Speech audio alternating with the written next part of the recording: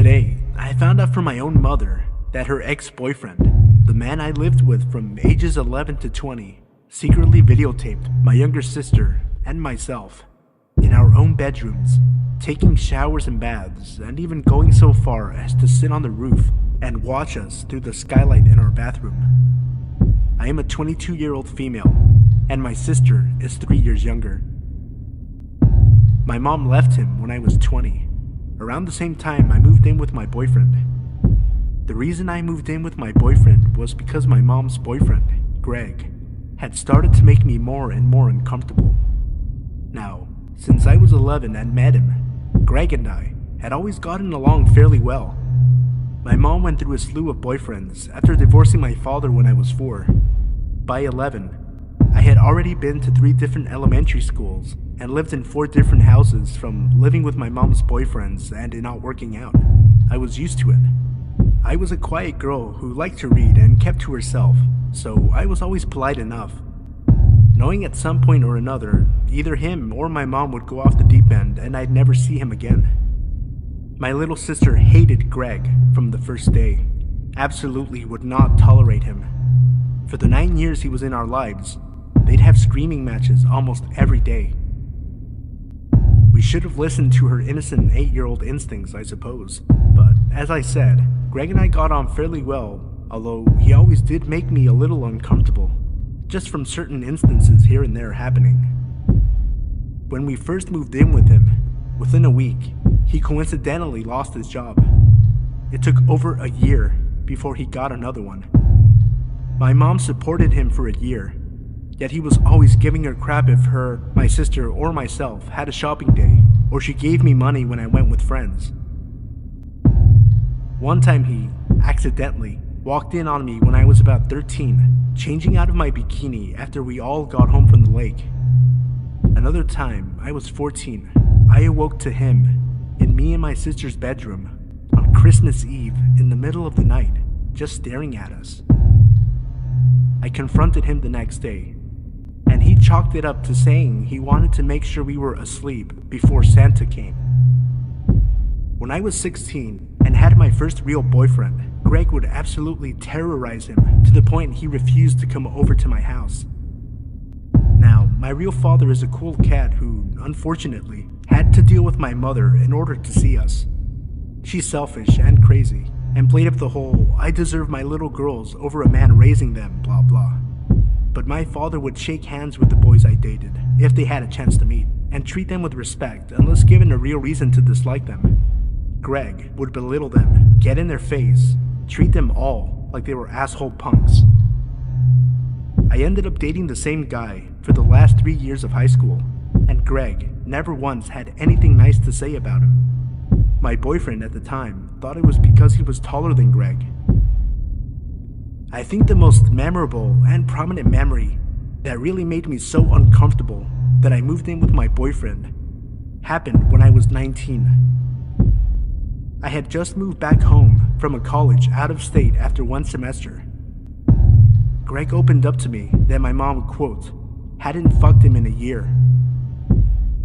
There are a few more instances that happened, but basically, I lived with this guy for 9 years of my life, through the hardest years yet of my life.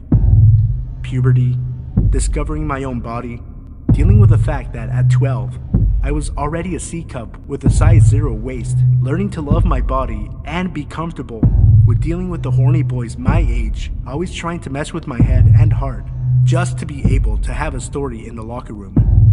Never mind discovering a supposed father figure in my life was secretly watching me in intimate places where I thought I had 100% privacy from the entire world in.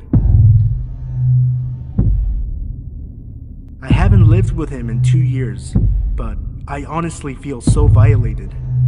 And I'm still trying to cope with this bomb that has been dropped on the final years of my childhood.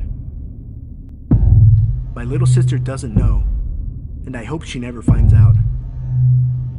I'm furious my mom didn't do anything about it, other than leave him when she discovered the videos and files on his iPad. She initially told us she left because she kept catching him on teen pornography websites. That makes me wonder if he sold any of his videos of us to other pedophiles or uploaded them anywhere. shudder at the thought. I guess he's involved in a pretty serious sexual harassment case at his work currently. He has a grown daughter of his own that seems to worship him. My friends have seen him out downtown at the bars with girls who are clearly old enough to drink but resemble 16-year-olds. I'm honestly just so confused and hurt and feel so violated. I'm fortunate enough to have been protected from the truth until I was 22 and in a stable place in my life that it most likely won't traumatize me for the rest of my life, or so I hope. I honestly am just so shocked. I feel like I'm just rambling now, because I legit just do not know how to feel about this. So many mixed emotions. Greg, let's never meet again, you pedo.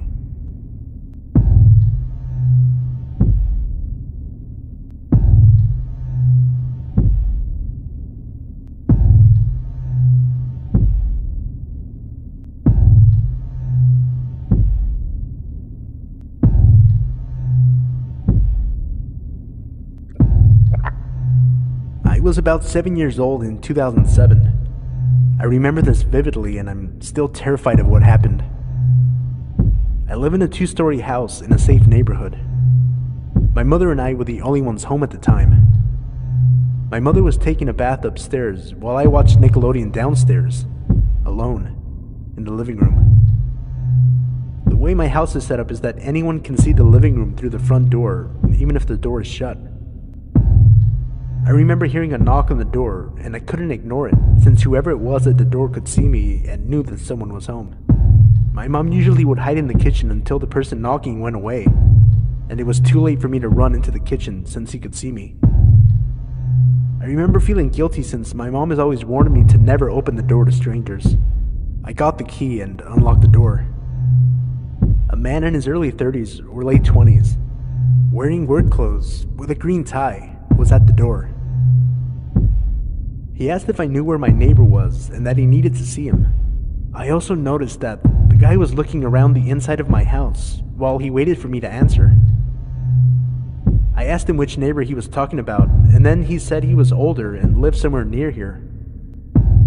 He didn't give me a name and was as vague as possible. I felt bad because I didn't know who he was talking about since I live in a neighborhood with primarily older couples. I told him that I couldn't help him, but then he insisted that I help him search the neighborhood for my neighbor. I declined, but the guy kept asking me. I told him no once more, and the guy then grabbed my arm and started to pull me out of my house. I grabbed the door frame and called for my mom. The man let go of my arm and started to casually walk back to his car. I'm pretty sure that it was a beige Civic, but I'm not too sure. What honestly scares me the most is that he didn't bolt and speed off. He was too calm. I just stood there and watched him drive away, as if nothing bad had happened. I didn't tell my mom about this incident until I was about 15, and she flipped her shit. I regret not telling her sooner, because there's no telling what this guy has done after trying to kidnap me. To this day, I still panic when I hear someone knock on the front door.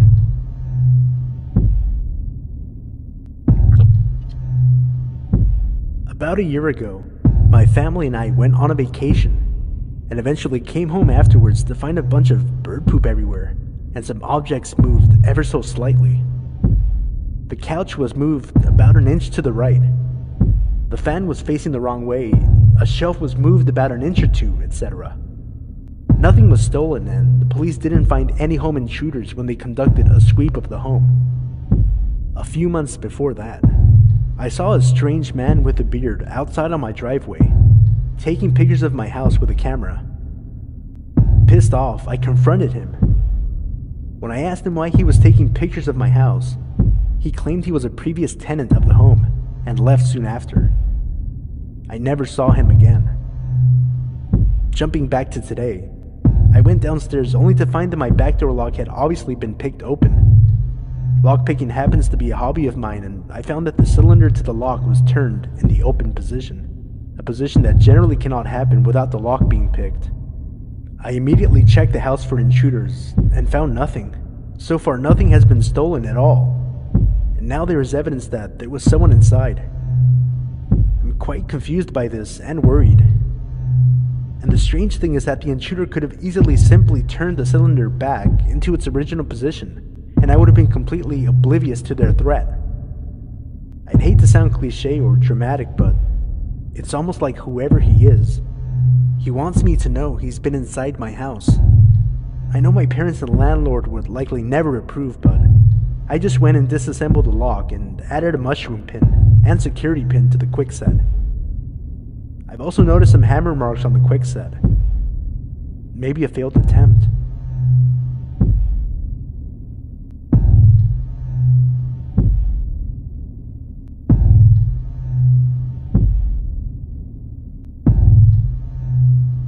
Hey everyone, it's Sino.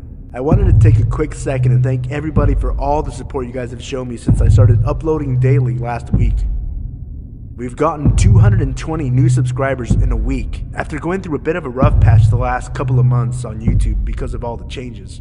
It's been an experience recording and editing a video every day and putting it out, and then I'm losing my voice a little bit. I still wanted to get the video out today, so here it is. I want to pick a day to upload one longer video per week, 45 minutes or more. So if there's a certain day of the week that you think would work best, maybe like on the weekend or something, let me know in the comment section down below. Also, I want to do some kind of giveaway, so if you have any ideas of a contest that I could do and what I could give away as a prize, let me know in the comment section down below. I recorded this Friday night and I finally had a little bit of time to catch the first episode of Season 5 of House of Cards. And finally, I'm going to be doing a live stream on my wrestling channel on Sunday. I'll put the link in the video description down below, and that is going to be Sunday, June 4th, 4 p.m. Pacific, 7 Eastern. I'll be doing live commentary for WWE Extreme Rules. So remember, as always, if you enjoyed the video, leave a like, subscribe if you're new for daily uploads, and I hope you enjoyed the video. May your wildest nightmares come true.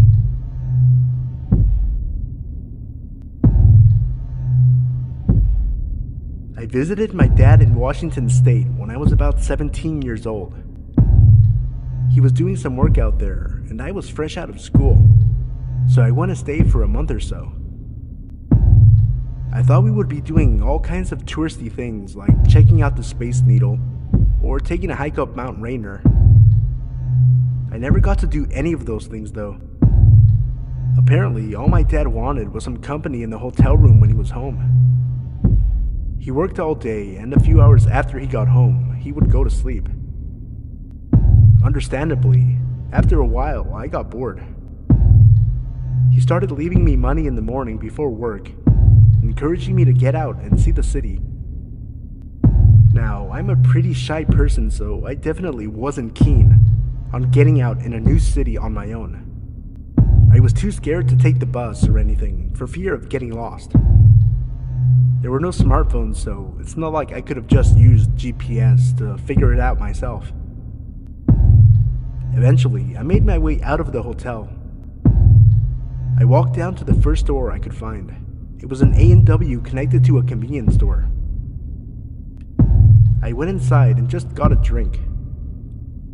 On the way out, I noticed how many unkept folk were hanging around the store. Most of them had a pretty disheveled appearance, with torn clothes and a bunch of scabs on their face and arms. I just assumed they were homeless. While I was making my way towards the end of the lot, I thought it might be a good idea to ask one of these folks if they knew where I could score some bud. It probably wasn't my best moment, but I was pretty desperate, in a new place with no smoke. The guy I talked to had a crooked grin, with a mouthful of cracked and missing teeth. He looked much cleaner than the rest and seemed to be eager to help me. We talked for a bit, and his eagerness started to make me nervous. Initially, I had just wanted something small, but asking for anything made him think I had money. This got him excited. It didn't take me long to figure out he wanted a win-win situation, where he would score me some weed and I would buy him some crack. No thanks. Even though I refused with a little tact, these people can be pretty unpredictable. his demeanor did a complete U-turn. The eagerness and excitement were gone, replaced with nothing but anger and probably hate. The way he looked at me was like he wanted me dead right there. I guess I led him on a bit about the drugs. Unintentionally, of course, but still. I just kind of backed away from him until I was far enough to turn around and walked a bit faster back than I did on the way there. It was a complete waste of time. I wasn't able to score and sort of got harassed by a local bum.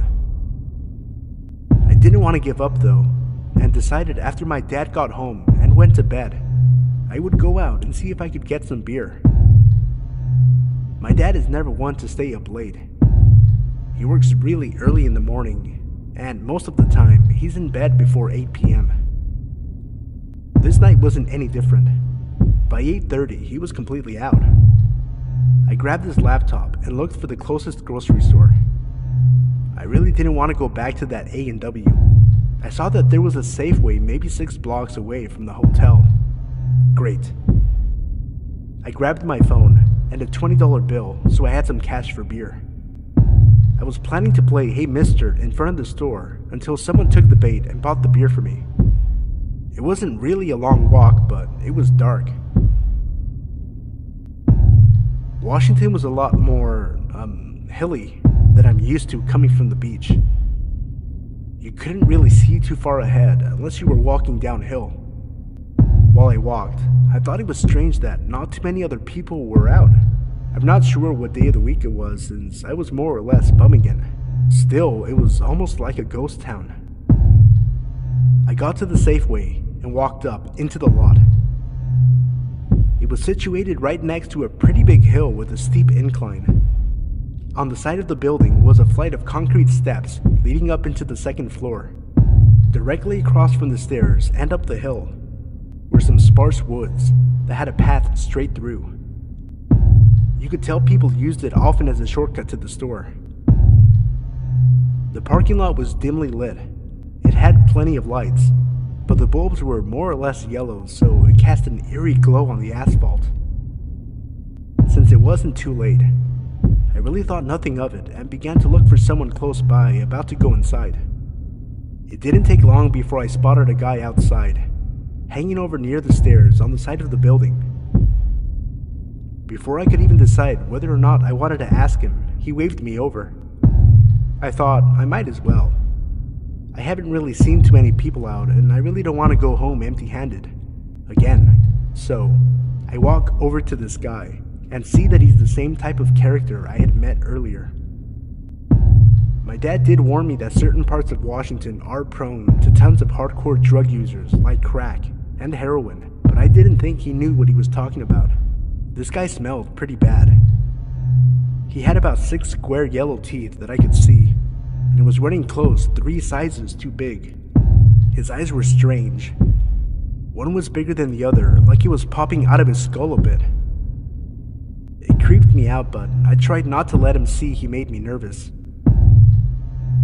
His hair was really long, unkempt and stringy. It just fell limp across his face and down to his chin, all soggy and matted. He asked me for a cigarette, which I didn't have on me. His voice sounded like it was a struggle to talk. It was raspy and had a sort of inflected wheeze to it. The voice shook me more than his eye. I told him that we might be able to help each other if he would do me a favor and get me a 6-pack. I offered to buy him some smokes if he got me the beer. He shrugged and held out his hand, so I assumed that meant yes. I gave him my 20 and watched him walk into the store. Since I was underage, I thought it was a good idea to hang out on the stairs around the side of the building. That way, no one saw him bring me the goods. I probably sat on those steps for a good 20 minutes or so, before I saw him staggering back. He handed me the beer and $3. I was pissed. Not that I knew how much it costs, but I knew it wasn't $17 for a pack of smokes and a 6-pack. I told him I didn't think it cost that much, and he just stared at me with that big eye. and a nasty grimace on his face. I just sort of rolled my eyes and grabbed my beer, trying to walk away. I got maybe a few feet before I heard this really weird noise. It sounded like a grunt, but repetitive, like someone was coughing almost, but not trying to be heard. It had a bit of a short, raspy wheeze with really quick breaths. I would almost call it hyperventilating. At first, I thought maybe something was wrong with the guy, so I turned around and just saw him smiling. He wasn't hurt. He wasn't in trouble. He was laughing. It wasn't like any laugh I have ever heard in my life, and it just sent chills down my spine. He was cackling like a raspy, wheezing donkey, and it creeped me the fuck out.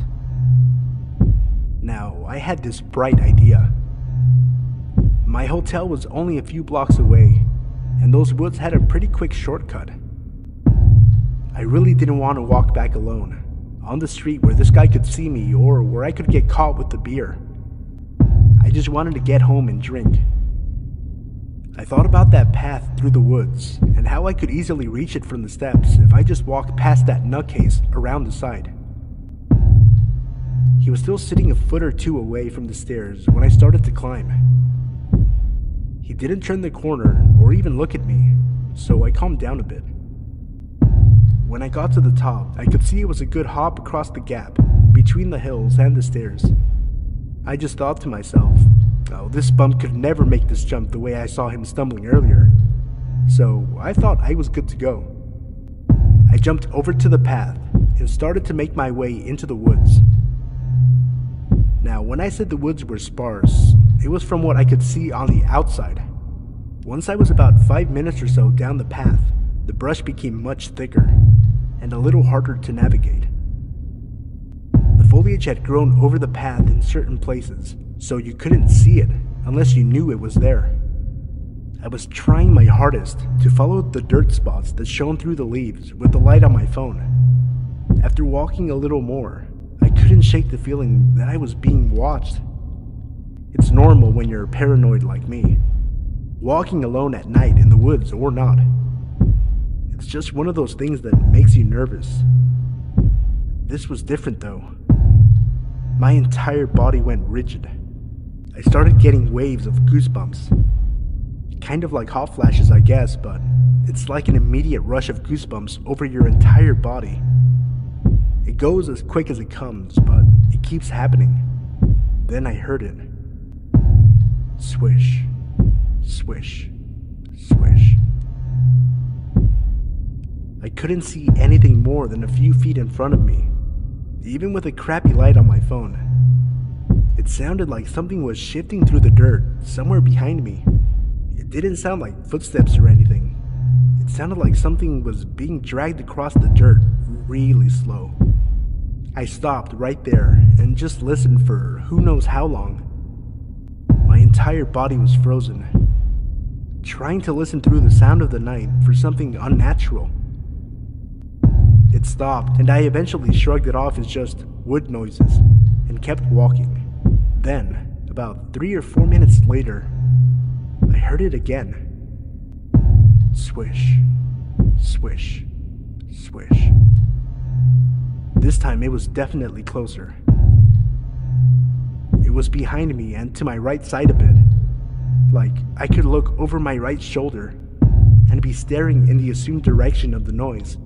Now, this time, I was sure there was someone or something there.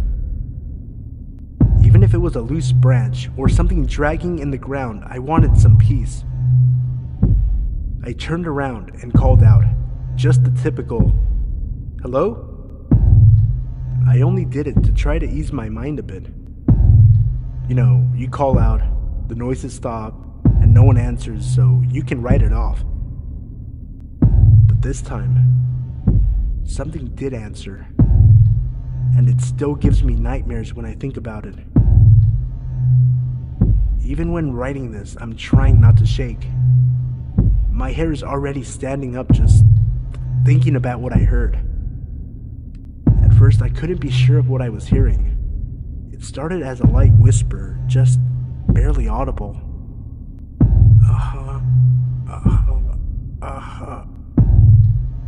Then as it grew louder, I was certain about what it was. I recognized it immediately. I will always recognize it. That laugh. That fucking laugh. That grunting, rasping, wheezing cackle. Even though I couldn't see him, I knew who he was, and I didn't want to find out why he was there. That was enough to send me into full panic mode. In a tenth of a second, my flight or fight response kicked in. I dropped my beer right there and booked it.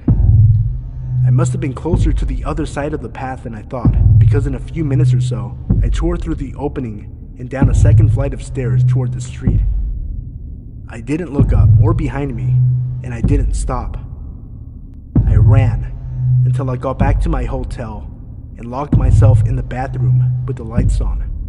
I didn't even want to be in a room with windows. I fell asleep in there, and when my dad woke up, I told him I just wanted to go home. He put me on a plane a few days later, and I couldn't have been happier to be going home. I don't know if both of those men knew one another and they planned that, or if it was just another bad place, bad time scenario.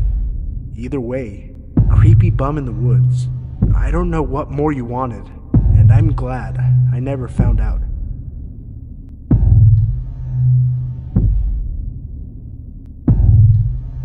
Two nights ago, while walking to my car, an older gentleman named Jeff asked me if I had a cigarette. I politely said no. He continued to talk out loud to himself whilst walking away, during which time he said, "I've gotten away with murder in Chicago." We get in the car, and 3 blocks later, we stop at a light, and he's there, leaning against the pole, smoking a cigarette. I'm fairly certain he's a time traveler. No way he could have gotten that far faster than us in the car. We stop at the light, and he points directly at me, and then does the slicing your throat movement with his thumb. He had a straight, angry face, and we drove away thinking, did that guy just threaten my life because I didn't have a cigarette? At that point, it was creepy but kind of funny. Fast forward to last night. 2 friends and I were downtown, sitting outside at a brewery, talking about what had happened. All of a sudden, the same guy comes walking up to our table out of nowhere. He walks past us, we get up to go inside, and he makes a U-turn and walks directly by me. We think, okay, that's weird, but there's no way he remembers me or that he threatened me last night, right? We go to the back and play some foosball. A little over an hour later, we go to leave, and he's still right outside the door, waiting for us to leave. Looking at himself in the window, pumping himself up like Rocky before a fight. At that point, it wasn't really funny anymore. For the next 30 minutes, we sat there, seeing what he would do, and he just stayed there, waiting for us, or rather me, to walk out. A few times we thought he had left, but he had actually just walked down the street to the entrance of the building my office is at, where he originally saw us. At 11:55 p.m., he finally walked away, and we walked to my car. My friend said he was down the street, so we were fine, only to find that when we got to my car, he was standing right by it. Again, time traveler. We got in the car, and almost immediately, a cop car pulled him over. We couldn't make out what they were saying, but it's fairly obvious something is wrong with this man. Either drugs or an extreme mental disability. Regardless, the cops let him go and he walked away. What started out as a joke / kind of funny scenario ended up being kind of creepy and weird. Medium build, mid-40s, baseball cap on, and walks really fast while talking to himself. Has anyone seen this guy or encountered him before? I hope he gets help. I'd love to not have to worry about getting killed every time I go downtown.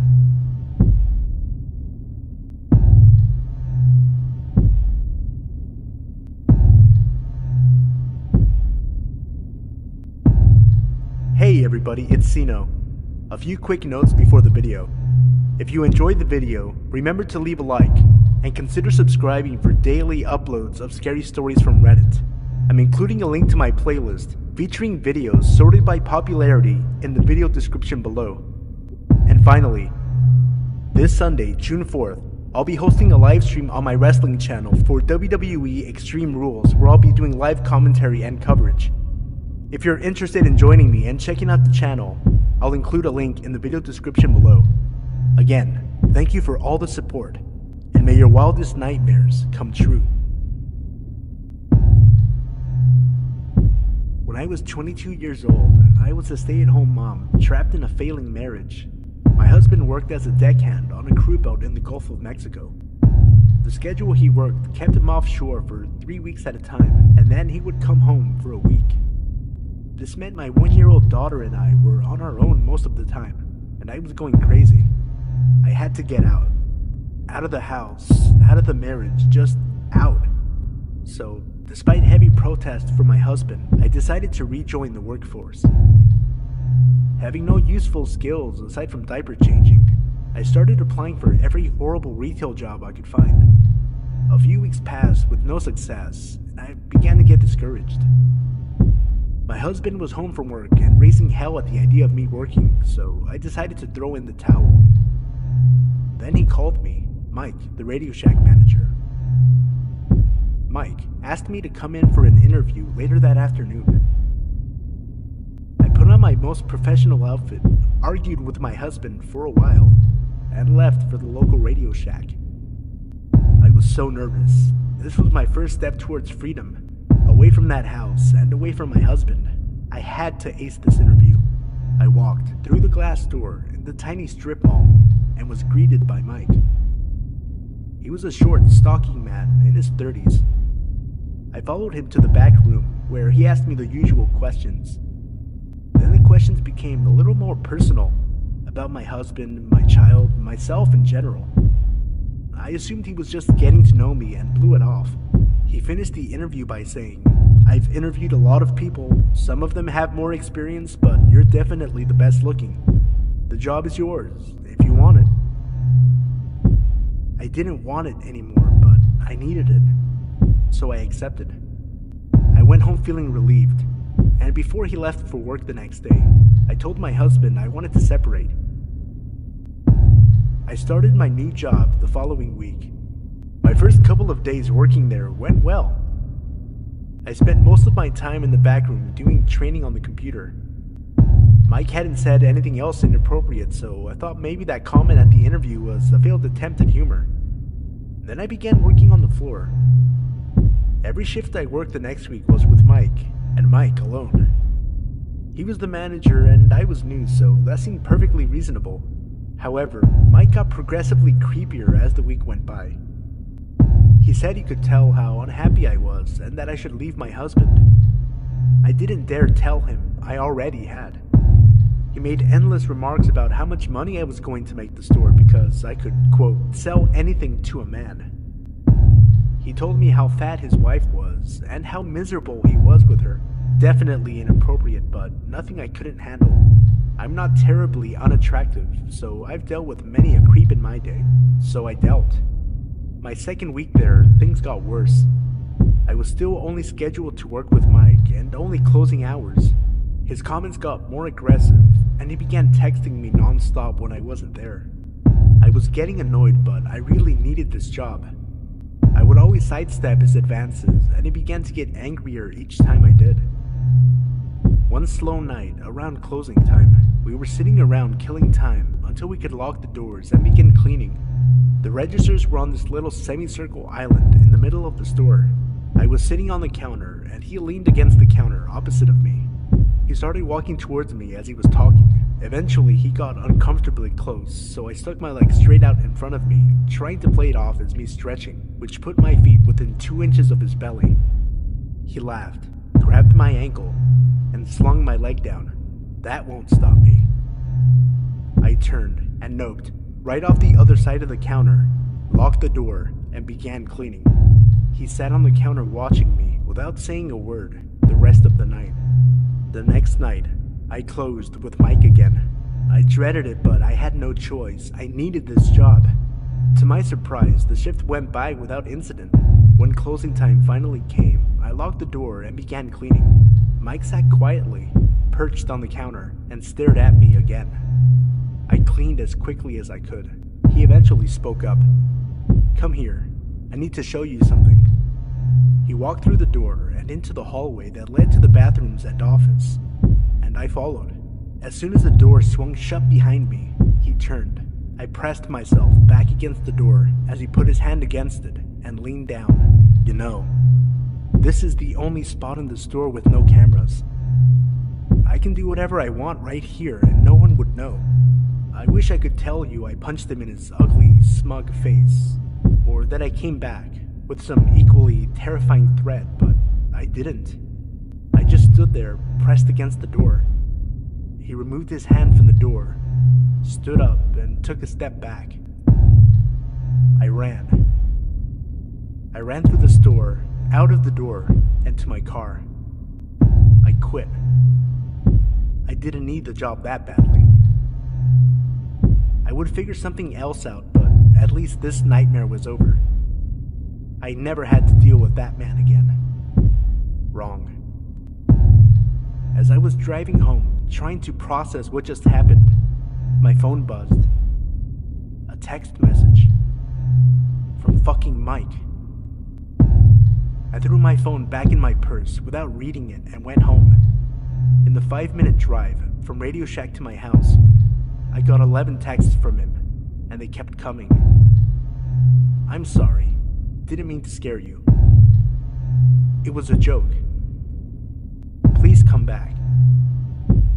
Where the fuck did you go? I have your address on file, you know, and GPS. Your husband is at work, right? You're in the blue house, right?" I was scared and home alone. What do I do? He's obviously outside of my house. Call the police? No, that would have made sense, so I didn't do that. I just kept the gun that my dad gave me within reach and ignored him. The text kept coming over the next week until my husband finally came home. I didn't tell him at first because we weren't together, and we fought a lot about that fact. But he could tell something was bothering me. I finally told him.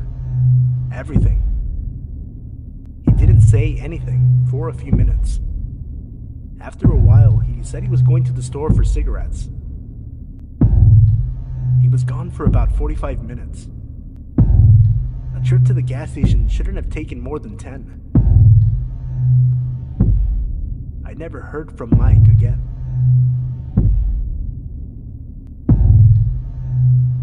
This happened when I was doing nightclub security in the UK. It's actually the main reason I no longer work in the industry, though I tell people it was the hours that made me quit. I was chilling by the front door, and I see a fight happening, with a guy chasing another guy down across the street, and I'm like, oh well, it happens.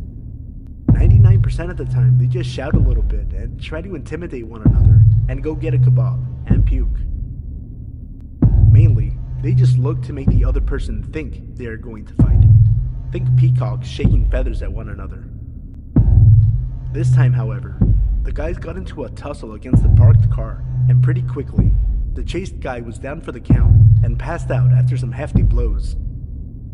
At this point, I need to intervene. It has literally been seconds since the start of the fight. They are across a very busy one-way street, so I try to stop the cars so I can get there in time. It feels like hours, but I get in between them. The aggressor is kicking the other guy's head over and over, full force as he lies on the ground. This is when I realized he might die. I think to myself, why am I getting in the middle of it? But I can't help it. I get between them and shout at the aggressor to stop. Luckily, guys don't often want to fight girls, but I am ready to defend myself in any case. He makes at me like he is going to start kicking me too, and I brace myself to block any strikes. He grins and books it up the road instead, and I can focus on the guy on the ground. I try to give him first aid. I stop the bleeding His face is just a hole basically, so it's pretty hard. And the back of his head is gone too.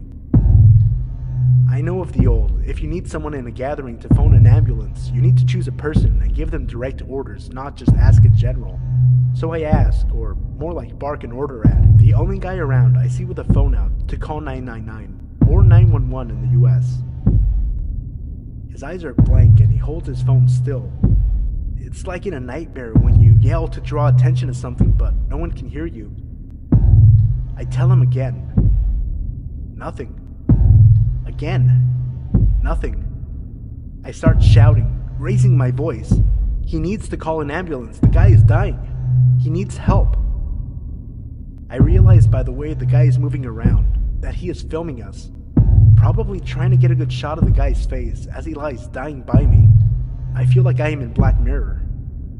Eventually, someone else phoned. I haven't seen any YouTube clips from that area or from around that date, though I've looked.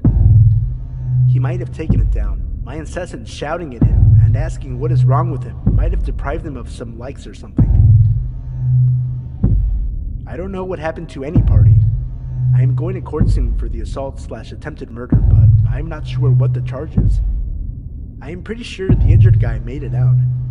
I never saw anything about it in the news, which is a good indicator. He might not have been so lucky though. I am sure he stopped breathing just before help arrived.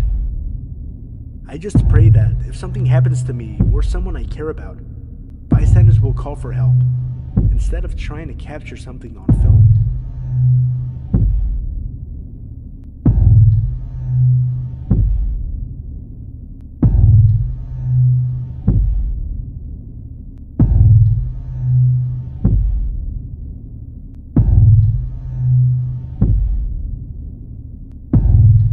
Hey everybody, it's Sino.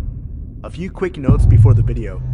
If you enjoyed the video, remember to leave a like, and consider subscribing for daily uploads of scary stories from Reddit. I'm including a link to my playlist featuring videos sorted by popularity in the video description below. And finally, this Sunday, June 4th, I'll be hosting a live stream on my wrestling channel for WWE Extreme Rules, where I'll be doing live commentary and coverage. If you're interested in joining me and checking out the channel, I'll include a link in the video description below. Again, thank you for all the support, and may your wildest nightmares come true.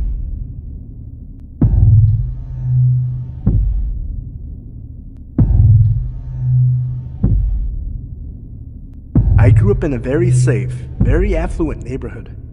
It was unheard of for anyone to lock their cars or houses, and when someone new moved to the neighborhood, it was mere moments before they were welcomed with open arms and open doors. Despite being surrounded by what could be described as one large neighborhood family, my mom was very particular about house rules being followed, one of which was never going out alone. Walking to a friend's house, 3 of us have to go, so 2 could walk home together after dropping you off. It was rare, but occasionally, just 2 of us would be able to sneak out from under her watchful eye and run to the corner store a few blocks down for some candy or soda. One sweltering day during the summer I turned 9. I found myself home alone and restless. I decided to take my sister's cool new 10-speed for a spin around the block a few times. Now, even though I was tall for my age, the bike was still a few inches too big for me. I decided that didn't matter, jumped on, and started pedaling. My first lap around the neighborhood went off without a hitch. Birds were chirping, sun was shining, and the wind blowing through my curled hair felt wonderful. Second lap around the block, I passed an older, unfamiliar car parked on the side of the road, and the sun reflecting off the huge scrape down the side temporarily shocked my vision into bright blue stripes, which I furiously tried to blink away. The third lap, I saw the car pull off the side of the road heading towards me, and a tiny pit of unease began to grow in my stomach as the driver slowed when he passed me. I chalked it up to being scared of getting caught out alone, and continued on my way.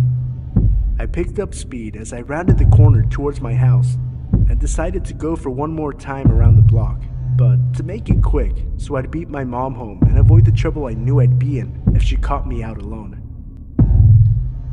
I hit the bottom of the hill next to our house with some speed and started to climb to the top, slowing more and more the closer I got. By the time I reached the top of the hill, I had to stop and catch my breath, teetering the too tall bike at my hip. As I struggled to catch my breath, the hairs on the back of my neck stood up. My arms locked on the handle brakes, and every inch of my body froze. I had been caught. I just knew it. I heard a car creeping up behind me, and it just had to be my mom. But it wasn't. When relief should have washed over me, the unknown dread only deepened, further stiffening my frozen still limbs. I turned to see the same old car, with the same blinding scratch down the side, slowing down right next to me. The man stopped the car right next to my bike, on the wrong side of the street, and through his opening driver door, started to ask me if I had seen a stray dog running about, because his had come off the leash and run off. I froze. This cliché question is the one they warned us about in school. The one every kidnapper supposedly uses. I decided if I answered him firmly and rode my bike away, that he would know his plan wouldn't work on me. Plus, he might just really be looking for his dog. This was my plan. My terrified body betrayed that plan, and a trembling no is all I could manage. As I fumbled my feet to the pedals of this too big bike, his car door flew open, and out he lunged. "No!" I said again, as I wobbled my way past his open car door, his hand brushing the back of my shirt and knocking my back tire as I pedaled as fast as I could the 50 feet to the next driveway I saw. I pedaled, legs burning, up the drive, running my front tire so hard into my neighbor's front step that it bent the wheel. My body catapulted over the handlebars, and I bursted my neighbor's front door. "Edie! Edie! Help!" My neighbor was not home. I ran into the kitchen, still calling in hopes I was wrong. "What are you doing?" A man's voice behind me, and I froze. Hearing my heartbeat in my ears, feeling the blood pumping through my veins, knowing that this was it. I slowly turned around, not knowing what else to do, and there stood my neighbor's son, home from college. I dissolved into tears, gulping out what happened. He tossed the bent bike into the back of his truck and drove me around the corner to the safety of my home. My mom was home and had the look of death in her eyes until she saw my tear-streaked face. The police were called. The neighbors were called. The car had been spotted frantically circling the block the few minutes following our encounter, but he was gone by the time police arrived. To this day, 20 years later, I still have a hard time riding my bike alone. I still get chills when cars slow down next to me. I still wonder if the next girl was as lucky as I.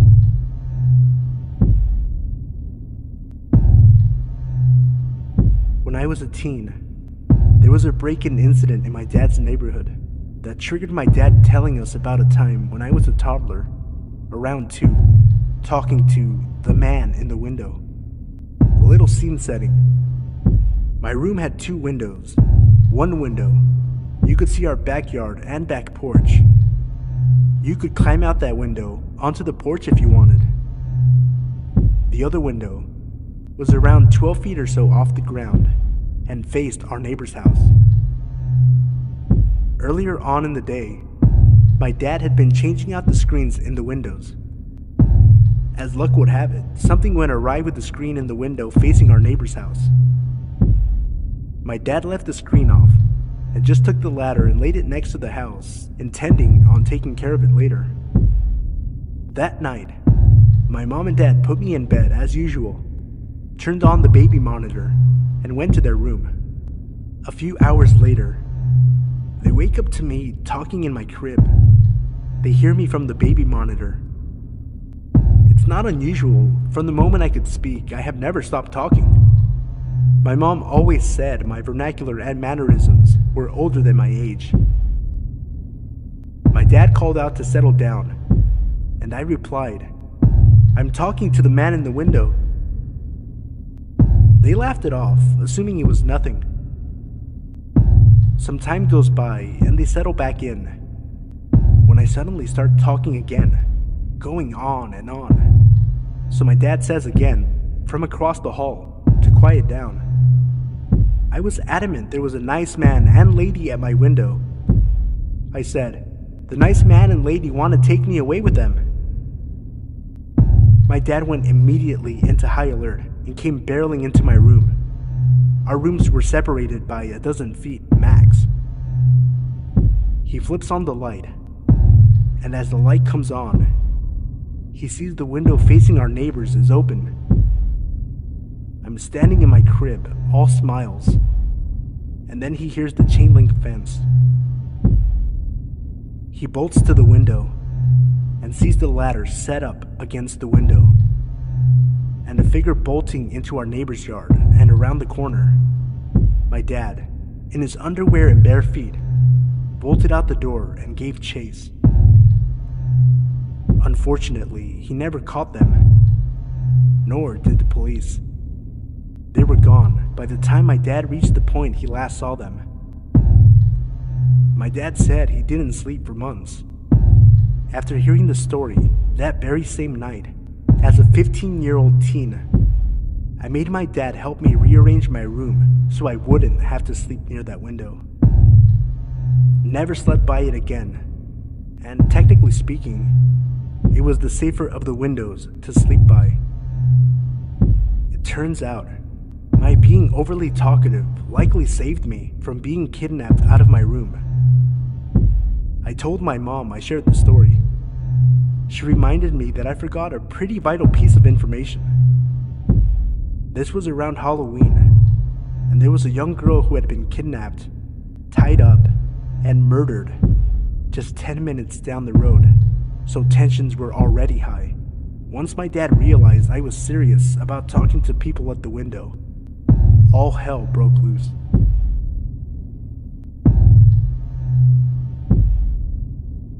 I had quite a bit of interest in my first story, titled, "I Was Almost Kidnapped When I Was 4.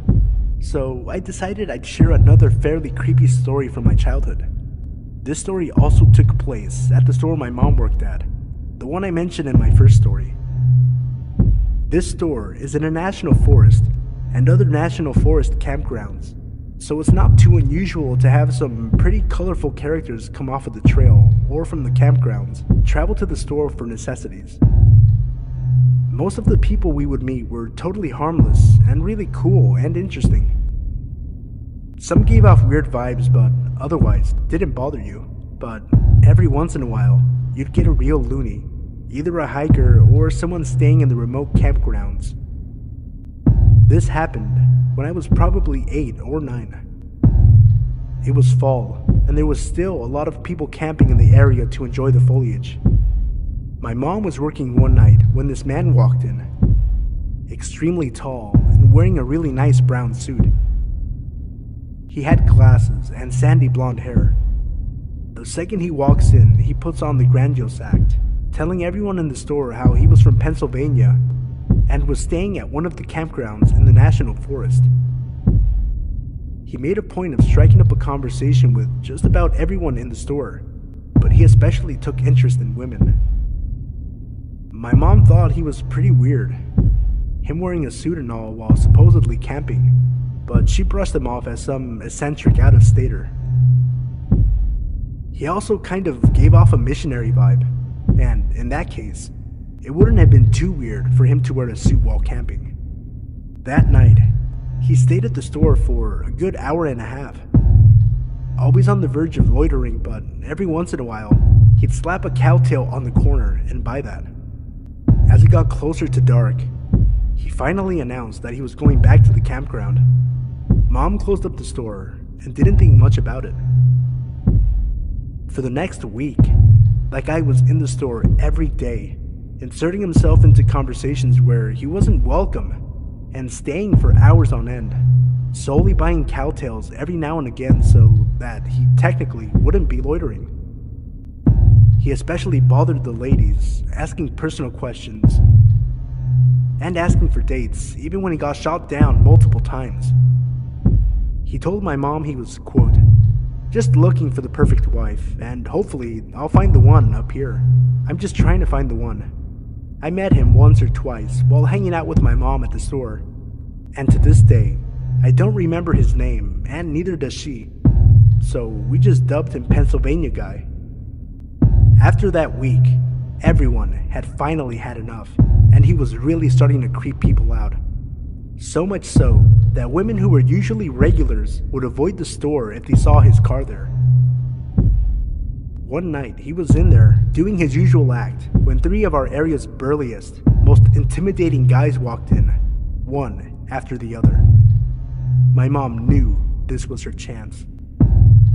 While Pennsylvania Guy was distracted, she went to each of the guys and asked them if they'd watch her back while she kicked him out. They readily agreed, so my mom approached Pennsylvania Guy. You need to leave. You've been loitering in the store for a week now, and you're scaring away my customers, so I need you to leave, now. Pennsylvania Guy looked shocked. He pointed to a half-eaten cowtail. What do you mean? I haven't been loitering, I'm buying cowtails. My mom shook her head. That's not enough. Leave.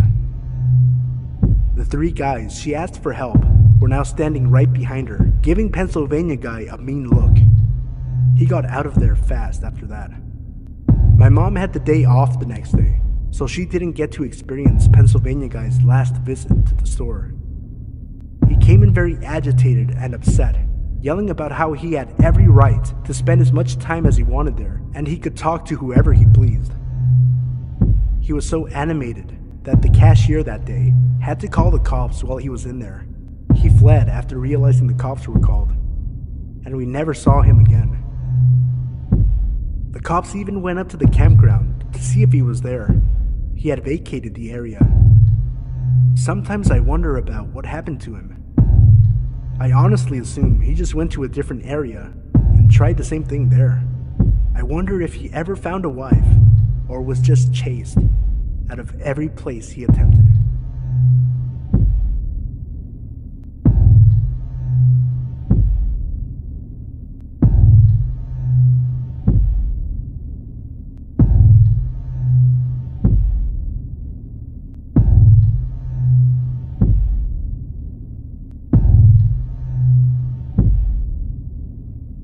Number 1. When I was 17, I was always in Yahoo chat rooms. I was always chatting with people in the local Seattle rooms. This one guy and I chatted a lot and decided to meet. We met at Herfy's for lunch. When he showed up, it was very obvious the guy lied about everything. His age, what he looked like. The guy even admitted he lied about having a job. And he showed up to Herfy's on the bus.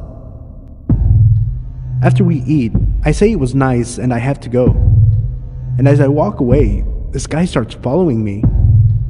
I walked to the burger joint because I didn't live very far. I didn't want this guy to follow me home. My mom was a flight attendant and was out of town and had about a week left until her days off from flying, so I really did not want this weirdo knowing where I live. I started telling this guy I had some appointments to take care of, trying to shake him from following me. He insisted it was okay, he would just go with me to be company. Not knowing what else to do, I stopped at a bus stop and waited for the bus to downtown Seattle. He stopped too, and got on the freaking bus with me. The whole ride, he kept trying to talk to me, asking me all sorts of questions. I would answer with the bare minimum, and fill the rest in with lies. At one point, he tried to put his arm around me, and I just leaned away. He tried putting his hand on my thigh, and I told him I don't know him well enough for him to touch me.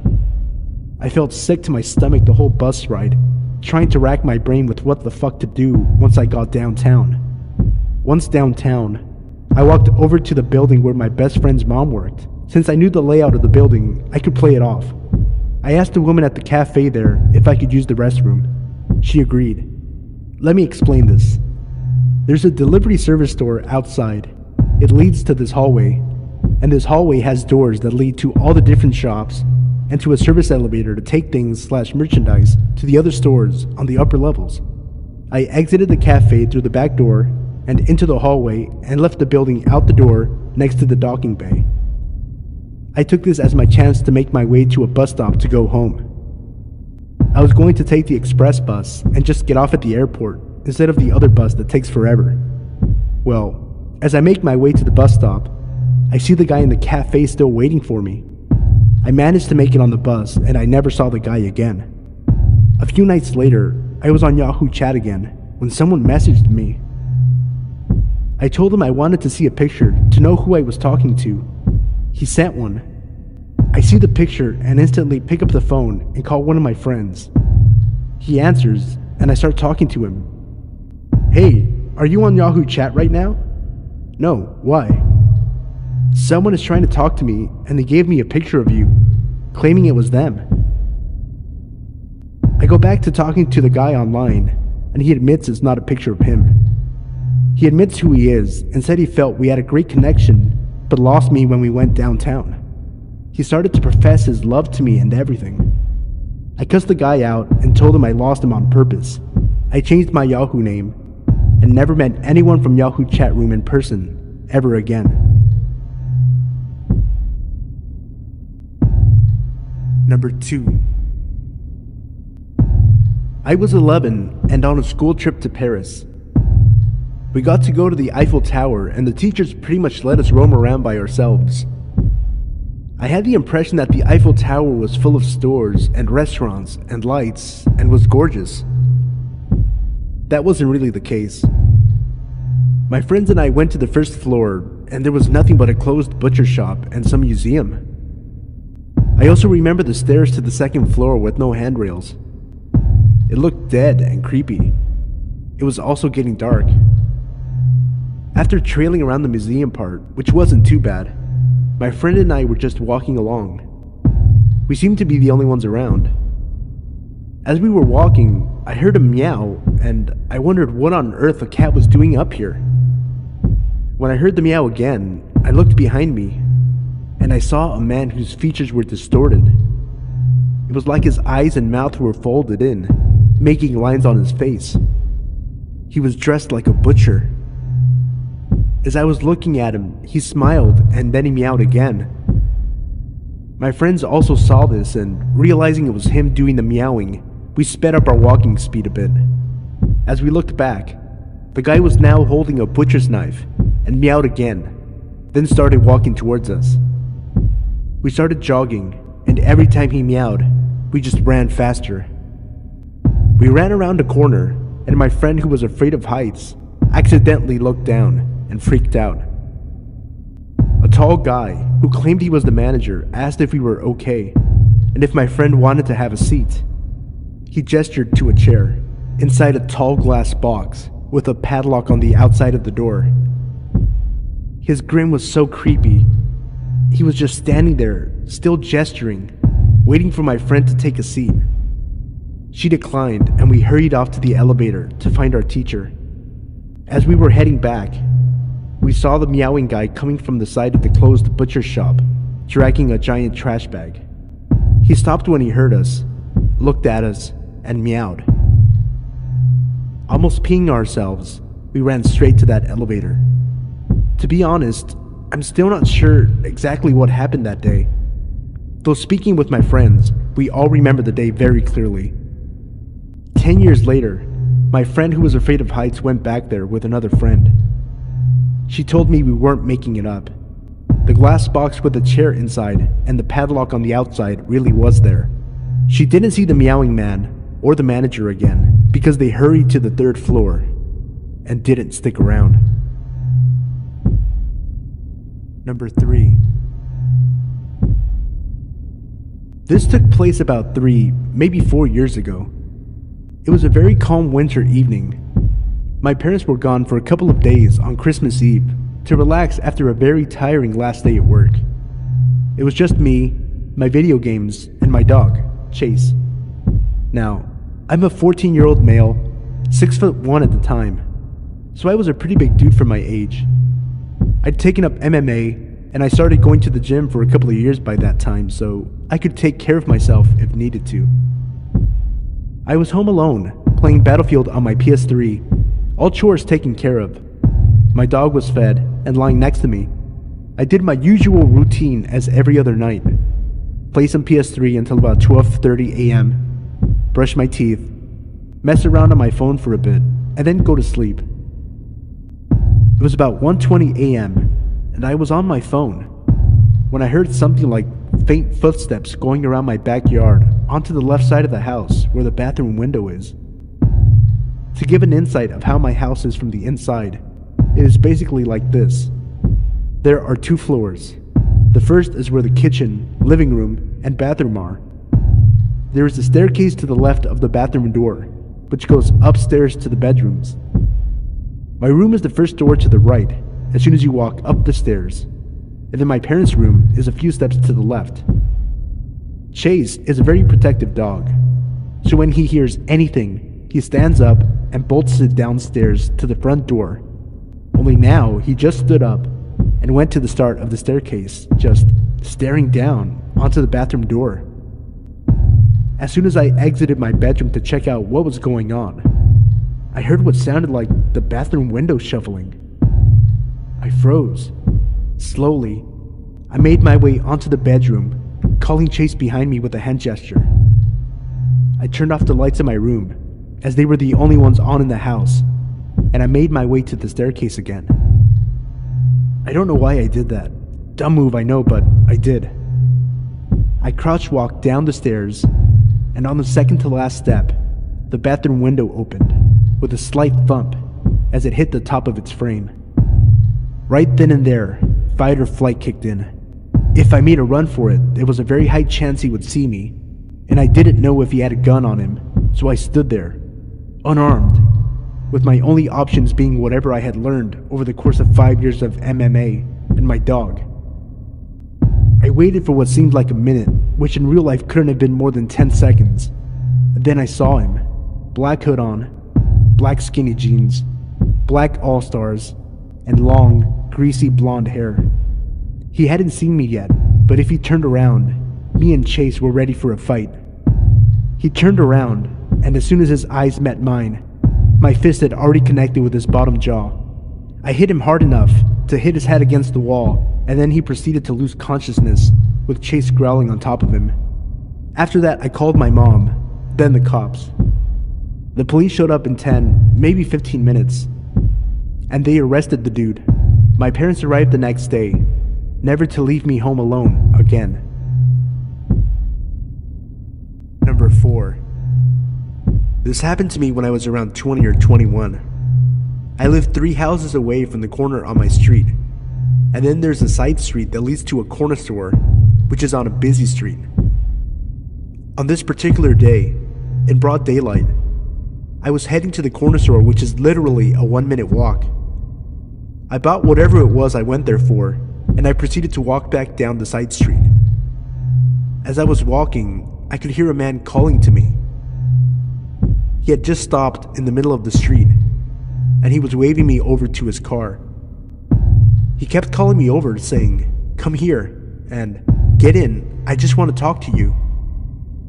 Obviously, I completely ignored him and walked faster.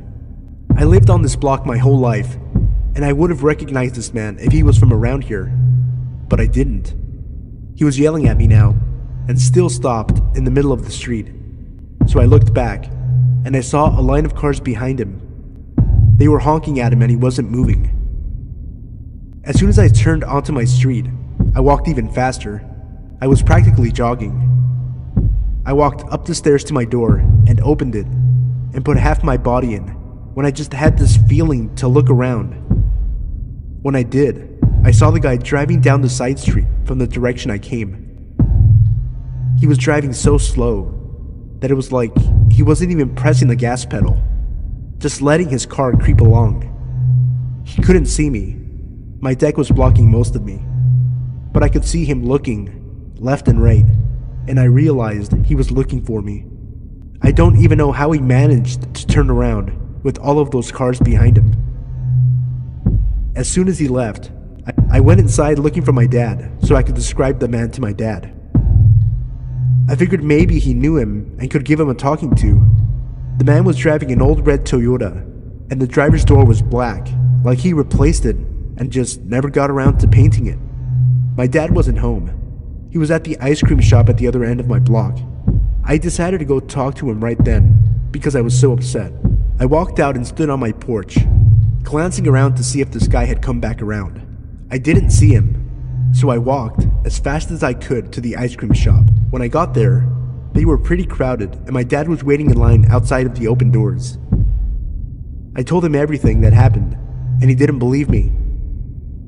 I started arguing with him, telling him it's true, when the guy pulled up across the busy street and parked. He was just sitting there, staring at me. He had still been driving around, trying to find me. As soon as I saw him watching me, I raised my arm and pointed and said, "That's him." My dad had just enough time to turn around and see the car before the guy sped off. We didn't go to the cops or anything, and we don't really talk about it much, but it bothers me to this day thinking, what if he grabbed another girl off the streets?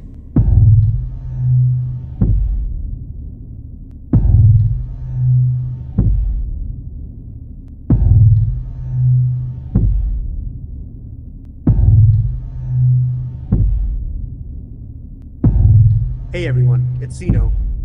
I wanted to take a second and thank everyone for their support. We recently hit 3,000 subscribers, and I'm currently working on a special video in honor of this milestone. I live in Southern California, and we had strong winds last weekend that made it impossible to record. I also started school again this week, so I've fallen a few days behind, but I'm working hard to get the video out tomorrow or Monday at the latest. Fingers crossed. That being said, I hope you guys enjoyed the video, and thank you once again.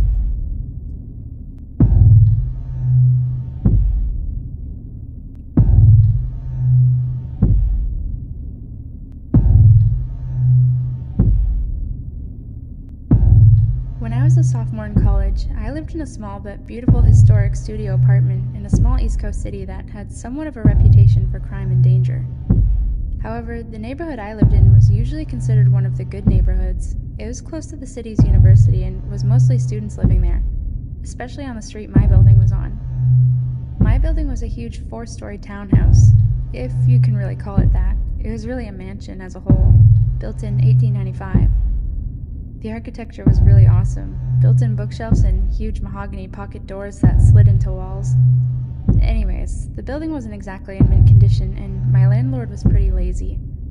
He would always come by and check up on things and make promises to get stuff fixed, but never really got around to doing much of anything. The apartment I was renting was on the first floor, and my front door immediately on the left as you walked in the building's door to the street. This door, the building's front door, which from the street opened to a small lobby area with only one door in it, mine, and a staircase to the other apartments upstairs, was huge and heavy and never really locked. In fact, you couldn't lock it, and in fact, it didn't even close all the way. So basically the door to my apartment was open to the street. I asked my landlord countless times to please do something about the front door, but he never did anything. Well, one night I was getting home from work and it was really late, about 3:45 a.m. I worked as a pizza delivery driver at a place that was open really late every night, and I was just sitting on my couch watching a little TV before I went to bed. I'd also gotten totally naked, something I truly loved being able to do considering I lived alone. Anyways, not 10 minutes since I'd gotten home and sat down, I hear 3 slow knocks on my door. I'm thinking, who the fuck would be at my door at this hour? What could they possibly want? And why didn't I hear the building's front door open like I normally do? Young and naive, I was half scared and half intrigued. I put a robe on and slowly crept towards the door, which, by the way, was literally right next to the couch where I was sitting. At this point in time, my door didn't have a peephole, so I just had to kind of take a leap of faith and open the door. When I did, a tall, emaciated, middle-aged man stood staring down at me with low eyes and a grin. He was wearing all black in many layers and a big black trench coat. The first thing he said was, "Can I come in?" With the door barely open, I got a deep pit in my stomach and just went, no man, what's up?" He just stared into my eyes for a second, clearly disappointed, and then said, "I've seen you around," and then started to grin again. The pit in my stomach had evolved into a churning sensation, and I was starting to get nauseous. "Yeah, I've been watching you, and I like the way you look," he said. "So, you gay? Bisexual?" I was just like, "I don't know, but it's getting late. I'm going to bed. Bye." He kind of nodded and lingered for a second, as did I, watching to make sure I saw him leave the building. Once he did, I closed the door, locked it, and stood with my hand still on the knob for a good minute at least. After I snapped out of my shock, I ran over to my couch and pushed it up against the door. I ended up sleeping on the couch that night. Even though it was right there, it just made me feel safer, like I could hear if something happened. Well, nothing happened that night, and it wasn't until about a week later, on one of my nights off from work, that I was sitting around my apartment winding down by myself after I had some friends over drinking and smoking a little bit, as college kids do. All of a sudden, I heard a weird rattling noise coming from across the room, so I turned off the music I was playing to find out that it was coming from none other than my front doorknob. I looked at it for a second and saw that both the knob and the top lock were jiggling. Someone was trying to get in. Like a deer in the headlights, I was frozen, staring at things wiggle and shake until I started to see the top lock actually budge and start to turn. I leapt up from my chair and soared to the door, grabbing tightly on the lock and forcefully twisting it back to being locked. The jiggling of the lock and knob stopped for a second because whoever it was clearly knew that I knew. It was only a second though before they just started struggling again, and I had to use all my might to keep it still. Sweat was dripping down my forehead and ribcage after about 15 seconds of wrestling with this intruder. It suddenly stopped, and I heard the building door open and close, and footsteps run down the stairs of the stoop of the sidewalk. Just like I was before, I was paralyzed with my hands on the door for a good while before I realized I was crying and shaking and that I needed to call someone. My instinct was to call the police. In hindsight, I regret this for the following reasons. I was having basically a panic attack while I was on the phone with 911 and actually threw up during the call. And I think that's why they decided I was just fucked up or something. When the two police got to my apartment, they stood in my doorway as I struggled to recount to them what had happened as I was shaking and crying. I noticed at one point they're both smirking and laughing and say, "What's funny right now?" One of them goes, "It reeks of marijuana." I was just like, okay, and basically argued with them after that. Long story short, they ended up confiscating a bunch of shit from my apartment and basically turning the whole situation into a little mini drug bust. Although they said they weren't going to charge me with anything, just take my shit. Nothing about this attempted break-in besides keep your door locked. I was devastated and felt so helpless. I hate to make this story so long, so I'll try to keep the last part short. Basically the same scenario happened one more time about 2 weeks from the last time. Only instead of calling the police, I called my dad, who raced down in an hour, 2-hour drive from his house to this place, with a crowbar up his sleeve. Unfortunately, by the time he got here, whoever it was had already left. They didn't struggle very hard this time. My dad ended up cussing out the landlord and demanding he get the door fixed and install a new lock and peephole on my door. He did make this happen within a reasonable amount of time, and I also got one of those bars you wedge between the doorknob and the floor, as well as an aluminum baseball bat to protect myself with. So I felt a lot better from then on. Needless to say though, I ended my lease for that apartment a month early and never moved back to that street. I never found out for sure who was trying to pick my locks and if it was the guy who had come to my door the first time. But whoever it was, let's not meet.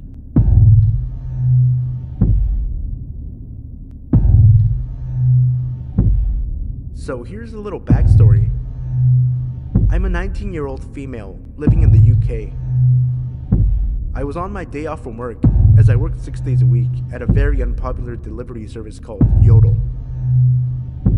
My mom was out the night before, staying at my grandmother's house due to her being ill. I have 2 small dogs, both Chihuahua Cross Yorkshire Terriers, who don't really need all that much walking, but this Sunday morning I was feeling it. around 7:30 in the morning, which means it was still pretty dark out when I put their coats on and left the house. The local park is a 2-minute walk away from my house, which I had no problem getting to. So, cut to about 10 minutes into my walk. I'm halfway around the park when I notice that it's brighter than usual. I turn around to see a parked car in the parking lot with its lights on full beam, directed straight at me. Now, at this point, I'm starting to feel uneasy as I'm about to start making my way back there, as that is the way that I had entered the park. Something in my gut told me that it was an incredibly bad idea, so instead, I decided to cut across to the adjoining field and make my way across from there, as there was a public pathway running parallel to both fields. So again, cut to about 15 minutes later, and I'm starting to calm down, feeling like I had overreacted to the whole situation. I get to the end of the public pathway. I've passed a few harmless people, and I'm feeling pretty stupid at that point. What I had forgotten was that the parking lot previously mentioned was just up the road, and the road I had come out at connected to it. As I was just about to turn off the public pathway back onto the main road, a car drives past that, at first, didn't look particularly memorable until the passenger seat in the car drove past with the biggest, cruelest, most evil grin on his face as they passed me.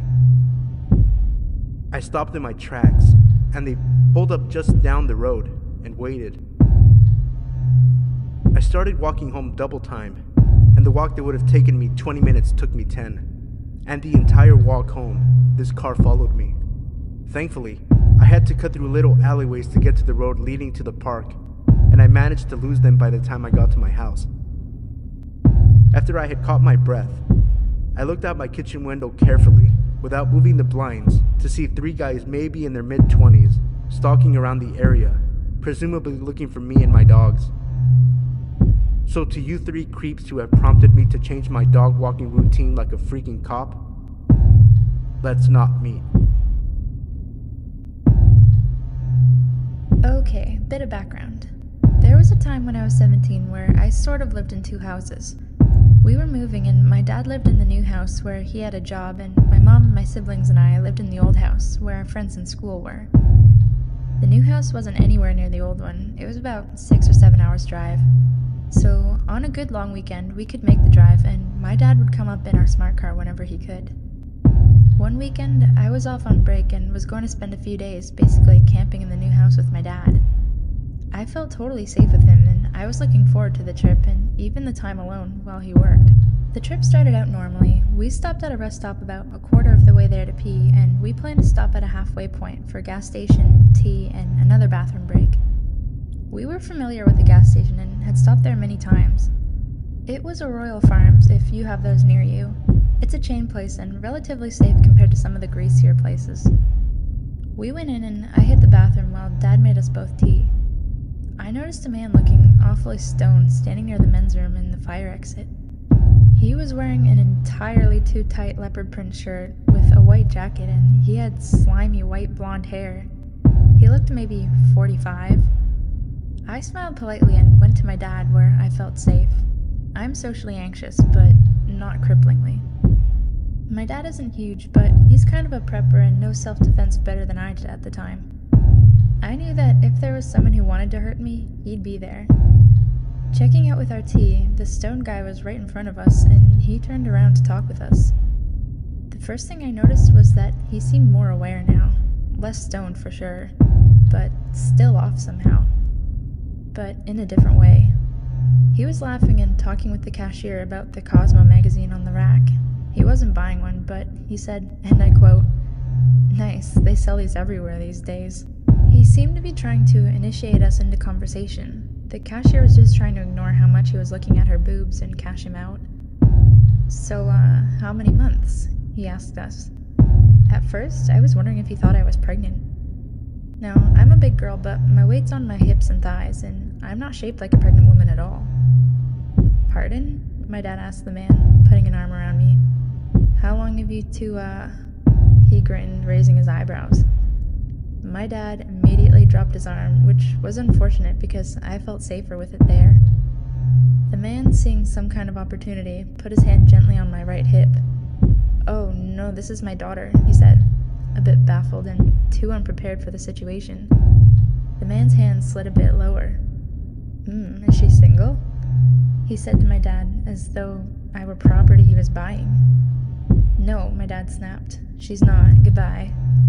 The man left, and thank goodness, and the cashier rolled her eyes and told us he was a regular and to be careful going out because he smoked by the entrance. My dad and I waited until we saw him enter his car before we left. I never feel safe in the smart car. It's tiny and it always attracts a lot of attention because it's a bit of a novelty.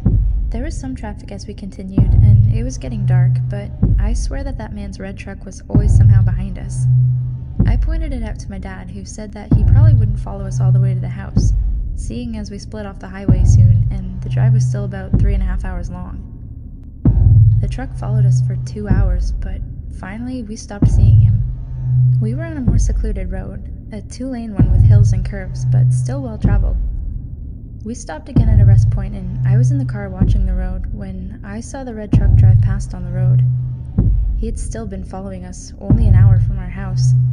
Thank God he didn't notice we'd pulled off. He might have known where our new house was. "Too close for comfort," leopard shirt man. Let's not meet.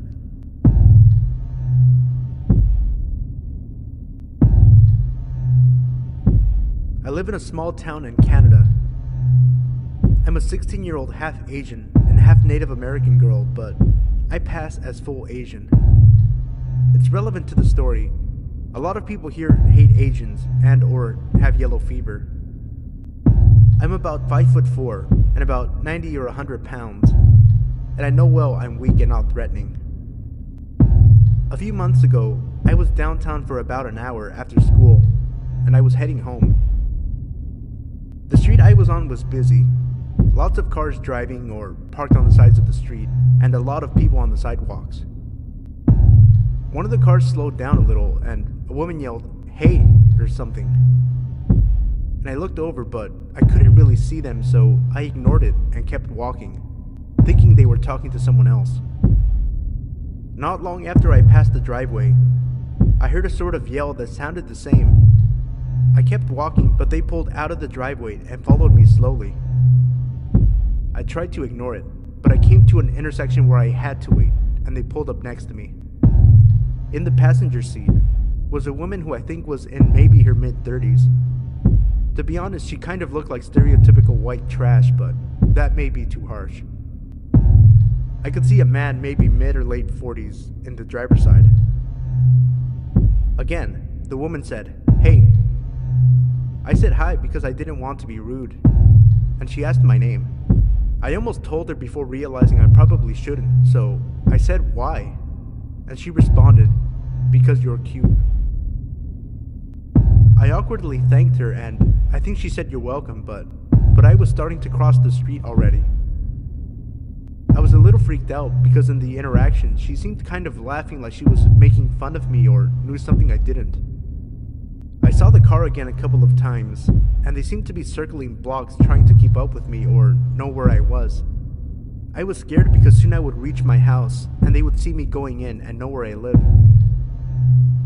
I heard them come up behind me, and the woman said something again.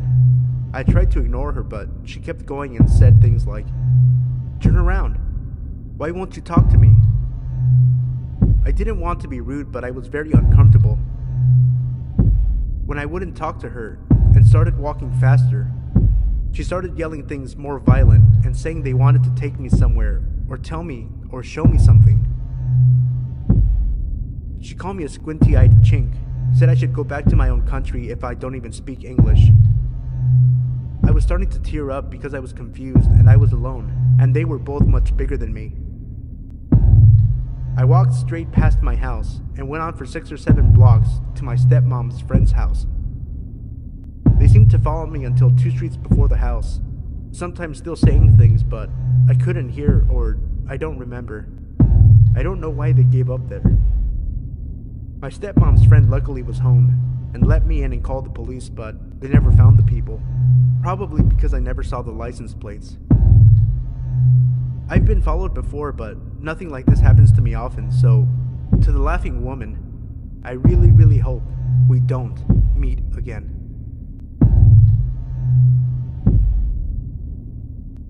Hey guys, thanks again for all the support.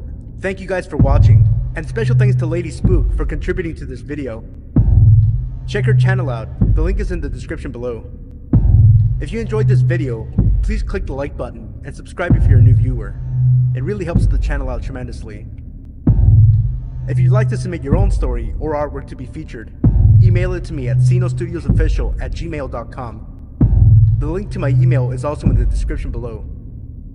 You can also email me there with questions or business inquiries or inquiries about collaborating.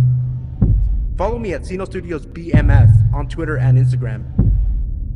Once again, thank you guys for all your continued support. Without you guys, my channel's nothing.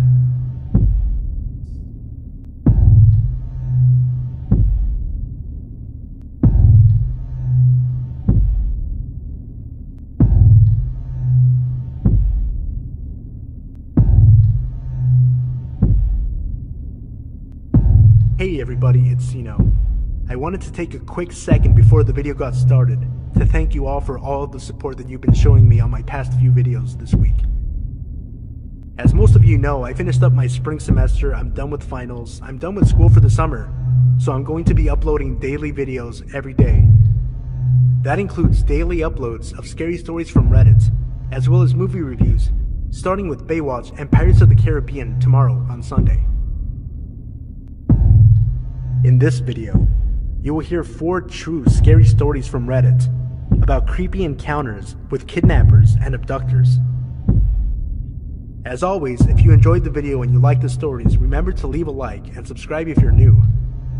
Movie reviews for Pirates of the Caribbean and Baywatch come tomorrow on Sunday. Also, by popular demand, I'll be including a link in the video description for those of you who care to support the channel. Any amount you choose to donate is fine. All donations are taken through PayPal, so you know that you and your money are safe. We all know that YouTubers have been in a bit of a crunch the past few months, so any amount helps, but of course don't feel pressured to donate to this channel or to anyone else. No need to worry, unlike other channels, I won't be holding my content hostage. That being said, I hope you guys enjoyed the video, I hope you guys like the stories and have fun. Thank you again for all of your support.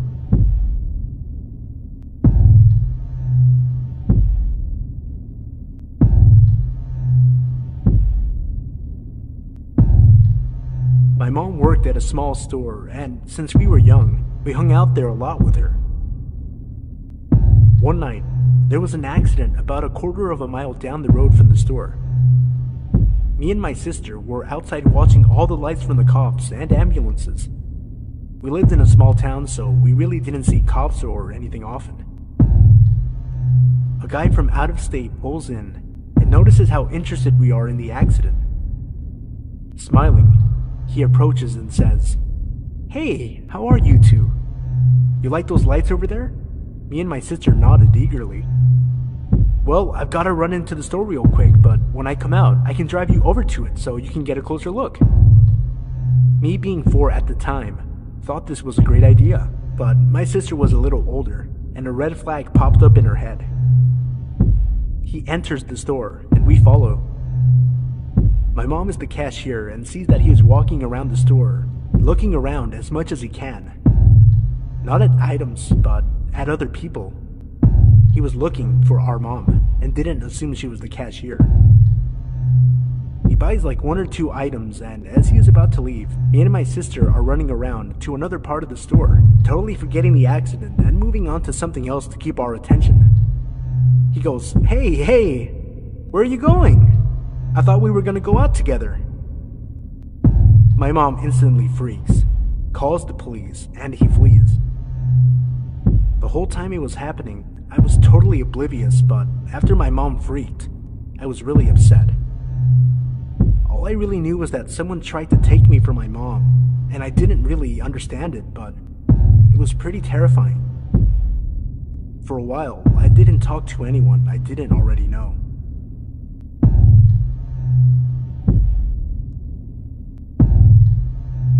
This happened when I was about 18 years old.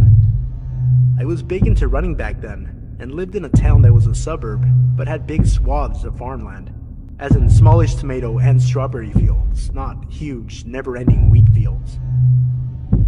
I preferred running on the dirt at the edges of these fields because it was a lot easier on my legs than running long distances on concrete or asphalt, and I was usually training for half marathons, 13.1 miles for those who aren't insane enough to think running is fun. This particular day, I was planning to run an easy 6 miles. I told my mom and she suggested I do a loop and meet them at the dog park about 3 miles from our house as my halfway point. This is pre-cell phone era, when all the craziest shit went down, but being careful, I took a walkie-talkie that my dad always used, and my mom took the other one. Now the walkie-talkie had a range longer than the ones my brothers and I played around with when we were younger, but it definitely did not work 3 miles away, and I honestly had no idea what its exact range was. I take off on my run. I'm planning to go to the sidewalk for a little bit, until I get to the fields. I'm running in the dirt with the road a few yards to my left. I have to run south and then turn right onto a slightly smaller, less traveled road to get to the dog park. As I'm running on the first dirt path, my parents drive by and, being dorks, they honk and wave and yell at me. I wave and then soon after, I make my turn onto the smaller road. This one is road, me on flat dirt, small drainage ditch, forever of lettuce field. Then a wall that is the backyard of some houses. I start noticing how quiet the street is and how few cars are passing me. Then I randomly start thinking to myself, if someone tried to do something, I could run to those houses. No, they're so far away, I'd never make it. Then I hear a car, but this one doesn't pass me like all the others. I hear it slow down so that it's behind me, just out of my peripheral vision.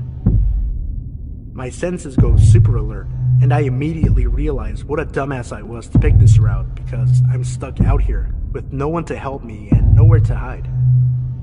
The car starts speeding up enough so that it's next to me.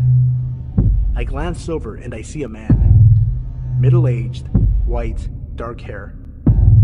Totally normal looking, but I get a chill down my spine immediately.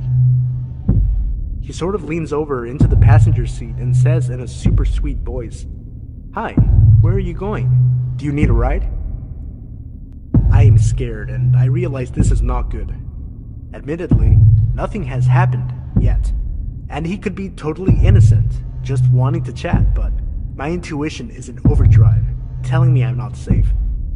I hop over the ditch, thinking at least that will make it harder for his car to follow me if I need to take off across the field to try and make it to those houses in the distance. This pisses him off. He guns it and gets closer to the ditch and in front of where I am, and then he says in a voice I can only describe as bone-chillingly evil, "You know, you shouldn't be out here all alone. Something horrible could happen to you out here and no one would ever know where to find you." He has put his car in park and is taking off his seatbelt when I remember the walkie-talkie. The piece of crap is all static, but I'm too far away, so I immediately turn down the volume and say loudly, "Hey Dad! Yeah, I see your car. I'm over here by this red Buick, do you see me?" And I fake wave to no one. There was no car coming from the direction my parents were, and when I had started talking, there was no one behind us either. But by the grace of the universe, at that exact moment, a car turned onto the road. The guy saw it, looked at me, and sped off so fast, he left skid marks. I have never run faster in my life, and I was looking behind me every few seconds and thought he'd be waiting for me at every intersection I had to cross. I was shaking. I was so scared and relieved when I got to that goddamn dog park. I told my parents everything and my mom called the cops. They took a statement but said it would just help if something actually happened to someone else. The weird part was, I was having trouble getting my story out. I was so upset, and before I gave a description of the car, the cop asked, "Was it a red Buick?" He wouldn't tell us why, but that just added to my feeling that I had narrowly escaped something awful.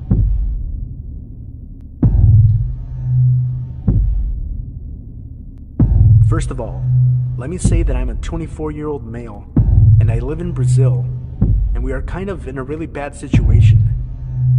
Basically, our healthcare, education, and security are garbage at the moment because of corruption and corporate greed.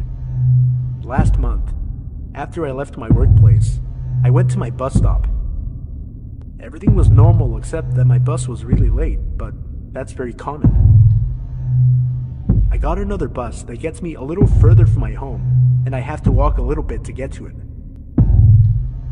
The bus arrives at my stop, and I proceed to walk to my place when a car speeds over the sidewalk with a guy inside holding a gun to my face. "Get the fuck inside the car," he shouted angrily. I was so scared I just dropped my headphones, as I'm always listening to music. So I proceed to get near the door and pick up my headphones at the same time. "Hurry, motherfucker, get in the car." He was getting very impatient.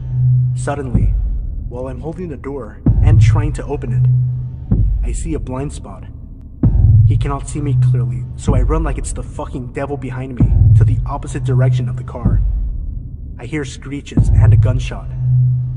I bolt into the first house yard that I see. Luckily, the gate was open, and when I have nowhere left to run, and I'm just surrounded by walls, I look behind, and I see a man running after me. I fall to the floor, covering my head and eyes with my arms, thinking, this is it. I'm gonna get shot in the head. Nothing happens. I open my eyes, and the guy was just the random dude that was near me in the street who, like me, ran, scared of the car and the gunshot. There were 3 ladies in that house. They helped me get my head back together before I left a couple of minutes later to my place, safe at last. So, whoever you are, and whatever you were going to do to me, please, let's not meet.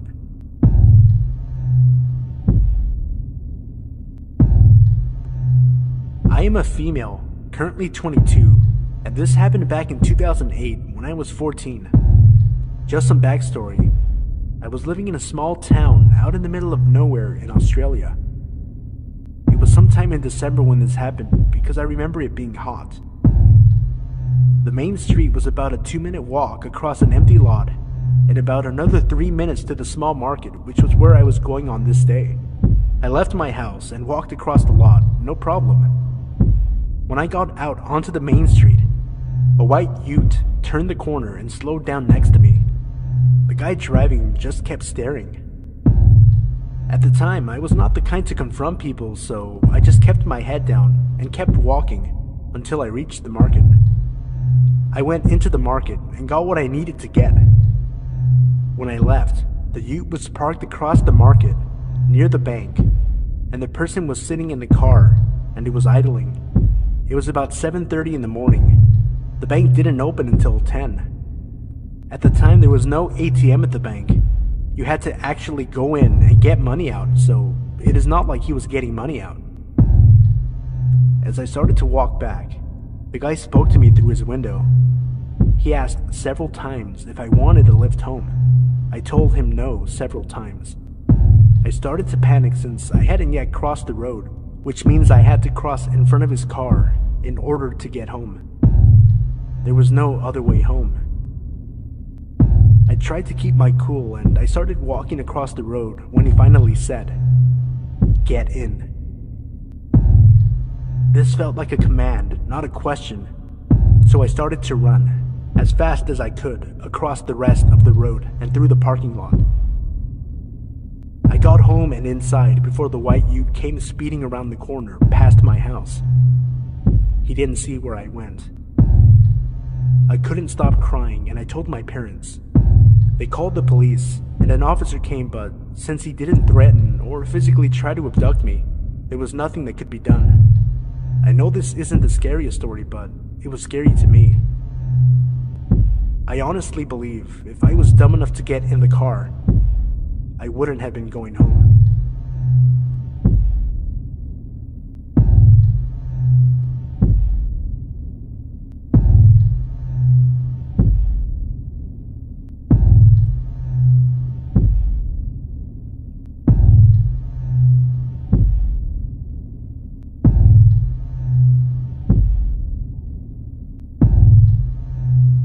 Number 1. Read by Mr.Nightmare.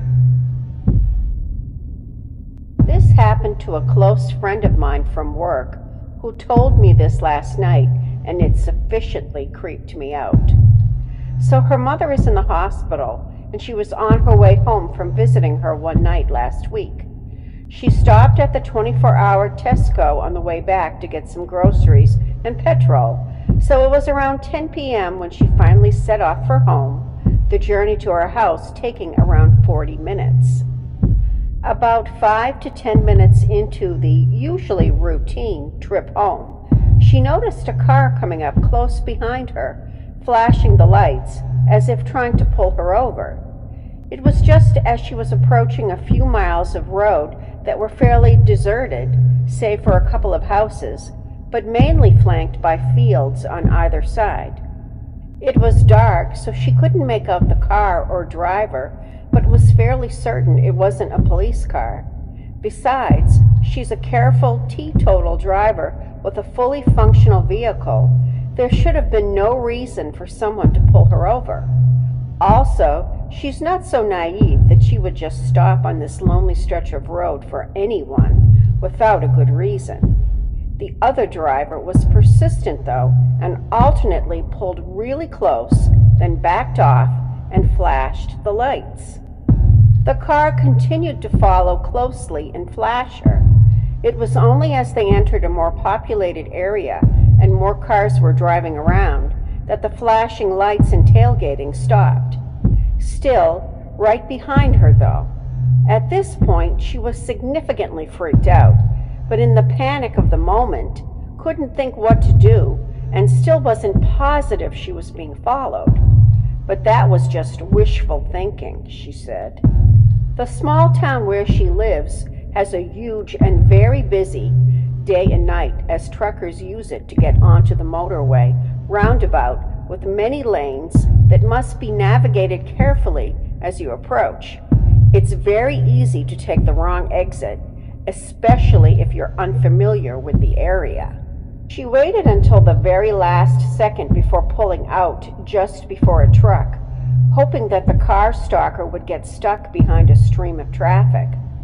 She could easily lose the car after that, she thought, as where she lives has so many roundabouts that if you don't know where you're going, you'd be lost without a GPS system.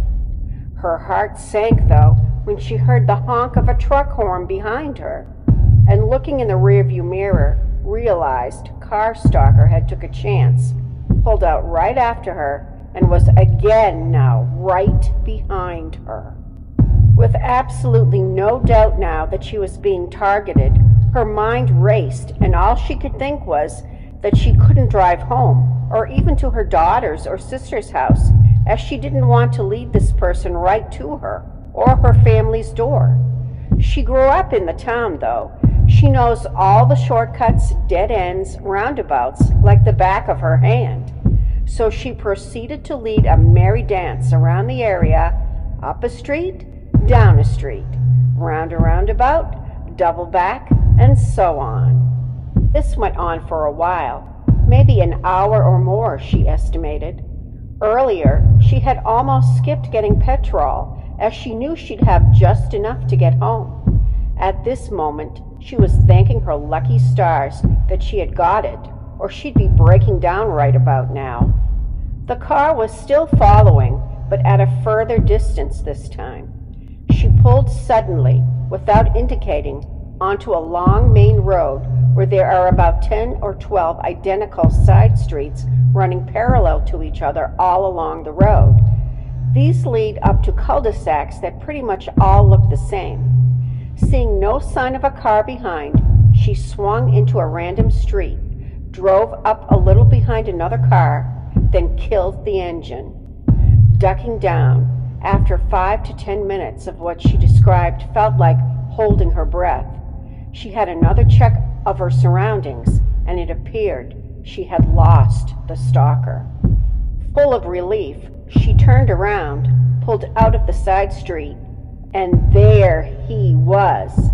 She could make out the outline of a man in the driver's seat, so she knew for sure now he was male. which somehow made it so much worse. He had pulled up on the opposite side of the main road and was just waiting for her, like he knew where she'd gone and was just taunting her. Frozen for a second, she was unable to gather any more details before she got it together and sped off in the opposite direction.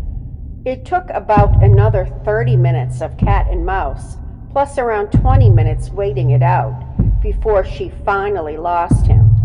She'd managed to quickly pull into an empty driveway after taking a few erratic turns. She was on the right side of a 4x4, which obscured her car, and she switched off all the lights before he'd had the chance to follow her. She waited even longer this time, though. She was sure he'd been waiting, but he must have either got bored or lost her. She was looking over her shoulder the whole way home, though, and she still does now. In hindsight, she realized the best thing to do would have been to go to the nearest police station, or at least call them. But hindsight is a wonderful thing. The next day, she was telling her daughter, who was furious with her for not calling the police or telling her sooner. She did then make a report at the local police station and was disturbed at what she discovered. First of all, her report was not the only one. 2 other women had reported almost identical experiences. One of them had called the police while being followed and asked if there were any unmarked police vehicles in the area that may be signaling for her to pull over. They indicated that there were not any such vehicles and advised the woman to pull into a nearby well-lit and staffed service station where they met her to take her report. He soon took off when he saw where she was headed. The other woman had managed to lose him also by driving towards the police station. This one was in broad daylight. There may have been more women who just haven't reported it. Even more worrisome, the police suspect the stalker is an already convicted rapist who has recently been released from prison. The MO in his previous crimes matches this. He would pose as a concerned fellow driver, pull a woman over with some BS about a light being out on her car or whatever, then pull her into the back of the car and rape her. They have been unable to charge him with anything so far, as, fortunately, he has not managed to succeed in his tactics this time. It is worrying to think, though, that this guy might have to actually rape someone before he can be arrested. And he's in my local area. Shivers. So, weird and creepy car stalker guy, let's not meet. Number 2. Read by Mr. Sinister. So last Saturday evening, myself and my girlfriend had gone out to a friend's to drink a bit and play games. Since I'm driving later on, I only have a couple of beers pretty early in. Anyways, we leave around 3 AM, and on the way home, my girlfriend is craving some Jack in the Box, since it's about the only food place that's open around that time. To clarify for people on the eastern side of the US, it's a fast food chain. Well, there's a couple of cars ahead of us, and the one immediately ahead has a few people, so it's a pretty large order, and taking a while. Pretty usual on a Saturday night, even that late. I guess I sort of space out as I'm talking to my girlfriend while we wait, because I hadn't noticed that I never put my window back up after ordering for her. I don't know what it was that made me glance in my side rear view, maybe just habit, but I see a person slowly walking up the drive-thru in a red sweater with their hood pulled all the way tight over their face. Now, on a really cold January night, something like that wouldn't strike me as too weird. However, it was a surprisingly mild temperature evening that night, which may be why I didn't notice my window was down in the first place. But as soon as I see this person, my brain just fires off all kinds of red flags. My girlfriend notices me tensing up a lot as I roll my window, make sure all the doors are locked and my eyes are glued to the rear view, not saying a word. I let her know that there's a person right there who is really shady looking. I've been a victim of a couple of muggings in the past, so she understands why I'm so on edge. This person, though, just keeps very slowly moving closer to the car, even after he must know I can see him. I start tripping out because the car up ahead still hasn't received their order, and this person is still moving up toward my car. And this is one of those narrow drive-thrus, so my only other escape route would be just towards him if he approached the car. So I quickly shift my car from neutral to reverse, and the guy stops as soon as those reverse lights come on, and then moves forward, still the same pace. This time I start revving with my e-brake engaged. He moves forward again. I rev up again, and I had a second to see him quicken his pace forward a little drastically before I reacted by disengaging the brake and reversing and pulling a really quick stopping short, so I only move like 6 inches back. He stops again. By this time the car in front is leaving, and I move up, pay, get my food, and inform the employee he's there. He's standing in the middle a few large paces back from my car, and I leave. I'm glad that whatever he was planning, he was hesitant about, as it's likely in the area I live in that he at least had a knife. I didn't hear any robbery reports either, so I don't think he bothered the employees, or they didn't go near the window while he was there. To the man in the drive-thru, let's not meet. Number 3. Read by Mr.Nightmare. I literally just made this account to post here because I love the stories in this sub, and it made me remember one I experienced myself. Flashback to me when I was 17, just got back from work. I made it to the station near work on a hot summer day at the end of my shift. It was as usual as any. I took the train to the bus to another one. When I got to the station to take my final bus towards home, smoke began to submerge from the engine. Typical. My guardian couldn't pick me up at the station, so I had to walk the 7-mile route to home myself. As I crossed the street walking away from a near gas station, oh God, I should have just stayed there. Oh well. I noticed an elderly man walking behind me at a distance of around 50 meters. Now note that I usually overreact and panic a lot, but I had a tough day and I didn't think much of it.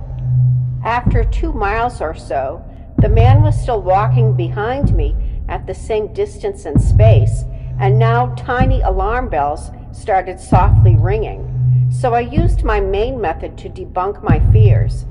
Act like I'm in a phone call with someone and sit near a tree or wherever I can sit. Unfortunately, the man just slowed down until I started walking again. Now, I started to get more worried. I decided to quicken my pace and take a different route through a near town. Once again, the man was behind me. I figured that if I take a small alleyway, it would escape this pursuit. I was wrong. I took the alleyway and came down to a near small soccer field where some kids were playing soccer. I acted like I was very interested and sat down to watch their game. Finally, the man walked past me and slithered off into an unknown alleyway.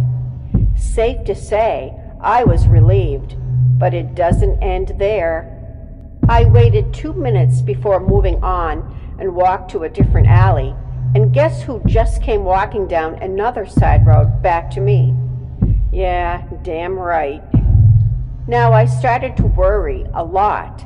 As a kid who is a bit overweight and has almost zero stamina, I knew I couldn't run. I walked normal towards another alley, and thank God I ran into a mother hanging up her laundry in her yard. I sat down near a trunk and tried to act like I was busy on my phone. Of course, at any given moment, right now was the best time for my phone to be completely drained of battery. I tried to leave when I just saw him walking behind me at a small pace, making eye contact. It was hard for me not to look him in the eyes, and I made sure I acted like I didn't notice him. Thank God, after about what seemed like an eternity, he left, but I knew it wouldn't be for long. He came back. I just knew it. I went to make my way out of the alley. When I was almost out the street, I felt it. I felt it. I know in my gut. He was lurking at me with those eyes. I just knew it. So I listened to my instincts and began to run as hard as I could, ignoring oncoming traffic and whatsoever. I ran into a big building office thing, and I almost jumped inside, breathing heavily. I told them what had happened, and I asked if I could maybe phone my group, that they just had to pick me up. It was urgent. But of course, they came with the answer I was already afraid of. No, sorry, we're making dinner, so we're very busy and can't pick you up. Are you sure you didn't just imagine the whole thing? Well, they helped me out a lot. I guess I was on my own. The office was about to close, and I had to leave. There I was again, alone, out on the streets.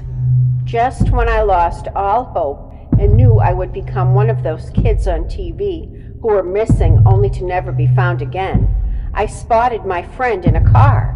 He waved, and when I came storming down to his car, he knew something was off.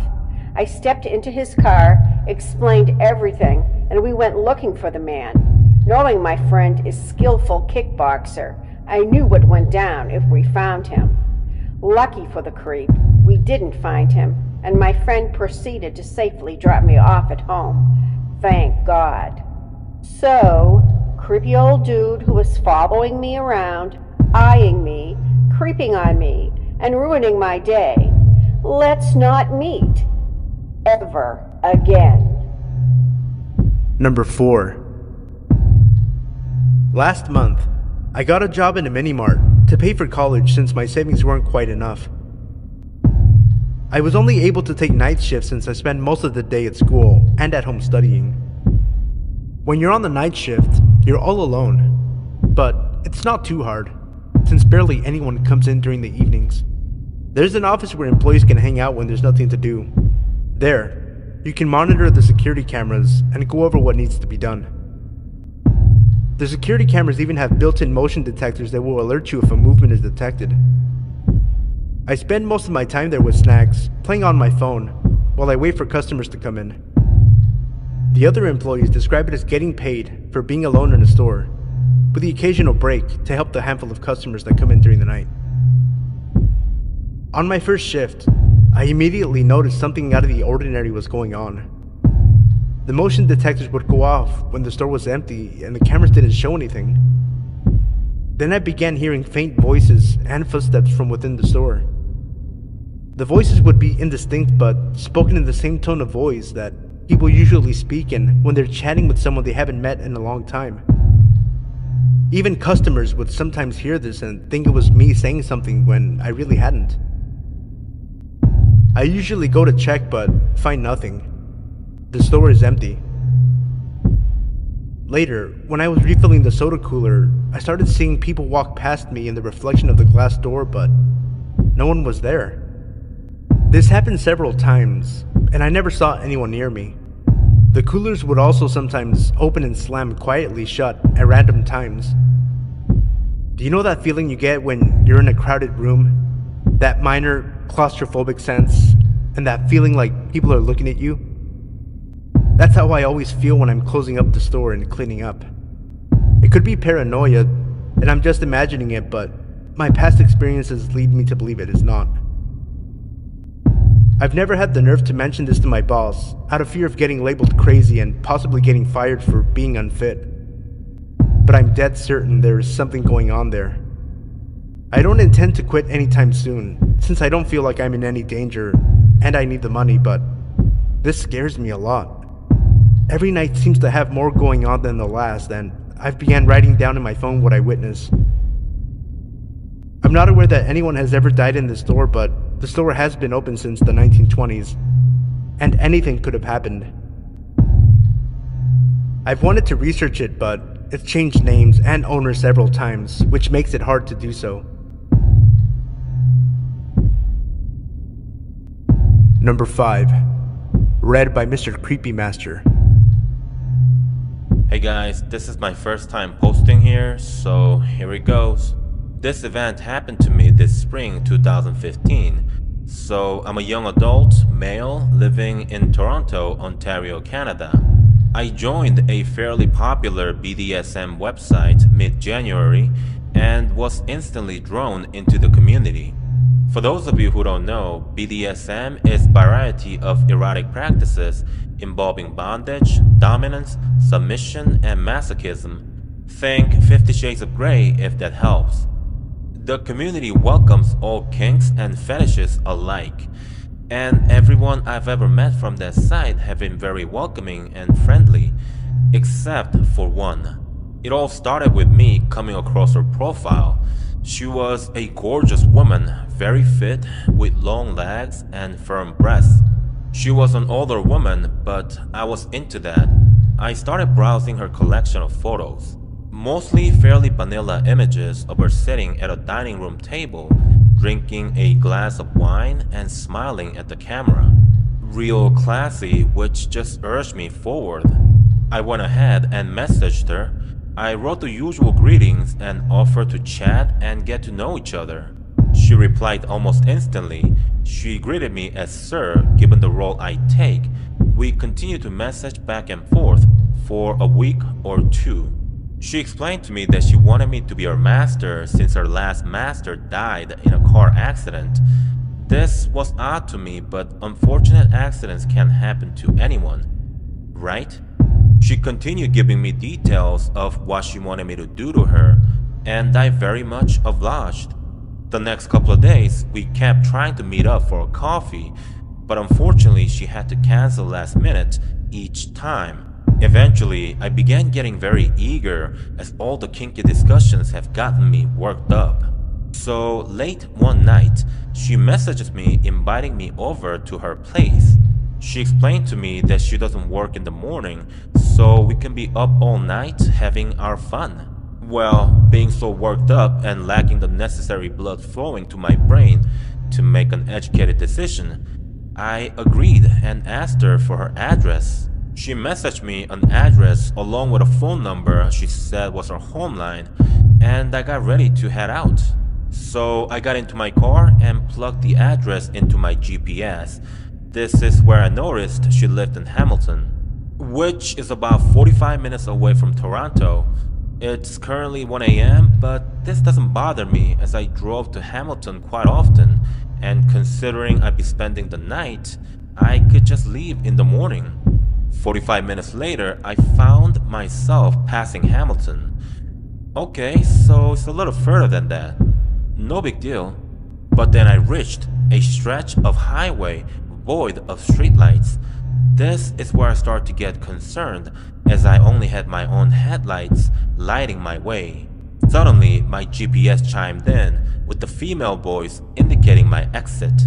It was coming up on the right, and I feared driving into darkness of the mild comfort of the highway.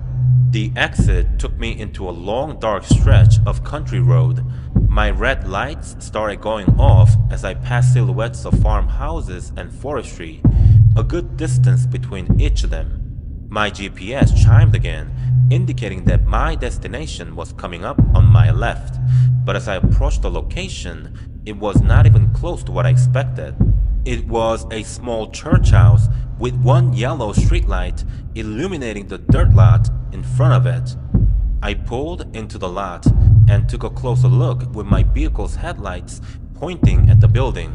The windows and door were boarded up, and definitely not recently, as the wood seemed weathered and worn.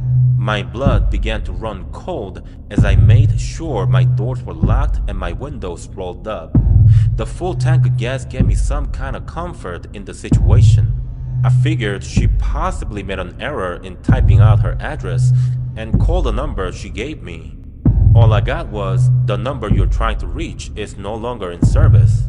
Okay, at this point, I'm ready to turn and leave until I notice my phone alerting me that I have an email. It was a message from her. Hey, I see you there.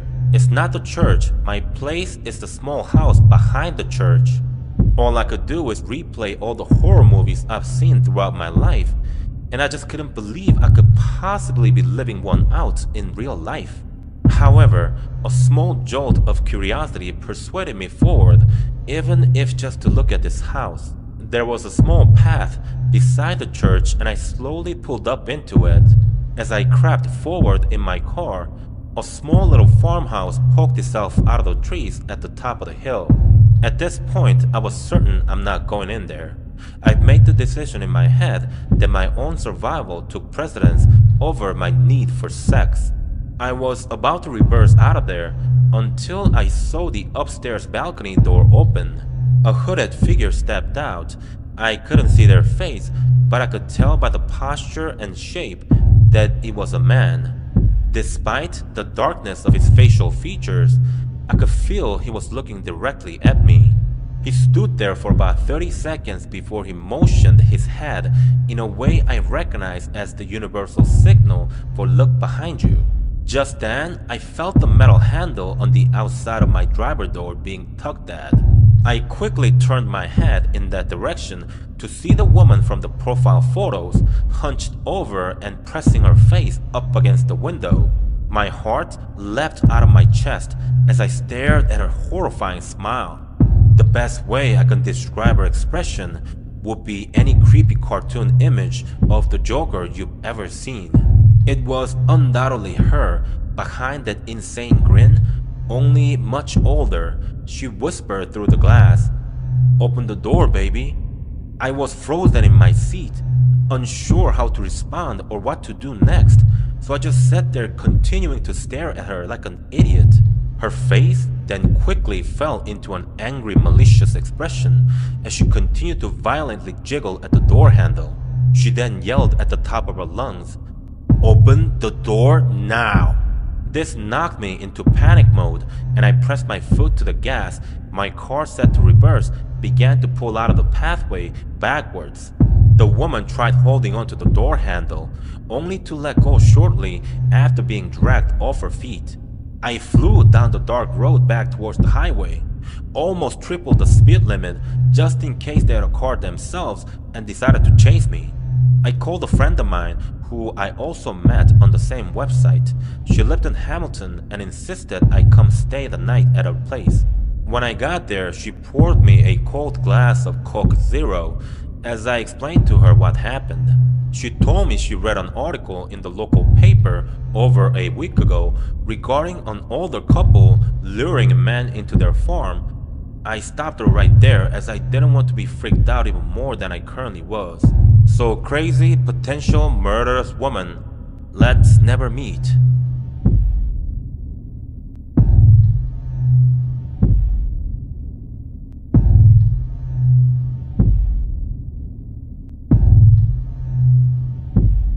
Hey guys, real quick.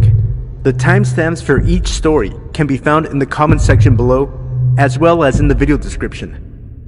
If you enjoyed the video, remember to leave a like and subscribe if you're new. Let me know in the comment section below which story was your favorite. The first 75 people to comment will receive a redemption code, good towards 2 free Doctor Strange digital comic books. It seems that the codes are only valid in the United States, so sorry to my international viewers. Also, I'm going to start doing movie reviews on my channel, so be sure to let me know in the comment section below which movie you want to see me review first for a chance to win a $25 gift card for your choice of either Regal or AMC theaters in the United States. The choices are Moana, Allied, Doctor Strange, and Fantastic Beasts and Where to Find Them. Good luck, and thank you for tuning in.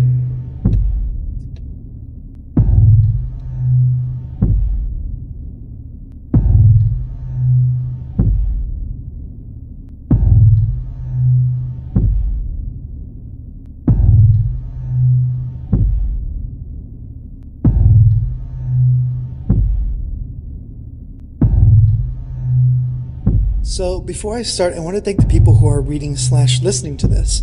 It is important to understand that the word colorblind is actually very ignorant and insensitive, especially if no one is saying it to a person of color. It is okay to see color. If you walk in a field of beautiful roses, all ranging different colors, are you going to say, no flower is better than the other, therefore I don't see the colors of the petals? It is okay to see color. Acknowledging the cultures and backgrounds of where people came from is okay. That is what makes us special. No one needs needs to be subjected to intolerance and racism because of it. Good. Now that that's out of the way, I'll start. It was around 6 o'clock at night a few weeks ago, and I was walking with a group of friends, all of whom I have known since I could recall my first memory. Among them was my boyfriend, Alexander. Though many people call him Alex, I prefer Alexander because it sounds much more elegant that way. I was the only girl in the group of 5 guys who were like my brothers, walking to a diner from a meetup we had at a local school. Now, I have to stop you. The reason I spoke about race at the start of this story was because the neighborhood we were walking was a majority white. Hell, our university was majority white and known for its association with the Ku Klux Klan a while back. I know you guys are asking why I went down there, and in truth, because there was no reason not to. As I said, the Klan association was a while back, and I had walked down this road before. Plus, I assume people were smart enough to know to be kind to people who don't look like them. As we walked down the street a little faster, as it was getting darker outside, we saw it, dare I say it, white people staring at us like we were from another planet. Granted, our voices were a little loud, and there was a group of boys following a girl down a sidewalk. Sounds like the perfect setting for a rape, but I was fine. In fact, I made it a point, as more and more people were staring at us, to laugh and smile more than needed to express my enjoyment. As we neared the corner, we saw a car drive past us at top speed, the blur of a woman maybe in the driver's seat. I remember looking at Alexander in dismay before he grabbed my arm in such a rough fashion and yanked me back so hard. I thought he was going to rip my arm off. He gave me a look that said, "Yeah, I just saved my girlfriend's life. What now?" I punched him in the arm and laughed. We waited as more cars drove past before we could walk. All of the car drivers looking at my friends as if we robbed a bank. Accusing eyes burrowed into our souls. It was odd, I have to admit. I don't want people to think that a group of young people walking down the street at dusk was an omen of bad times ahead. No! We were just a group of young people walking down the street, laughing and joking. No big deal. We crossed the street and continued on our hike, the breeze picking up now. I remember looking at my friend Adam's profile and saying to him, "You have such a strong jawline." He laughed and blushed, hard, and a charmer I was. Then we passed a large, well, not that large, rather than a normal size house that looked large because the darkness emphasized the shape. House that stood idly by the corner where the diner was located. And no, for those who have been asking, this diner was not Denny's. I don't fuck with Denny's, mostly because of the food not being good. The house gave me the chills. Every time I passed it, I would feel the need to cross the street, but this time, even though I still had the feeling, I knew I was safe because I had my boys with me. We walked past the house. This time there was a woman in the yard, doing something with her rose bush at night. Okay. I was cautious to tell the truth. She was turned away from us and in her garden at night. Like, what the fuck? Who does that? However, no matter how weird the situation was, I was raised by 2 polite people. I came to a halt, my friend Jacob running into me. Again, Alexander caught me before I could fall forward. I called out to the woman, "Hello there!" She turned around and, unlike many of the stories on Reddit or whatever other storytime funtime sites there are on the web, this lady looked relatively normal. Aside from the PJs she was wearing, I'd say this bitch was normal. She looked at us and said nothing. Her arms were just crossed and her face had a stone-cold look on it. I took a step back, bumping into Jacob again. I couldn't just leave now. The lady saw us and therefore coming back would be more awkward than uncomfortable. So I repeated myself. I'm such an idiot. "Hi, ma'am." Again, she made no move to respond, so I looked at Alexander, who was looking at her with his heart, took my hand. As we started walking again, something the lady said made us all turn around. "You heathen niggers." Or something along those lines. Jacob heard clearly, though. Jacob, who was a pretty big guy, not only in height but in weight, he weighed about 250 pounds and was a football player as well as a discus thrower like me. Jacob swung around and he looked at the woman. "Excuse me?" "Jake, don't!" I remember Alexander pulling at Jacob's sleeve. "You niggers need to get off my lawn," the woman yelled. We were so confused. I gave Jacob a look that said, "Did she just call us niggers?" Jacob nodded and looked back at the woman. She couldn't be much older than us, around 25 years old. The woman noticed that we weren't moving. I guess this bitch confused confusion with defiance. Hell, I bet the bitch confused 2016 for 1816. So, out of pure anger, I'm sure the woman said it again. Now I'm pissed. The only black person in the group was Jacob. I know, you guys are asking about my race by now. I'm a chocolate-covered, multiracial, 18-year-old girl. My mom is black and Arab, Israeli, Iranian, and Pakistani, and my father is Italian and black. Yes, I do consider myself black, but I was not expecting her to say nigger, and directed towards me and Jacob, who are hanging with a group of people who aren't even black. I know, you guys are asking me about the races, ethnicities, about my comrades who were with me. Well, Alexander is Indian, Adam is Pakistani and white, Quentin is Israeli and white, and Michael is Latino and Pakistani. In other words, we are all Arab or Arab mixes except for Jacob. I tell her this in less words, and the woman comes running at us with a gun she seemingly pulled out of nowhere. Alexander told me the reason he was staring at her so hard was because he saw the gun on her hip. He started to freak out. Well, I did, even though I came from a military family. My father and grandfather and uncle all served our country, and I knew what a gun looked like. I just have never been this close to one, and damn sure never had anyone charge at me with one. As we scattered, I heard a pop, pop, pop sound come from behind us. I let go of Alexander's hands and took cover behind some cars. Panting, I looked around for my friends and Alexander. I saw Jacob in the shadows looking directly at me. I put my finger on my lips in a motion that told him to shut the hell up or we'd all get killed. I looked for Alexander and couldn't find him. I shouldn't have let go of his hand. I heard the woman approaching something a few meters away from the car I was behind. I came to a crouch and I peered over the car to see a body on the ground. No blood that I could see, just a body. I noted my eyes to see what the person was wearing and if they were breathing. They were. Just little shallow breaths, but they were breathing. Suddenly my brain registered that it was dark because I couldn't tell what the person was wearing. My heart thumped as I prayed to God that it was Alexander. And if it was him, then I prayed that he was going to live and someone from this neighborhood would come and save us. I turned back to Jacob, and I knew he could sense that I was going to do something crazy. I'm not a violent person. In fact, fighting makes me cringe. I hate it that much. However, even if the body wasn't Alexander, it was someone from my crew, and they were friends and a part of my family, and I had to help them. I crept around the car, careful not to slip on the rubble that surrounded the car. As I got on the curb and looked at the person who was on the ground, I had a complete meltdown. Broke down crying and saw the body of my boyfriend on the ground.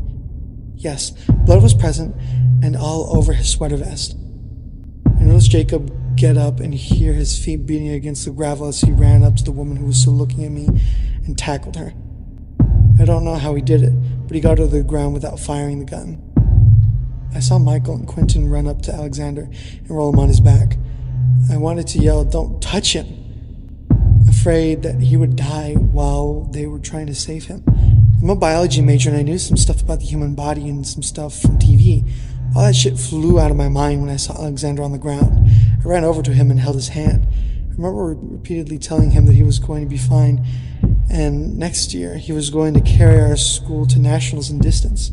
I remember hearing him look at me. We start classes somewhere on the other side of the world. He had the most beautiful eyes and without glasses on. I told him, "Alexander Gideon, if you die on me," I could have sworn he wanted to laugh, but probably not. There was an ambulance and police car that rounded the corner. I don't know who called or when they called, but I'm glad they did. The EMTs worked hard to keep him. I have to praise them for that. I give them props for not killing my boyfriend.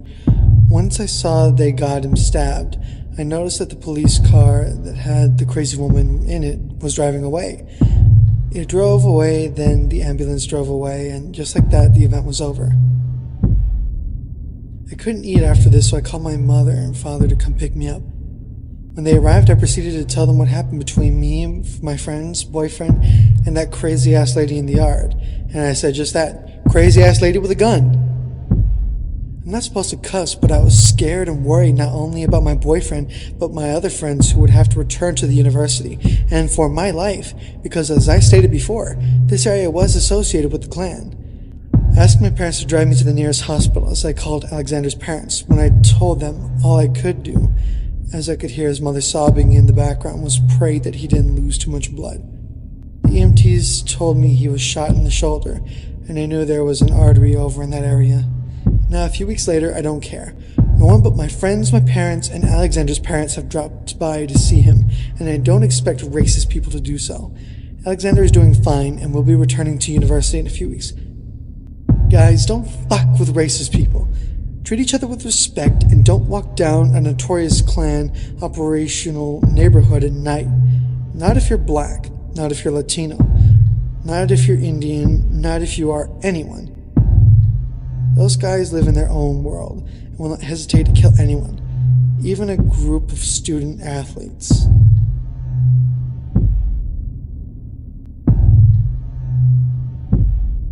Happened to me when I was 15.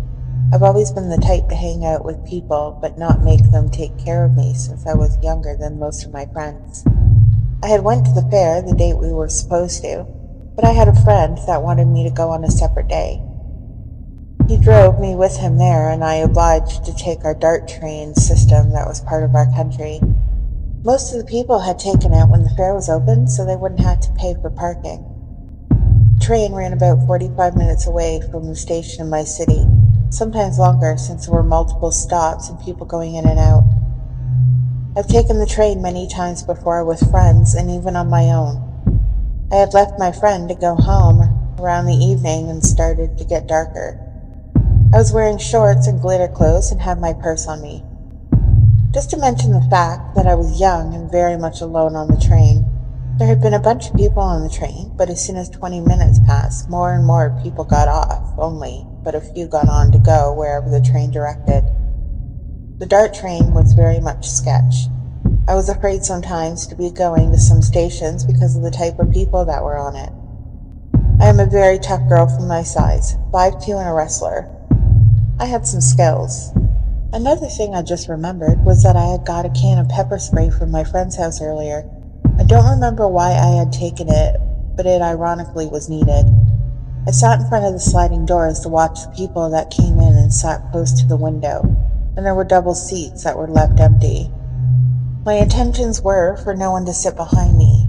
There was a station that a couple of people got on, and an old man with glasses sat behind me. He looked normal, although he was dressed pretty poorly. Baggy pants and a white t-shirt. He sat in the double seat exactly behind me. The train went on. I started to hear some movement and a tug on my hair, thinking that the man had tired moving a bag. So I took a quick turn and looked at the ground behind me. There was no bag. I started to get nervous, thinking the man might try touching me. I stood still. Then I felt, without a doubt, a tug on my hair again.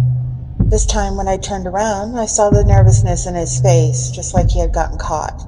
So I knew he did. I got up and looked at him with anger and stormed off to sit in front of a line of women coupled together in seats ahead of where I was sitting. I hadn't looked back because I was worried I'd get the man's attention again.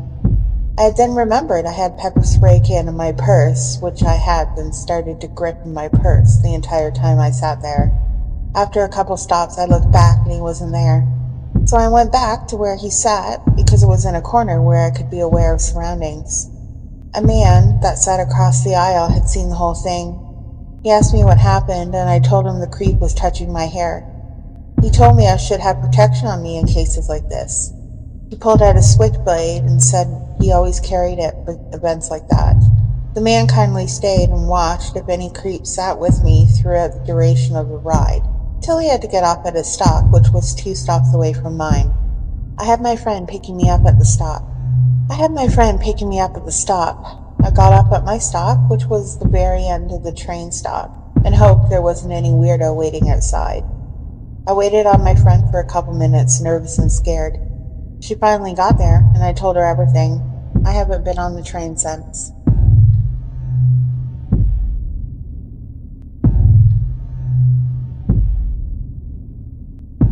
My name is Corey. When I was young, around 9 or 10, my friends and I would go to the park by ourselves. It was only a few blocks away, so our parents would let us. One day, we went behind the park and saw a very big sewer pipe. My friends and I went exploring in there all the time, each day deeper and deeper. I remember one time I went to the other side of town, coming across the parking lot of a drugstore. Every pipe would get smaller and smaller. The smallest one I went into was around 2 feet in diameter. After I went into that pipe, I was well ahead of my friends. When they got into the space I was in, we all saw a massive pipe. I would say around 15 to 20 feet in diameter, which was big for a little kid. Every pipe was lit up with natural light except for this one. It was pitch black. Dimly lit cell phone flash could not do anything. I was the brave one, to say the least, leading the lines. No one else wanted to go in there with me, so I went myself. I couldn't see anything. The pipe reeked a horrendous odor I had never smelled, most likely death. I felt a warm, almost breath. I could feel something touch me. I asked my friends, which was silly to do because they were so far behind. When I walked deeper and deeper into the pipe, it smelled worse and worse and got much larger. I could hear a very loud splash of water, sounding like someone had been sprinting toward me. I ran out of the labyrinth that was the sewers as fast as I could. I told this to my parents, and they never let me go to that park alone ever again. I was terrified. Let's just say I never went in the sewers again.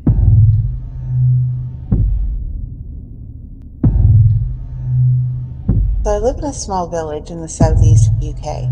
I am a 16-year-old female and quite tall for my age, so I tend to attract unwanted attention wherever I go. And in this case, it's more sinister. My house is relatively small, but large enough to accommodate for me and my family. It's not really the house that bothers me, it's the location. All of the surrounding area is neglected, and the neighboring houses almost corner us into the car park opposite. People living next door to me have always been loud, and that's alright, as noise helps me sleep, however. Their new friend that comes to visit them makes their calming chatter much more tenser. He tends to bark back at their dog, create arguments out of the blue, and continuously beats the fence that separates our gardens. One night, he was being especially aggressive and loud. I, being the nosy type, decide to look out of my bedroom window, which looks out on their garden along with mine. I watched them for a while, fascinated by how they all seemed to ignore his violent outbursts and still manage to have a nice time. Tommy, which I later found out is his name, notices me and looks up. Tommy is short, bald, quite chubby, and has a lazy eye that drifts to one side when he talks. When he notices me, he smirks to himself and winks. I immediately realize how rude I am being, giving him an apologetic smile, close my curtains, and go back to bed. The next day is Monday, and I have to leave the house by 7:30 in order to catch the bus to school on time.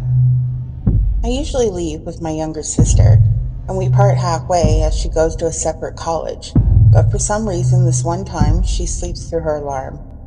I leave the house alone, and as in the middle of winter, it's still quite dark out, which makes my solo trip quite unsettling.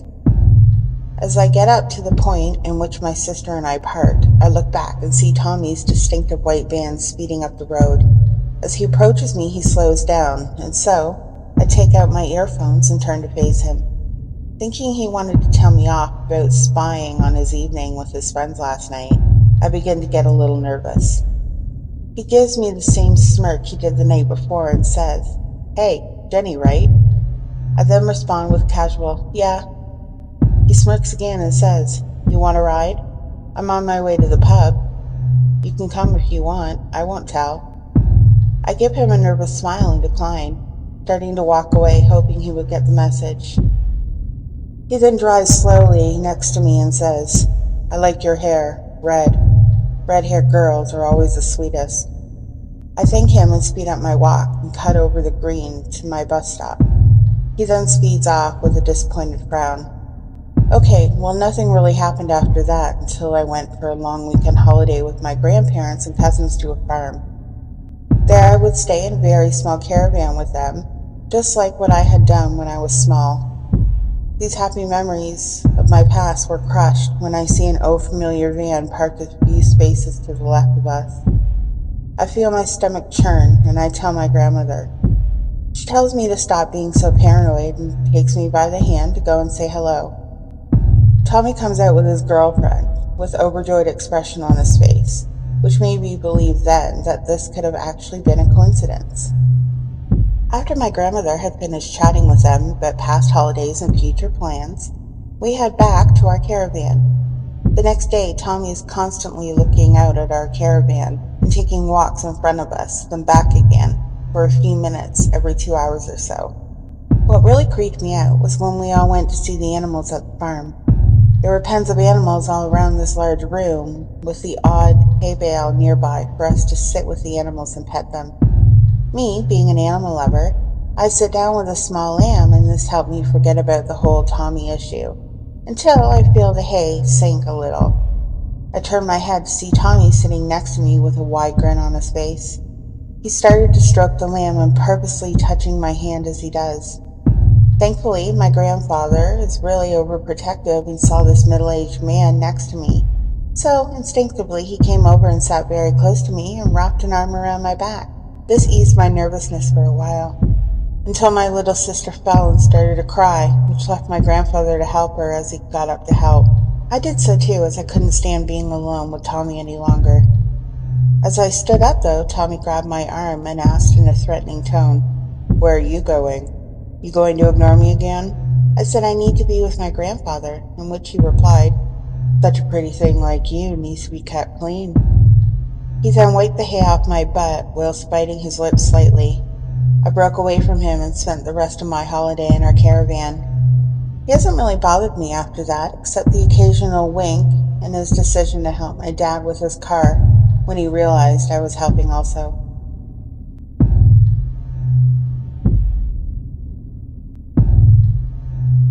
This happened to me on July 4th, 2016. I'm a 14-year-old girl who lives in the United States. I'm 5'5" and I weigh 110 pounds. If this ended any other way, I don't think I'd be writing this at the moment. I was out with my older brother. I'll call him Jason to conceal any private details. We walked out front of our house and down a block, about a 1-minute walk to the park across the lot from our house. We had brought our camera to record the fireworks for our dad, who was overseas. We couldn't make it to the actual fireworks show because our car, a 1998 Durango model, had broken down a couple of days prior. Jason and I wanted to snag some fireworks from people who were lighting them, and so we waited for about 30 minutes in the pitch black before the fireworks actually started. We hit record, and though we could see the fireworks above the tree line, the camera couldn't catch them, so we headed back to our house.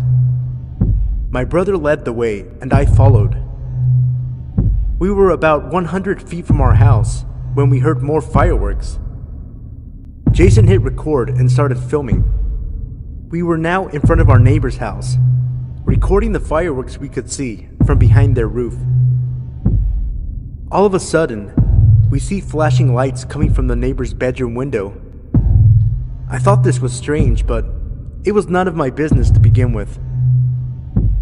About 30 seconds passed, and a silhouette of a person appeared in front of the window.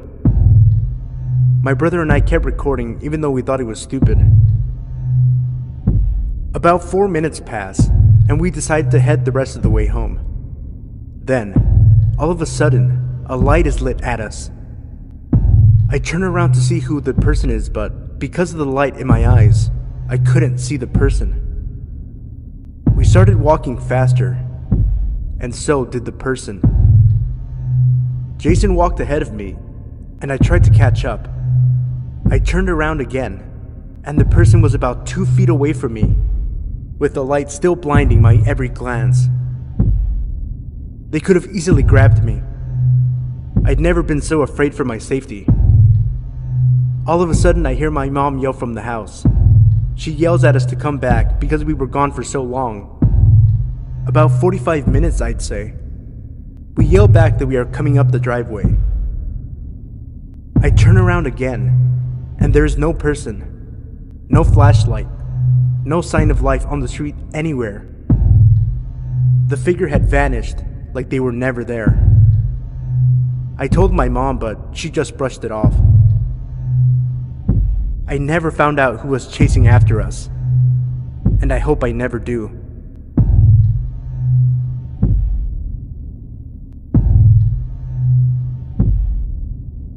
Hey guys, real quick, the timestamps for each story can be found in the comment section below, as well as in the video description.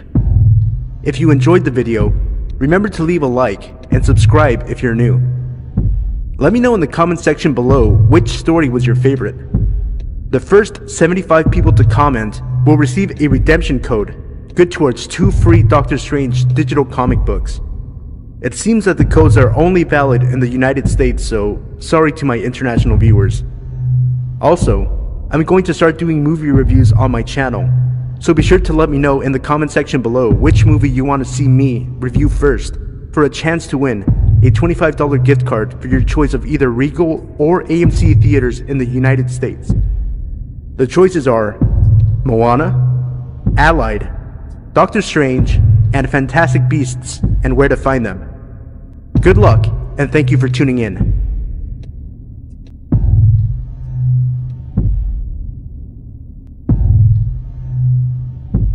Hey everybody, it's Sino. Before the video gets started, I just wanted to thank you all for all of your support. We hit 9,500 subscribers a few days ago, and we have 10,000 right around the corner. So remember that when we do hit 10,000, I'm going to be doing my face reveal on this channel. Let me know what you guys think of the story in the comment section down below, and if you enjoyed the story, remember to leave a like, and if you're new, consider subscribing. Starting this Friday, May 26th, I'm going to start uploading daily videos to this channel featuring scary stories from Reddit. I'll be finishing up finals this Thursday, May 25th, so after Thursday, I'll be free to start uploading daily videos featuring scary stories from Reddit. I hope you guys enjoyed the video, and if you do, remember to leave a like and subscribe for daily videos starting Friday, May 26th. Thank you for all the support, and I hope you enjoyed the video.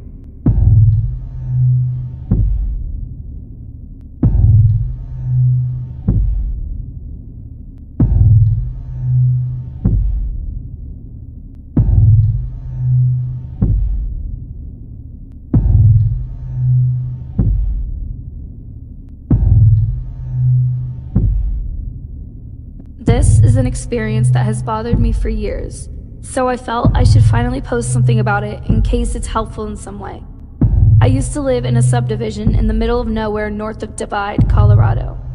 Our gravel street ended in a cul-de-sac, and we were the middle house of the 3 at the end of the street, which was on the side of a hill.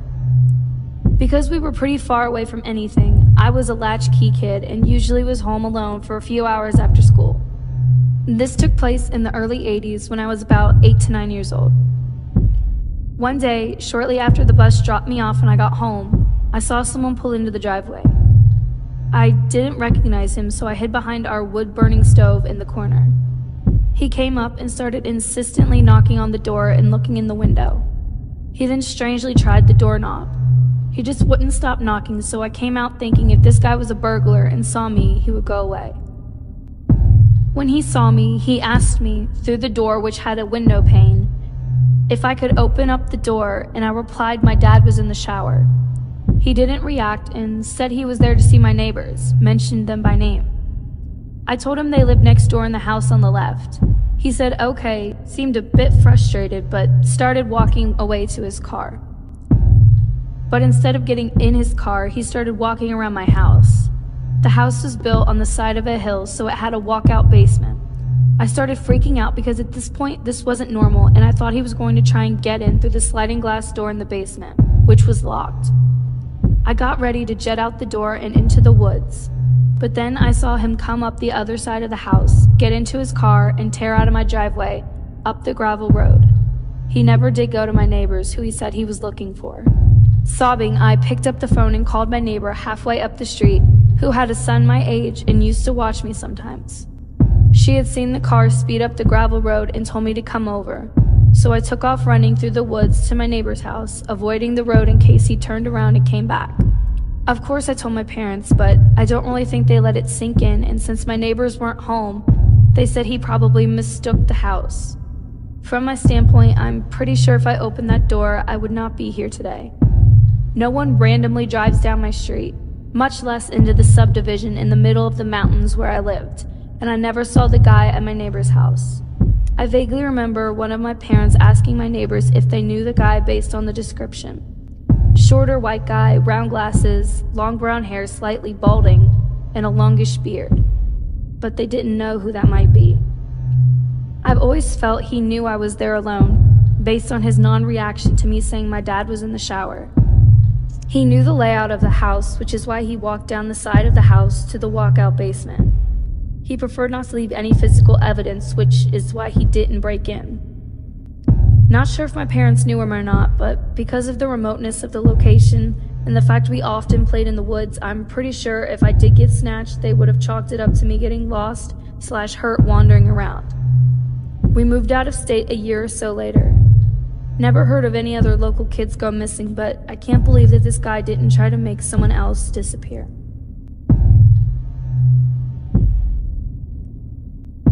I'm a 19-year-old female living in the UK. I was on my day off from work, as I work 6 days a week at a very unpopular delivery service called Yodel. My mom was out the night before, staying at my grandmother's house due to her being ill. I have 2 small dogs, both Chihuahua cross Yorkshire Terriers, who don't really need all that much walking. But this Sunday morning, I was feeling it. It was around 7:30 in the morning, which means it was still pretty dark out when I put their coats on and left the house. The local park is a 2-minute walk away from my house, which I had no problem getting to. So cut to about 10 minutes into my walk. I'm halfway around the park when I notice that it's brighter than usual. So I turn around and see a car parked in the parking lot of this park, with its lights on full beam directed straight at me. Now at this point, I'm starting to feel uneasy, as I was about to start making my way back there, as that is the way that I had entered the park. But something in my gut told me that it was an incredibly bad idea, so instead, I decided to cut across to the adjoining field and made my way across from there, as there was a public pathway running parallel to both fields. So cut to about 15 minutes later, and I'm starting to calm down, feeling like I had just overreacted to the whole situation. I get to the end of the public pathway. I've passed a few harmless people, and I'm feeling pretty stupid at this point. What I had forgotten was that the parking lot previously mentioned was just up the road, and the road I had come out at connected to it.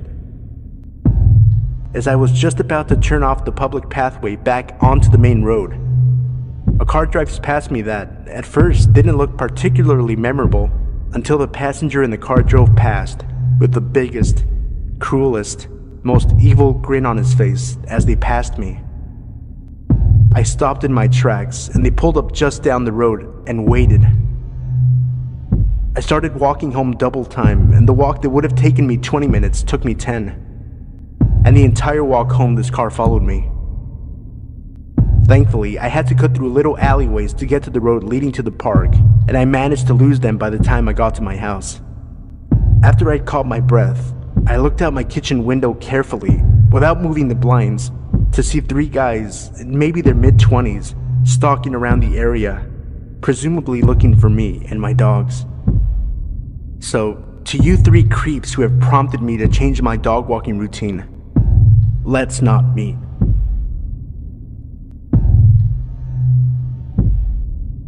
In my lifetime, a lot of weird shit has happened to me. Because of my parents' job, I've practically grown up in a courtroom, and I can say that I've seen some messed up stuff. I can also say that I've almost become desensitized to some of these things. That's some background on this situation. Now to get to the story. I used to go onto Omegle and get the IP addresses of some old creeps that were under the filter children or kids.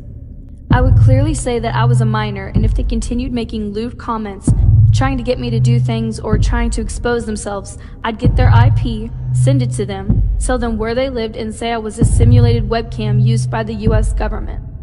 Sometimes they'd laugh, sometimes they'd apologize, and sometimes they'd be scared shitless. I've encountered several of these guys before, but I can say that I'm very good at remembering faces. Fast forward to a few weeks later. I travel a lot, and I had just arrived in San Francisco, California. I went out to dinner with some family and friends at this popular restaurant. I sat down at the end of our table. It was one of those long tables that could seat plenty of people. There was another long table next to us. Now, I was sitting against the wall in the booth part. This gave me a great view of the whole restaurant. It didn't take long for me to realize that I was being watched. At the table next to us, there was a man, about 50 years old. He was sitting at the end of the table on the other side, so he was sitting diagonally from me. I thought he looked very familiar, and the guy was just grinning at me.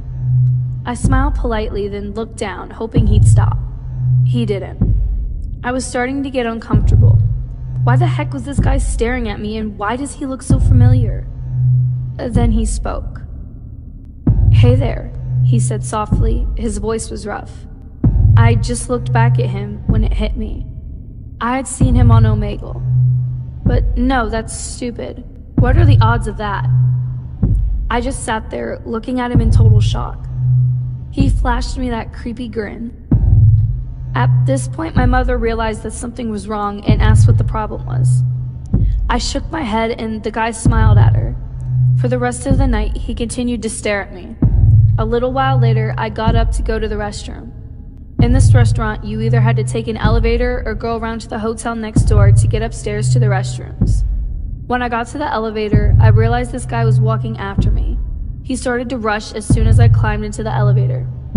I pressed the close button and held it, praying it would close in time. Luckily, it did.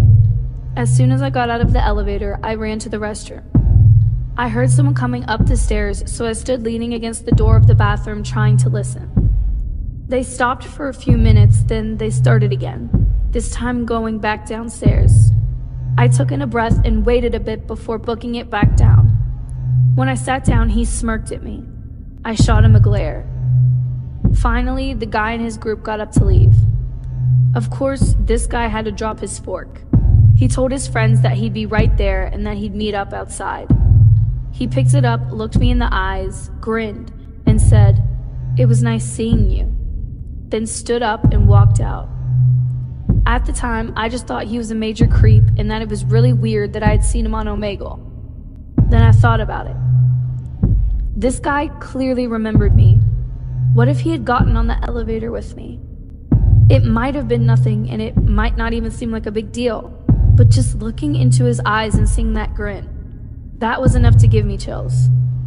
Anyway, I haven't been on Omegle since. My message to you reading this is to stay cautious and be careful if you go on sites like Omegle. You never know who you'll meet and what their intentions are. So creepy Omegle pedophile, let's not meet again.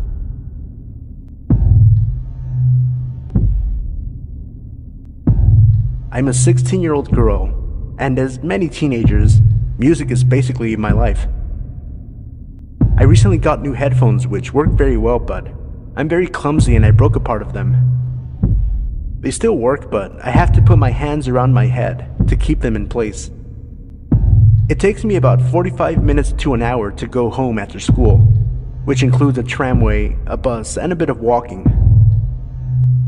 I was really pissed about my headphones, so I thought that after taking the bus, I would play my music out loud on the street that leads to my house, knowing that there is usually no one taking the same way home as I do, aside from a girl who I don't know, but goes to the same high school as me. I really hoped that she wasn't taking the bus, so I could play music once I got off, but there she was. I have recently moved into a little village. I didn't know many places or streets to take instead of this one, which my father used to take by car. I thought it would be a bit longer, but I really didn't mind, so I just played my music. I quickly got bored because the sound coming out of my phone wasn't really loud. I put my headphones back on, even though I looked like a huge idiot holding them with my hands. As I got closer and closer to my house, I take a turn, and I see a man on the side of the road. He looked at me, threw something on the floor, and then walked to the middle of the road and stood there. I turned my music off and listened as he was saying things, though I couldn't understand much.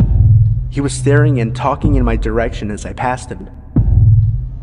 Being kind of creeped out by him, I looked behind me through my phone's reflection. He was following me, still talking. I walked a bit quicker.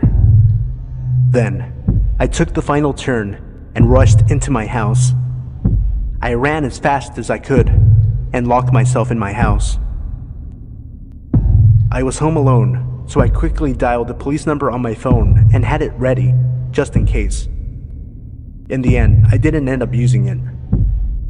Today, I saw some police cars going in that direction and learned that a little boy was reported missing. That's when it hits me. This wasn't the first time I saw that guy. One night after school, I was almost in front of my house when a hooded man ran away from the other side of the street. I clearly saw that he was staring at my house, which creeped me out. He had the same hood as the guy that followed me. Since then, I never go out without a small weapon. Please be careful, even when you're close to home.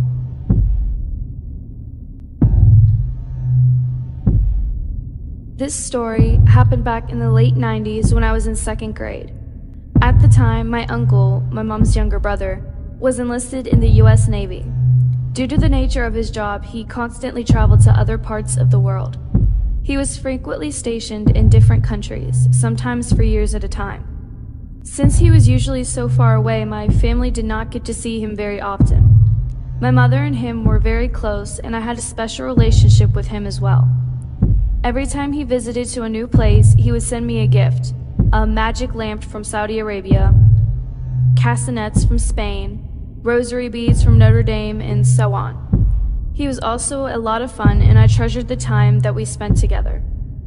This particular year, he received some time off and informed us he would come stay with us for the holidays. I was beyond thrilled to be seeing one of my favorite relatives. One day, while both my parents were at work, he decided to take my brother and I to a nearby mall. At the time, my brother was 12 and I was 7. We had a good time going to the various stores, getting lunch, and watching skateboarders at an indoor park. Although my uncle loved us dearly, I wouldn't exactly call him the most attentive babysitter.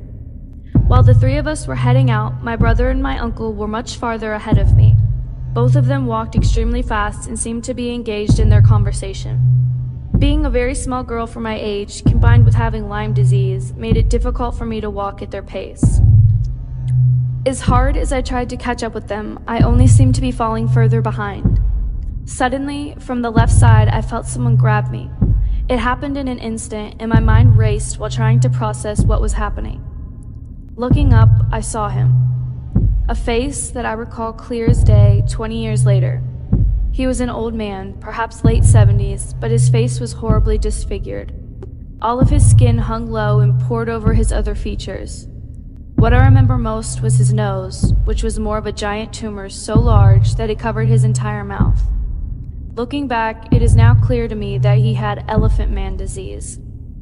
The man did not say anything to me. Instead, he crouched down to my level and put his face just inches in front of mine. Then he made the most intense eye contact I have ever experienced. Both of his hands were wrapped around my arms so tightly that I winced in pain. Abruptly, he began shaking me, as if forcing me to look at him. I was so paralyzed in fear that I could not make a sound.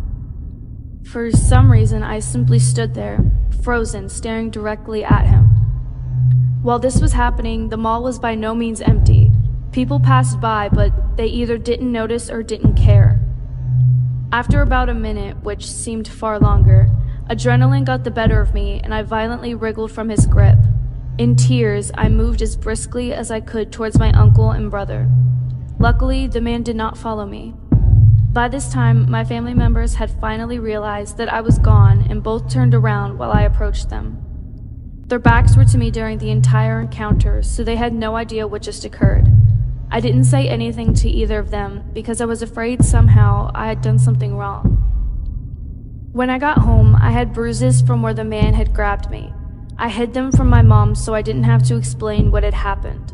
That incident left me so traumatized that the very same night I went vegetarian. In my 7-year-old mind, every time I looked at meat, I would think of that man's face and the way he had stared so intently at me. I would have nightmares that he was coming back for me and was petrified to go back to that mall for many years. Now that I am an adult, I look back and wonder what exactly transpired. Did he want to kidnap me? Was he tired of being ignored by society? Perhaps he had dementia? I will never know. Even though I have empathy and wish him well, I also take solace in the fact that we will probably never meet again. Disclaimer. In no way, shape, or form is my intention to speak ill of individuals who have any type of deformity or condition. This story is simply my recollection of an event that occurred when I was a child. Please keep this in mind in your comments, as I would never judge someone based on physical characteristics that they cannot control.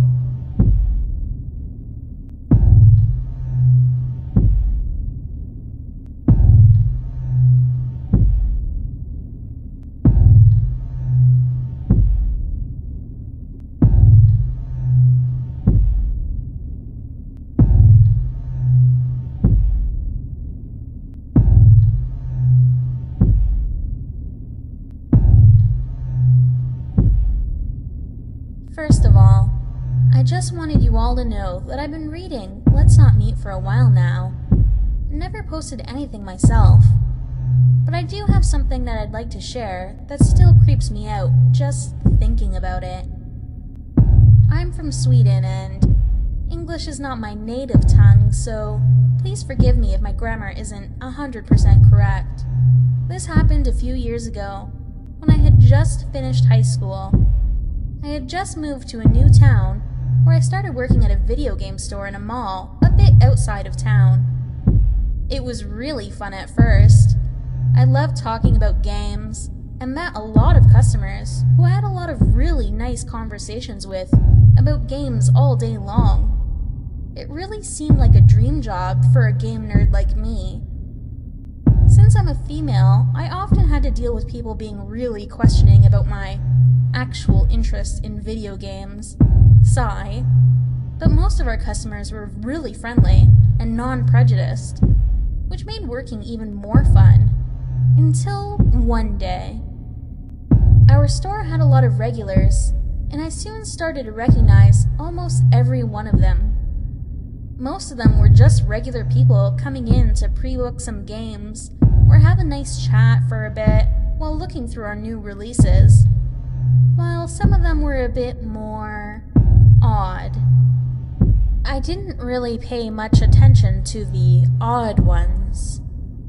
They didn't really do anything besides acting a bit weird, asking weird questions and stuff. One of the odd ones usually came in every day to help me sort all games in alphabetical order, which made me glad. I often had to run the store all by myself and had little time to do that kind of work between customers, unpacking boxes, and all the store marketing.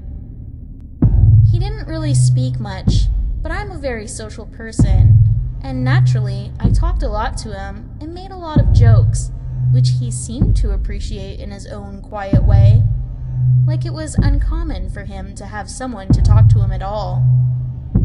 I thought he seemed nice, and assumed that he just had a hard time socializing with people, so I tried my best to win his trust, and to not say anything that would make him uncomfortable. But one day, he started to act a bit more weird than usual. It was a regular day at work, and the guy came in as usual, asking if I needed help with anything. I appreciated his offer, but gladly declined, and said that I had everything under control. As I started my daily routine in the store, marketing new releases, cleaning the floors, etc., I started to notice that the guy was following me around. He was really quiet, and every time I turned around, or noticed that he was staring at me, he looked away instantly. I didn't really think much about it at that point. I had too much work to do and kept on doing my routines and dealing with other customers.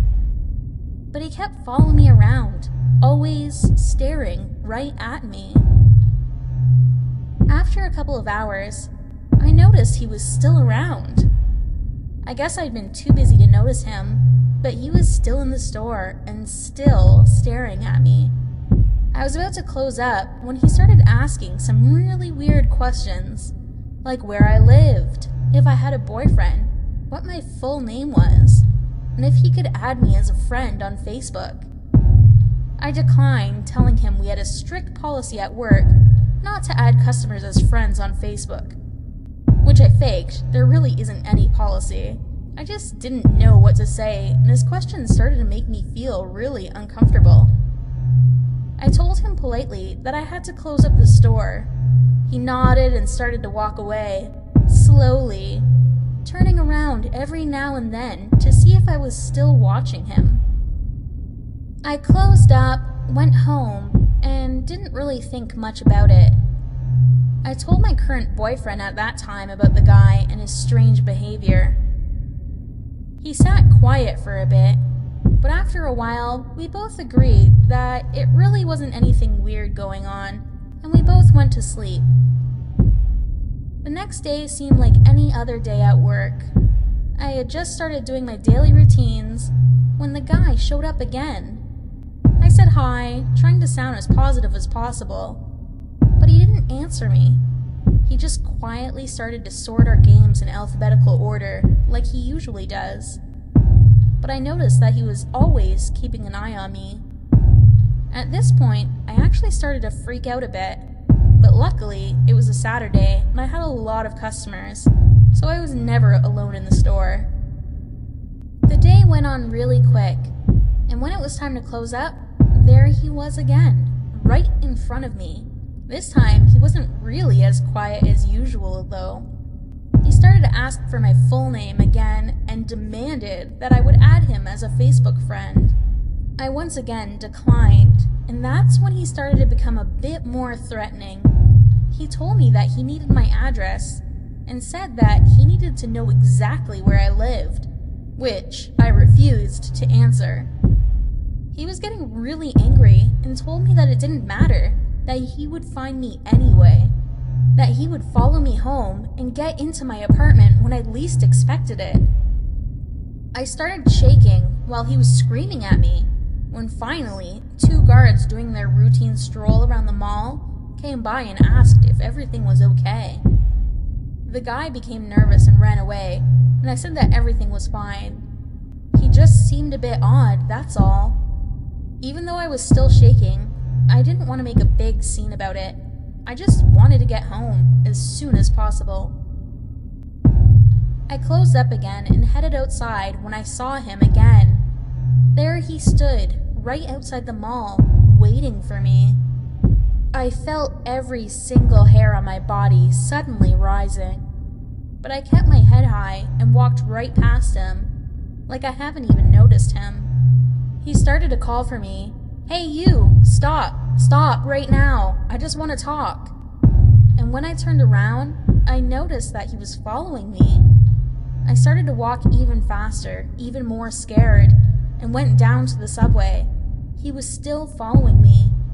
I waited for a couple of minutes and glanced at him every other second. As he stood about 10 to 13 feet away from me, always staring right at my face. He went on the same subway as me, and I could almost feel my heartbeat in my mouth. What was the matter with this guy? What did he want? I really didn't even want to know. I just wanted to get home without him following me. I texted my boyfriend that I was followed, and he told me to get off at the station before mine, and that he'd meet me there. I did as he said, still watching every move that guy made. The subway stopped and I went off, as did the guy. I went up the escalators and noticed that he was running towards me. I started to run as well, as fast as I could, up the escalators, where I finally saw my boyfriend waiting for me. As soon as we met up, the guy froze still, turned around, and started to run away. Just like when the guards at the mall approached us.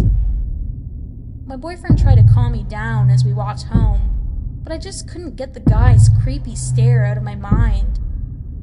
Let's just say I didn't sleep well that night. The next day, I called my boss and explained what happened, and he told me to stay home for a couple of days, which I gladly did. My boyfriend was furious with hatred against this guy. Who knows what could have happened if I had walked home alone that night? It gave me shivers just thinking about it, and thinking about getting back to work and seeing him and his eyes staring at me again. I almost couldn't handle it. A couple of days later, my boyfriend sat me down by the kitchen table. His facial expression was totally serious. He held my hand, looked deep into my eyes, and told me that I never, ever had to be afraid to go to work again. I asked him what he meant, but he just shook his head and said that it all was taken care of, and that I didn't have to worry about it. I couldn't get anything out of him, but just as he had said, when I got back to work, the guy wasn't there. Not that day, or the next day, or the day after that. It was almost like he had disappeared. I didn't ask my boyfriend until years later about that guy again, and what he had actually meant when he said that it was all taken care of. He didn't want to tell me at first, but after I'd begged him for a while, he finally cracked. I think it's accurate to mention that my boyfriend had been involved with some kind of gang before meeting me. I don't know much about it. He told me that after I first told him about the first incident at work, he had contacted some of his former friends and asked them to track down this guy, and they had found out that this particular guy had been following and raping women around town for a long time before I even got to know him. The reason he had kept this from me was because he didn't want me to be more scared than I already was, but he assured me that he had been taken care of, and that I never had to be afraid again. I never asked him about what happened again after that, but just thinking about it still gives me shivers. I wonder how many girls before me were a victim to this guy. I wonder what he did to them, and I wonder what happened to him. The only thing I know is that I never saw his face again, and you know what? I'm really glad I didn't. Back in my early 20s, I worked at an adult novelty store. I was used to creepers and not much fazed me at this point in my brief employment. A typical day consisted of an array of colorful people, all of which I'm sure would make great entries, especially the geriatric men that would come in and act like they had bad eyesight and have me read the directions on the back of the penis enhancement creams to get cheap thrills. Gross, I know. After a while, you just learn how to deal with these people and make them move on. Applying for this job, I was naive to the extent of the nut jobs I would have before me. This job was actually very character building in many ways. Enough about that. This particular day, I was working an all-day Sunday shift. Normal to have but a handful of customers. I was camped out in my desk chair inside the circle counter in the middle of the store watching my Golden Girls box set on the television that hung above me. Typical Sunday. I'm assuming it was nearly 1 p.m. at the time. I happened to look out the glass door window to see a red pickup pull into a parking space way far back in the lot. Strange. There were no cars but mine parked out front. The store was completely isolated except for a 7-Eleven caddy corner separated by an alleyway.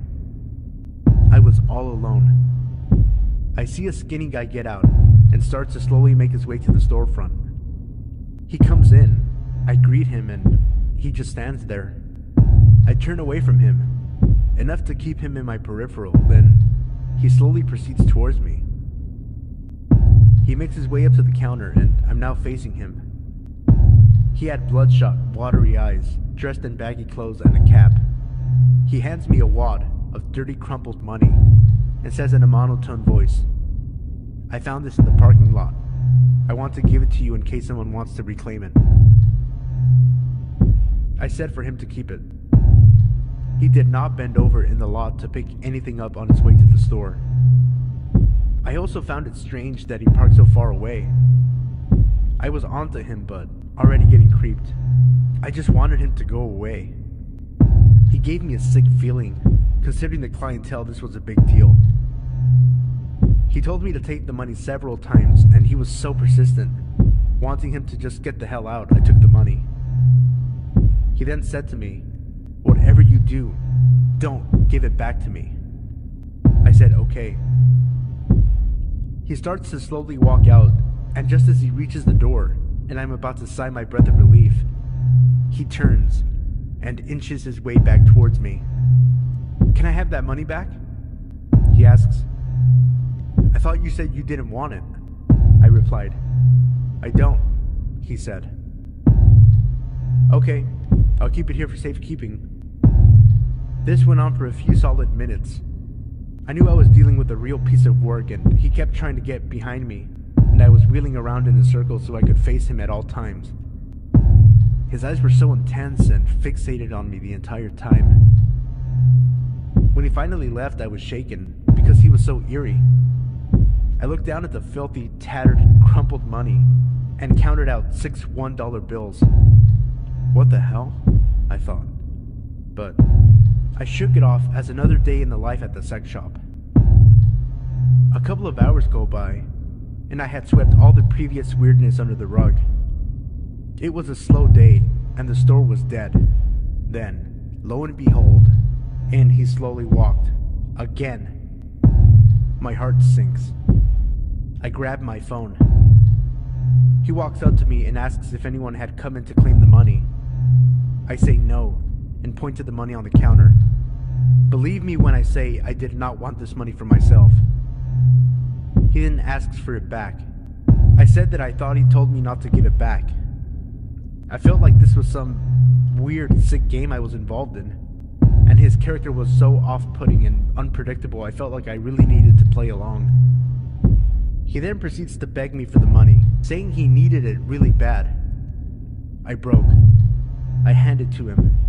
His eyes burned into mine, his face expressionless and voice flat.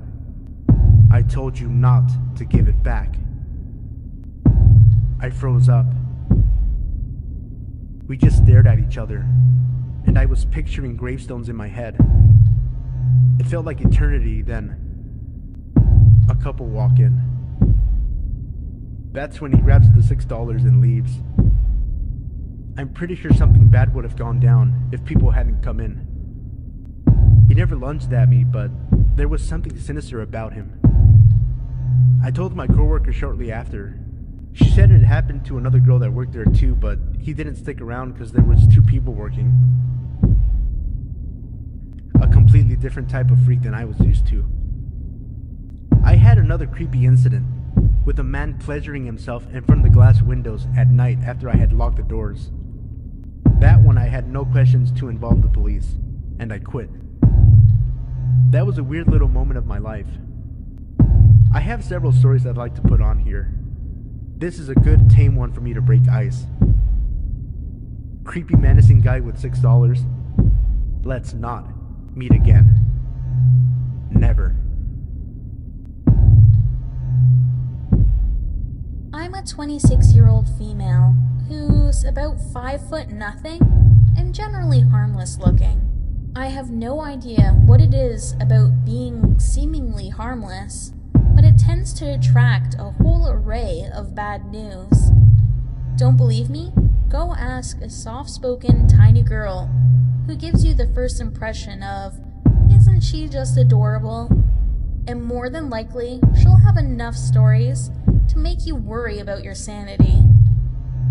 This is compounded by my overall attitude of, I'll be sugar, rainbow, and sunshine right up until you give me a reason not to. A job in retail makes the whole mess about as fun as bamboo splinters under your fingernails. Whoever came up with the idea the customer is always right needs to be shot, resurrected, and shot again. That said, I'll do anything within the limits of my job for a customer. I like helping customers out. Most retail workers do. A little lesson is to be had here for those who have never worked in a service-based company. Most employees want to help you. Let them, and you'll both walk away from the encounter in a much better frame of mind. If they don't, you should ask yourself if it's a situation beyond their control. If the answer is even anywhere close to it might be, let them off the hook. I've seen too many retail employees get a look of dread on their face when something goes wrong, as I, myself, am out being a customer. It bothers me every single time because I know what it's like to think, great, now I'm gonna get yelled at and called names for something that isn't my fault. Or if they're mad enough, they might even call in about me, and then my boss will be wondering what in God's name I'm doing. You know what said employee can do about it? Sit there and take it, while apologizing for your inconvenience. But I digress. I work as an overnight supervisor to a 24-hour drugstore.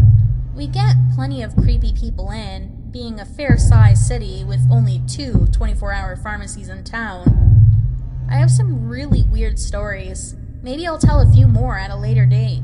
The evening of this particular incident had me working on a Saturday night with 2 other front-end employees. Saturday nights mean ad tags.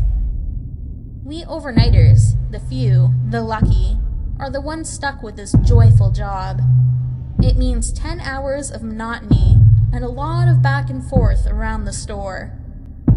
Usually the nights pass with some regulars and some meth heads drunks, some regular meth heads drunks, and the occasional sick person or person with a sick loved one at home. Most intoxicated persons are in and out like a flash. But I've noticed, the more out of their wits they are, the higher the potential for creepy is. So you learn to watch the ones with nervous twitches. It was about 1:30 a.m. when this taller, wiry man walked into my store. His brown hair was cropped pretty short, and he was dressed fairly casually. I didn't even realize his presence in the store until the cashier for the night, Daniel, came up to me and muttered something about the weird guy wandering around the front of the store. Daniel is middle-aged, but mischievous and crotchety are 2 very apt descriptions of him. You never quite know when he's just stirring the pot, so I searched the guy down to see what was bothering Daniel. I'd been thinking it was more than likely he'd noticed something strange about the guy and was worried about shoplifting. This would not be the first or last time his so-called shoplifter turned out to be some poor, exhausted father or husband sent out to get cold medicine. I found him pacing along the front wall and asked if he needed any help in my cheeriest customer service voice. The moment he turned around, I froze. This man radiated subdued violence. It surrounded him like an aura of menace. I couldn't pinpoint what was bothering me. The weirdly still expression, maybe? Or the way he was standing. He was unnaturally tense during my whole experience with him, like he was ready to go off at the first provocation. Truthfully, I still haven't quite figured it out, but he was just off enough to send up red flags just looking at him. Immediately uncomfortable, I was all too happy when he muttered, "No, I'm, just looking." I never have figured out how to gracefully exit the situation when a customer has nothing left to say to you but still stands there, staring, which feels almost expectant, even if it's not. After a minute or so of avoiding meeting his eyes, I told him my usual line of, "All right, well, let us know if you need anything." I backed into the aisle I'd emerged from and hurried off to busy myself with more ad tags. Daniel could keep an eye on him if he felt like it. Dude was scary, and I was the only female on shift. No thank you, they don't pay me enough. It's not long before I start to feel like I'm being watched, and creepy suspect number 1 is lurking at the top of the aisle, staring. I finished all of the tags in line for that aisle, and I'm relieved when I have to move across a store for others in a different section. Again, a few moments passed, and that weird prickly feeling hits me, and he's at the end of the aisle, staring right at me. I ask for the second time if I can help him find anything, and he pretends to busy himself with some vitamins he picked up at random. He gave me a creepy grin and told me again that he was just looking. Yeah, sure, I just bet you were. This continues for another half hour or so, until I find myself heading up to the front to ring up a customer. I had no idea where Daniel was, but it didn't matter. I was grateful for the distraction. That was, until I noticed Creeper following me up to the register, still staring. I conducted the transaction as quickly as possible, and after a few too many nervous glances in my creepy's direction, the customer took off like someone had lit him on fire. I decided to go outside for my lunch break. It was cold, and I thought maybe, since Mr. Creeper didn't have a particularly warm-looking coat on, he'd leave me alone. I searched out one of my coworkers and let them know my intentions, clocked out, and stepped outside and into my car. Now, normally, I try to avoid smoking in my car. I've never liked the way it stinks up a car, but desperate times, desperate measures. I locked the car doors and rolled down the window just far enough to fit my cigarette through to ash it. I picked up a book, turned to the page I'd left off on, and settled in.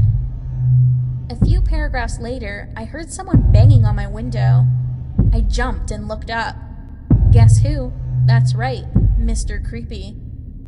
He grinned at me in what I'm sure was supposed to be a sheepish fashion, but it came out more Norman Bates, if you know what I mean. I again asked him if I could help him, and he said he'd been looking for something in particular that he'd like my help with. I told him firmly that there were 2 other employees in the store that would have to help him. I was off the clock.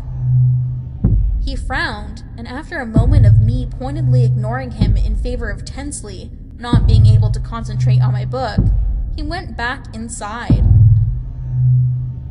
My lunch break ended, and I still hadn't seen him come back out. I hurried inside, clocked in, and called the other shift supervisor, Mark, into the office.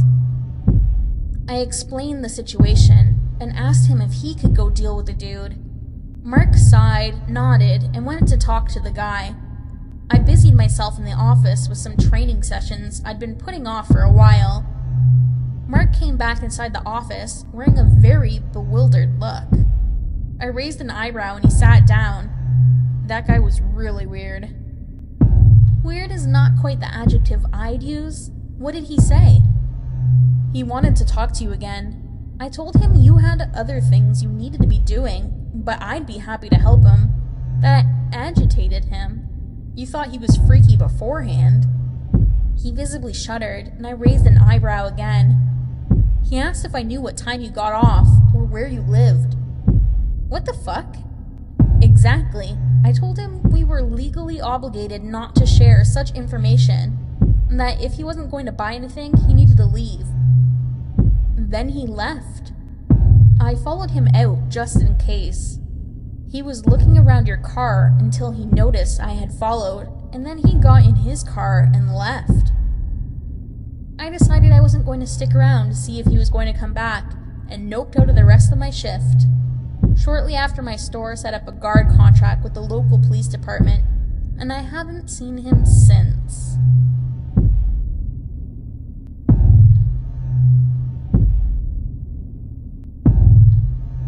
This happened when I was in high school, maybe between my freshman and sophomore year, so 2005-ish. I was on my way home from school. I had about a 1 to 2 hour more ride home on the bus, 2 to 3 buses depending on the day and traffic flow. Sometimes I'd fall asleep and just nearly managed to wake up before my stop. At the time, I lived in the suburbs, about 5 to 10 miles south of Chicago and from my high school. This day, it was 4 or 5 p.m. because that was usually about the time I'd be walking or getting home. I know that it was quite dark and kind of chilly outside, being that the clocks had been set an hour ahead for the fall/winter months. I was on my third and final bus, and I was approaching my stop. I got off, and I started walking home from the bus stop, which was about 2, almost 3 blocks from my building. In the suburbs, the streetlights are spread out a little more than the city, and it's much quieter. There's less traffic on the streets and the sidewalks. On this night, the streetlight closest to my stop was out, unfortunately, so I hated getting off during the fall and winter at this stop, virtually walking almost half of this residential block or more in darkness pretty much. So I'm about half down the first block when this unmarked white van pulled up beside me, still moving, and the passenger opens the side door. I can't remember what he said exactly. It was something along the lines of, "Hey sweetheart, do you need a ride?" I said, "No thank you," and I kept walking, but a little bit faster. I naturally walk fast, so I was damn near about to break into a small jog. I remember a sinking feeling in my stomach because they were not leaving me alone. I continued to walk in an effort to enforce that I wasn't interested in whatever they wanted. They continued to ride slowly beside me with the side door open, speeding up a little as I attempted to do the same thing. I walked ahead a little faster, looking around my surroundings to see if there was someone I could signal to or alert with a scream or something, since this was just before I had a cell phone that was consistently on and available for use. Luckily, for me, I believe a car was turning onto the same block going in the opposite direction, and because this street is residential and two-way, it was fairly narrow, so they were forced to keep driving. I kept looking left to right and behind me to make sure they didn't follow me home, and I proceeded to open my apartment screen door in record timing. Creepy guys in the unmarked white van, let's not meet again. This happened 2 years ago, and I can't believe I still work there after this horrifying experience. Maggie and I, and a few other employees, were folding panties and organizing bras when a couple women in their later 20s strolled in. They had a shady vibe about them that made me nervous.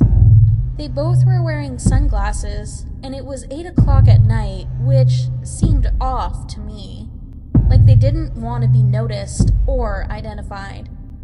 We work at Victoria's Secret, so we always have to keep an eye out for thieves, since our items are so expensive and valuable. One of the women who walked in looked to be about 8 months pregnant and was browsing through one of our panty tables when it appeared to us that she was stuffing items in her bag. Maggie and I walked closer to her without looking too obvious, and we watched as she seemed to be sneaking panties in her shirt. That's when I realized she was sticking them up in her belly. She was wearing a strap-on belly and lifting it just enough to stick them in it. It must have been hollowed out. As I went to find a manager, Maggie spoke in the headset that the girl was now going over to one of the bra sections and hiding behind a rack of clothes. That's when I hear it. "Hey bitch, are you talking about me? You think I'm stealing, don't you?" Maggie froze in fear and assured her she wasn't talking about her. The pregnant girl kept yelling about how we were racist against black people and how we always only think black people steal. My manager then walked over to calm the situation while calling security just in case it got violent. Unfortunately, we constantly deal with customers stealing, which is a real nuisance, but we aren't allowed to confront them for safety reasons. We have to call the mall cops, and then they have to call the real cops to come, which can take a while. And since the mall was closing soon, they just made them leave the mall. You might be wondering why they don't search the ladies. Mall cops are different than real officers and are prohibited from searching anyone unless they actually see someone stealing themselves. So, security came and escorted the pregnant lady and her friend to one of the exit doors, and then came back to make sure we were okay. We were fine and thought it was over, but come to find out, we were wrong. Maggie and I were off at 9, so we clocked out and walked out of the store, talking about how awkward that was, and how clever but weird it was that she was wearing a fake belly. It's so scary and disturbing the lengths people will go to steal merchandise. That's when we hear, "That's them!" Maggie and I look behind us and see the pregnant girl and her friend with 3 big black guys. One of them is carrying a knife and they start sprinting at us. They yelled a bunch of profanity at us and threatening that we were going to be sorry for what we did. Maggie and I start booking it as fast as we can to our cars, which were parked close to each other, while screaming in fear. Thankfully, they were far enough away that we were able to get to our cars and drive off before they got us. They definitely had a grudge against us for the store incident, and they wanted to hurt us. While driving fast, I made sure I was not being followed, since that group of people were extremely mad and crazy for wanting to potentially kill us over stolen underwear. We told security the next day, and our manager and security reviewed the cameras, but could not identify them, unfortunately. Now, every time I leave work, I leave with multiple people and check the whole area before walking to my car. I also now own mace. Since this event, we have remodeled our store and installed cameras, so if we suspect them stealing, we can look on the cameras, and if the camera captures it, we can keep them in our store until the cops come to arrest them.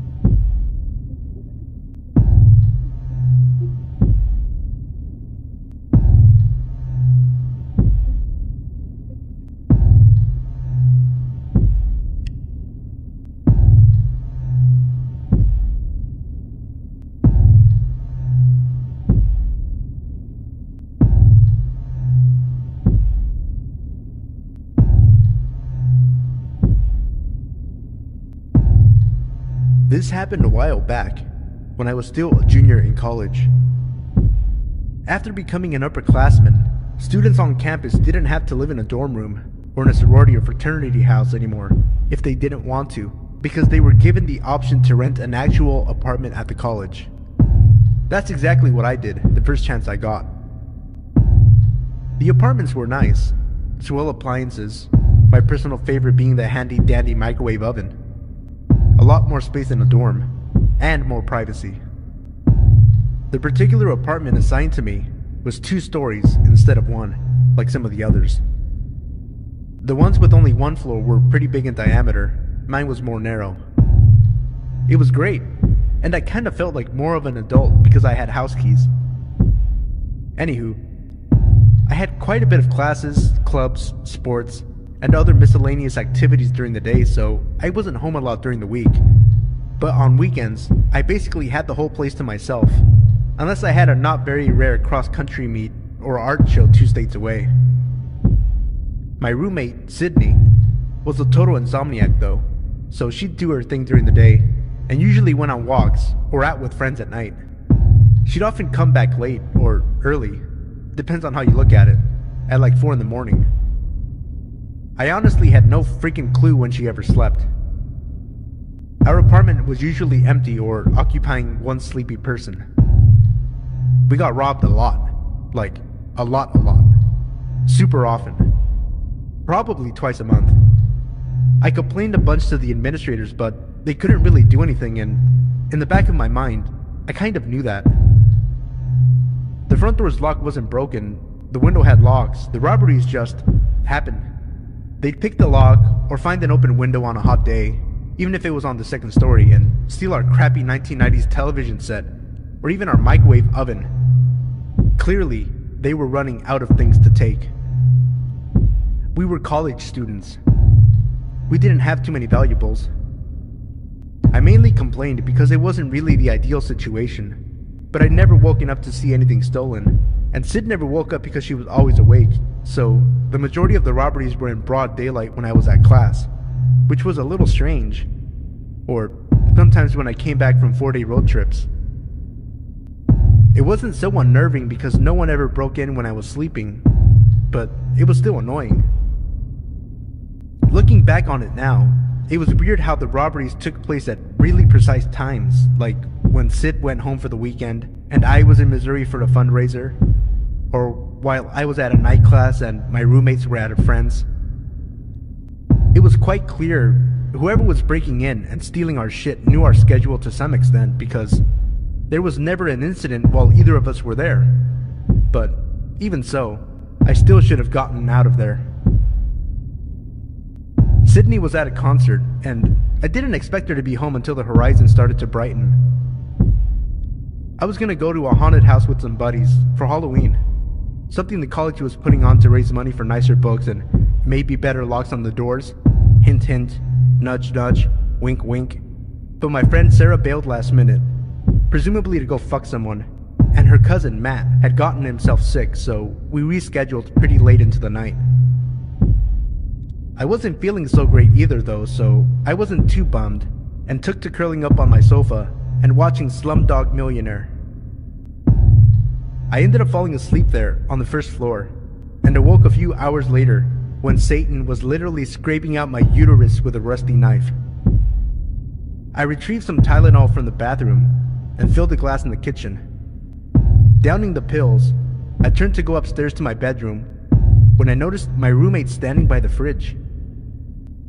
I was half asleep and in pain, so I tried to say something like, "I thought you'd be home later." But it came out more like, "I thought what?" And I gave up. Sid didn't say anything though. She just stood there, barely moving or breathing. "You okay?" I asked, sounding almost like a regular human being again, but she didn't react in any way. I shrugged and wished past her to get to the fridge, suddenly very hungry.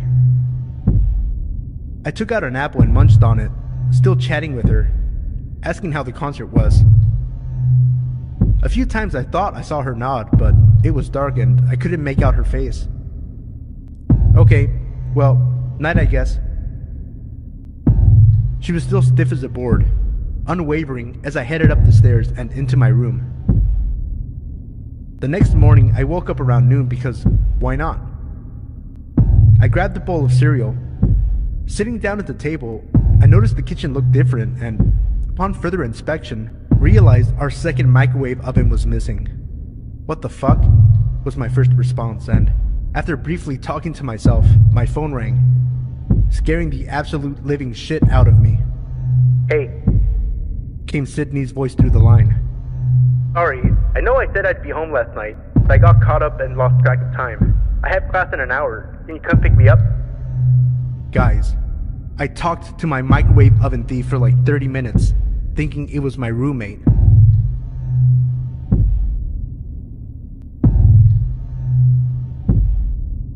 This happened to me when I was 14.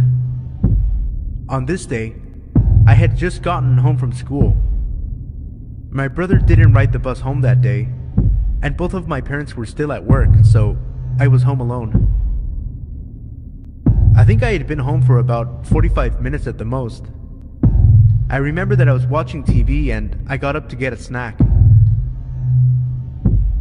When I was walking back to my couch to sit down, I looked out my window only to see a man standing outside in front of the mailboxes that were at the bottom of my driveway, and he was looking into my house with binoculars.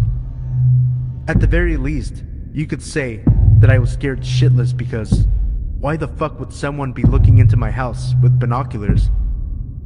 Once I saw the guy, I ducked under the window, hoping to God that he hadn't noticed that I saw him. I crawled over to the phone and proceeded to call my brother. When he answered, I started crying into the phone, asking him where he was and how long it would be until he got home. My brother, of course, was really concerned and asked me what was wrong, and I told him what was happening. My brother was furious and told me he'd be home as fast as he can. Unfortunately, my brother said he had just left the school, and the walk from my high school to my house is about half an hour to 45 minutes, depending on how fast you're walking. Of course, I was very thankful to have my 2 protective dogs with me. They're both pit bulls, so to all of those out there who own pit bulls, you know how protective they are. They'll take a life if they need to. After I hung up with my brother, I decided to watch the guy for a good 2 to 3 minutes. Now, you might think, why didn't you call the cops? Well, for the simple fact that this man isn't actually causing any harm to me, so I can't just call up the police station and say that a man is looking into my house with binoculars because they can't do anything. And also, I'm not the type to call the cops unless I feel that my life is actually in danger. Out of some sort of luck or something, the guy didn't actually try to do anything. He just walked off like nothing had happened. Now, some of you might think that this story wasn't actually that scary, but if you were a 14-year-old girl and you were home alone, and some guy was looking into your house with binoculars, you might be a little scared yourself. What made it so scary for me was that I really didn't know what this guy's intentions were. Was he seeing if someone was home? Was he gonna try to break in and rob us?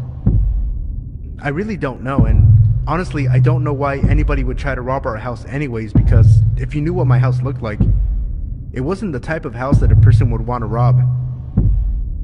Nothing really made any sense. I'm just glad that nothing happened to me and that I haven't seen this man again since.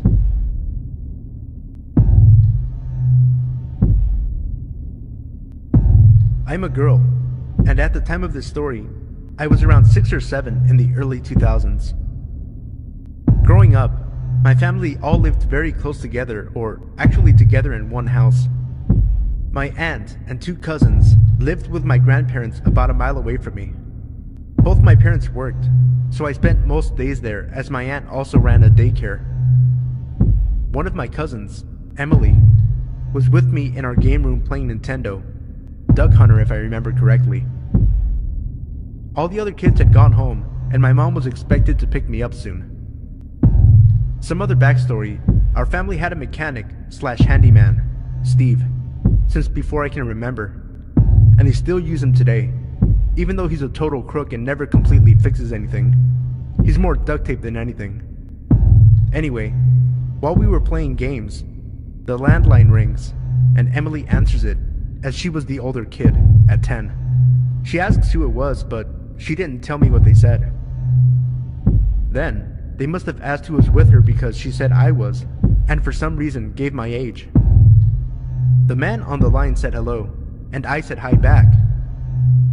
He asked if I knew who he was, and I replied, "You sound like Steve." Steve was always hanging around the house just waiting for things to break so he could get paid to fix them. Steve said I was right. He told me to go to the bathroom and lock myself inside. Being a stupid 6-year-old and believing I was talking to an adult I knew, I did it. What comes next is still a bit of a blur. My mom had arrived right when I went into the bathroom and found out what I was doing from Emily. Steve told me to unlock the window that was above the toilet. I saw a shadow through the distorted glass. My mom pounds on the door, yelling, and the shadow disappears, and a trash can under the window outside falls over. I let my mom in and wonder what all the fuss was about. When I remembered this story years later and asked my mom about it, she told me that Steve never called and that there were several kidnappings of little girls in towns around the same time as this incident.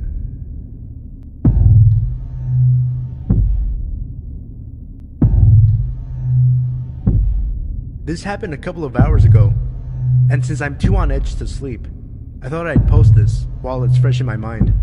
I have a 16-week-old German Shepherd puppy, and I just collected her from my parents' house since I don't want to leave her home alone all day when I'm at work.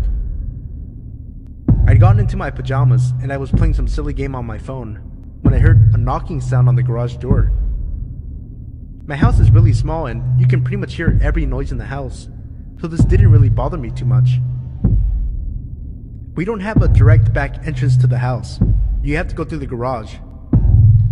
My dog went to have a sniff around the back door and came back to the living room shortly after. I just thought, being how young she is, she's scared of missing something. A couple of minutes later, I heard a tapping noise from the window of my front door. This spooked me as my dog went crazy with her barking, but because I was home alone, I didn't answer it, as it's about 8 p.m. and pitch black outside. I'm concerned, but not overly afraid, as it could have been anyone or anything, innocently enough. Then, I heard the very distinct sound of someone turning a key in the door. I'm not sure if they were turning a key or another metal object, or trying to push my keys out. I've never felt this way before, but I suddenly felt ice cold and red hot at the same time. I froze on the sofa and, like an absolute idiot, texted my mom telling her someone was trying to get into the house. I know I should have called the police, but I didn't want to make a sound. If I had, then maybe I'd have scared them, but I don't know. They definitely would have heard my dog before, who was now listening intently. She must have thought it was my boyfriend, who is currently working in London, about 3 hours away. I gather after this that they gave up and left, as it's not that late and there are people in cars nearby, though it's still a quiet street. My dad came around and checked everything, but we didn't see anything. We think they may have been checking the place out and seeing if we lock up after ourselves, or looking in to see what valuables we have. I just think they may have seen a lone girl enter her home with just a puppy, or what I think to be more likely, saw my puppy and may have been trying to take her. They may have been seeing if I lock the door right after I get in, which I always do, or if I only do it when I leave or go to bed. A couple of hours later, I decided I should call and report it to the police because I couldn't shake that they would pick on someone more vulnerable, being unsuccessful with me. I don't know if it was someone just messing around, but it left me shaking and standing there with a hammer in my hand, waiting for someone to come through my living room door. There have been a lot of reports of people marking properties to signal whether they are easy to burgle or have a dog. Nothing has been found, but I will check again in the morning when it's brighter. I'm shaking just thinking about it.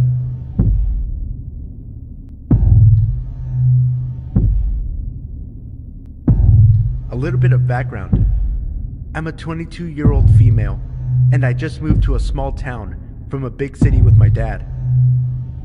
We moved into our house in early October of 2015, and we were having problems with a leaky shower in the bathroom adjacent to mine, so my dad called the plumber to come take a look. The plumber arrived around 8 a.m. the following day, while I was getting ready for work in my bathroom. My dad let him in, so I hadn't gotten a good look at him. My dad then goes down the street to gas up his car, and then leaves for work, leaving the plumber to do his job in the bathroom. My bathroom is just a toilet and vanity, with a door leading into a shared shower room that has another door leading into my dad's bathroom. So, while I was getting ready, there was only one door between the plumber and I. I guess he figured out that there was a lady in the house due to my hair dryer. Next thing I know, my bedroom door is opening and closing, and there's a very tall, very wide, very terrifying man with more legs than teeth locking my door from the inside behind him. He then walks 5 feet towards me and stops in front of my bathroom door. I freeze. He stands there, staring at me for the longest 30 seconds of my life. He hits me with the widest, untoothiest grin and literally looks me up and down multiple times. I hear the front door open and close, not knowing then that my dad had forgotten his wallet, and the plumber pivots on one foot in a twirly motion and unlocks my door and walks out. My dad runs in my room, asking if that guy had really just been in there, and goes to run after him, but the guy walked right to his truck and left without fixing our shower. My dad immediately calls the company we hired the plumber from and asks them to send someone else, not that guy. He tries to explain what happened to the manager. The manager proceeds to tell my dad it was our fault the man locked himself in the room with me because I didn't lock him out of my room in the first place. Sorry, I didn't know I needed to lock myself away in order to not be creeped on by a supposed professional. Just terrifying to think of what would have happened if my dad didn't forget his wallet.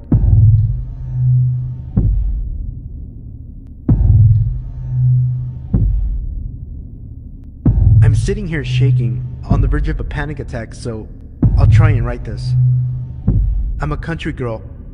I come from a small town and moved up to the large capital city in Australia to attend university at the start of the year.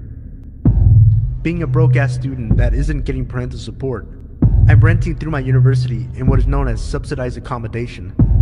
Long story short, it's old units from random housing trust blocks that the local housing trust has given the university. This means I'm living with some creepy people. The guy downstairs, I know for a fact is an ex-con because he told me. And the guy across the halls from me is dealing in some serious drug shit and has police and detectives knocking on his door at all hours.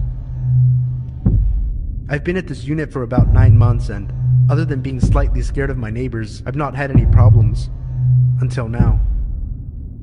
Another guy lived across the hall from me. It's a 2-story unit block with 3 units in the top. One for me, one for the druggie, and one for this other guy. This other guy, who I learned is called Josh, is a large ethnic man who I'd say is in his mid to late 20s. English is not his first language. I've run into him a few times while leaving and entering my unit, and he introduced himself, so I, being the friendly and naive country kid I am, greeted him back. Other than a few short greetings I've had with this man, the only major time I've had contact with him was when we were both at a bus stop and he started chatting to me. He asked what I was doing, and I said I was heading into the city to attend church. While not religious myself, I have a religious friend who had been begging me to attend church with her once. He said he wanted to come with me one day. I thought he was joking, so I laughed and said maybe one day. This was about 2 months ago now. I saw him a couple of days ago, and he asked me when I was going to take him to church. Feeling awkward, I said, I don't know, maybe one day, and bolted into my unit. I have been out all weekend, dog sitting for a university friend, and came home to find 2 notes pushed under my door. I've attached them. Good luck reading half of it because I had trouble as well. I don't know what to do. I'm fucking terrified right now. I called my friend, half laughing hysterically and half freaked out, and made her stay on the phone while I bolted down to the car, took out my small knife that I use for animal rescues, and ran back inside. I can't ring my mother because she would freak out and drop everything to make the 5-hour drive up to where I live, and she can't do that right now. She's working 5 days a week and looking after my terminally ill grandfather, and any other adults who I ring will straight away contact my mother. My friend urged me to go to the police, but while the letters are creepy as all hell, aren't actually threatening. Would the police do anything? How about it? Why don't you join me on this terrifying adventure on how to deal with a creeper?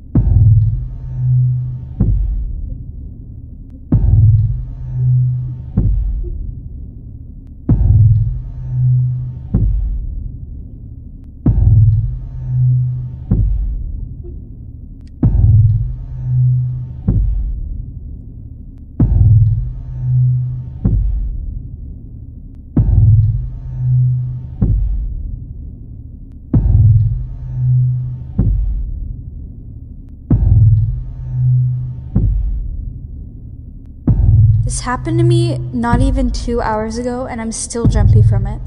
I apologize in advance for errors. This will be my first post on Reddit.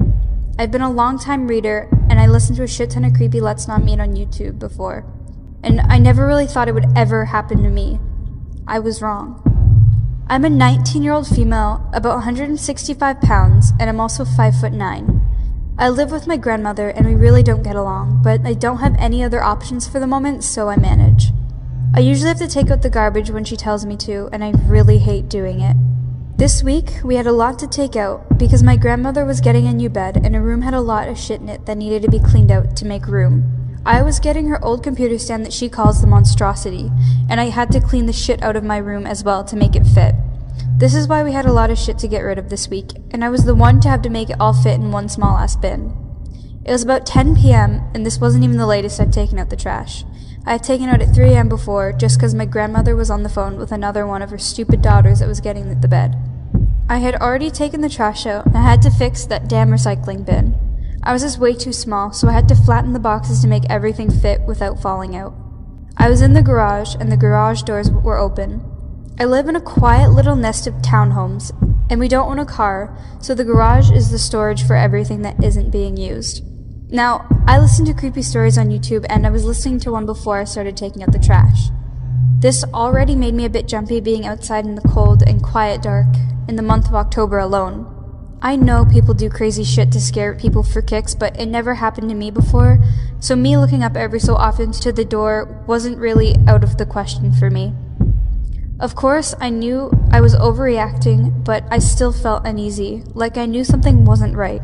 I was fiddling with the recycling for about 5 minutes at this point when I glanced up at the door. To my complete horror, I saw a clown standing in the middle of the sidewalk of my driveway, staring right at me. All the blood from my face drained. I couldn't help but feel it. You always hear about these things, but never think it'll be you. Be thankful you don't know what it feels like. The clown was straight out of a horror movie. Smudgy makeup, red nose and hair, black and white striped clown outfit with rainbow spots. I was frozen in fear. I never felt fear before in my life, and this isn't something I ever want to feel again. I shot up when it took a step forward. I was staring at them, scared shitless, and prayed my grandmother wouldn't come back to the door.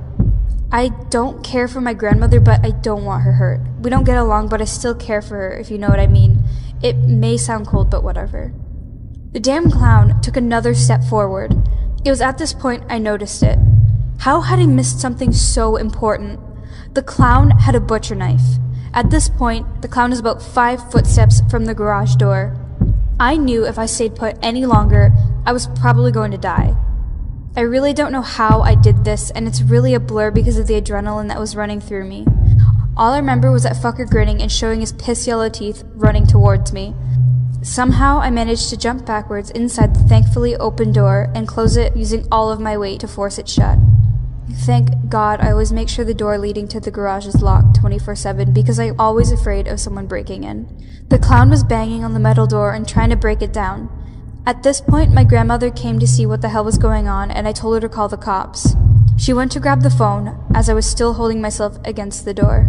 I had my shoes on and I had a strong grip on the floor. This fucker wasn't getting in. The banging got more frantic as the guy was backing up, then banging into the door with his whole body. I placed both my feet on the other door leading to the kitchen. My house has the kitchen and laundry room together, and the laundry room leads to the garage. It's no more than 2 regular doors big, and I'm 5'9", so this was good in my case to hold my upper back against the door with my feet up like this. The banging went on forever, or so it felt like.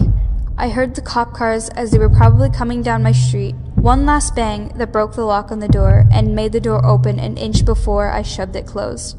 Nothing else for about 30 seconds. I heard the cop cars and I knew they were right outside my house, and no more than seconds later, I heard cops saying, "Open up, this is the police's!" I put my feet down, still ready to slam the door closed in case that this was the damn clown. I know this was stupid because I heard cars and radio, but hell, I was scared shitless and on edge. Don't tell me you wouldn't be too. I cracked the door open and to see a cop with his gun drawn in his hand.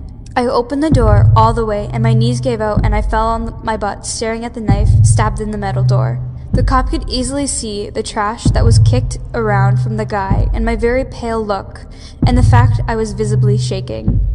About 5 or 6 cops showed up and took a look around the outside of my house and took statements and removed the knife from the door. They said we'd get a call back in a couple of days. 2 of the cop cars are still driving past my street about every half hour. I was never scared of clowns. I'm still not, but hell, I don't like them and I don't want to see any clowns for a good while. I messaged one of my friends and told her about it. I think she thought I was joking, so I didn't bother telling her about the knife and I just left it how it was. I never really thought this kind of shit would ever happen in real life, and I wouldn't have this kind of thing happen to me ever, but I was wrong. This can happen to anyone. Never think that it can't.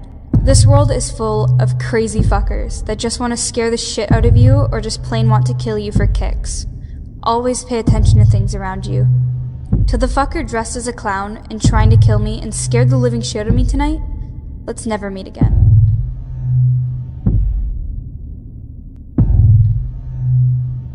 This took place after my parents had divorced, but they lived close to each other, so it wasn't all that bad.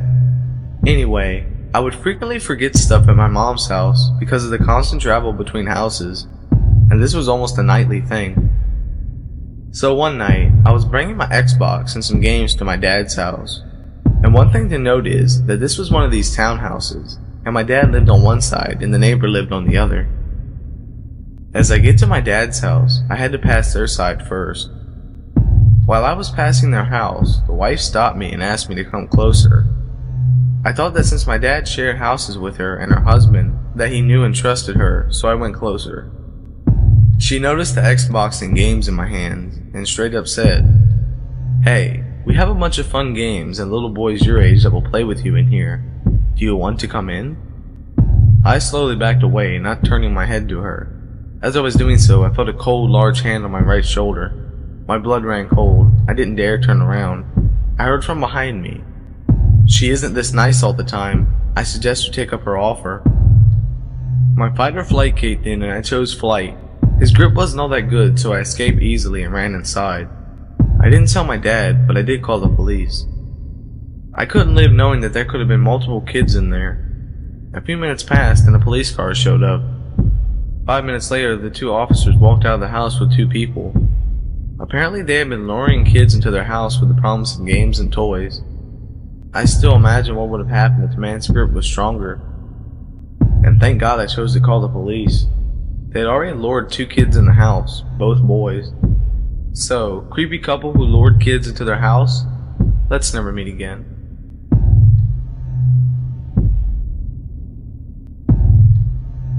Okay, so this happened this summer, and I still can't take my mind off the whole situation. It's by far the most scariest thing that's ever happened to me. First things first, I am a female and I am 20 years old. I live in a small village in England. It's beautiful and I've lived here all my life, so I have many good memories here.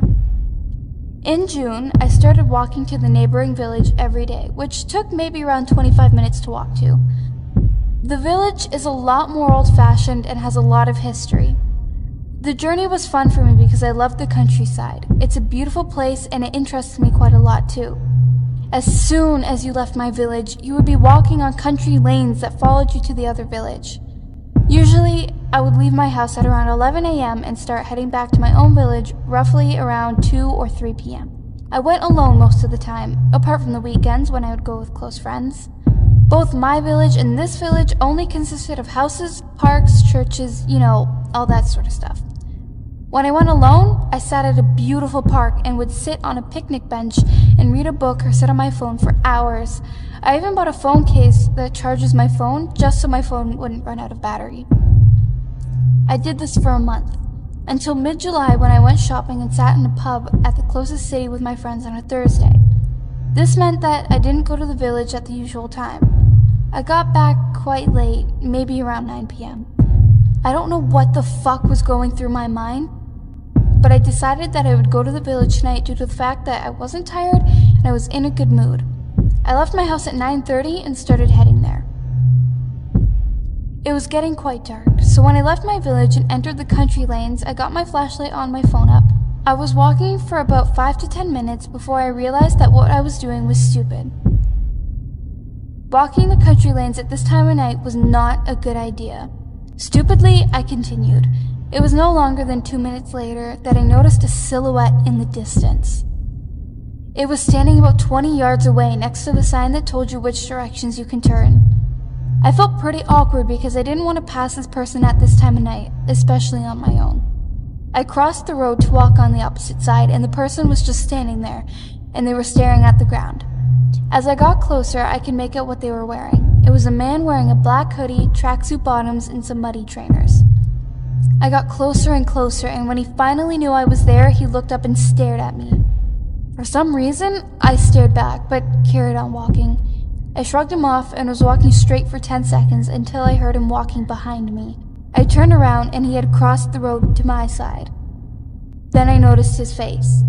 I was terrified and disgusted. He looked like he had been on drugs for most of his life and must have been in his mid-30s. I couldn't turn around now. I was halfway there and knew that for a fact he would follow me home if I did. I didn't know what to do. I still had at least 10 minutes of walking left and was in the middle of nowhere.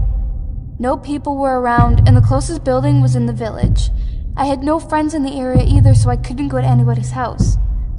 I started walking faster, but so did he. I was petrified at this point. Things like this don't happen to people like me, or that's what I thought. I started to cry a little, and then I heard him say in the most horrifying and evil tone I've ever heard, "You can't escape me, young lady." I started running and screaming. I don't know how to explain it, but I couldn't control my screaming. It was like I was automatically doing it, if that makes sense. He started running too, and he was much faster than me. Could this whole scenario get any worse? I slowed down, extremely out of breath. I cursed my asthma for this. Tears were streaming down my face, and I felt like I was going to collapse. Then this fucking creep grabs me, and I fall to the floor screaming louder than I've ever screamed before. I didn't know how I could possibly have screamed like this, considering I was out of breath and having a panic attack. He was lying on top of me. He was so fucking heavy and smelled so bad that I could have thrown up. I couldn't see his face as well anymore due to the tears in my eyes. I paused for a second, then he whispered into my ear, "I won't hurt you. I will break your neck if you can scream like that." Regardless of what he had just said, I continued for what felt like an eternity. I heard a car heading towards us in the distance. I screamed, "Help me." I felt a lot of relief when I heard the car slowing down. "Help me, please," I continued. The guy got off me and sprinted into a cornfield. A man and a woman stepped out of the car. They must have not been that much older than me, and they asked me what happened. I told them the whole situation, stuttering and gasping for air. The woman sat with me and gave me some water, and luckily she had an inhaler. The man shouted for the creep, who we could all still see sprinting extremely fast down the field. They both took me home, and I thanked them both ever so much for helping me. God knows what could have happened to me if they didn't stop or even notice me. I told my friends about the whole event, and a lot of people met me during the weekend and comforted me. The police were notified, but unfortunately, the creep was never caught. I didn't have a good enough explanation of his face, and of course, there was no CCTV footage in that area. Of course, I never walk the streets, especially country lanes, after dark anymore. I only visit the village every week now since this event, and only ever go with my close friend Courtney. My lesson here is that no matter how safe your area may sound, there will always be bad people around, and you should never walk the streets at this time alone. Creepy, violent, drug-addicted freak, I hope you get caught and get what you deserve.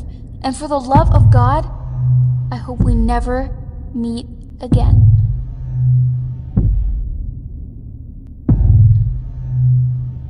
So, this story begins in my school cafeteria. My friends and I were joking about a sign out front that read, "No ball playing," and a bunch of other rules. So being the immature 8th graders that we were, we decided to steal it. Since I lived like a half a mile from the school, I was voted to do so. To seem less suspicious, I took a backpack so I wouldn't just be carrying a sign home, and my dog, so I looked like I was just taking him for a walk. It was a nice night, but I had this weird feeling in my chest that you can't describe or recreate. I, at first, assumed it to be anxiety, as I was about to commit theft. But I was a minor, and this would be the best time to do it than any other. When I got to the school, I used my foot to hold my dog's leash. One thing I should mention about my dog, he's a yellow lab and extremely protective over me. Anyways, I had to bend the sign to get it into my backpack. When I did, I booked it off the school property and texted my friends that I did it. Now this is where it gets creepy. I passed a couple with a stroller and my dog went batshit crazy at them. I pulled him back and apologized. Now I noticed that they didn't have wedding rings. This wouldn't have bothered me, but I swear damn near everyone in this town is either Catholic, Methodist, Lutheran, or Jewish, so this struck me as odd. They asked me if I wanted to look at their baby, and I did, but this kinda creeped me out. I didn't grow up in the South, and neither did my family, but I'm still fairly nice and give people a chance. But in my head I was telling myself to book it, but my dog would instinctively stay and fight. I had a knife in my shoe, Sheffield I think. I don't look at it too much because despite how I act socially, I'm kind of a pacifist. The man approaches me and my dog bites his ankle. I still don't have a clue of their intentions, so I apologized again and walked off. Now, I don't have very good hearing as my father frequently took me to gun ranges with rifles, so I guess that's why I didn't notice the couple tailing me, but I did notice that my dog was acting off. It was walking weird and looked back a lot. Whenever I took him for walks, he never turned around or really acted this off. When I was a block away from my house, a police patrol car passed, and the officer looked at me weird. I shrugged it off. Finally, my paranoia took hold of me and I turned around.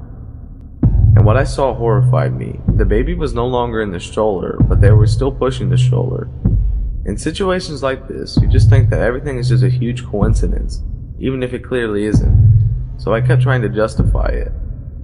But when I got to my house, I heard from behind me, "Have a good night," in the most creepiest way you can imagine, as if they had just said, "Hey, we know where you live now." But no sound of them moving away from me.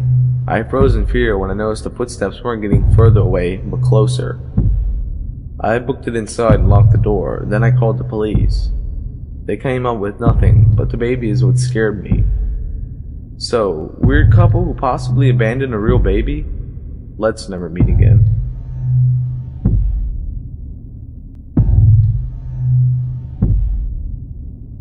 Hey y'all, long-time lurker, first-time poster. You know how it is. I'd actually kind of forgotten about this incident until recently when my memory was jogged by seeing a few other stalker-type stories on here. I downplayed it at the time, which seems disturbingly common, and it's only now in hindsight that I realize how skeevy this whole situation actually was. This gets pretty wordy, but bear with me. So this was some years back when I was only 16. For reference, I'm a girl. My family had recently moved cities, so it was a whole new neighborhood, new school, new friends, all that good stuff that comes with a more major move. I had to get used to not being able to walk to school too. I had to take the bus downtown and then walk from there to get to where my school was, which was the first for me, since all my previous schools had been within walking distance. Now, the bus system itself wasn't a problem at all. What became a problem was that apparently someone started watching me at the bus stop. About 3 months or something after the move, I created a Facebook profile for the sake of some competition or other. You know, like this Facebook page for a chance of winning this and that. I had nothing else on this profile at all beyond my name. This was before I was borderline mandatory to be active on Facebook. No picture, no information, hadn't even added any friends. It was a blank save for 1 or 2 like pages. I halfway forgot I even made the profile. But then after a few days, I got an email alert for a message on Facebook. So I went to see what was up. It was from an account that was just as empty as mine, and it simply said, "You're cute." What? I was and still am pretty cute, but nothing out of the ordinary. What puzzled me at the most was obviously how whoever this person was would know that, because no, I did not recognize the profile name at all, and of course my profile didn't even have a picture. I replied something like, "Haha, thanks, but how would you even know?" I wasn't really seeing a red flag yet. I was a little curious, a little flattered. I was still a bit naive, I suppose. So, I got back. "I've seen you at the bus stop. And that didn't sit quite right with me. Obviously, at the same time, though, I was still telling myself it wasn't really a big deal, and I didn't feel too worried or anything. This was a very nice neighborhood, and I'll mention that I'm from Sweden, which is generally safe. Still, that didn't explain how he'd know my name, which is why I asked him next how he recognized me.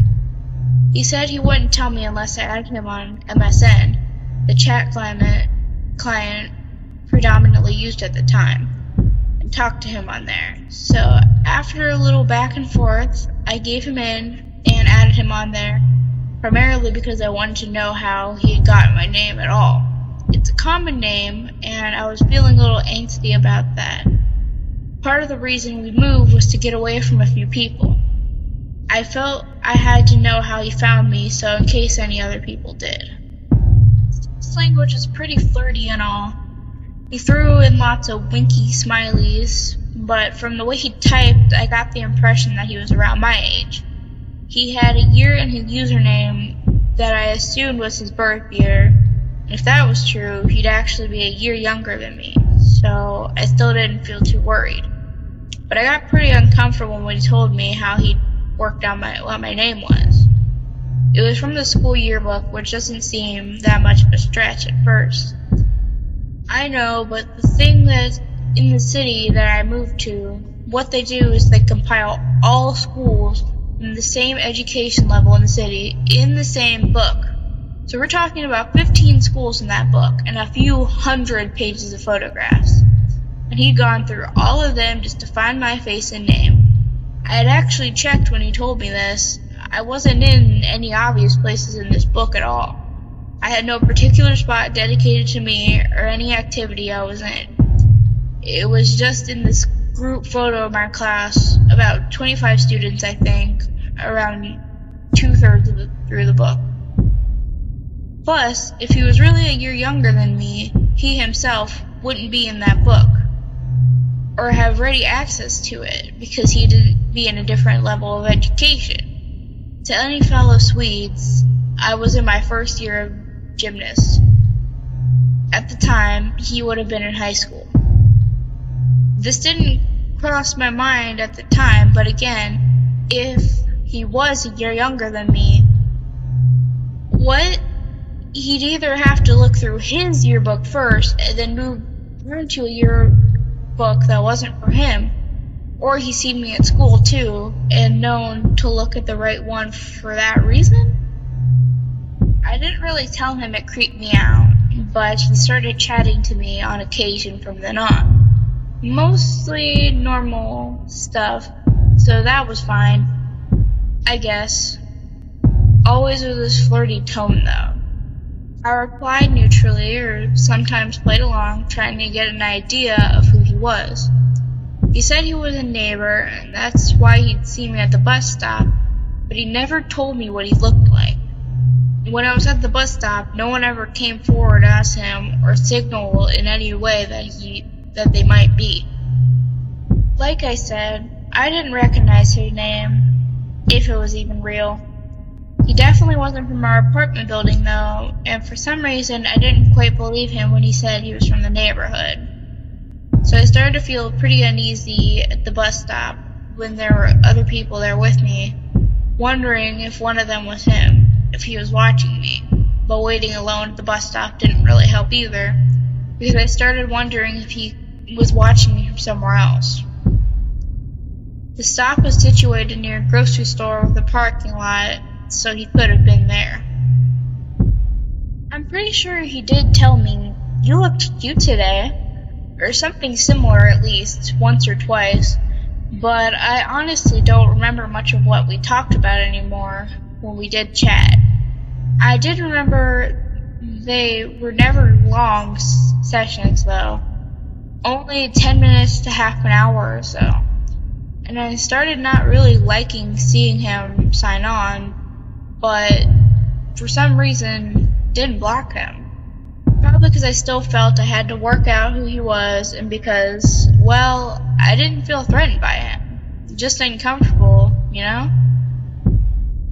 Until at some point when he told me I figured out where you live. Acting if that wasn't creepy at all. That skeeved me out. I asked him where he thought I lived, which is maybe a stupid move, but yeah. He gave me the right number, and the right floor, and the right apartment. And at that point, I was definitely feeling less uncomfortable and more scared. He went on to say that he worked this out because a friend of his had lived in our apartment prior to us, and that the timeline for me appearing and his friend moving out made sense. I didn't believe this at all. In that case, he'd have worked out where I lived a lot sooner, and if he had, why was he telling me this now? To mess with me?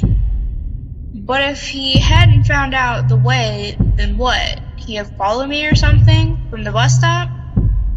I don't remember what I told him, though that scared me big time.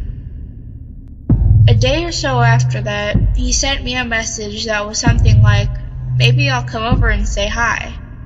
And I don't remember the exact wording, but it was actually read very threatening to me. It read differently than the other fairly normal stuff we had talked about before. And if I had such a spike of fear when I got that message, it didn't matter finding out who he was like. I didn't want him to come over at all. I remember looking out my bedroom window and being relieved that there was nobody outside, and I sent him a message back that I don't want him to come over, ever. He sort of threatened that he would, and then he signed off. I blocked his email and his empty Facebook profile. Then after I had done that, I was left feeling really anxious and frightened, thinking that maybe now he'd come over anyway once he'd realized I'd cut off all his other options, that maybe he was on his way right now. And then what would he do? I didn't really fear rape or murder. It was a little too abstract to me at the time, but I was really scared. For a little while after that, I was scared of the bus stop too. I was scared walking home from it, in particular after school. But nothing happened after I blocked him. It all just kinda ended there, which in hindsight, I consider myself extremely lucky. I was definitely dumb and naive at the time because I didn't mention any of this to my mom or stepdad. And whoever this guy was hadn't been willing to give up on me or lost interest, or whatever happened with him. Things could have gotten really, really ugly. I was always waiting at the bus stop myself, and I was often home alone if I had a shorter school day. And he did know my name and where I lived, and I'll say it again, I was only 16. It's possible that I was just some socially stupid kid with a distant crush, not knowing how to handle it, but thinking back on it, it seems like it had to be more than that. Either way, I'm glad I never met him.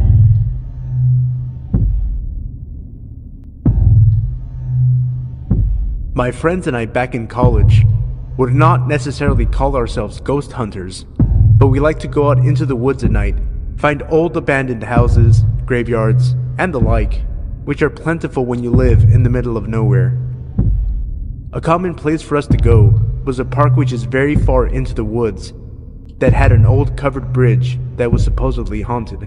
As an explanation as to why this bridge seems so scary, there is a light at the beginning of the bridge, and the shadows of the trees form what looks like a figure. When you sit in the middle of the bridge, the wind makes the figure look like it is moving towards you.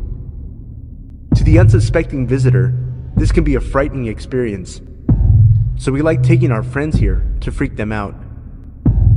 To set the scene, it was late summer on a Wednesday night, probably around 2 a.m. We were all on summer break and had nothing going on, so we decided to take a couple of people down to the bridge to give them a good scare. This area is not easy to get to. There's lots of steep hills and rocky roads. It's very secluded, so as expected, there were no other cars on the road. We got down to the bridge, as we had so many other times before. It was tough to see the light at the end, but there were definitely plenty of shadows around, so the scare factor was still pretty high. So, as you are supposed to, we parked our car in the middle of the covered bridge and turned our lights off, as well as our engine. Immediately, the people we brought with us saw the shadow figure approaching our car.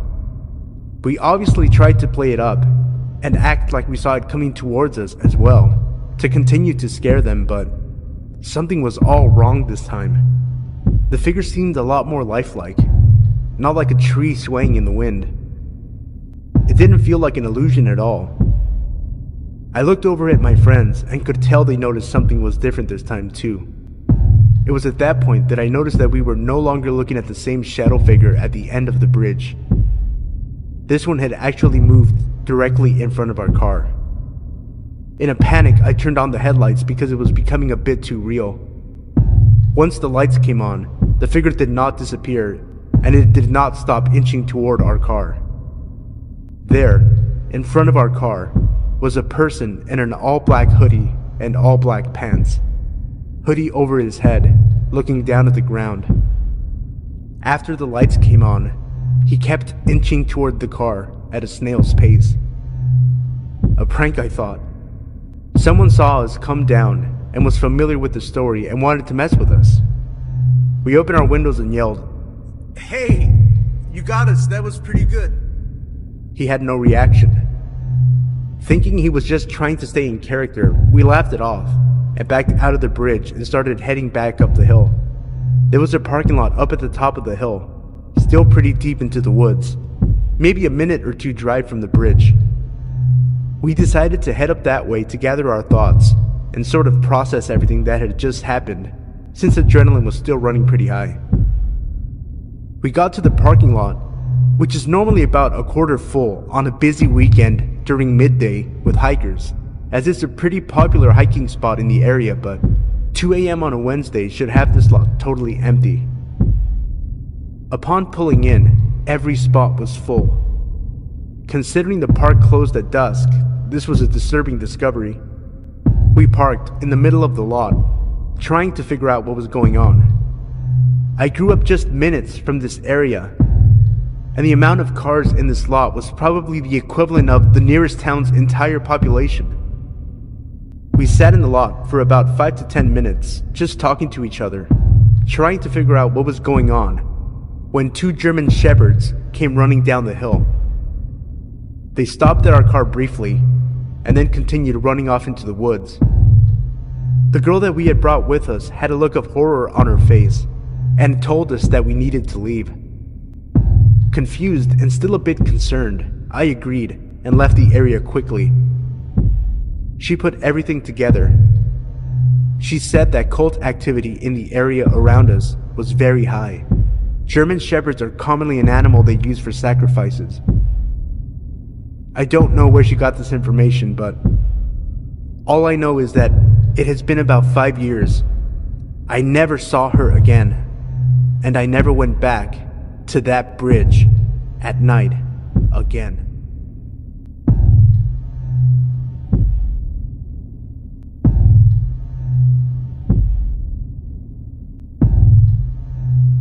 Hey everybody, I just wanted to take a quick second and thank everyone for all the support.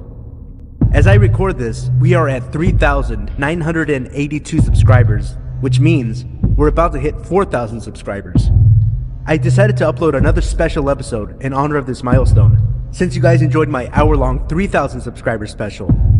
Also, stay tuned at the end of the video for a special preview of my new Q&A podcast, where I answer your questions and discuss music, movies, and more. Tonight's topic will be guilty pleasure movies. If you have a question you'd like to send in, you can leave that in the comment section below. Thanks again for the support, and I hope you enjoy the video. Number 1. When I was in high school, I lived in a pretty bad neighborhood for a while. There were a few crappy houses, and the area was known for drug use. People lived there because the rent was cheap. We were renting a vacant lot between 2 sad, dumpy houses, and my sister and I lived in an RV, mostly by ourselves. My mom was in a relationship with an abusive guy who kept her at his house all the time. so we were left by ourselves for days. It wasn't much of an issue since we were old enough to take care of ourselves, being high school age and all. Anyways, our lot had a road running in front and back of it, but the entrance was blocked from one road with a log. That was the road I would go jogging on. I would jog from that blocked driveway to the stop sign at the very end. If I made this round trip 10 times, it equaled to about 3 miles. So I would be out there every day after school, just burning off energy. I started to notice a middle-aged man that would come out to the road sometimes and try to stop me to talk. I always thought that was weird, being that I was obviously busy and had my headphones in. Sometimes, he would just sit on his back porch and smoke and watch me run. Sometimes he would go out to the road and try to stop me. Knowing the probability that he was probably just an old, methed out crook, I did what I could to avoid him. This continued a few days a week for about 2 weeks, and usually, after I had passed him 2 or 3 times, he would give up trying to get my attention and go back inside his house. But one day, he must have caught me at the end of my run, and so had the opportunity to see where I crossed the log and ran into the lot. That's the only explanation I could have had for what happened. It was about 12:30 or 1 in the morning, and I was still up, watching anime on Netflix, when I heard a knock on the RV door. Thinking it was my mom, who had potentially come home from her boyfriend's house for the night, I went to open the door, but something stopped me. I have no clue what made me stop, but I decided it would be better to call her instead, to see if it was her at the door. As I was calling her, there was the knocking again, but not on the door, but on the windows, the walls, everywhere. It was finally loud enough to wake my sister up, who was asleep in the back where the bed was, and I quickly told her to be quiet. My mom answered, and all I whispered into the phone was, "Someone's knocking all over the RV." And she hung up the phone and drove over with her boyfriend. I was completely terrified, because RVs aren't exactly known for their security, and the lock could have easily been broken. But we just acted like we weren't home for the entire time this person was banging on our RV. When she got there, no one was on the lot, although she was only a few minutes away. There was no knocking after that, and no man. All I can guess was that this guy got spooked enough to not watch me anymore. And that is 100% okay with me. Number 2. It's amazing how things can haunt us and past experiences make us distrust other people. I've been carrying this around, but I've never told anyone the whole story. This all started back in 2004. I can't believe it's been 11 years now. I was 14 back then. I was a pretty good kid. I was very polite, I did very well in school, and I was always home by 6 to eat dinner. I never stayed out late or did anything wrong, such as drugs or alcohol or anything of the sort. I used to be fairly thin but strong. People had always compared me to other girls, and I was never quite as feminine as them. I didn't mind much. In my opinion, climbing trees was far superior to wearing pretty dresses and makeup. I was proud to be masculine and strong, but it didn't exactly make me popular as a result. Finding new friends was always hard. So I started taking up some hobbies, and among those was martial arts. It fit well with me, and we were a small team of 7 to 8 people who got along pretty well. One of these guys, Matt, was a pretty shy and quiet boy.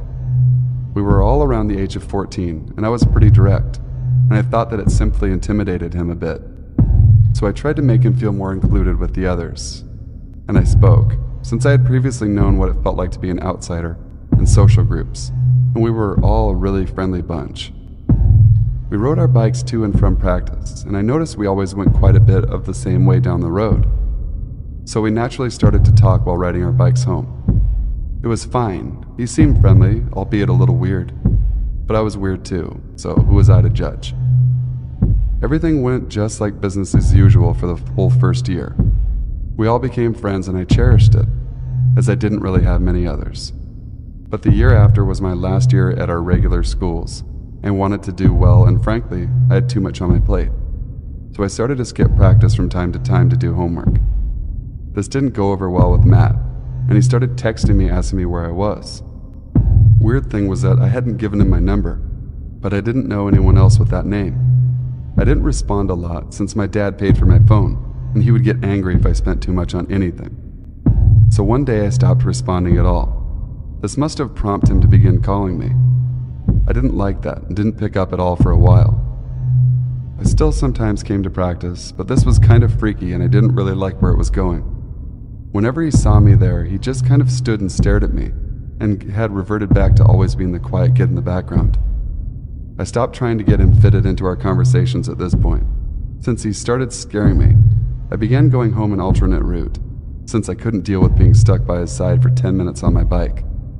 While this went on, he kept calling me, and I never picked up. One day I had it with the constant calls and I picked up. "Hello?" I asked pretty harshly. He probably hadn't expected me to pick up at all. His breathing was somewhat heavy and it gave me chills. "Hey," he said, Are you coming to practice on Wednesday?"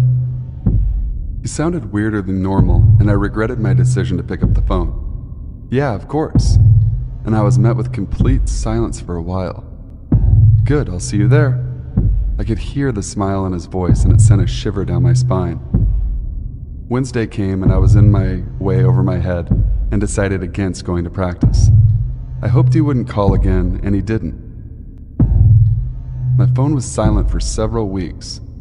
When I felt comfortable, I went back to practice, but he wasn't there. I thought that maybe he had finally gotten the hint and decided to leave me alone. But my curiosity got the best of me, and I asked the only other girl about it. What she told me next was so surreal and chilling. "Oh, Matt? Yeah, it happened a few weeks ago, I think. You weren't here and he barged in the middle of practice and yelled out your name. 'Look at what you've done to me,' he yelled and showed off his arms. They were cut and torn, and blood was dripping everywhere. I was shocked, but also very glad I had decided against going on that day. She then told me how our teacher had called for an ambulance and tried to calm Matt down. He had apparently gone ballistic when he realized I wasn't even there. He had then been committed to the psych ward, and as far as I gathered, his phone and other belongings were not available to him until he had undergone complete psychiatric evaluation. I felt so relieved. Now, surely I would be safe. Only, I wasn't. The psych ward was in my city, and at one point they must have let him have his phone back, because he began calling me, and this time he left voice messages. He said things like, "You're a horrible person. You ruined me, and no one will ever love you like I could have." I was mostly confused. We had never been romantic in any way whatsoever, and I had never expressed interest in him. I begged my father to change my number so I could be free of the harassment, but my father didn't budge.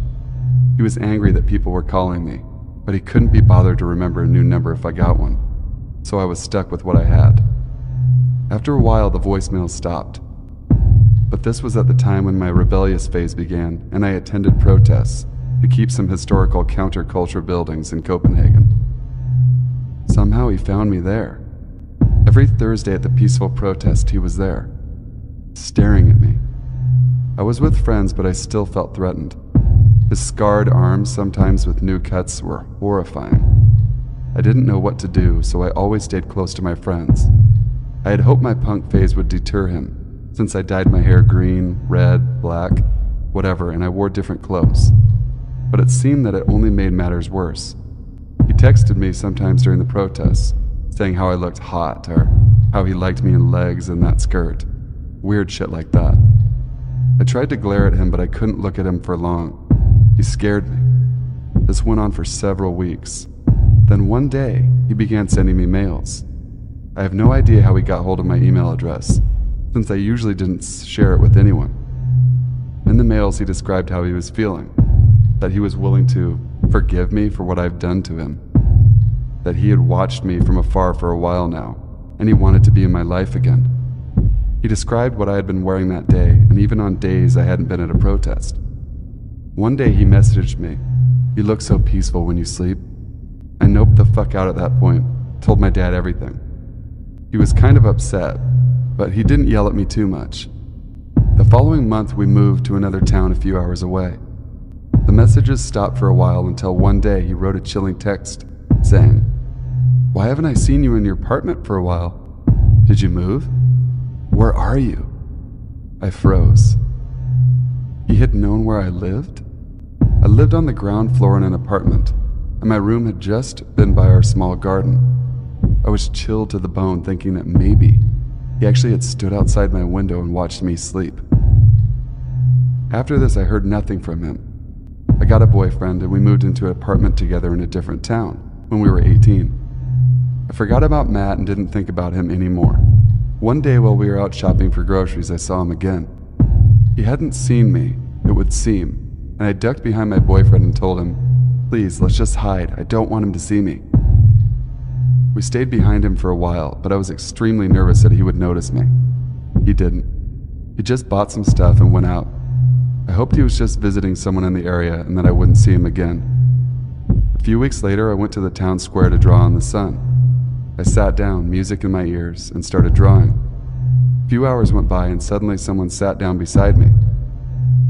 It was Matt, of course. I took off my headphones a little terrified, but we were in a fairly busy public place, so I didn't feel that threatened.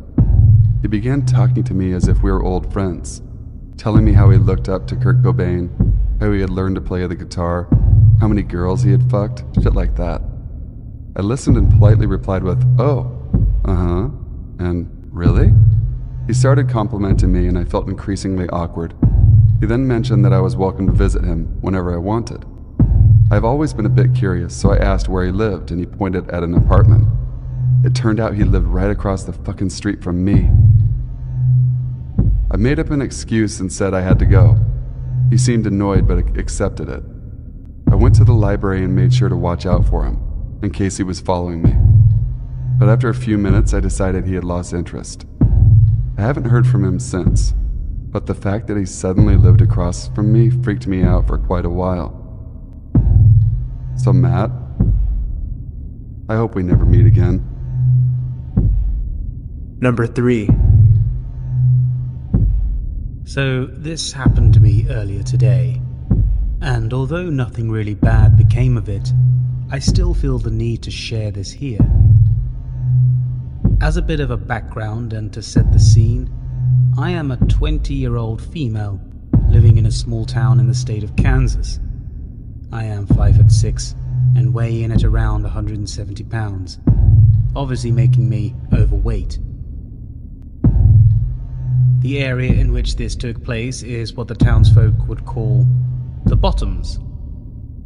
It's basically a long stretch of gravel road starting at one end of town, leading out and around until you reach a highway where you can choose to get on it or continue following the dirt road to who knows where.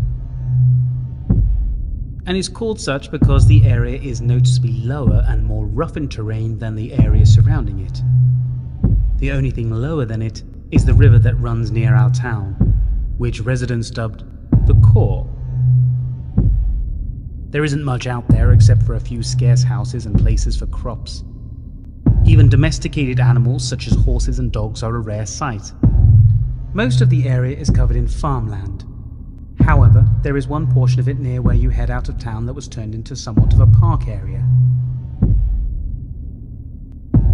Although the 3 acres of land is somewhat barren, aside from a set of swings and a jungle gym with a slide in one corner, a long sidewalk that circles back around on itself meant for vendors, a stone slab used for concerts, and a house city workers use as a sort of station, as well as a grassy area surrounded by a gravel road right alongside the road running through the Bottoms where people can park. There are several picnic tables here and there as well, and it should be noted that you can see the river from this area, as well as the fact that the play area is blocked from the road by a large grove of trees. Aside from the events such as the 4th of July or concerts, This area is generally empty, aside from a few people here and there looking to have a good time outside.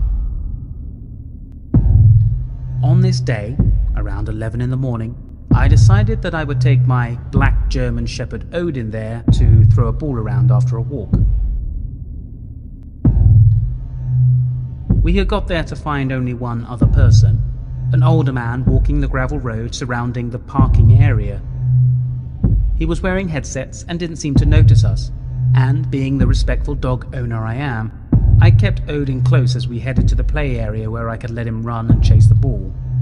Mind you, Odin is generally a sweet dog who wouldn't hurt a fly, but considering that even at 15 months of age he weighs in at roughly 125 and reaches roughly 28 inches at the shoulder, he is overall built like a brick house and can appear menacing at times.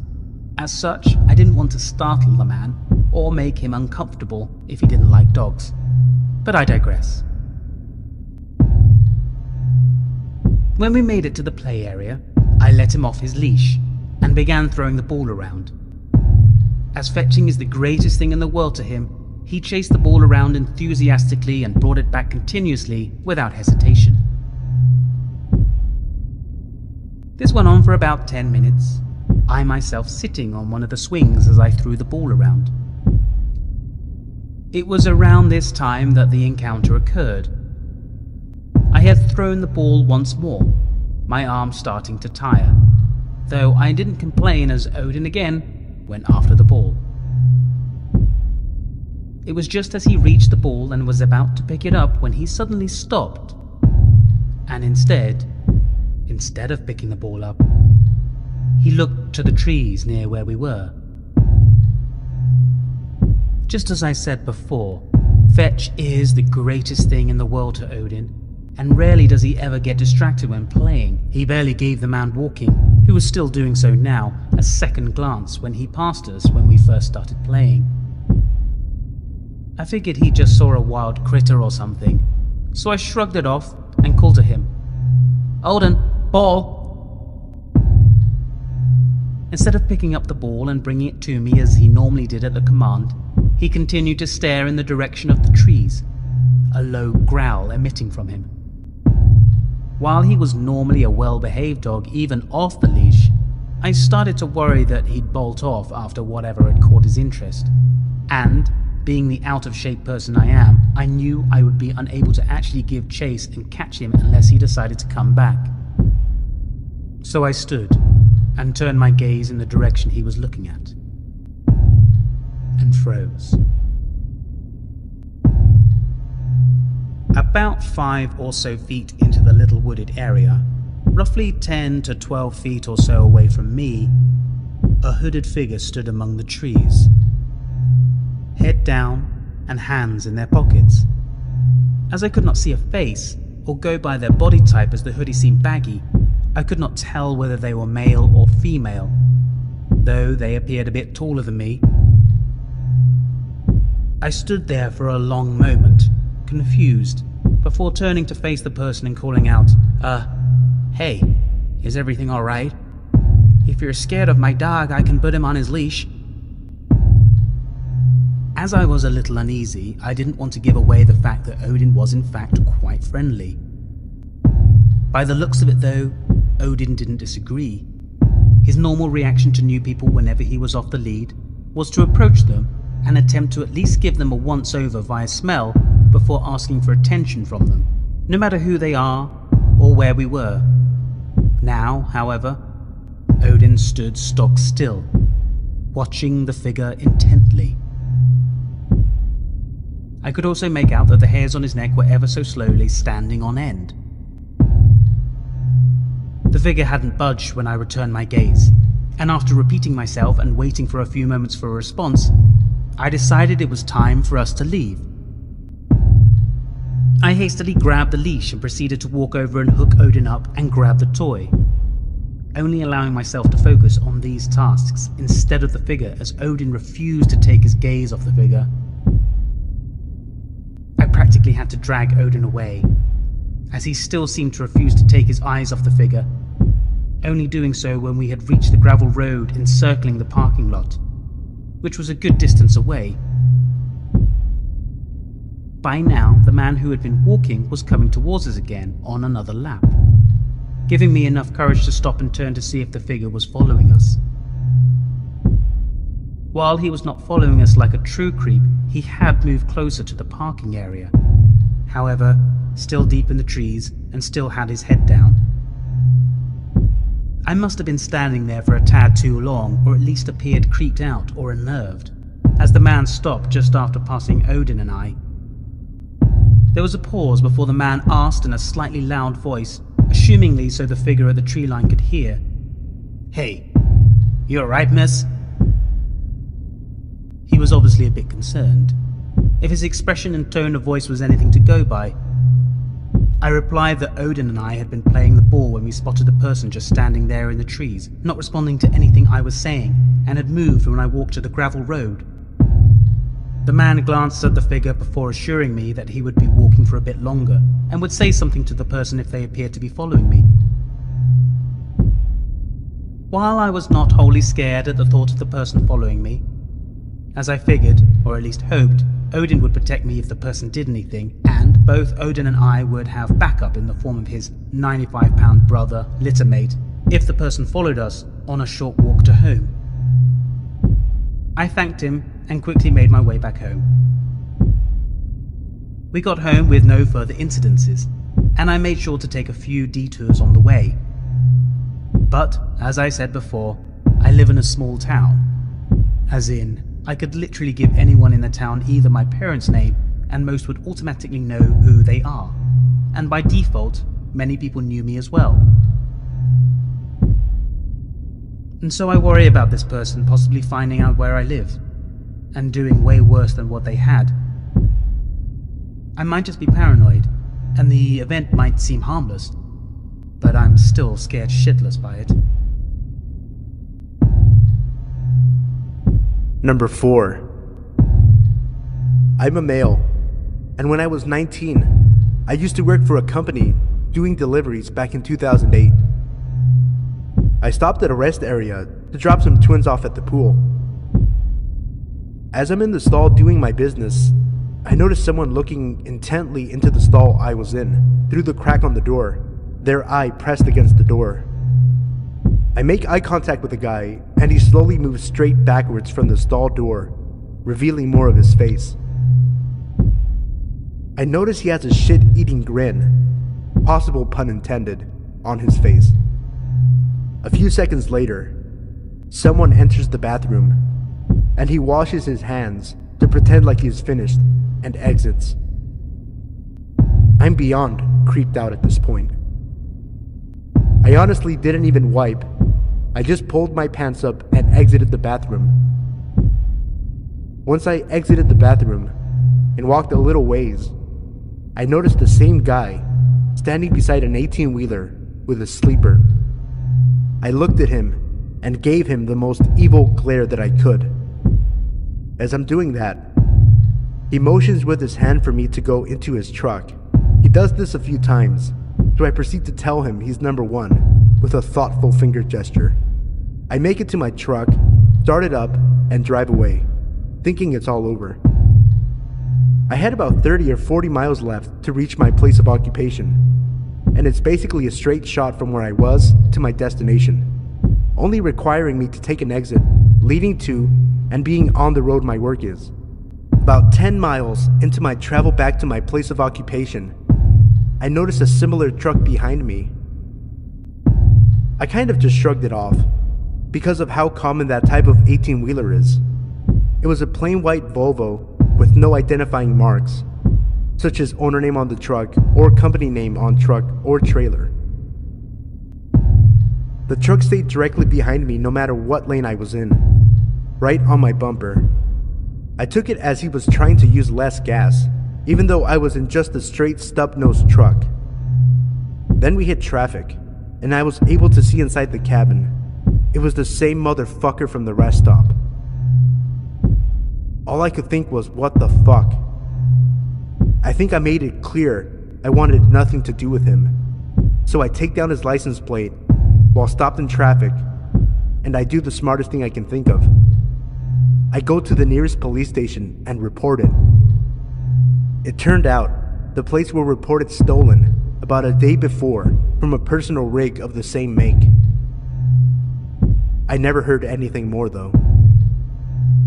Number 5. So I live on a not-so-quiet neighborhood, which is filled with derelicts such as methamphetamine users and undomesticated alcohol tasters. And this is an issue, but I have lived here most of my life, so I'm not fazed as to walk late at night, which I'm required to do because of my working conditions, cleaner at a local mall without a car. I'm walking back from the mall after finishing up work, and everything has been fine for the most part today. I got to even take some nearing expiration date food back with me, and nobody has been hassling me today. As I get to the corner of my street and pass by a house, which seemed abandoned for the longest time, I notice a lot of lights inside and out, and they're lit up, and that queerly moving shadows are flicking back and forth behind the curtains of the house front. I say queerly because the movement seems so determined and mechanical that it could only belong to some sort of automated machine. But I watched it for so long that I got the impression that it seemed more like a larger set person pacing back and forth. So as stupid as I am, I decided to go and check out whatever the fuck was going on inside. I remember getting to the window and feeling so sure that I was spotted out as the pacing shadow had suddenly stopped. I could make out quite visibly that a face was peeking out of the curtains, but it turned out to be quite coincidental, as a truck had just drove up to the roadside of the house. Just my luck. A beefy set man sauntered out of the truck and into the house, mumbling something like, "He's double grounded. He is definitely double grounded." I didn't think much of it at the time as I was so panicked that I could have been caught, but it does make sense later. I decided that I had enough excitement for one day and I headed back home. The next day I believe I was in my usual routine of waking up, watching, reading my usual book, show, in bed, and I had noticed some weird almost white noise of crunching and creaking outside. I remember that I brushed it off as wind affected my house with creaks, and a lot of crunching could have been because of the rotting wooden balcony outside. Out of nowhere, I suddenly hear a bellowing voice shouting, "Nicholas, get home, or you're going to be double, triple grounded."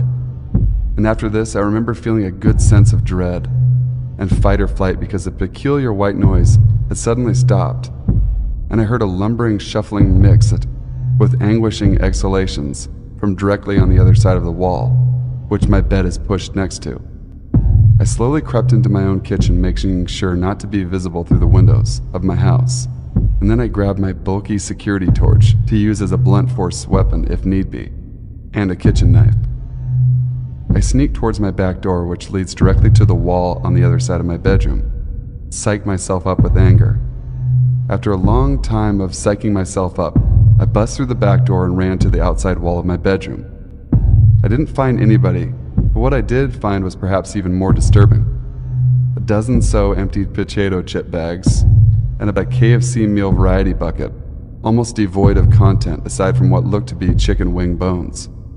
I don't know what to make of this besides, somebody was watching me through my window all night, whilst enjoying a meal. Now this would lead me to ask, how has this happened before? Is this frequent? If whoever left this was keen enough to bring a full meal, does this mean that it is indeed a frequent? I am not sure as what to do, and I'm a little distraught to be honest. Number 6. Where I live, winter is a living hell. I have to shovel every other week, and what's worse, I live on a corner. Anyway, I pop in my earbuds and get to work. I'm about halfway done when I see this guy walking in the middle of the street. I'm kind of creeped out, but I brush it off. I decide to make a mental note to keep an eye on him because I was getting some bad vibes. I keep shoveling, but as he's walking past me, I hear him yell something to me. I take an earbud out and ask him if he was talking to me. "Yeah, do you, have a phone on you? I need to make a call," he replies. I was already sketched out. We don't live in the best neighborhood, and this was a common tactic thieves used to get phones. "Yeah, one sec." I say, as I pretend to look for my phone. Sorry, man, I must have left my cell at home, I say, trying to act as if I would have given it to him in the first place. Say, you don't live in that house, do you? He says as he points behind me. This caught me off guard, but I was able to make up some bullshit about how I was getting paid to shovel their sidewalk. You know what though? I think the bar down the street has a phone you could use, I offer, hoping that he would go away. Oh, thanks, he says as he starts walking down the street. Relieved that he's finally gone, I get back to shoveling, but when I stop to catch my breath, I see a person duck their head back into an alleyway, but I get back to the task at hand. When I look up again, the same guy is standing a bit farther down the street by the bar. As I finish shoveling, every once in a while, I look up to see if he's there, and every time, he's a little bit closer. Once I'm done, I loop around the block and go in the back door. I looked out the window to see if he was still there, but thankfully, he wasn't. Number 7. Something you should know about me is that I'm a butcher, and have been for just over 3 years now. Each person in the meat room has their own set of knives that they maintain. This includes cleaning, sharpening, and other general maintenance. I keep mine in particular good order. Not sure if it's OCD or something, but I enjoy my knives extremely sharp and spotless. I like to take my knives home every night so that other people don't use them or mix them up. I live very close to work and usually take a walking trail by the forest to work in the day, and then bus back home at night once I'm off.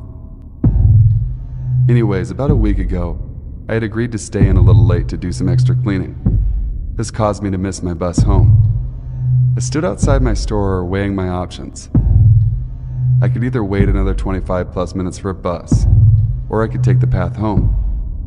I decided the walk home would be quicker and set off. As I began my walk, a large man with a beard turned the corner from behind the store and began walking behind me.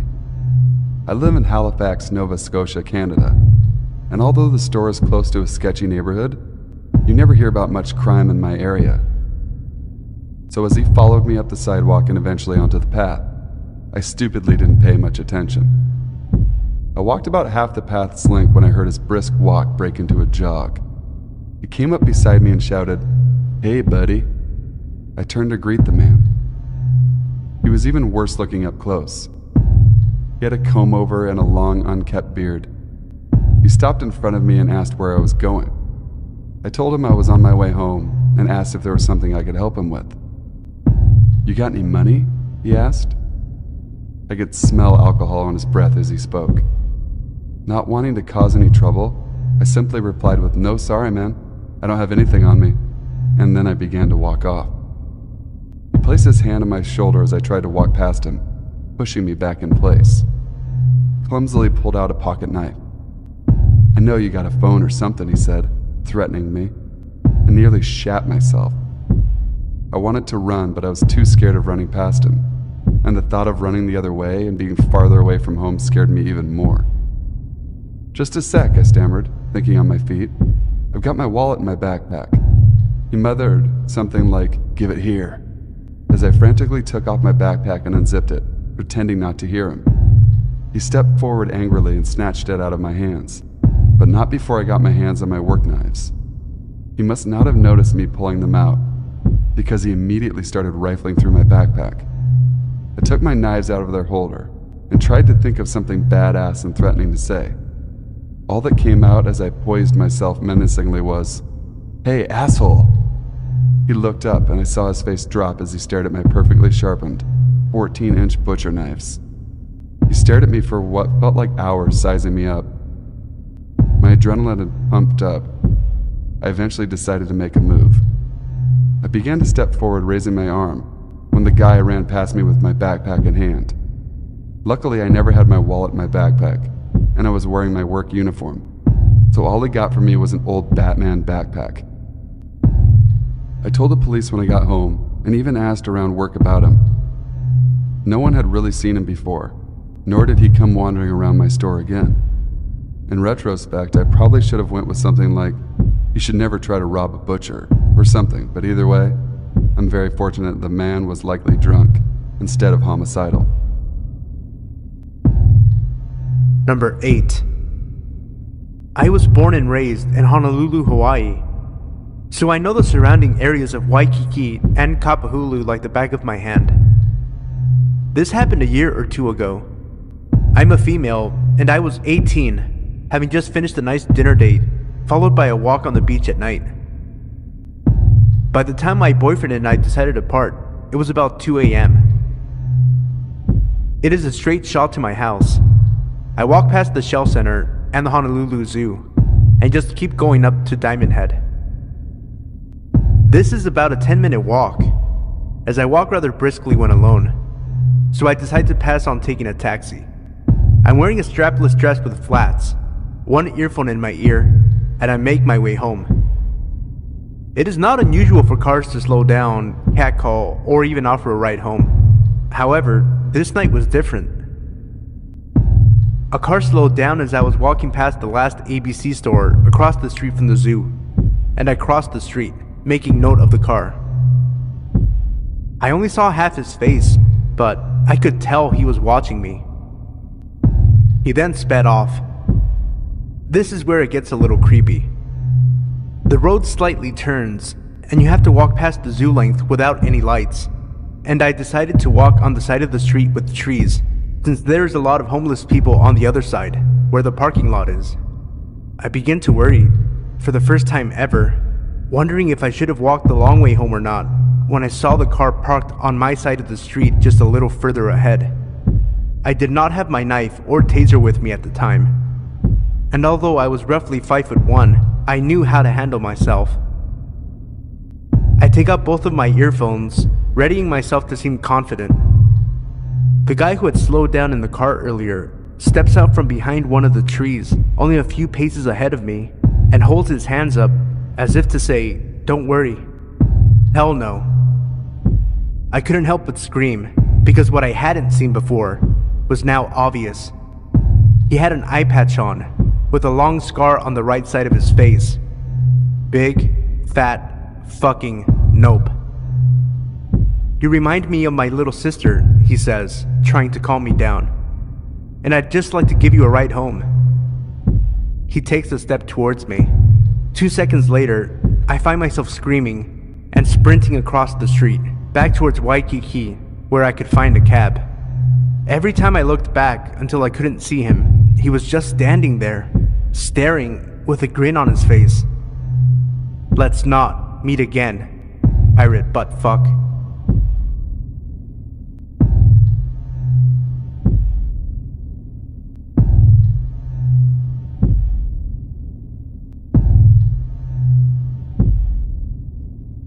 Some backstory. I'm a female in my early 20s, and I moved to Belfast from Sweden a few years ago.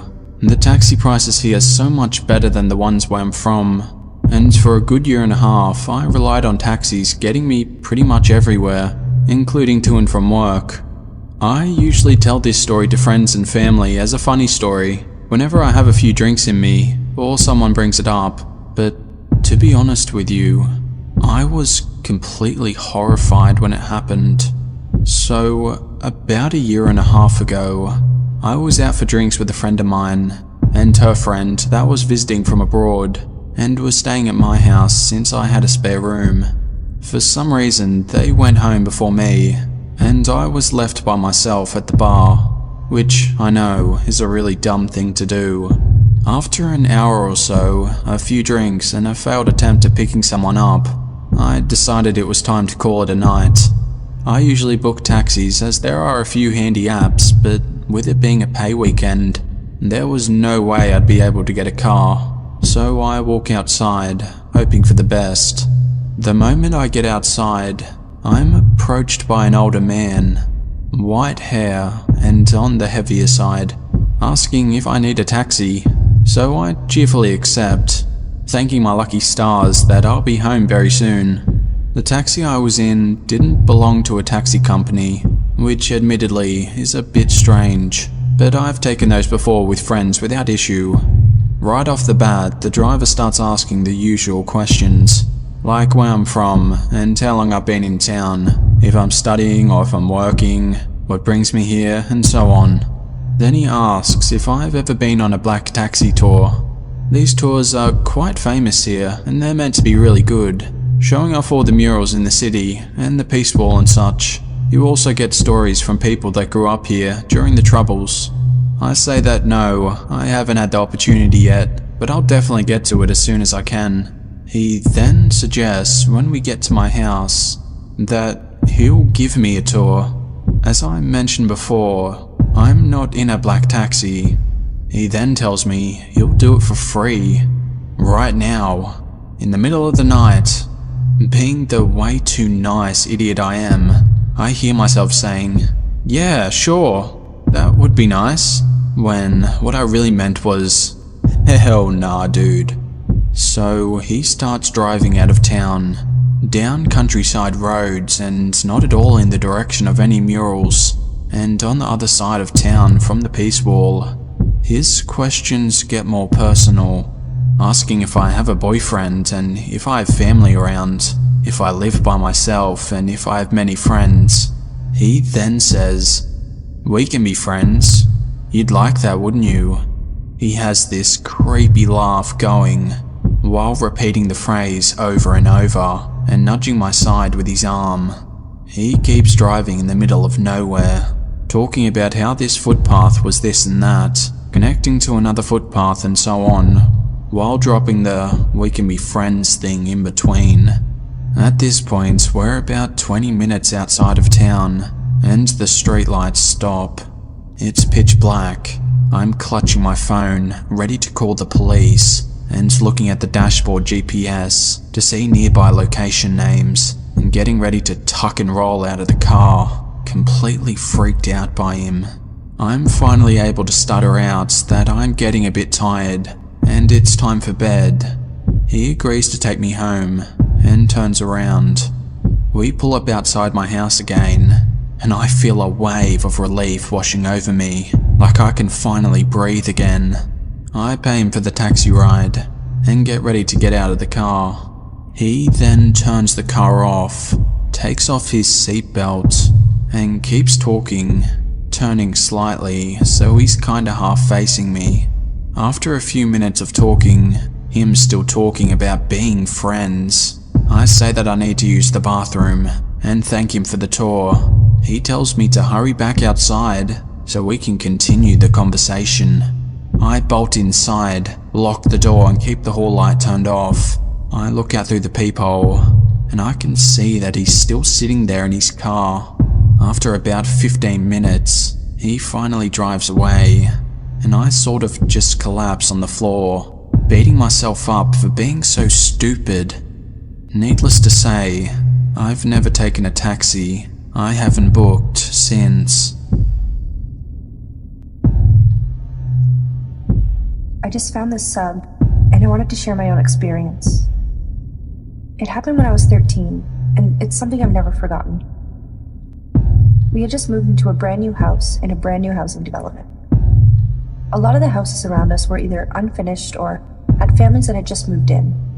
And behind our house was a lot of field, mostly for future homes. We lived in a fairly safe, small city, and the housing development was very quiet so far. And at least for the first few years that we lived there, we never bothered to lock the doors. Even at night most of the time, it just wasn't something we thought about. My parents had just put in hardwood floor, so the house was a pretty echoey single story. One night I was laying in bed, trying to fall asleep, thought I heard the back sliding glass door open. I was up late on the internet, but everyone else was asleep in the house, so it was pretty quiet. I had my door slightly open, so my cat could come and go, and so I knew that I was definitely hearing something. I froze, hoping it wasn't the door, but a moment later I heard it slide shut. Then I began to hear what sounded like heavy shoes walking across the hardwood floor. It was a very specific sound, and suddenly I couldn't breathe. The footsteps were slow and quiet, like they were trying to make as little noise as possible. but because the floor was wood and our house had high ceilings, the steps echoed down the hallway and into my room. Then I heard them stop, the sound of the hallway closet being opened, and then the door quietly clicking shut. They turned the knob and pulled the closet door, and then released the knob once it was in place. It was silent after that. My heart was beating so fast, I began to cry. The only way to my parents' room was up the hallway, and their door was about only 20 feet away from where that hallway closet was.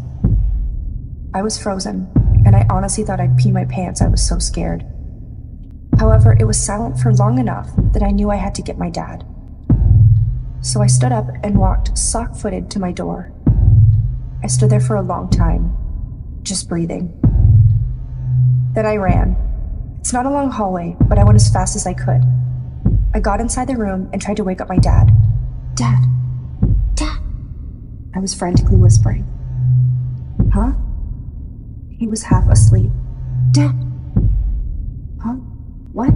"Dad, I think there's someone inside the house." "What?" "I think there's someone inside the house." "There's no one in here. Go back to sleep." "Yes, there is." And I started crying. That gets him up. My mom also wakes up at this point as well, so they both got out of bed. My dad, sure that there's no one in the house, doesn't even grab something as a weapon. But I follow behind him as he leaves the room. He goes into the living room, passes the closet, and turns on all the lights in the house. I remember standing in the living room, knowing exactly where the person was and not being able to say anything. He tells me, "Look, there's no one here." He doesn't even check the closet though, and I don't know what to tell him. I'm so afraid that whoever is in here will jump out with a knife and kill my dad in front of me. The 13-year-old me keeps thinking that I can't be the one possible for my dad's death. So I say nothing, and I don't tell him to check the closet. I don't know why he did it, because if I were a dad, I would have. He locks the front door and tells me to go back to bed. They wait until I'm back in my room before they close their own bedroom door and go back to sleep. Again, the house is silent, and I'm laying there afraid because that person is still here in the one place that he didn't look. Suddenly I hear the closet door open, just as slowly and as quietly as before. Then the footsteps again. I could hear them so clearly, walking towards the kitchen where the back door was, and then they stop. It's followed by the sound of the back door being slid open again, and then quietly being pushed closed. I hear the back door click into place, and then the house is silent. I'm laying there crying and breathing, but hearing them leave the house, I felt instant relief, though I was still shaking with fear. I give it a few minutes, hoping they wouldn't come back, and they don't. So after a bit, I sneak out there. My one and only thought is to lock the back door, which I managed to do, but the scariest part was that when I looked in the hall closet, the door wasn't closed anymore. It was cracked because they hadn't bothered to close it, even after they left, though I know it was definitely closed when my dad was out there with me. I tried bringing it up to them years later, and they still didn't believe me. But that's not just something you hear. This story took place when I was 20 years old and living in New Hampshire at my parents' house. I had been back home for a little over a month now, after a defunct experience at a college in Boston that wasn't the right fit for me. In the meantime, I was taking classes at a local community college. Anyway, going from living in Boston for a semester and having total independence, as well as almost endless opportunities for fun with other cute gay guys like myself, to back with my parents in rural New Hampshire was a huge knockback, and I was seeking thrills in the meantime to numb the pain. Sometimes, I have an almost ravenous sexual appetite, which was hard to satisfy in New Hampshire. I used gay hookup websites such as Manhunt and the app Grindr to meet other like-minded guys in my area. Not surprisingly, these sites and services come with their fair share of creepers, but I honestly never found myself threatened when they reached out, just sort of flattered, and then would take comfort in the fact that I could easily block them. The problem occurred when some guys couldn't take a hint though, and there was one in particular that kept attempting to contact me, under different usernames after I would block him. His original username was something along the lines of SoccerBoy123. His profile picture on Manhunt was of a fit-looking guy from the neck down. He reached out to me and we began chatting. He said he lived in Concord, which is roughly an hour south of where I lived, and also where my community college was located at the time. We were chatting about explicit stuff, use your imagination, and possibly meeting up, when I asked to see some pictures of him, including one of his face. He sent the pictures over. I could notice that they didn't really seem to match up with each other, not to mention his profile picture. The face picture I requested was also missing. I replied with something like, hot, and I asked him again for a picture of his face. He gave me the old, this computer is new and I don't have one on here yet line, and I said I wasn't going to continue chatting unless I saw one. He eventually caved, and he sent me a few photos of his face. I'm not shallow, but he was ugly. I wondered why he didn't continue his trend of sending fake hot pictures. The thing about him I found most unattractive was a huge mouth full of really crooked, very messed up teeth that kind of protruded out in a freakish sort of way, even with his mouth closed. I think I blocked him right away, being kind of weirded out by the whole thing, and I went along with my business. However, in the months that followed, I began receiving hostile sounding messages from phony looking profiles on both Manhunt and Grindr. Most of them were blank and contained little to no information about the user. The messages were tinged with a strange, bitter tone, and the sender acted like he knew me. He'd say things like, "You're a shallow little prick," "You're fucking ugly inside," and "Someone's gonna teach you a lesson someday." They actually really started to creep me out after I repeatedly blocked the person, and they would come back with another blank profile and continued to message me. I had a feeling who it was. One night, sometime around early March I believe, it was getting late and I was feeling kind of horny, so I turned on Grindr and I started browsing. I messaged this one guy without a picture but some stats like a football player. My philosophy is that I can always ask for a face picture after I say hello, because some guys are very closeted. We began chatting. We exchanged pictures, and he seems not only legitimate, but hot. We discussed meeting up, and he says he lives in Concord. Well, it's getting really late. Concord is an hour away, and it's fucking freezing out. It's still very cold during March in New Hampshire. I was not thinking with the head on my shoulders though. So I got dressed, pulled on my parka, and hopped in my car to make the hour-long drive. We continued to chat using Grindr on my way down, but as I neared the city and began asking exactly where to go, the conversation took a weird turn. He gave me an address, but said that he wanted me to wait outside because his parents were asleep, and that he was going to sneak downstairs to unlock the door. Then, he would go back in his room and text me when it's unlocked, so that I could walk in and up to his room on the right. This was the strangest set of instructions I had ever received. But what was even more strange was that he didn't want me to turn on a single light as I walked into his house, up the stairs, and then into his room for fear of waking up his parents. At this point, I've already parked the car on the populated yet entirely dead street, and I began counting the ascending numbers to the house. I find myself in front of a large, blue Victorian house that needs a little taking care of, with no light coming from any of the windows. Now I am creeped out. I message him and let him know that I'm outside, and I wait for some sort of light to come on. He tells me to wait, because his dad just got up to get a drink or something, but no lights come on in the house. I am getting seriously creeped out and impatient while waiting, and decide to tell him I'm leaving. I start walking, and all of a sudden, he reveals to me that he gave me the wrong address, and that I should be at X number on X street instead.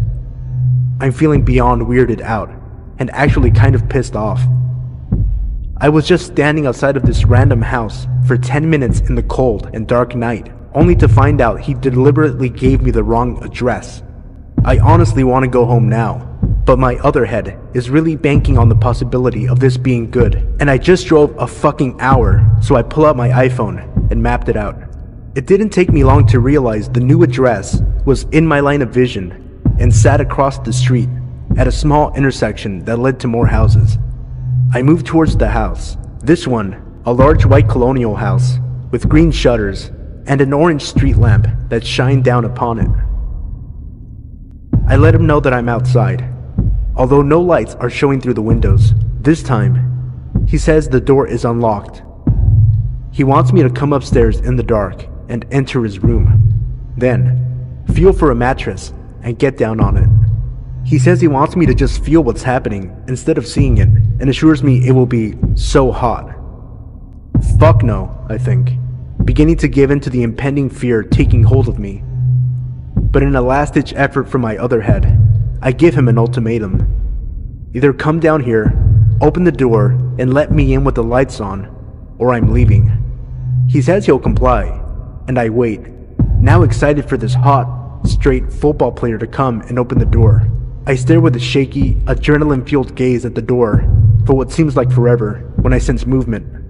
Yes, he's actually coming down. The door pushes slowly outward, and that's when I saw, emerging from the darkness, his face, his teeth, washed in the orange light from the street lamp. This was not who I thought I was meeting. An icy, stabbing chill washed over me as we made eye contact, and he gestured for me to come inside. I knew who this was. This was the man who has been contacting me. I looked at him and yelled, "No! Fuck no!" And I started half running, half walking away from the house and back to my car. I looked back after a few seconds, and he was watching me from the door. I got to my car and quickly got in, locked the doors, and sped home.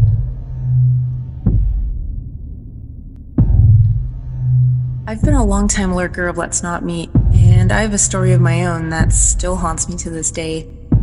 Let me set the scene for you. I was 7, currently 25, and my mother was dating a man with a daughter who was about 15. Her name was Christy. While she did not live with us, she did stay with us on some weekends. The reason this is important will come into play a little later. I grew up in a moderately isolated area in the south. My mother's house is on about 90 acres, most of it being heavily wooded. For the most part, it was quiet. The type of place where people didn't lock their doors and everyone knows each other. It was quiet until one sequence of events that shook my community to its core. There was a man just 2 streets over from mine who murdered his girlfriend's entire family, including her, in their home over a dinner about 2 weeks before this event took place. It was also learned later that he had also murdered his mother and father in their home, as they were found after his girlfriend's family was. He hadn't been caught, and the local police were working with the police in Tennessee as there had been reportings of people sighting him there. My mother had gotten a security system installed, just to ensure that our home was properly secured. We had alarms on every window and door in our house. On this Saturday, my mother got called into work, as she was an apartment manager and there was an emergency that she needed to tend to. Her boyfriend had gone to work early that morning. My mother was very, very nervous about leaving, and due to the nature of the emergency, she thought it would be best for Christy and I to stay at home where we were safe. Safe. So she thought. She reluctantly left and let us know that her cell phone was always going to be on her if we needed her. Christy and I promptly set the alarm and made sure all the doors were locked. My mother had been gone for about an hour, and we were deep into a movie on Disney and pizza. Suddenly, the alarm started blaring. Christy and I jumped up to see what was going on. On our way to the alarm, you have to pass a very large sliding glass door. What we saw there left us frozen. There was a man prying our door open with a crowbar. He saw us, made eye contact, and quickly ran off into the woods behind my mother's house. I will never forget what he looked like, or the sinister look he had in his eyes. We called the police, and then we called my mother, who had already been alerted by the alarm company. My mother actually arrived before the police did, due to how isolated we really were. When we described the man to the police, They immediately knew it was the man they were looking for. Of course, there was a massive investigation that day of the property and the woods surrounding us. In the woods, they found cigarette butts, lots of canned foods, soda bottles, and a makeshift tent made out of a tarp. The man had been living behind us the entire time, and even stealing food out of our trash. When he was arrested, which was a few hours after the incident, he had admitted to watching our family and learning our habits, knowing that he could take advantage of the house when no one was there. Even now, as an adult, this event follows me. Just goes to show, you really never know who is watching you.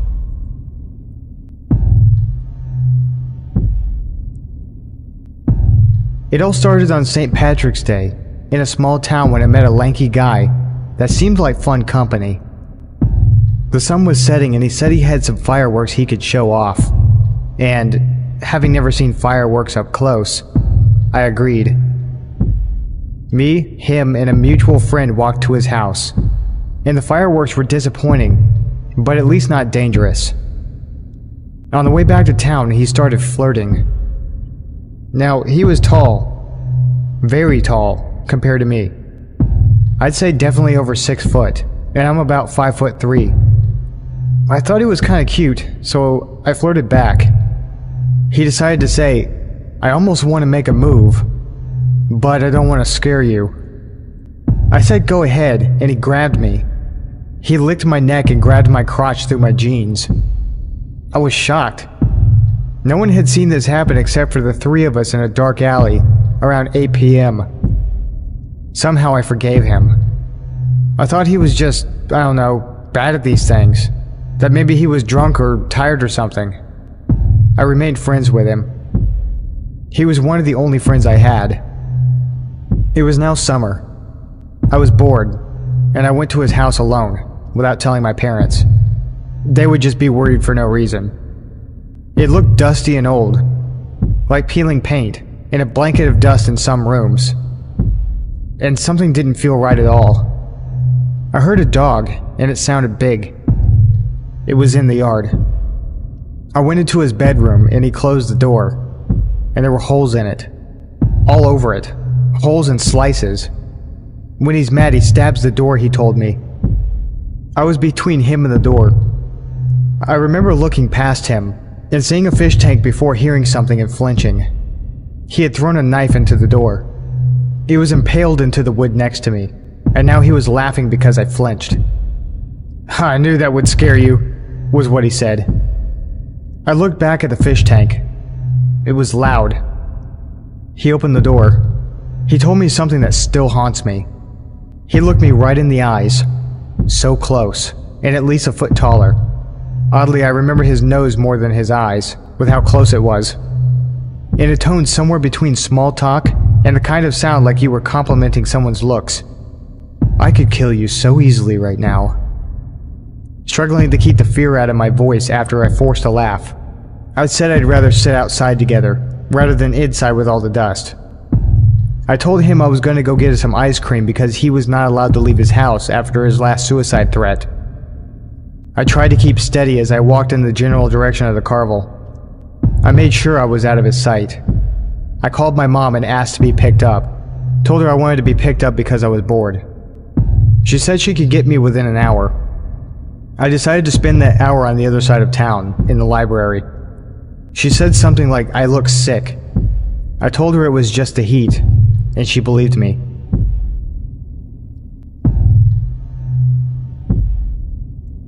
I started working at my current summer/part-time job last spring. I'm situated in a large old building that used to be a country club, but it fell into disrepair about 10 years ago. Although there's nothing paranormal about my story, it's just maybe worth mentioning that the former manager committed suicide in the main office upstairs when they went out of business. It adds to the unsettling quality of this place.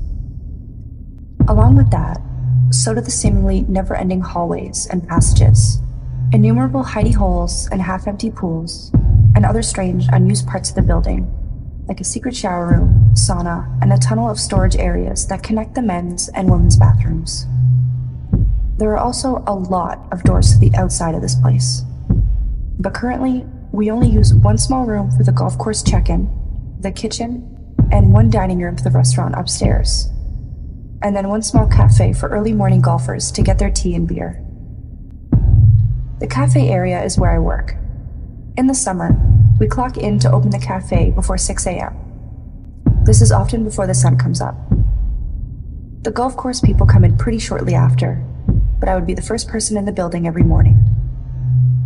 I would unlock the front door, disarm the alarm, walk downstairs in the dark, unlock this cage that's there to keep the drunks from the bar upstairs from coming down and wandering. I'd then crawl along the long, dark hallway with no windows just to get to the light switch at the end of the hall. This always creeps me out, and I end up holding my keys between my fingers like brass knuckles. Mind you, I'm a woman in my mid-20s, and I lived in plenty of bad neighborhood. I'd ninja slide down the walls on the opposite side of whatever doorway is coming, just because it's pitch black, and I'm a scaredy bear. By the time I get to the end of the hall and flip on the light, my heart is always pounding out of my chest as I struggle to find the right key to let me into the cafe. The whole situation started when Tim, a golf course employee, mentioned that he kept shutting the door between the men's locker room and the storage area that leads to the women's, and every time he would go back in there, it would be open again. This, along with some strange noises, was fodder for the bar regulars upstairs to claim this place was haunted by the old manager and whomever else they say died within these halls. Travis, co-worker in the cafe, also mentioned that a few minutes after he opened, he went into the men's locker room and noticed that it was steamy and smelled like soap. So he went into the shower room to investigate, and everything was soaking wet and still hot. He was the only person who was supposed to be there at that time of day, but didn't see anyone, so he just let it go. A couple months later, Tim noticed this weird side door that you had to climb up a rickety old staircase on the side of the building. He saw that it wasn't shutting correctly, so he fixed it and locked it. He just didn't think anything more of it. Shortly after, someone from the golf course came over to tell me that they had found someone's entire life packed away into one of their hundreds of lockers that no one used. They thought that someone was living in the storage room between the men's and the women's bathrooms. He must have been coming in before the golf course people set the alarms when they left in the evenings, and leaving after the cafe person would come in and turn off the alarm in the morning. So that means every morning, as I was blindingly shuffled my way down that long, dark hallway alone, one of those pitch black doorways actually did have someone hiding behind it. A few days later, a red-faced, angry, bald man in Vietnam-era Army-issued glasses came into the cafe and started screaming, puffing and flailing his arms around, yelling about his stuff getting thrown out. He went over to berate one of the golf course people, so they asked him about the contents of the locker. His answers about specific items led them to realize that this is the man who was secretly living in one of the buildings in the many dark hallways. I never found out much about him, but watching him scream about his stuff made it clear that he wasn't 100% rational. I still work there and do a darkness shuffle down the hall every morning when I work. And although they say everything is on the up and up with the alarms and the doors locking, it still creeps me the hell out. There have been some other creepy things that have happened in this place recently to make me think that this isn't all over with, which I'll post separately if anyone's interested. This happened about a year ago.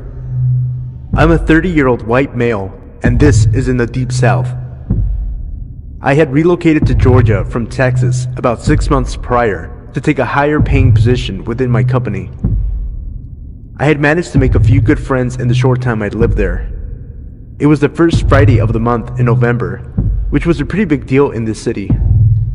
All the bars downtown had drink specials, live music, and events scheduled for First Friday. Downtown was relatively crowded considering how cold it was out. I met a couple of friends at a local punk bar and we started drinking. One of my friends, Adam, was going through a separation and inevitable divorce and was pretty upset about it. After a few hours of heavy drinking, I decided to part ways with my friends and head a few blocks down the main street to a different bar. It was a little after midnight and there were still quite a few people roaming the streets. As I was entering the next bar, I ran into Adam's wife, Becca. She was out with a couple of girlfriends and she told me she was heading to the bar I had just left. As soon as she left, I immediately called Adam to give him a heads up. I had a few more drinks and talked to some people I knew casually. Before long, the lights came on and I closed my tab and started preparing for the walk back. I decided to call my friends and try to get a ride, as I felt like I was just a little too drunk to drive home safely. They told me to meet them in front of the first bar and they would drive me home. On first Fridays in this city, you could take your drinks out of the bar and onto the street as long as you pour them into a solo cup. Most of the bars had a stack at the door before you exited. I poured the rest of my beer into a cup and headed out the door. I was about halfway back to the first bar when I ran into Becca again. She was very drunk and had obviously been crying. She started asking me questions about Adam. Did he say anything about me? Do you think he still loves me? Etc. I tried to calm her down without getting too involved when a man walked out of the shadows and stood about a foot from us like he was part of the conversation. This guy was obviously drunk. He was holding a blue solo cup, so I figured he must have just left the bar too. He was tall, about 6'2", and relatively clean cut. His eyes were a little crazy, to the point that I believed he may have been on some other drugs as well. We tried to ignore him, and for about a minute, he says nothing. Finally, he asked what I was drinking. I was still holding the solo cup I got when I left the bar. I told him I was drinking beer. He raised his cup and we drank. I shrugged him off as just being an annoying drunk. But then he started getting into our conversation. "Is this your boyfriend?" he asked Becca. "Yes," I said, sensing that she was feeling uneasy. He had been inching closer to her. Adam's wife was very attractive and dressed for a night out. Although annoying, I didn't think it was particularly odd that some drunk asshole was trying to talk to her.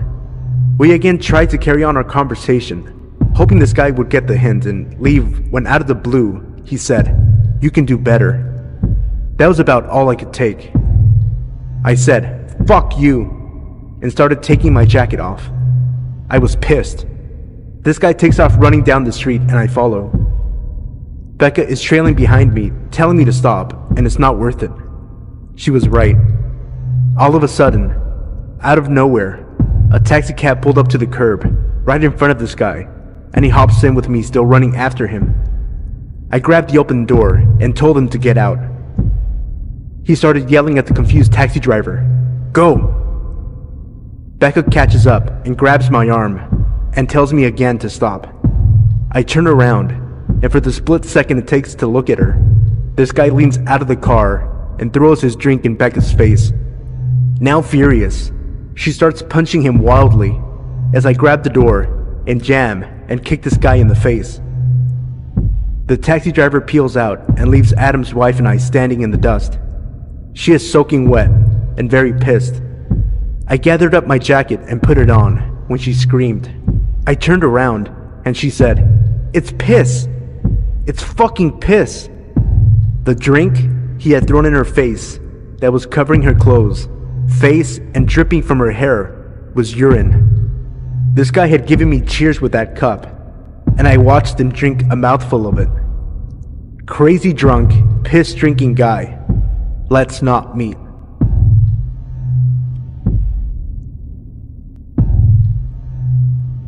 Long-time lurker, first-time poster. This happened back when I was 21 and living downtown with my boyfriend. Had just found out that my boyfriend, who I'd been with for almost 4 years, had been cheating on me. We were invited to a Halloween party that night and had initially declined the invite. But then I found out about the cheating and told him I was going. He could stay at home if he wanted. We were in the process of breaking up and dividing our assets.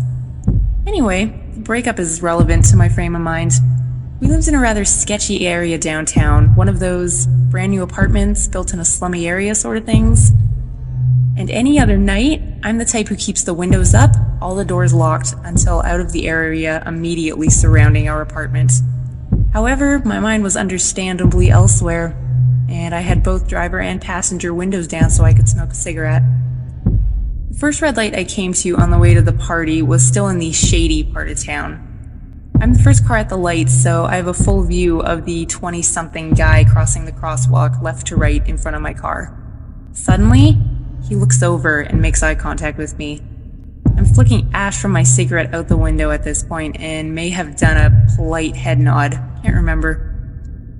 Next thing I know, he picks up his pace, walks over to my passenger window, leans into my car, and asks if he can have a light. When flustered, I tend to be polite, so without really thinking, I hand him my lighter. I was totally prepared to just pull away when the light turned green and let him have it. That's when, instead of reaching for the lighter, he reaches into my car and lets himself in. Just sits down like we're old friends. At this point, the light turns green, and I grab my purse and wedge it in between my left leg and the driver's side door. Apparently, I was more concerned with being robbed than the darker alternative. He thanks me for giving him a ride, and I slowly pull away from the stoplight, cars are behind me, and ask him why he got into my car. He replies that he could tell I just wanted to give him a ride, and launches into an obviously fabricated story about needing a ride because his girlfriend had just broken up with him and left him stranded downtown. I tell him I'd take him to the nearest gas station as I needed to get gas. I didn't, but this is the closest place to our location, which was well lit and sure to have people. The gas station was only about 6 blocks away, but was the longest 6 blocks of my life. He tells me I'm pretty and asks me if I can have money so he can get a cab home. Like I'm an idiot. I offer him the $4 in quarters I keep in my car for putting in parking meters. At this point, I think I was just ready to make him stop talking and leave me alone. Instead, he starts throwing the quarters one by one down the cleavage of my shirt. What the fuck?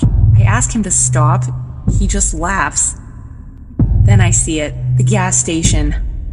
I pull in and tell him we need to both get out so I can pump. He hesitates and then gets out. I've never locked my car doors so fast in my life. I walk inside, telling him I need to prepay. Instead, I find the first group of people I can. College town and Halloween weekend, so they're out in costumed droves. And explain the situation. At this time, a guy with the group I'm talking with comes to tell his buddies that a guy is out there telling him that I'm his girlfriend, and that I accidentally drove away with my purse on top of my car. No.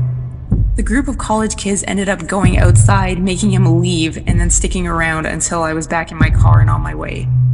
I have no idea what your intentions were, unwanted hitchhiker downtown, but let's never meet again.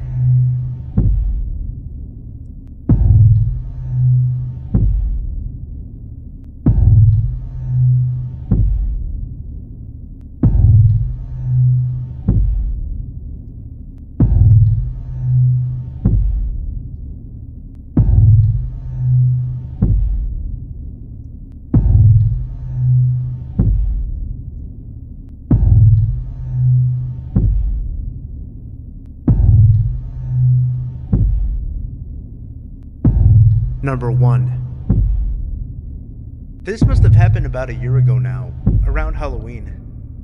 And to this day, it still creeps me the fuck out. Me and my twin sister, Lauren, both 20 now, had moved into our first flat 3 months before this happened. Our parents helped us move into the flat.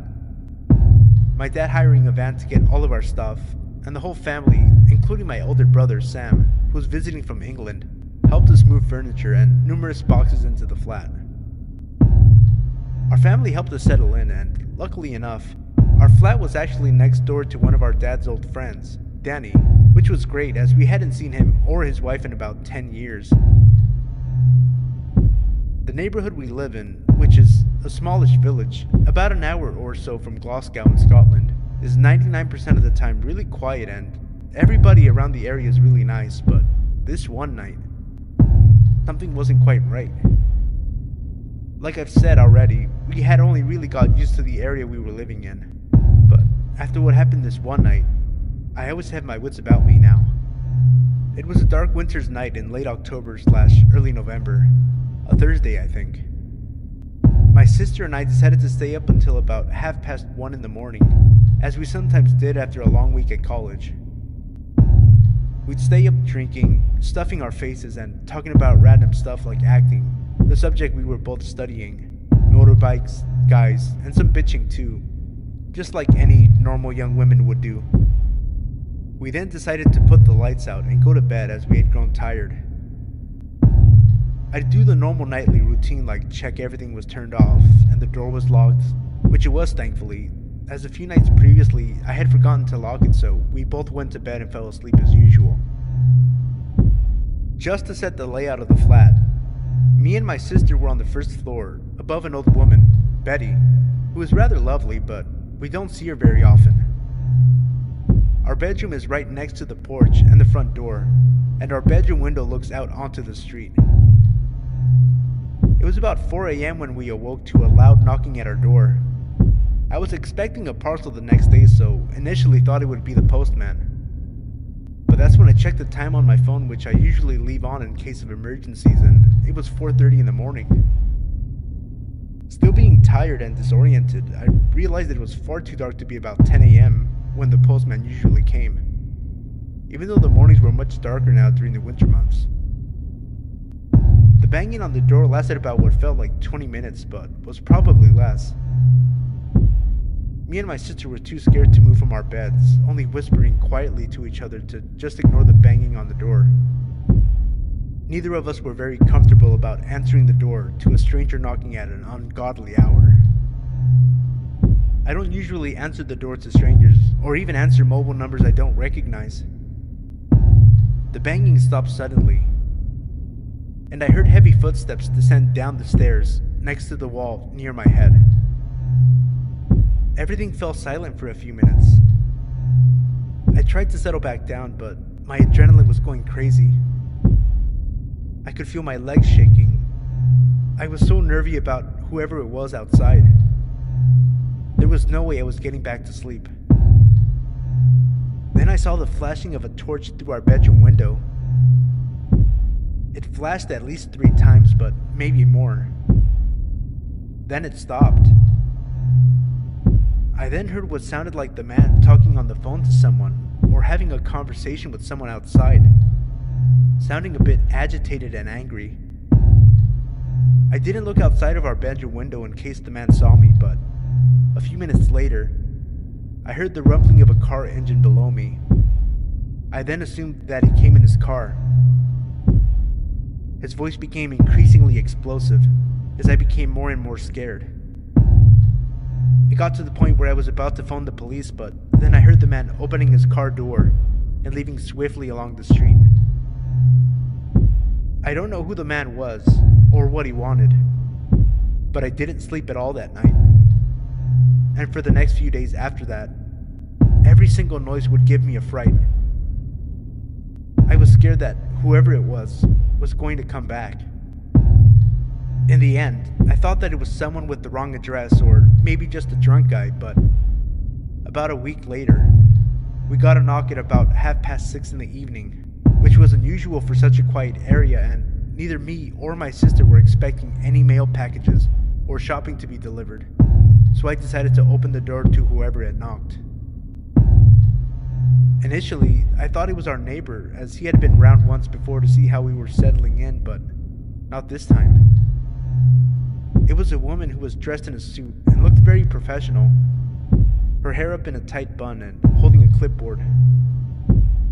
I was a bit anxious and wondered who the hell she was. I looked down at her name badge, but I can't remember her name now. Let's call her Molly. Molly said she worked for the criminal courts and was looking for a guy, let's call him Thomas, who had previously been a tenant at this flat before we moved in a few months before. Molly mentioned something to do with money, but the visit was so vague, I don't really remember what she said. She asked if the man lived here. I said no, just me and my sister. She asked when we moved in and what letting agency we were with, but I think it was just to confirm that we did live there. She seemed nice enough, got what she wanted, and left, so I'm guessing money is the reason why the creepy guy turned up a few nights previously, banging loudly on our door. I'm so glad I didn't answer the door that night, and that I made sure it was locked. Fuck knows what would have happened if he thought that we were the man he and the courts were looking for. I am happy to say, since then, we have had no further disturbances at our flat, but it still gives me the chills just thinking about it. I just hope this creep never comes back. Number 2. So this just happened to me today, and I'm still traumatized over it. I'm a female in my early 20s and was on my way to a job interview. I live in the capital of my country and the interview was in the city center. I don't drive, so I have to use public transport. To get to my interview, I had to walk through some shady parts of the inner city center, which is unpleasant on any given day, but as it gets dark by 5 p.m., it's even worse. Anyway, I got to the street my interview was at, but I couldn't find the building it was in. I tried ringing the company to ask for directions, but their phones kept ringing out. After about 15 minutes of walking up and down the same street to no avail, I noticed I was nearing the time for my interview. I decided to enter this old man's pub, as I like to call them. Basically the local pub where all the old farts and unemployed people usually spend their evenings getting pissed. I forgot to mention I was wearing a black dress, black blazer, tights, and small office-type heels, so I must have stuck out like a sore thumb. I walked up to the barman and I asked him if he knew where the building I was looking for was. But before he even got a chance to answer, this fella in his mid-20s asked me, "Is it for an interview?" My attire obviously gave me away. I said yes, and he said with a half-lipped smile, "I know where that is. It's at my house." I kind of half laughed and tried to turn my back to him. The barman had gone to the other side of the bar, so I was waiting for him to come back to continue asking for directions to the building. Then, out of nowhere, it seems another fella in his mid-20s pops up on a bar stool beside me, so now I'm sandwiched between these two dudes. Thinking that the other dude who just came over might not be as creepy, I asked him if he knew where I was looking for. "Are you doing a presentation?" he asked. "No, it's for a job interview." "I was hoping it was for a presentation so you could show me your slides," he said while breaking into a creepy laugh and high-fiving the other guy over my head. Screw this, I thought, and pushed my way through them, leaving the pub. By the time I got outside, it was pitch black, and I was late for my interview. I just wanted to go home. As I was walking down the street, I noticed that the two creepers had followed me out of the pub and were about 20 feet behind me. One shouted, "Come back, love, we just want to see your slit." And the other one threw something at me that felt like a small stone. I was absolutely terrified. Even though there were people around, I felt so scared and alone. As I was crossing by a set of traffic lights, they caught up to me and both stood on either side of me. One of them said, "Let's go for a walk, then go back to my place." So nonchalantly, he then linked his arm into mine and was pulling me across the road, while the other one kept laughing and rubbing my back. I was thinking, what the fuck? How is this happening on a populated street in front of tons of people? I screamed and pulled my arm away from him, telling him I will kick him in the balls if he didn't get his fucking hands off me. An older man about 10 feet in front of us heard the commotion and asked if everything was okay. That's when one of the dudes says, "This is my girlfriend. She's only joking. Don't worry, we are on our way back to my place. Thanks though, bud." I was stuck for words. I couldn't believe this fuck had the balls to try and abduct me in a populated area in the middle of the evening. The old man must have seen the fear in my eyes because he didn't buy it. "I don't think so, pal. Leave her alone or I'll break your neck." The dude closest to me pushed me and the two of them took off running. I thanked the man profusely for what he did. He wanted me to call the police, but I just wanted to go home, so he walked me to a nearby taxi rank and offered to pay my fare home. Of course I refused. I was already so grateful to him I couldn't take his money as well. The whole whole ride home I could not stop shaking, and I'm still very upset and shaken up as I write this. Creepy would-be rapists / abductors, let's not meet again. Number 3. Hello there. My name is Zach. This all started in the summer of 2015, back when I worked at the Walmart of my town, pushing carts. I'm not sure the exact date it all started, although I do recall it was around the 4th of July. It all started with a simple call over my radio with a request to help someone load their items into their car. Glad to get out of the hot summer heat, if only for a few moments. I responded quickly, saying I'd be right over it and hurried in. I walked over to the register where the customer had requested assistance. The customer was a heavy-set, middle-aged man who had purchased a 52-inch flat screen. I greeted the man with a warm hello and a smile, which he returned. The man stood at about 6'8" and spoke with a deep southern accent. He offered his hand for me to shake, which I did before he led me to his van. On the way, he made small talk with me, asking how my day was, how old I was, if I liked my job, etc.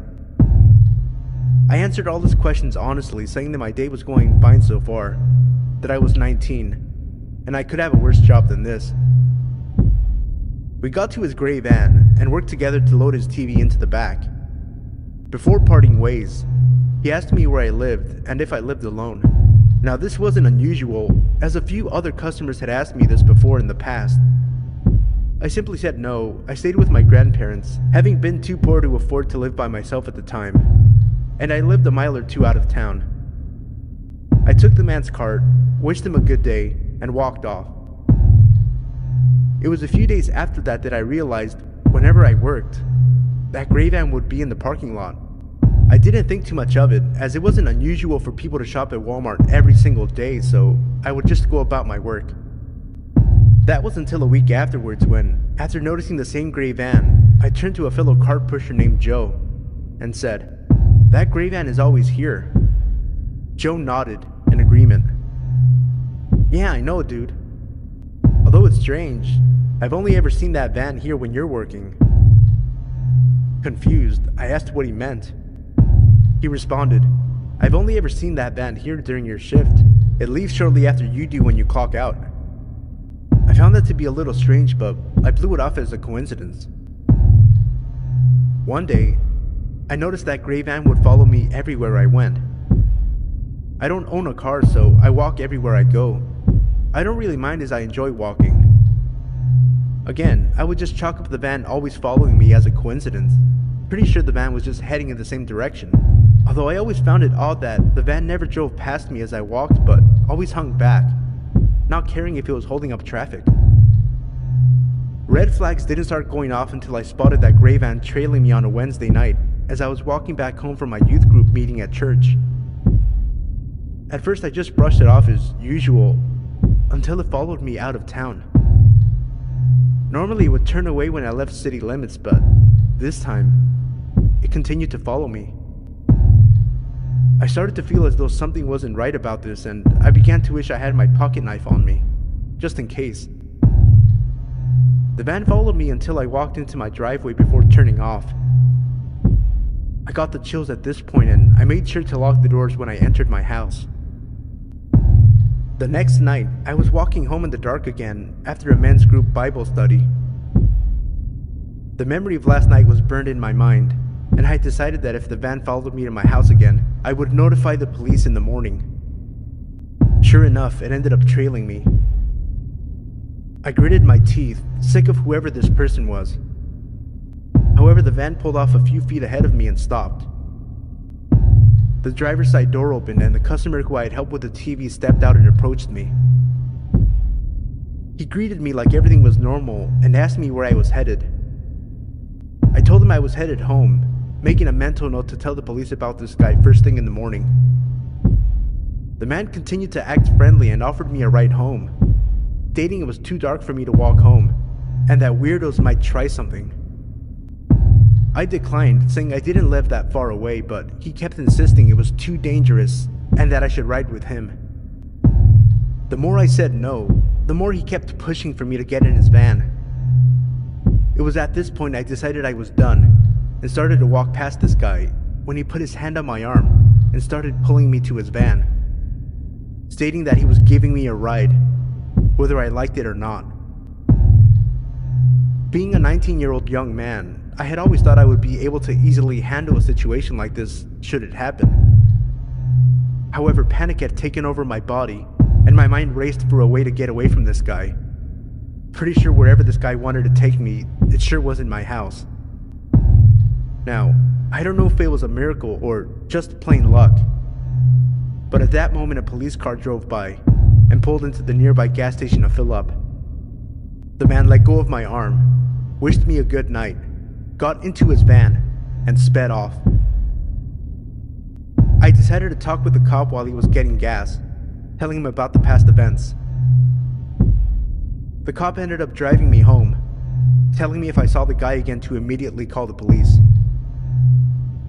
It's been months now and I haven't seen that guy again. I eventually quit my job and moved to another state starting college. Sometimes I wonder what would have happened to me if that cop hadn't drove by that night. Whoever you are, owner of that gray van, let's not meet again.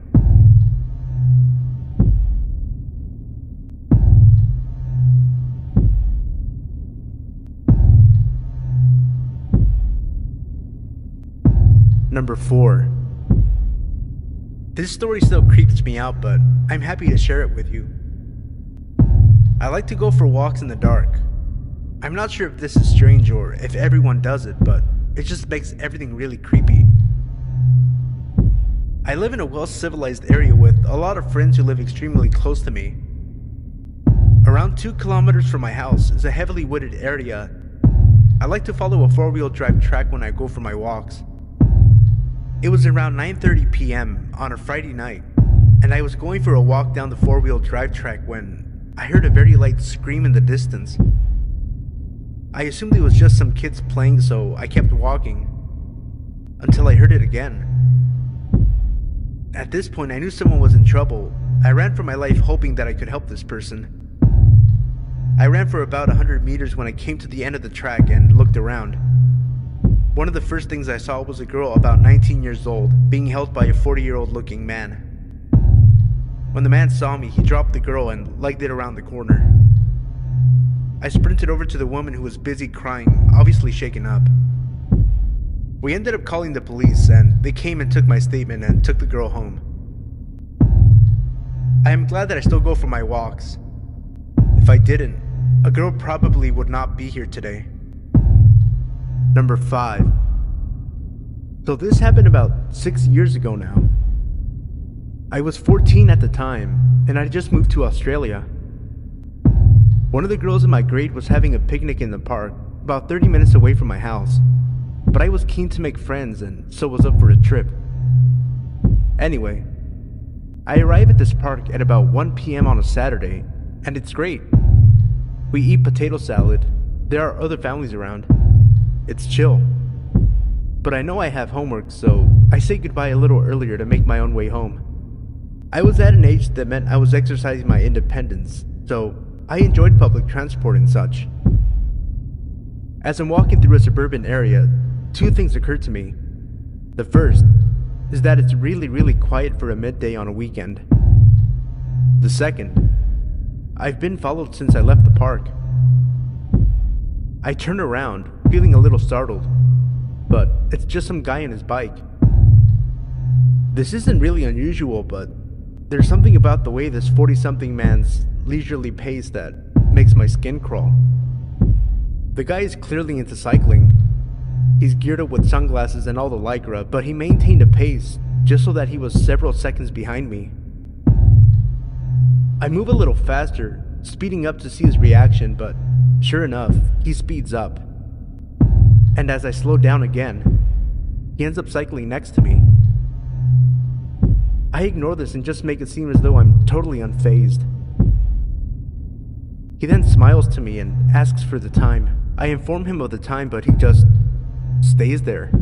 He just keeps cycling next to me. Suddenly, he cycles very close to me and leaning towards me mutters, "I'm the type of guy who likes to have sex with young girls. Interested?" I was terrified. At 14, I didn't even look 14. I had a boyish build and terrible acne. This guy was at least 40, and he was blocking my route to the nearest houses with his bike. "No, I wouldn't," I managed to say, in an attempt at confidence. This clearly undermined whatever this guy was thinking, because he pedals off like a speeding bullet. I ran home and called the police, and they swept the area. But they never found him again.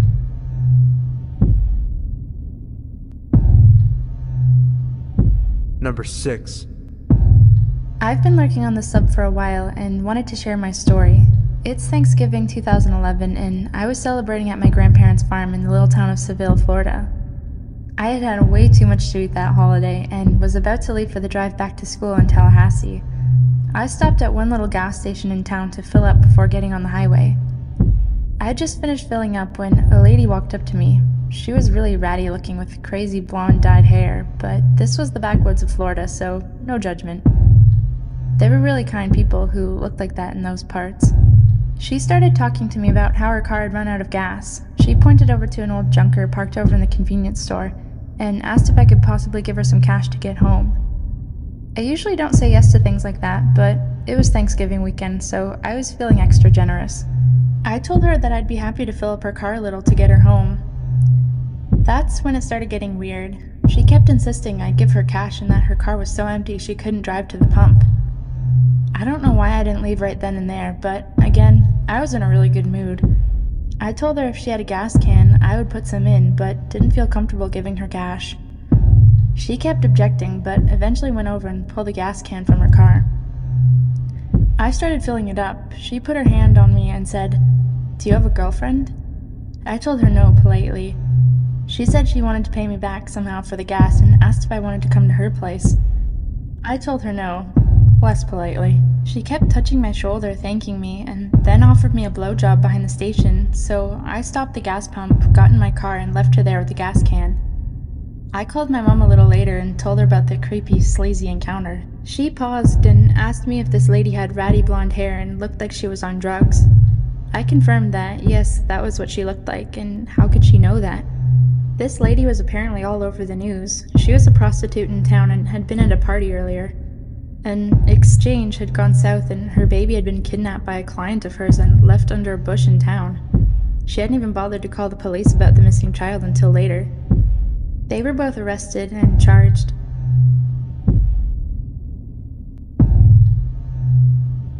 Number 7. Okay, so I'm a long-time lurker and a first-time poster, but this is a story my mom told me that took place when I was about 2 or 3 years old. It takes place in Glasgow, a city in Scotland. I've lived there since I was born, and it's generally not too bad a place for creepiness.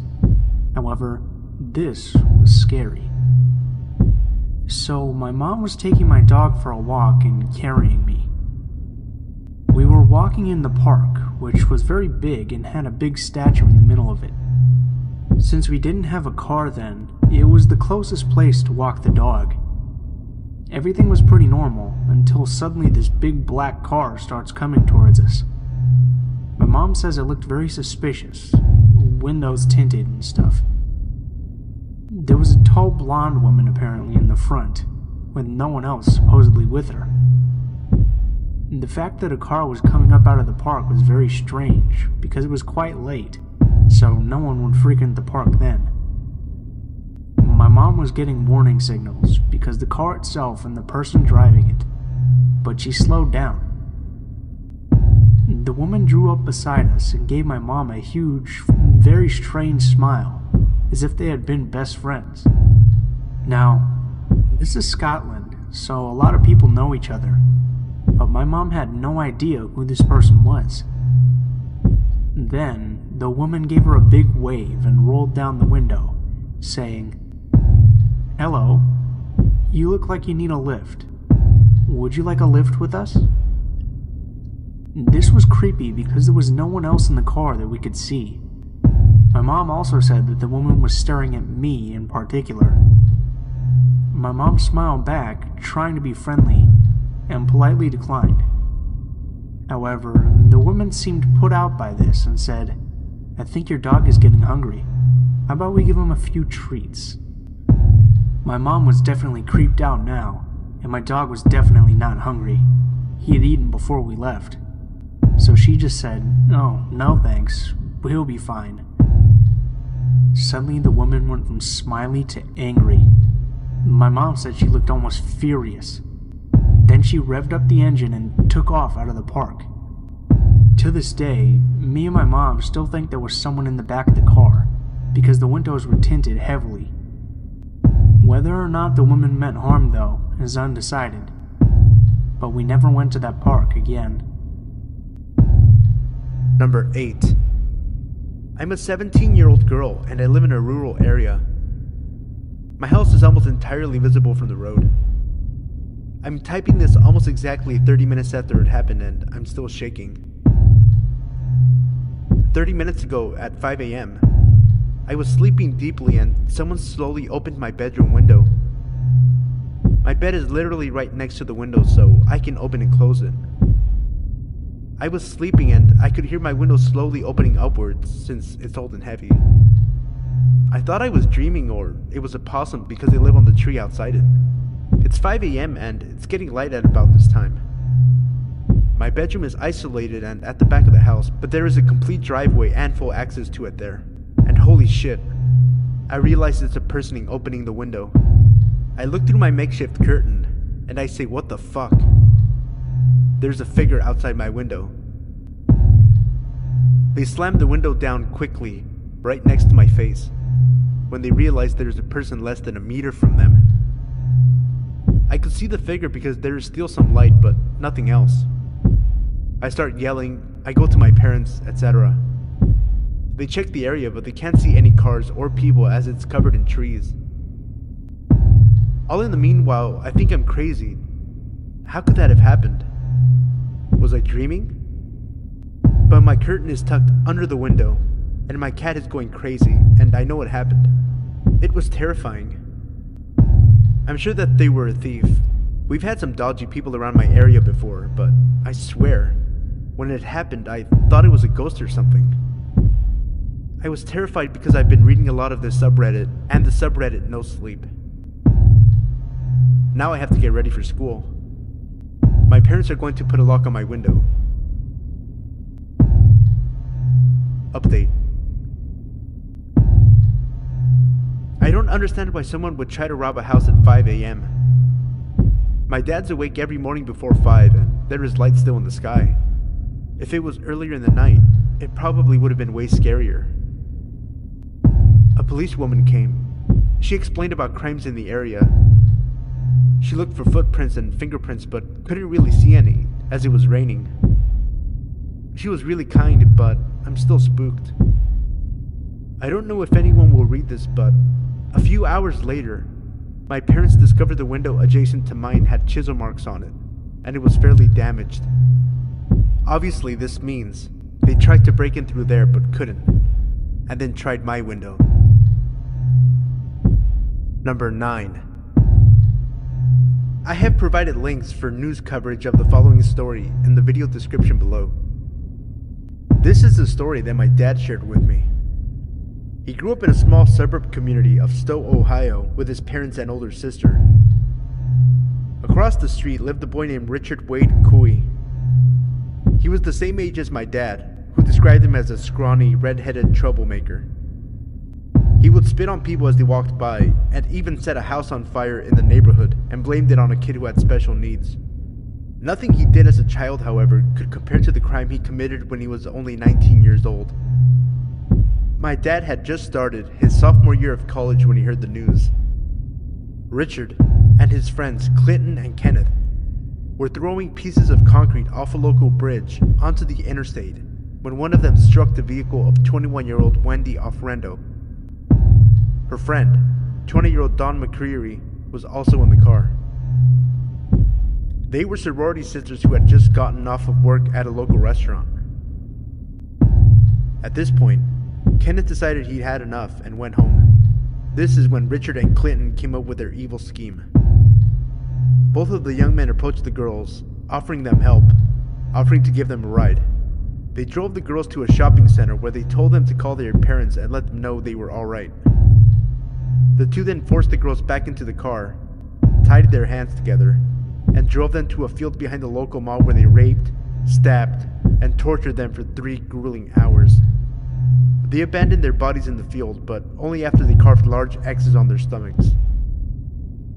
Richard and Clinton then decided they wanted to sell the girls' clothing and jewelry to make some extra cash. When Richard couldn't find a buyer for the items, he burned them in his backyard, which woke my grandparents. My grandfather called the police to report what he thought was yet another neighborhood disturbance from Richard. The police gathered the items for evidence, and after finding Wendy's abandoned car, they arrested Richard and began the investigation. Clinton and Richard were both arrested and charged with the murders. They had found a bloody pocket knife used to stab Wendy in the neck in Clinton's pocket when he was arrested, and some of the burned items still had traces of the girl's blood. Since Clinton was only 17, he was spared the death sentence and currently is serving life in prison. Richard, however, was given the death penalty. On October 14th, 2003, at 10 a.m., Richard was executed by lethal injection. Wendy's family was present at the execution. Every time I visit my grandparents and look across the street at that house, I can't help but to get the chills. Richard, I'm glad we never met, and I'm certainly glad my dad was smart enough to not become your friend growing up. Number 10. It was March during spring break. I was 16 at the time, and me and about 20 people went out into the woods in Surrey County and got a cabin on this nice little retreat center. We planned on staying there for 4 days. For a bit more detail, the cabin was surrounded on all sides by woods. To the west of the cabin are some hunting trails and a creepy abandoned trailer next to a small clearing with a single pine tree in the center. To the east, there was a large field. At the far end of the field, there is a slope leading down to a beach. When going to the slope to the right, there is an area of higher elevation, and to the left was a valley that could be accessed from the beach. On the last night, a group of about 8 of us decided we'd go down to the beach and sit around and sing songs while playing guitars. It was about 11 p.m. Everything was going fine, and then 3 of the guys decided to head back to the cabin and get some food. They were only gone for 10 minutes before one of the guys got a call from his brother. His reaction to the call made it seem like something happened or someone was hurt. When he got off the phone, he said, "We have to leave right fucking now," in a very hushed and panicky voice. We all asked why, and he told us that while the others were walking back, they had found a rabbit at the top of the trail with his head cut clean off. Not ripped off like an animal doing it, but cut like someone took a knife to the rabbit. We automatically thought they had to be fucking with us. We began walking back, brandishing the guitar and a metal pipe as weapons, in case they really weren't fucking with us.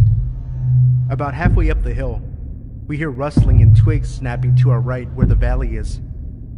It sounded like someone was walking up the side of the steep slope, which would not be possible without climbing gear. We stopped moving, but the movement and noise continued. We told them to knock it the fuck off if it was a joke and it wasn't funny. The movement to the right stopped very suddenly. We kept going, and once we neared the top of the hill, I turned on my phone's flashlight, and right on the ground in front of me lay a rabbit with its head cut off. We took off running and heard someone or something come out of the woods. We didn't stop running until we got back to the cabin. When we got to the cabin, we found all the guys sitting inside. We locked up every door and all of the windows. Me and 2 of the other guys stayed up all night to keep watch and make sure whatever it was didn't follow us to the cabin. We fell asleep around 6:30 a.m. We awoke around 8 a.m. to one of the girls screaming about a rabbit's head on the front porch. Number 11. I'm a 5'3" female, presently gender fluid 17-year-old. When I was 16, me and my girlfriend, who's about 5'7" and easily stronger than me, went to the mall because we both had the same stuff we needed to pick up. As a bit of backstory, my ex, who is still my friend to this day, is a total fucking badass, and not in the way where she looks cool. I mean, she does, but that's not the point. She's badass in the way where she knows how to throw knives, was a master archer at like age 10, and held her own in a fight because her parents ran a bounty hunting service at the time. Anyway, we were leaving a store, holding hands the whole time because we were fucking adorable, and she turned to kiss my cheek, and right before she turned to face ahead again, she whispered in my ear, "We're being followed. Giggle when I turn forward, and don't turn around." My blood ran cold, and I stared at her for a second before she smiled at me. I forced a laugh and squeezed her hand out of nervousness. We live in Texas, so radical homophobes aren't exactly uncommon. I personally know a few LGBT friends who've gotten jumped or almost raped by people like this, so I was very scared. I began to focus into what they were saying, and as I thought, they were talking about the fucking dykes in front of them. Thanks. I leaned over to tell her what I heard, and she squeezed my hand, silently telling me that she knows and she's listening. My hearing's never been the best, and the mall was fairly busy, so I couldn't easily decipher what they were saying after that. I guess she heard something though, because her grip tightened, and when I looked at her, she actually looked nervous, which obviously isn't a look I'd seen on her before. She always carries a pocket knife on her, and now was no exception. We headed to the bathroom at this time, a very desolate part of the mall, so as soon as we were clear of everyone's eyes, except who we were being followed by, she took it as an opportunity to show them who exactly they were dealing with. She pulled out her knife and put it in her back pocket to show them she had it. When they kept following us, she pulled it back out, stopped walking, and opened it. She cracked her neck, and I heard one of the guys mutter, "Shit."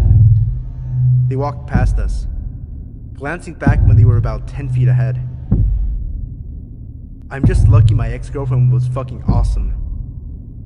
And I'm just glad those homophobic dickheads fucked off. Number 12.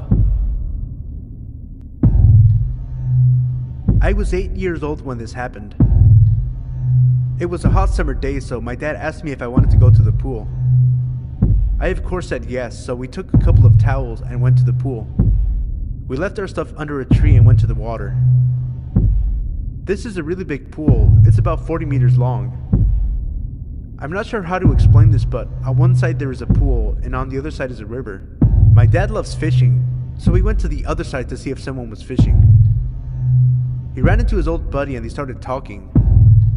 I was really bored, so I asked my dad if I can walk for a little bit. He said yes. This is a pretty safe little town where nothing ever happened, so kids were free to do anything they wanted. I went to the other side of the pool, and my dad was still talking to his friend, and after a while, I couldn't see them anymore. I was in the water when I noticed this old creep staring at me.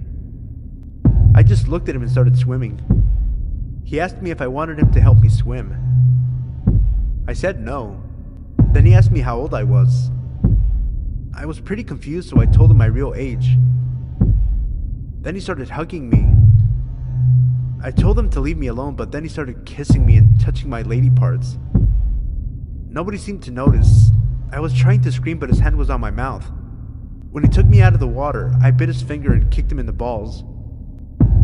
I started running as fast as I could, and he started chasing me. Luckily, I was faster than him. He stopped at the middle of the pool and went back. I ran to my dad and I asked him if we could go home. He asked me why, but I just started to scream that I wanted to go home, so we took our stuff and went home. I never told him. I never told anybody. Creep from the pool? I hope I never see you again. Number 13. This happened when I was around 12 or 13. My parents and I were going on a trip for a couple days, and while they were getting our stuff inside the house, they told me to stay outside and watch the car. it was daylight and this is a safe neighborhood. I'm outside for a couple minutes sitting down on the lawn, and I see a pickup truck pull across the street, and this old-looking man gets out of the truck and comes towards me. I get up and he starts telling me he sells homemade chairs and that he has one in the back of his truck that he can show me. He seemed off to me, so I told him I was going to ask my parents. So I'm rushing to the door and start knocking. Our outside door locks automatically. My mom comes out and I tell her what the man told me, but he interrupts me and tells her I called him over or that I needed help or something like that, which my mom knew was a lie. My mom told him she was going to call the cops and then he left. My dad had to calm her down since she was freaking out and thinking that the guy was going to take me, and after she was calm, we continued putting things in the car. So, the weird part of this was when the man's car was following us a while later. My dad was so pissed off that he braked the car and pulled over to the side and actually tried to follow the man's car and get his license plate. The man sped away, so we lost him by then, and it left us pretty scared for a few months since he knew where we lived. Even though it's been a few years, I still don't like being outside alone anymore. Number 14. Hi there. This is my first post, so I apologize if I make any mistakes. But after looking for a while, I just had to share this story told to me by one of my coworkers. So one summer, a few years ago, he and her then boyfriend and now husband decided to go to Ontario to visit friends and family. While there, they made the decision to camp out over the weekend by one of the many lakes scattered throughout the province. One campground they had been directed to by friends was beautiful, but absolutely packed with holiday goers, and if you're anything like them or myself, you find the more solitude provided by a campground, the better. So they chose instead to head down the road a little further, where they had seen signs for another campground. The new site was breathtaking, she said. Absolutely stunning, with huge maple trees and a sandy beach with the waves gently lapping against the shore. However, it was dead empty. Not a single camper or tent in the entire place. But they just couldn't understand why people were choosing to shove themselves into a packed campground while another perfectly acceptable location was just a few kilometers down the road. They didn't think much more of it after that, and simply paid for the night and set up a tent while going about their evening business, hanging out around the fire and taking in the lovely surroundings. She told me they went to bed roughly around 11:30 p.m., just after it got dark. My coworker woke in the middle of the night to a strange feeling. She knew something was wrong, but couldn't put her finger on it immediately in her sleepy haze. She lay there in the pitch black for a while, and rather than drifting back to sleep, her feeling of unease grew as she pulled further awake. Suddenly, she realized what was wrong. There was breathing. Extra breathing. Not that of herself or her boyfriend, but the sound of someone else just beyond the walls of their tent. She lay quietly for a second, making sure what she heard wasn't only her imagination. Fear gripping her heart and taking her breath from her lungs. Slowly and quietly, she shook her boyfriend awake, urging him to be silent. He gripped her hand as he too heard the sound of another person outside the tent. Neither of them had any idea what to do. Sure, they could emerge from the tent and confront the person, but what if there was more than one hiding in the dark? What if they had a weapon? My coworker and her boyfriend didn't have anything to defend themselves with other than basic camping necessities, so they spent the night wide awake, listening, while whoever was standing just beyond the protection of the tent breathed easy, occasionally moving from one side of the shelter to the other, but never doing anything more than lurking. The next morning, as the sun came up, they heard footsteps of someone slowly walking away from the tent. They immediately packed all of their belongings and left the site, now having a very good idea of why such a lovely campsite had been so incredibly empty. On their way out, they informed the owner of the campground of their nighttime visitor. It was was an elderly couple who claimed to have no idea who it could have been, or why someone would spend the entire night watching their tent. Regardless, they left quickly and never went back. To this day, she still says it was one of the most unsettling and scary nights of her life. Number 15. My husband works nights sometimes. His shifts rotate, 7 a.m. to 9 p.m., 9 p.m. to 9 a.m., that sort of thing. I wasn't too bothered by it until the other night. We live in a fourplex, one beside and two behind, all on a single level. Since I'm not working yet, I'm pretty familiar with the comings and goings of my neighbors. Heck, I even know what everyone's cars sound like. It was probably just after midnight and I was talking to some friends over Skype when I heard the door handle jiggle. At first, I thought maybe my husband was home early and I got up to greet him. Then, quickly realized I hadn't heard his work boots on the gravel or his car. I went really still and I kept listening, just in case I was mistaken. Finally, I yelled, "Hello?" Just silence. Then I heard something in the lock. My husband likes me to be protected, so he bought us a couple of guns. I grabbed the shotgun and pumped it once.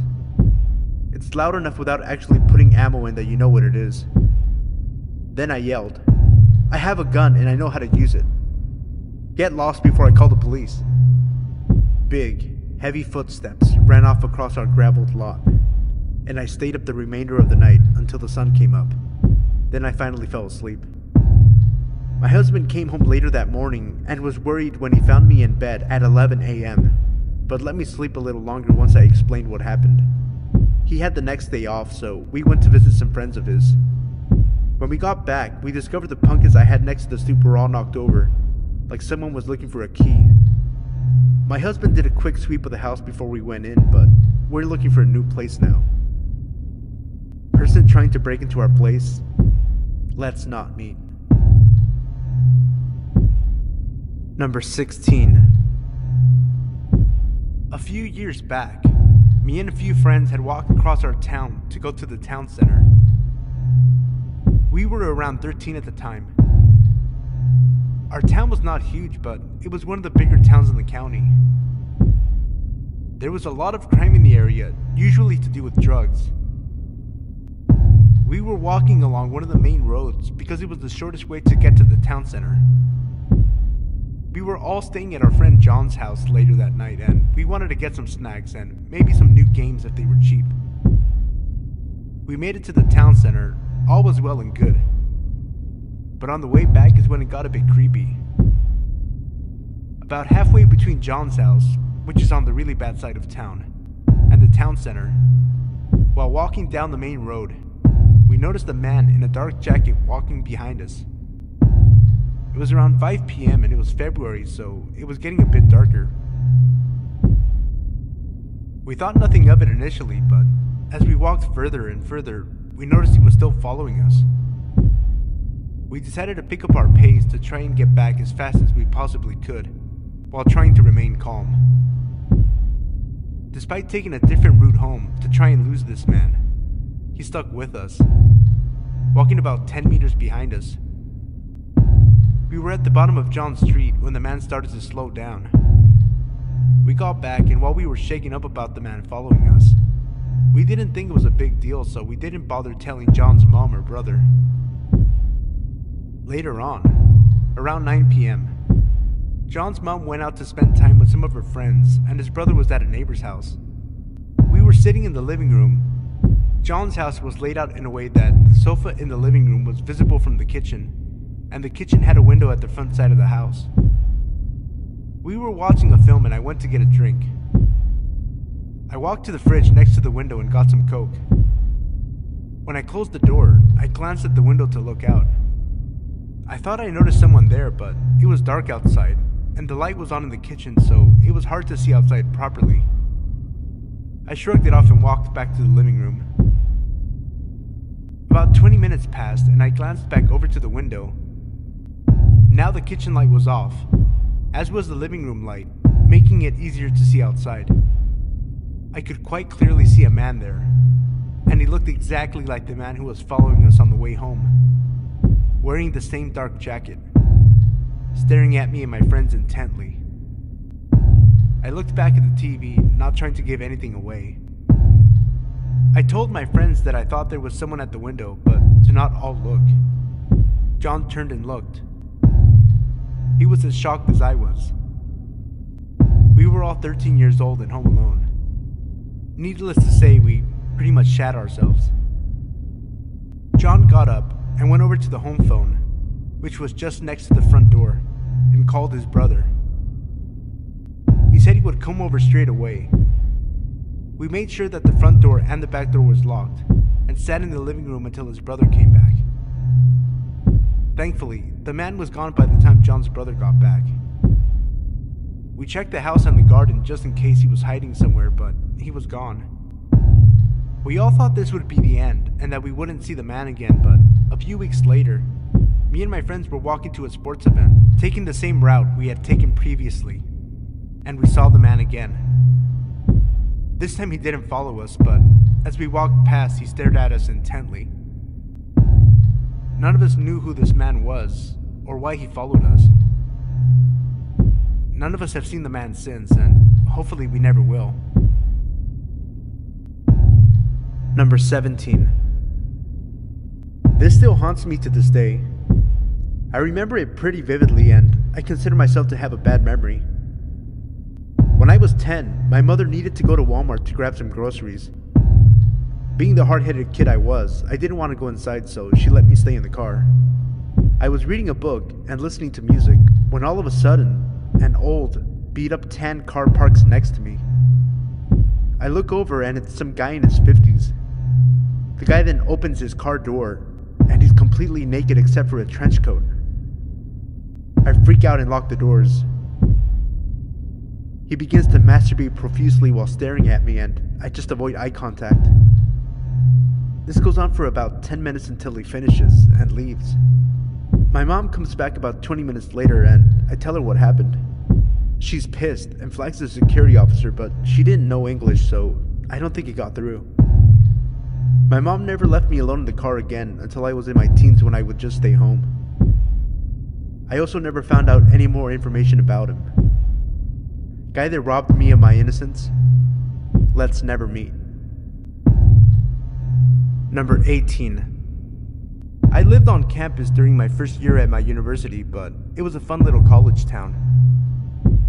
One night, my friends, Alexander, Anna, and I left our dorm to go to a sandwich place a little over a mile away. I'm paranoid as hell and always think I'm being followed when I'm out at night, but on our way back, Alexander started to make me feel really uneasy. He kept glancing back over his shoulder, so I told him to stop because he was making me freak out a little bit. He told me he was sure someone was following us. Alexander is a pretty big dude, 6'4", so someone following us made me feel really weird, because it didn't exactly look like we were skinny little girls walking alone. He made us walk in front of him so that he would be between the guy and ourselves, but I was starting to panic. We got into our residence hall and made a beeline for the doors that led to the rooms. You need to have a resident keycard to get in. This is the first time I can get a look at the homeless dude who's been following us, since I can finally see him in the light of the lobby. He follows us all the way to the door with the lock, puts his face up to the window, and smiles as he watches us take off down the hall. On the stairs, we heard the door open, and Anna and I almost screamed and sprinted to her room. Alexander went back to either confront him or report him. We talked to the police about it, and the next day, they did a follow-up with us.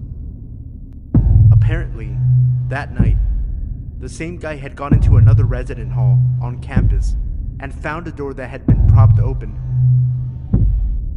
He raped a girl in the bathroom. Number 19. So, a little backstory to start. I live in a flat with only one neighbor above me. I have a son who is from a previous relationship that also lives along with me and my wife. So, this started a few years back in 2013 when we first moved into the flat. Everything went well and we were happy to have our own home. We were really friendly with the neighbors, especially the neighbor that lived above us. We were fine for the first year or so. She was an older lady in her late 50s. As a young couple, aged in our early 20s, it was nice to have someone who was so nice when we first moved in.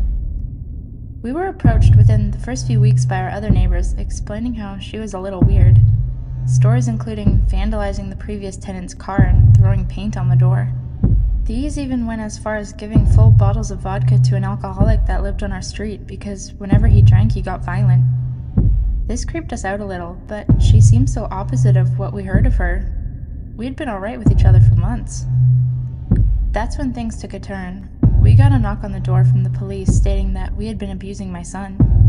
I was shocked. He was around 2 at this age and was happy as can be.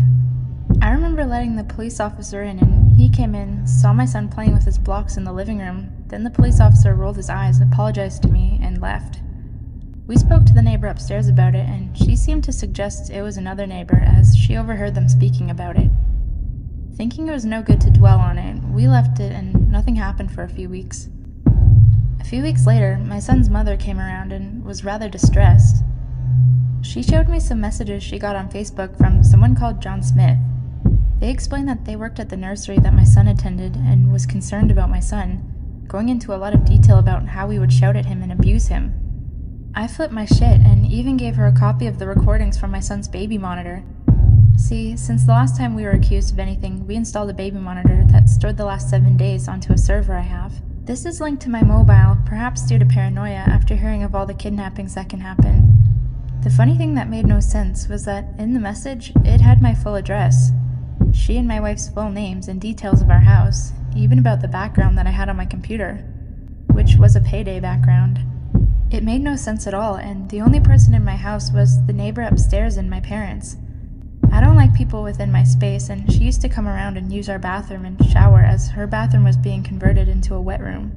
Later on, I got a phone call from the neighbor, and she said that some white nationalist was trying to find me. Now, I'm half Cass Indian. Apparently I said something they didn't like, and they came to batter me.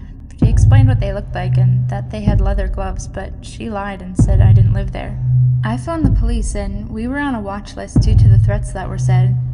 All passed to me from her upstairs and no one else. She got an interview with the police and denied any of it happening, and she said that I was on drugs. Now, I have not touched drugs in years, and even then, it was only a little bit of cannabis. Things got a bit weird, and she had her son starting to live with her. One evening, we were playing D&D, and around 9:30 p.m., we got a text from her explaining she wanted quiet or else. Things had been slowly escalating up until this point. I replied, "Fuck off, it's 9:30, we finish at 11. I wouldn't have minded, but this had been a regular occurrence for a few weeks. We play on Saturday nights, and this had not been a problem for a year or so. Things escalated further. She started banging on the floor, put the vacuum on, and threatened to send her son down to come do me in. I confronted him the next day about this, and he denied everything and said that his mom was a bit sensitive. Turns out she has bipolar. This all makes sense now, from poisoning my plants and lawn to threatening me with her sons. She's now left and has a for sale sign on her flat, and that explains why the house was so cheap when we got it. So, sociopath neighbor, please don't move back in. I now know that some people just want to watch the world burn."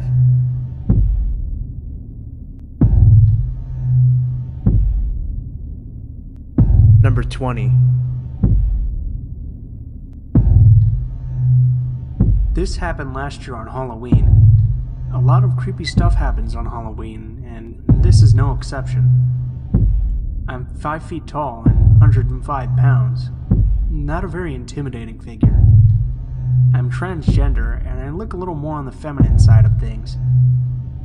I was out on Halloween with my girlfriend at the time. We'd gone into the city. We're from a college out in a small town, to go to a haunted house. And we were walking back to the train station from the haunted house at about 12:30 a.m. to go home. We were both dressed up like witches, both wearing high heels, and I had my purse with me. My girlfriend's hands were cold, so I was holding her hand and walking very close to her. Yes, these are all very important details. The city was almost like a ghost town as we were walking back. We saw almost nobody else.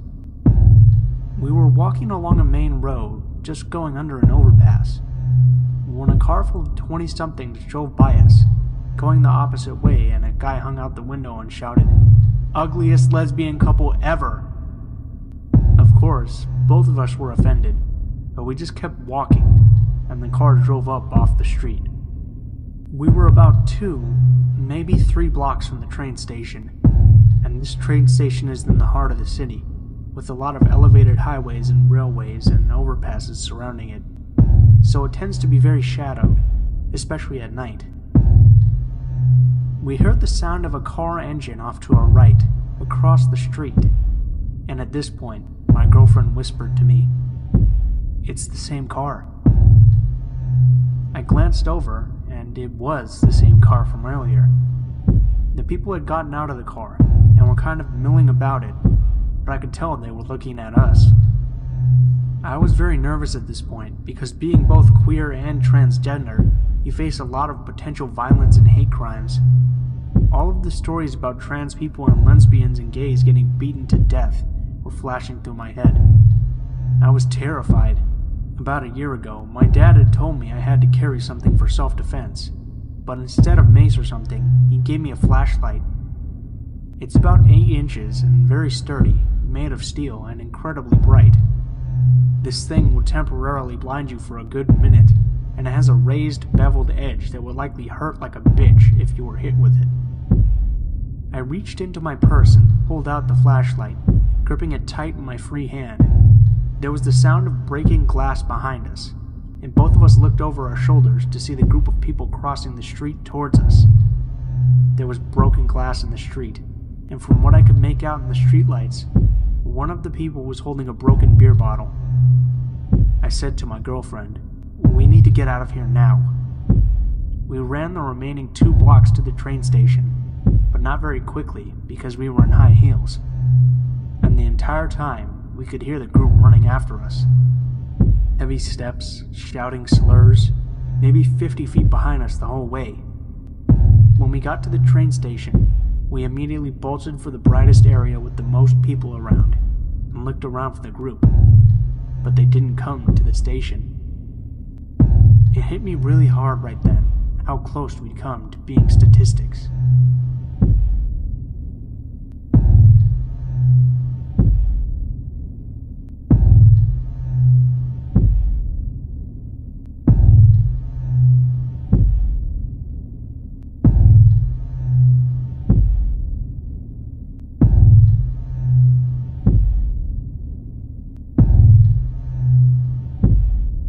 Number 1.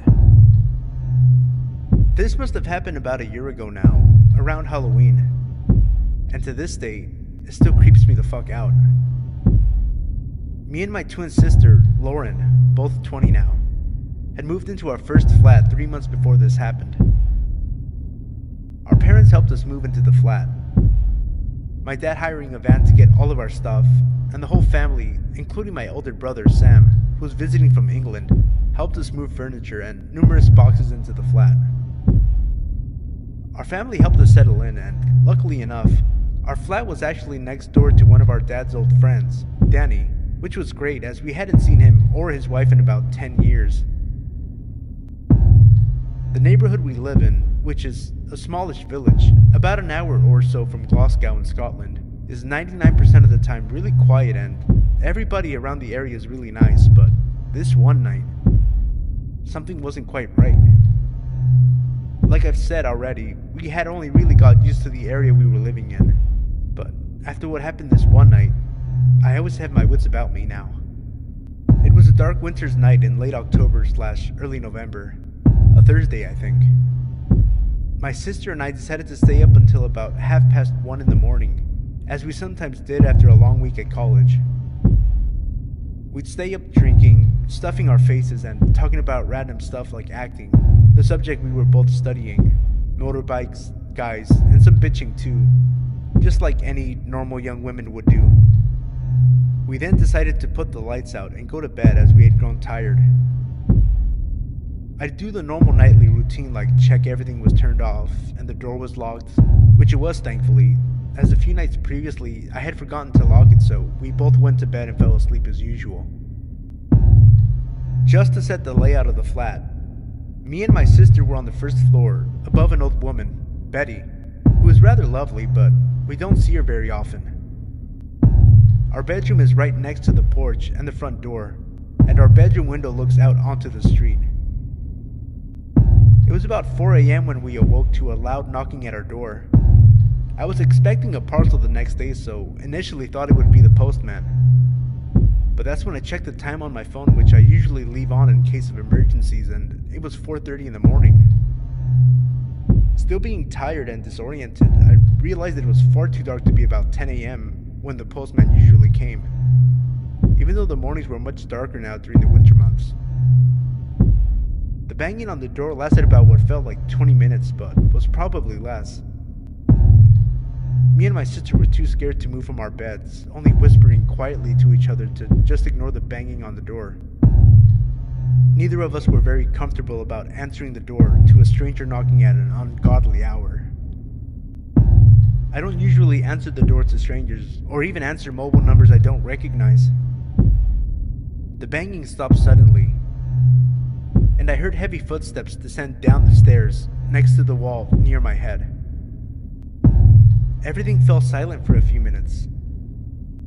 I tried to settle back down, but my adrenaline was going crazy. I could feel my legs shaking. I was so nervy about whoever it was outside. There was no way I was getting back to sleep. Then I saw the flashing of a torch through our bedroom window. It flashed at least 3 times, but maybe more. Then it stopped. I then heard what sounded like the man talking on the phone to someone, or having a conversation with someone outside, sounding a bit agitated and angry. I didn't look outside of our bedroom window in case the man saw me, but a few minutes later, I heard the rumbling of a car engine below me. I then assumed that he came in his car. His voice became increasingly explosive as I became more and more scared. It got to the point where I was about to phone the police, but then I heard the man opening his car door and leaving swiftly along the street. I don't know who the man was or what he wanted, but I didn't sleep at all that night. And for the next few days after that, every single noise would give me a fright. I was scared that whoever it was going to come back. In the end, I thought that it was someone with the wrong address, or maybe just a drunk guy, but about a week later, we got a knock at about 6:30 in the evening, which was unusual for such a quiet area, and neither me or my sister were expecting any mail packages or shopping to be delivered, so I decided to open the door to whoever had knocked. Initially, I thought it was our neighbor, as he had been round once before to see how we were settling in, but not this time. It was a woman who was dressed in a suit and looked very professional, her hair up in a tight bun and holding a clipboard.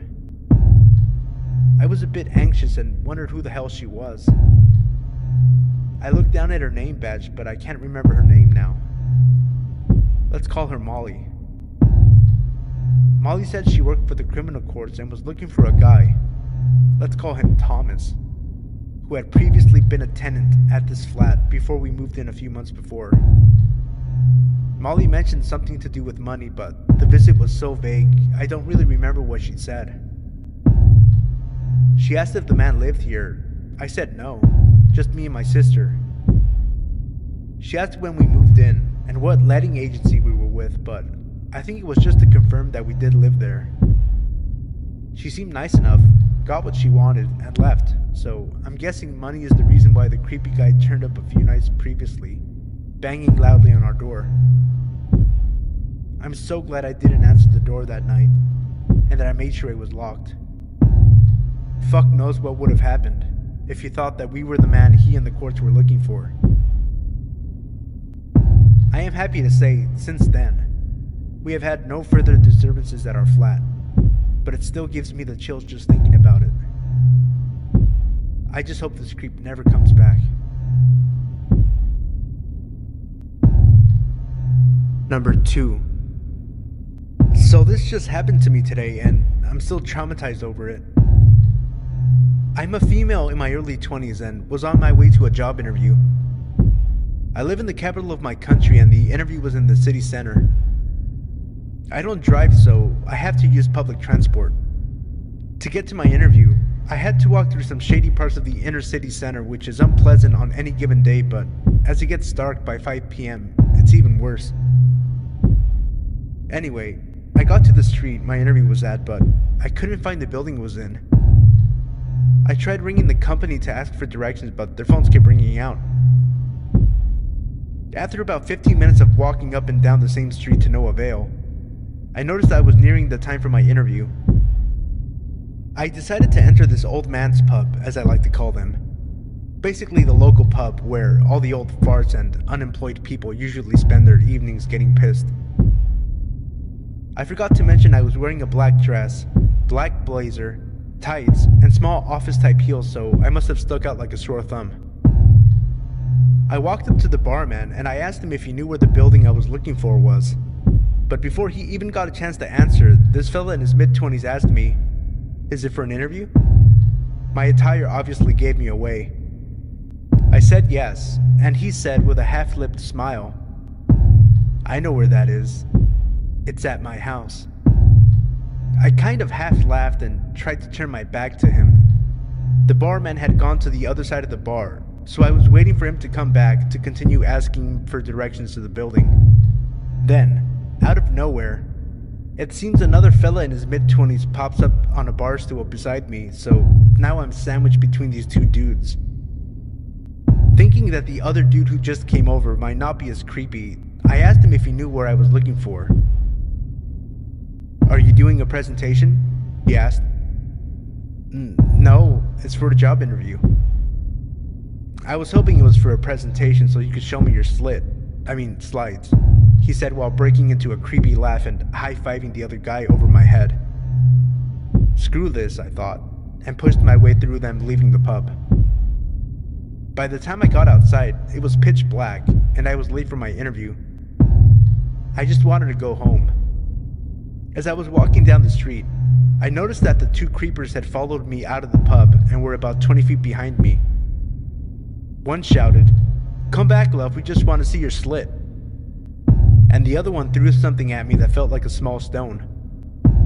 I was absolutely terrified. Even though there were people around, I felt so scared and alone.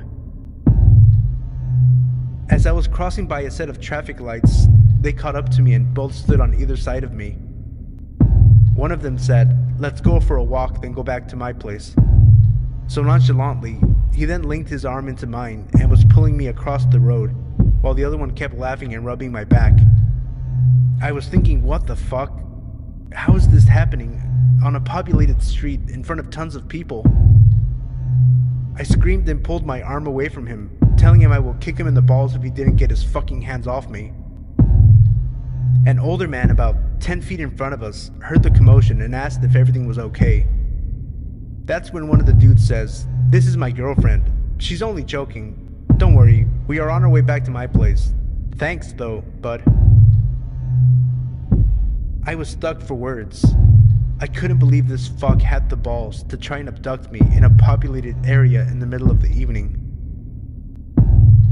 The old man must have seen the fear in my eyes because he didn't buy it. "I don't think so, pal. Leave her alone or I'll break your neck." The dude closest to me pushed me and the two of them took off running. I thanked the man profusely for what he did. He wanted me to call the police, but I just wanted to go home. So he walked me to a nearby taxi rank and offered to pay my fare home. Of course I refused. I was already so grateful to him I couldn't take his money as well. The whole ride home I could not stop shaking, and I'm still very upset and shaken up as I write this. Creepy would-be rapists / abductors, let's not meet again. Number 3. Hello there. My name is Zach. This all started in the summer of 2015, back when I worked at the Walmart of my town, pushing carts. I'm not sure the exact date it all started, although I do recall it was around the 4th of July. It all started with a simple call over my radio with a request to help someone load their items into their car. Glad to get out of the hot summer heat, if only for a few moments. I responded quickly, saying I'd be right over it, and hurried in. I walked over to the register where the customer had requested assistance. The customer was a heavy-set, middle-aged man who had purchased a 52-inch flat screen. I greeted the man with a warm hello and a smile, which he returned. The man stood at about 6'8" and spoke with a deep southern accent. He offered his hand for me to shake, which I did before he led me to his van. On the way, he made small talk with me, asking how my day was, how old I was, if I liked my job, etc. I answered all his questions honestly, saying that my day was going fine so far, that I was 19, and I could have a worse job than this. We got to his gray van and worked together to load his TV into the back. Before parting ways, he asked me where I lived and if I lived alone. Now this wasn't unusual, as a few other customers had asked me this before in the past. I simply said no. I stayed with my grandparents, having been too poor to afford to live by myself at the time, and I lived a mile or two out of town. I took the man's cart, wished him a good day, and walked off. It was a few days after that I realized, whenever I worked, that gray van would be in the parking lot. I didn't think too much of it, as it wasn't unusual for people to shop at Walmart every single day, so I would just go about my work. That was until a week afterwards when, after noticing the same gray van, I turned to a fellow cart pusher named Joe and said, "That gray van is always here." Joe nodded in agreement. "Yeah, I know, dude. Although it's strange, I've only ever seen that van here when you're working."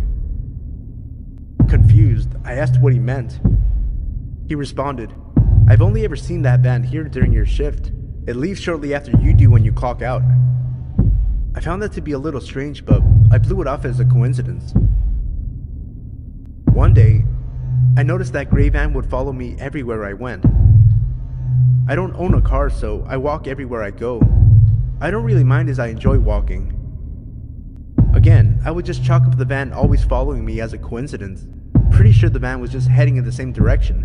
Although I always found it odd that the van never drove past me as I walked, but always hung back, not caring if it was holding up traffic.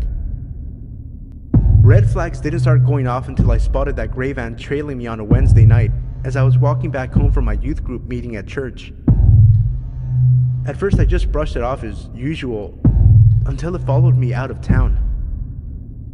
Normally it would turn away when I left city limits, but this time, it continued to follow me. I started to feel as though something wasn't right about this, and I began to wish I had my pocket knife on me, just in case. The van followed me until I walked into my driveway before turning off. I got the chills at this point, and I made sure to lock the doors when I entered my house. The next night, I was walking home in the dark again after a men's group Bible study. The memory of last night was burned in my mind, and I decided that if the van followed me to my house again, I would notify the police in the morning. Sure enough, it ended up trailing me.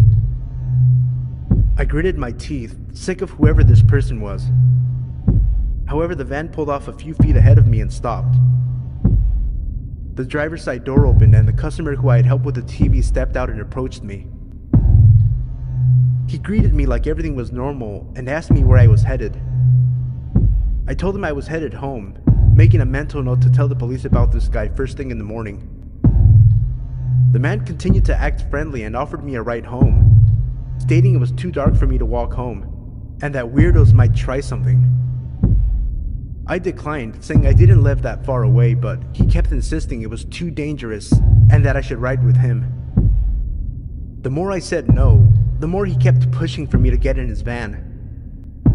It was at this point I decided I was done and started to walk past this guy when he put his hand on my arm and started pulling me to his van, stating that he was giving me a ride, whether I liked it or not. Being a 19-year-old young man, I had always thought I would be able to easily handle a situation like this should it happen. However, panic had taken over my body, and my mind raced for a way to get away from this guy. Pretty sure wherever this guy wanted to take me, it sure wasn't my house. Now, I don't know if it was a miracle or just plain luck, But at that moment, a police car drove by and pulled into the nearby gas station to fill up. The man let go of my arm, wished me a good night, got into his van, and sped off. I decided to talk with the cop while he was getting gas, telling him about the past events. The cop ended up driving me home, telling me if I saw the guy again to immediately call the police. It's been months now and I haven't seen that guy again. I eventually quit my job and moved to another state starting college. Sometimes I wonder what would have happened to me if that cop hadn't drove by that night. Whoever you are, owner of that gray van, let's not meet again.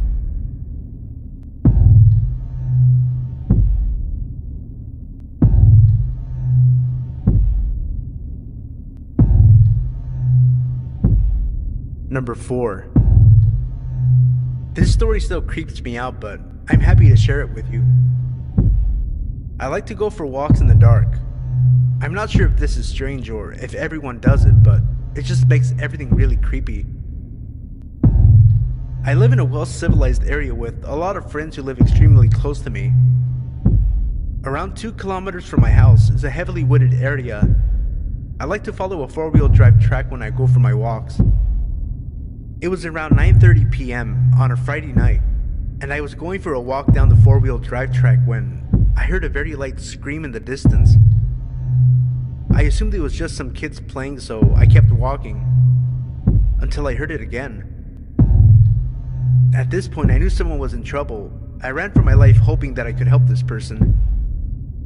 I ran for about 100 meters when I came to the end of the track and looked around. One of the first things I saw was a girl about 19 years old being held by a 40-year-old looking man. When the man saw me, he dropped the girl and legged it around the corner. I sprinted over to the woman who was busy crying, obviously shaken up. We ended up calling the police and they came and took my statement and took the girl home. I am glad that I still go for my walks. If I didn't, a girl probably would not be here today. Number 5. So this happened about 6 years ago now. I was 14 at the time, and I just moved to Australia. One of the girls in my grade was having a picnic in the park, about 30 minutes away from my house, but I was keen to make friends and so was up for a trip. Anyway, I arrive at this park at about 1 p.m. on a Saturday, and it's great. We eat potato salad, there are other families around. It's chill. But I know I have homework, so I say goodbye a little earlier to make my own way home. I was at an age that meant I was exercising my independence, so I enjoyed public transport and such. As I'm walking through a suburban area, 2 things occur to me.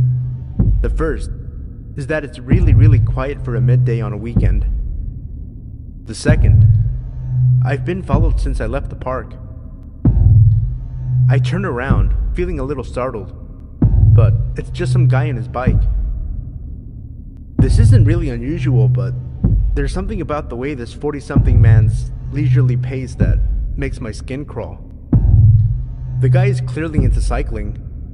He's geared up with sunglasses and all the lycra, but he maintained a pace just so that he was several seconds behind me.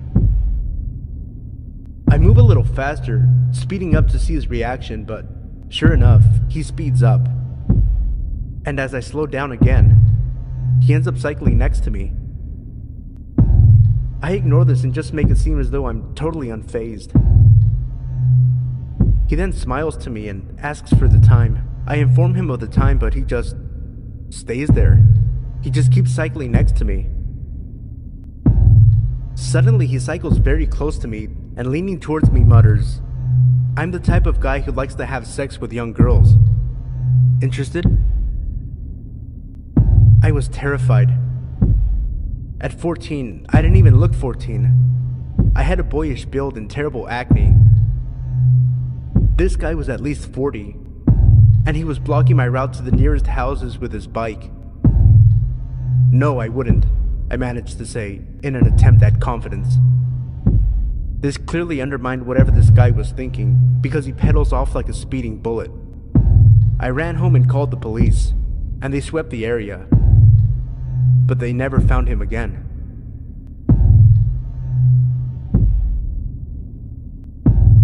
Number 6. I've been lurking on the sub for a while and wanted to share my story. It's Thanksgiving 2011 and I was celebrating at my grandparents' farm in the little town of Seville, Florida. I had had way too much to eat that holiday and was about to leave for the drive back to school in Tallahassee. I stopped at one little gas station in town to fill up before getting on the highway. I had just finished filling up when a lady walked up to me. She was really ratty looking with crazy blonde dyed hair, but this was the backwoods of Florida, so no judgment. They were really kind people who looked like that in those parts. She started talking to me about how her car had run out of gas. She pointed over to an old junker parked over in the convenience store and asked if I could possibly give her some cash to get home. I usually don't say yes to things like that, but it was Thanksgiving weekend, so I was feeling extra generous. I told her that I'd be happy to fill up her car a little to get her home. That's when it started getting weird. She kept insisting I give her cash and that her car was so empty she couldn't drive to the pump. I don't know why I didn't leave right then and there, but again, I was in a really good mood. I told her if she had a gas can, I would put some in, but didn't feel comfortable giving her cash. She kept objecting, but eventually went over and pulled a gas can from her car. I started filling it up. She put her hand on me and said, "Do you have a girlfriend?" I told her no politely. She said she wanted to pay me back somehow for the gas and asked if I wanted to come to her place. I told her no, less politely. She kept touching my shoulder, thanking me, and then offered me a blowjob behind the station, so I stopped the gas pump, got in my car, and left her there with the gas can. I called my mom a little later and told her about the creepy, sleazy encounter. She paused and asked me if this lady had ratty blonde hair and looked like she was on drugs. I confirmed that, yes, that was what she looked like, and how could she know that? This lady was apparently all over the news. She was a prostitute in town and had been at a party earlier. An exchange had gone south and her baby had been kidnapped by a client of hers and left under a bush in town. She hadn't even bothered to call the police about the missing child until later. They were both arrested and charged.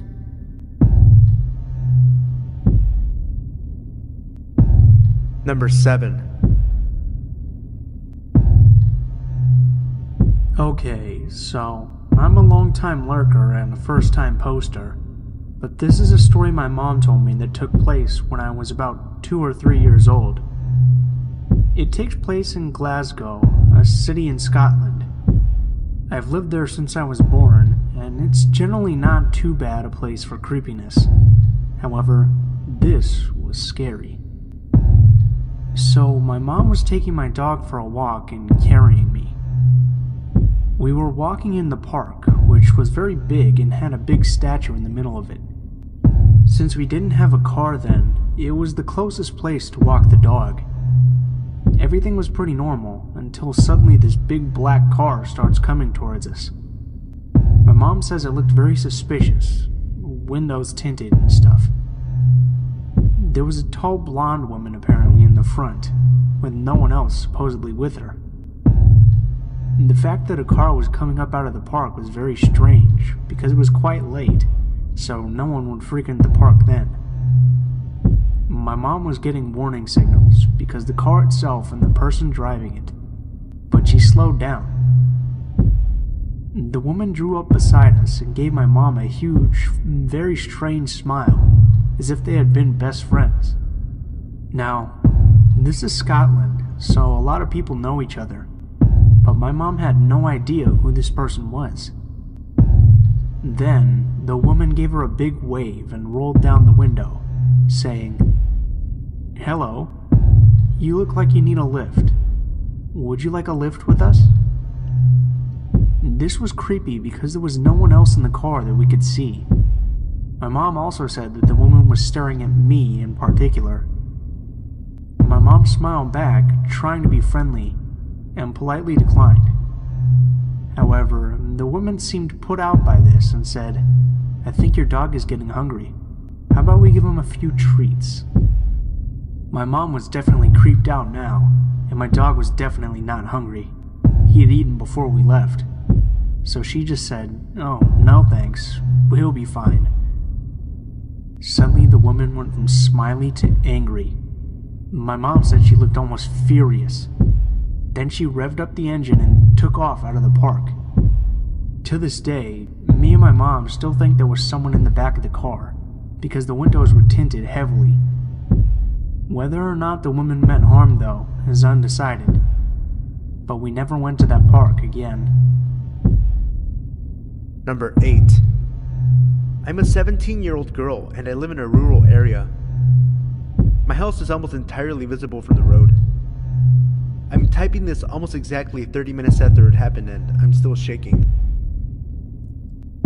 30 minutes ago at 5 a.m., I was sleeping deeply and someone slowly opened my bedroom window. My bed is literally right next to the window, so I can open and close it. I was sleeping and I could hear my window slowly opening upwards since it's old and heavy. I thought I was dreaming or it was a possum because they live on the tree outside it. It's 5 a.m. and it's getting light at about this time. My bedroom is isolated and at the back of the house, but there is a complete driveway and full access to it there. And holy shit, I realize it's a person opening the window. I look through my makeshift curtain and I say, what the fuck? There's a figure outside my window. They slam the window down quickly, right next to my face, when they realize there's a person less than a meter from them. I could see the figure because there is still some light, but nothing else. I start yelling, I go to my parents, etc. They check the area, but they can't see any cars or people as it's covered in trees. All in the meanwhile, I think I'm crazy. How could that have happened? Was I dreaming? But my curtain is tucked under the window, and my cat is going crazy, and I know what happened. It was terrifying. I'm sure that they were a thief. We've had some dodgy people around my area before, but I swear, when it happened, I thought it was a ghost or something. I was terrified because I've been reading a lot of this subreddit, and the subreddit No Sleep. Now I have to get ready for school. My parents are going to put a lock on my window.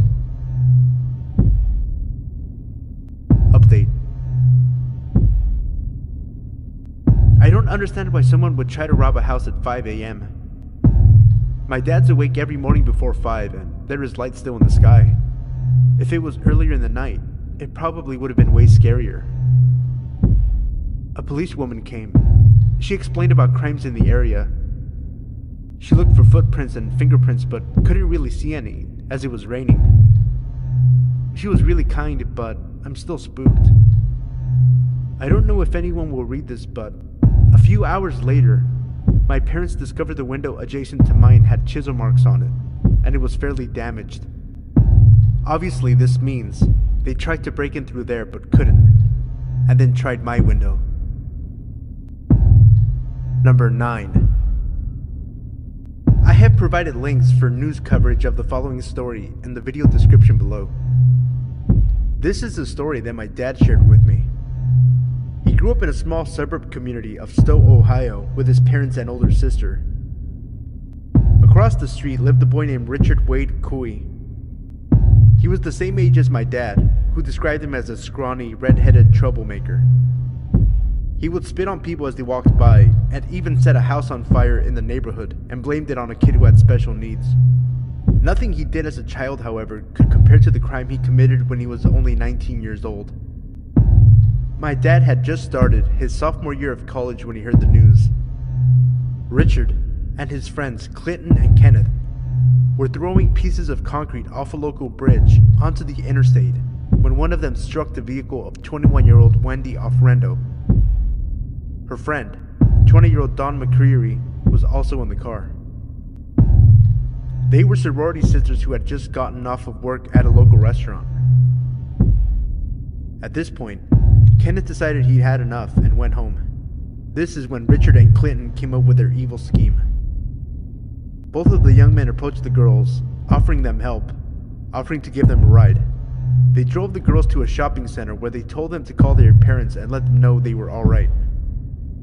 The two then forced the girls back into the car, tied their hands together, and drove them to a field behind the local mall where they raped, stabbed, and tortured them for 3 grueling hours. They abandoned their bodies in the field, but only after they carved large X's on their stomachs. Richard and Clinton then decided they wanted to sell the girls' clothing and jewelry to make some extra cash. When Richard couldn't find a buyer for the items, he burned them in his backyard, which woke my grandparents. My grandfather called the police to report what he thought was yet another neighborhood disturbance from Richard. The police gathered the items for evidence, and after finding Wendy's abandoned car, they arrested Richard and began the investigation. Clinton and Richard were both arrested and charged with the murders.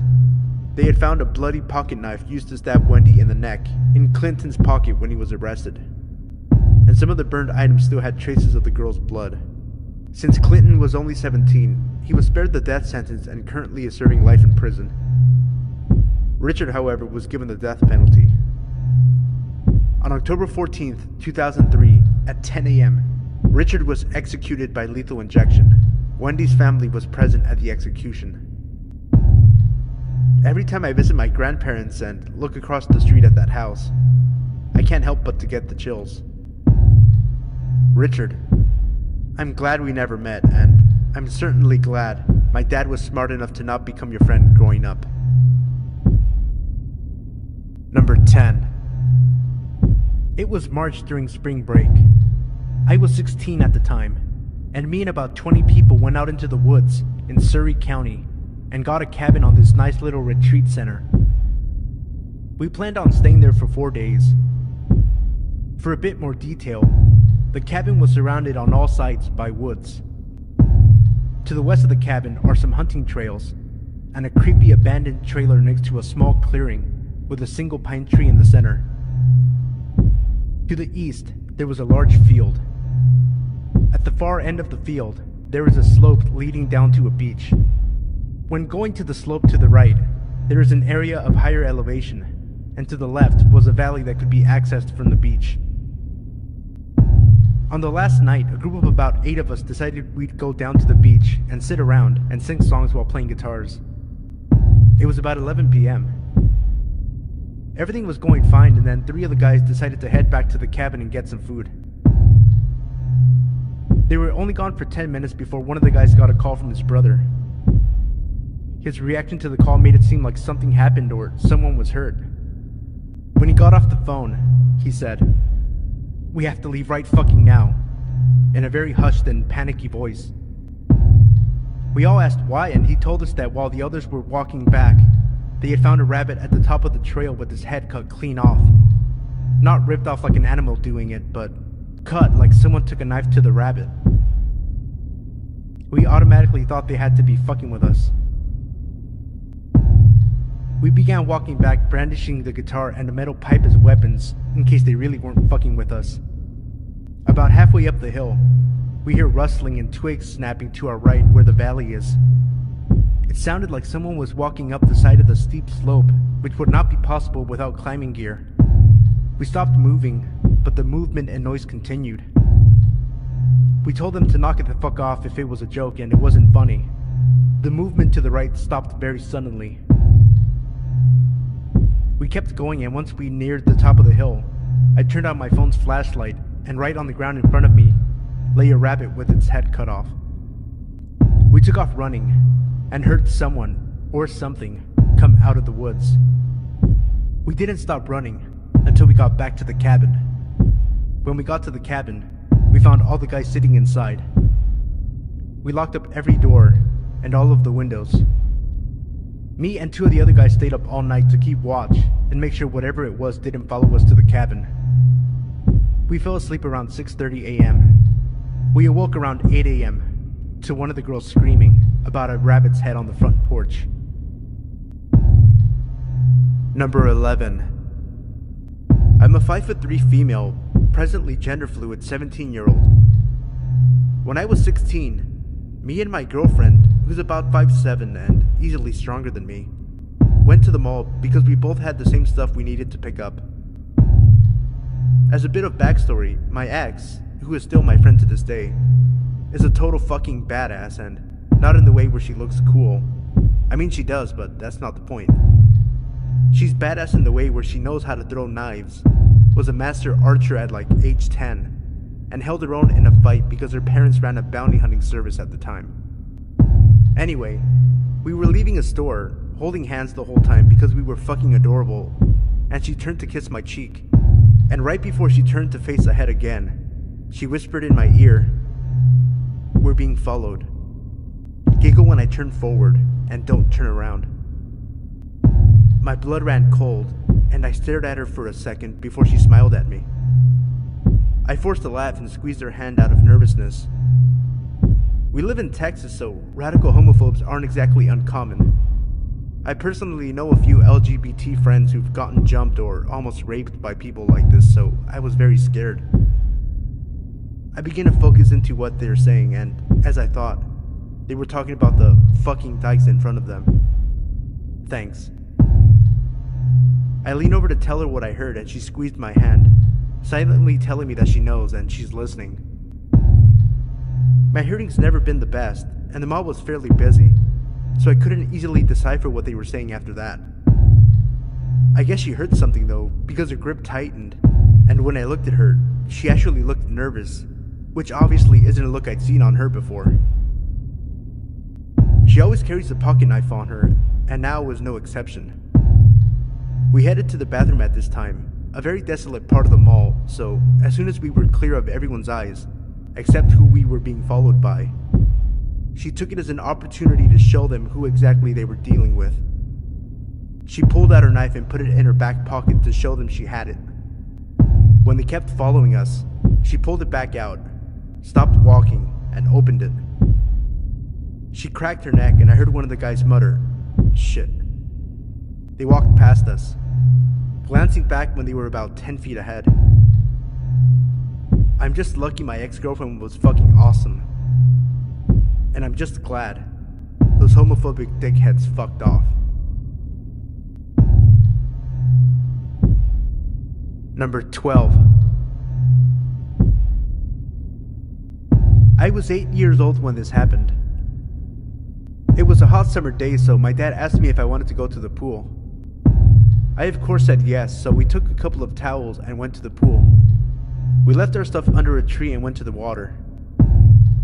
This is a really big pool. It's about 40 meters long.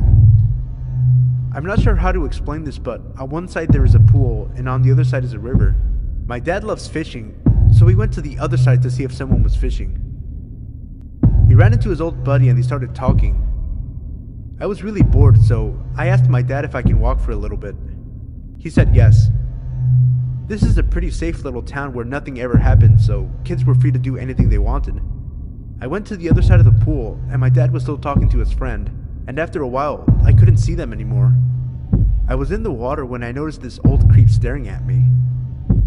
I just looked at him and started swimming. He asked me if I wanted him to help me swim. I said no. Then he asked me how old I was. I was pretty confused, so I told him my real age. Then he started hugging me. I told him to leave me alone, but then he started kissing me and touching my lady parts. Nobody seemed to notice. I was trying to scream, but his hand was on my mouth. When he took me out of the water, I bit his finger and kicked him in the balls. I started running as fast as I could, and he started chasing me. Luckily, I was faster than him. He stopped at the middle of the pool and went back. I ran to my dad and I asked him if we could go home. He asked me why, but I just started to scream that I wanted to go home, so we took our stuff and went home. I never told him. I never told anybody. Creep from the pool? I hope I never see you again. Number 13. This happened when I was around 12 or 13. My parents and I were going on a trip for a couple days, and while they were getting our stuff inside the house, they told me to stay outside and watch the car. It was daylight, and this is a safe neighborhood. I'm outside for a couple minutes, sitting down on the lawn, and I see a pickup truck pull across the street, and this old-looking man gets out of the truck and comes towards me. I get up, and he starts telling me he sells homemade chairs and that he has one in the back of his truck that he can show me. He seemed off to me, so I told him I was going to ask my parents. So I'm rushing to the door and start knocking. Our outside door locks automatically. My mom comes out and I tell her what the man told me, but he interrupts me and tells her I called him over or that I needed help or something like that, which my mom knew was a lie. My mom told him she was going to call the cops and then he left. My dad had to calm her down since she was freaking out and thinking that the guy was going to take me, and after she was calm, we continued putting things in the car. So, the weird part of this was when the man's car was following us a while later. My dad was so pissed off that he braked the car and pulled over to the side and actually tried to follow the man's car and get his license plate. The man sped away, so we lost him by then, and it left us pretty scared for a few months since he knew where we lived. Even though it's been a few years, I still don't like being outside alone anymore. Number 14. Hi there. This is my first post, so I apologize if I make any mistakes. But after looking for a while, I just had to share the story told to me by one of my coworkers. So one summer, a few years ago, she and her then boyfriend and now husband decided to go to Ontario to visit friends and family. While there, they made the decision to camp out over the weekend by one of the many lakes scattered throughout the province. One campground they had been directed to by friends was beautiful but absolutely packed with holiday goers, and if you're anything like them or myself, you find the more solitude provided by a campground, the better. So they chose instead to head down the road a little further, where they had seen signs for another campground. The new site was breathtaking, she said. Absolutely stunning, with huge maple trees and a sandy beach, with the waves gently lapping against the shore. However, it was dead empty. Not a single camper or tent in the entire place. But they just couldn't understand why people were choosing to shove themselves into a packed campground while another perfectly acceptable location was just a few kilometers down the road. They didn't think much more of it after that and simply paid for the night and set up a tent while going about their evening business, hanging out around the fire and taking in the lovely surroundings. She told me they went to bed roughly around 11:30 p.m., just after it got dark. My coworker awoke in the middle of the night to a strange feeling. She knew something was wrong, but couldn't put her finger on it immediately in her sleepy haze. She lay there in the pitch black for a while, and rather than drifting back to sleep, her feeling of unease grew as she pulled further awake. Suddenly, she realized what was wrong. There was breathing. Extra breathing. Not that of herself or her boyfriend, but the sound of someone else just beyond the walls of their tent. She lay quietly for a second, making sure what she heard wasn't only her imagination, fear gripping her heart and taking her breath from her lungs. Slowly and quietly, she shook her boyfriend awake, urging him to be silent. He gripped her hand as he too heard the sound of another person outside the tent. Neither of them had any idea what to do. Sure, they could emerge from the tent and confront the person, but what if there was more than one hiding in the dark? What if they had a weapon? My coworker and her boyfriend didn't have anything to defend themselves with other than basic camping necessities, so they spent the night wide awake, listening, while whoever was standing just beyond the protection of the tent breathed easy, occasionally moving from one side of the shelter to the other, but never doing anything more than lurking. The next morning, as the sun came up, they heard footsteps of someone slowly walking away from the tent. They immediately packed all of their belongings and left the site, now having a very good idea of why such a lovely campsite had been so incredibly empty. On their way out, they informed the owner of the campground of their nighttime visitor. It was an elderly couple who claimed to have no idea who it could have been, or why someone would spend the entire night watching their tent. Regardless, they left quickly and never went back. To this day, she still says it was one of the most unsettling and scary nights of her life. Number 15. My husband works nights sometimes. His shifts rotate, 7 a.m. to 9 p.m., 9 p.m. to 9 a.m., that sort of thing. I wasn't too bothered by it until the other night. We live in a fourplex, one beside and two behind, all on a single level. Since I'm not working yet, I'm pretty familiar with the comings and goings of my neighbors. Heck, I even know what everyone's cars sound like. It was probably just after midnight and I was talking to some friends over Skype when I heard the door handle jiggle. At first, I thought maybe my husband was home early and I got up to greet him. Then, quickly realized I hadn't heard his work boots on the gravel or his car. I went really still and I kept listening, just in case I was mistaken. Finally, I yelled, "Hello?" Just silence. Then I heard something in the lock. My husband likes me to be protected, so he bought us a couple of guns.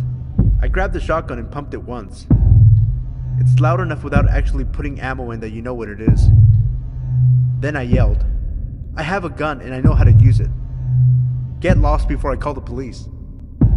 Big, heavy footsteps ran off across our graveled lot, and I stayed up the remainder of the night until the sun came up. Then I finally fell asleep. My husband came home later that morning and was worried when he found me in bed at 11 a.m., but let me sleep a little longer once I explained what happened. He had the next day off, so we went to visit some friends of his. When we got back, we discovered the pumpkins I had next to the stoop were all knocked over, like someone was looking for a key. My husband did a quick sweep of the house before we went in, but we're looking for a new place now. Person trying to break into our place? Let's not meet. Number 16. A few years back, me and a few friends had walked across our town to go to the town center. We were around 13 at the time. Our town was not huge, but it was one of the bigger towns in the county. There was a lot of crime in the area, usually to do with drugs. We were walking along one of the main roads because it was the shortest way to get to the town center. We were all staying at our friend John's house later that night, and we wanted to get some snacks and maybe some new games if they were cheap. We made it to the town center, all was well and good. But on the way back is when it got a bit creepy. About halfway between John's house, which is on the really bad side of town, and the town center, while walking down the main road, we noticed a man in a dark jacket walking behind us. It was around 5 p.m. and it was February, so it was getting a bit darker. We thought nothing of it initially, but as we walked further and further, we noticed he was still following us. We decided to pick up our pace to try and get back as fast as we possibly could, while trying to remain calm. Despite taking a different route home to try and lose this man, he stuck with us, walking about 10 meters behind us. We were at the bottom of John Street when the man started to slow down. We got back, and while we were shaken up about the man following us, we didn't think it was a big deal, so we didn't bother telling John's mom or brother. Later on, around 9 p.m., John's mom went out to spend time with some of her friends, and his brother was at a neighbor's house. We were sitting in the living room. John's house was laid out in a way that the sofa in the living room was visible from the kitchen, and the kitchen had a window at the front side of the house. We were watching a film and I went to get a drink. I walked to the fridge next to the window and got some Coke. When I closed the door, I glanced at the window to look out. I thought I noticed someone there, but it was dark outside, and the light was on in the kitchen, so it was hard to see outside properly. I shrugged it off and walked back to the living room. About 20 minutes passed, and I glanced back over to the window.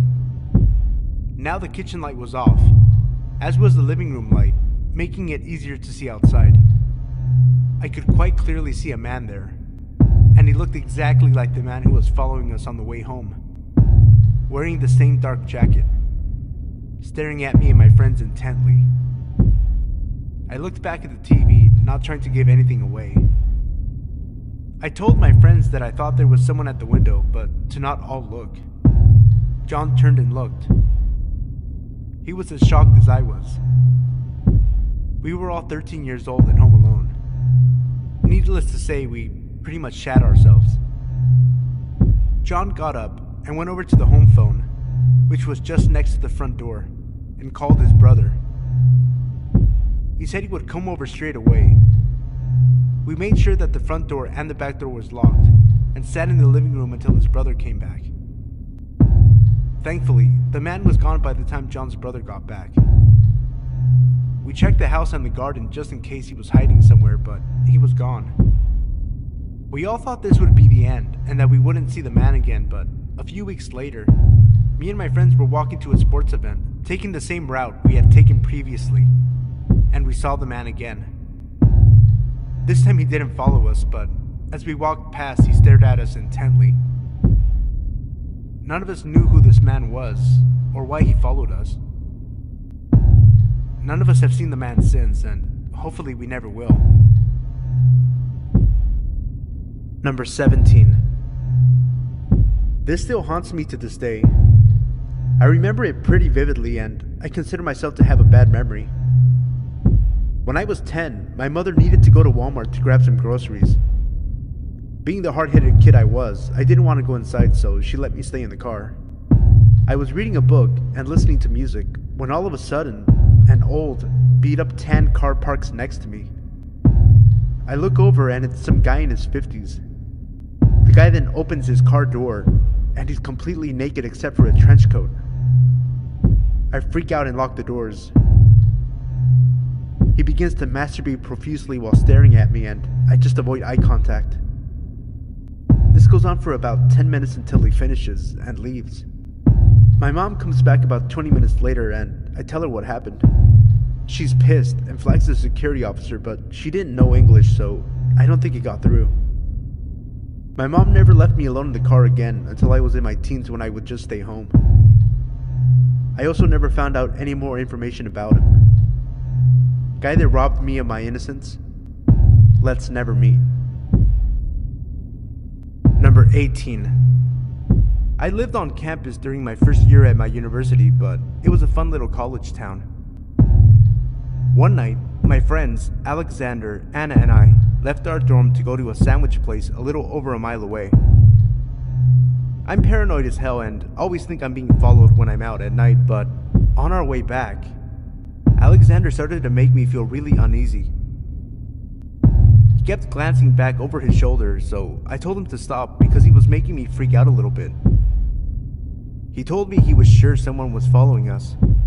Alexander is a pretty big dude, 6'4", so someone following us made me feel really weird, because it didn't exactly look like we were skinny little girls walking alone. He made us walk in front of him so that he would be between the guy and ourselves, but I was starting to panic. We got into our residence hall and made a beeline for the doors that led to the rooms. You need to have a resident key card to get in. This is the first time I can get a look at the homeless dude who's been following us, since I can finally see him in the light of the lobby. He follows us all the way to the door with the lock, puts his face up to the window, and smiles as he watches us take off down the hall. On the stairs, we heard the door open, and Anna and I almost screamed and sprinted to her room. Alexander went back to either confront him or report him.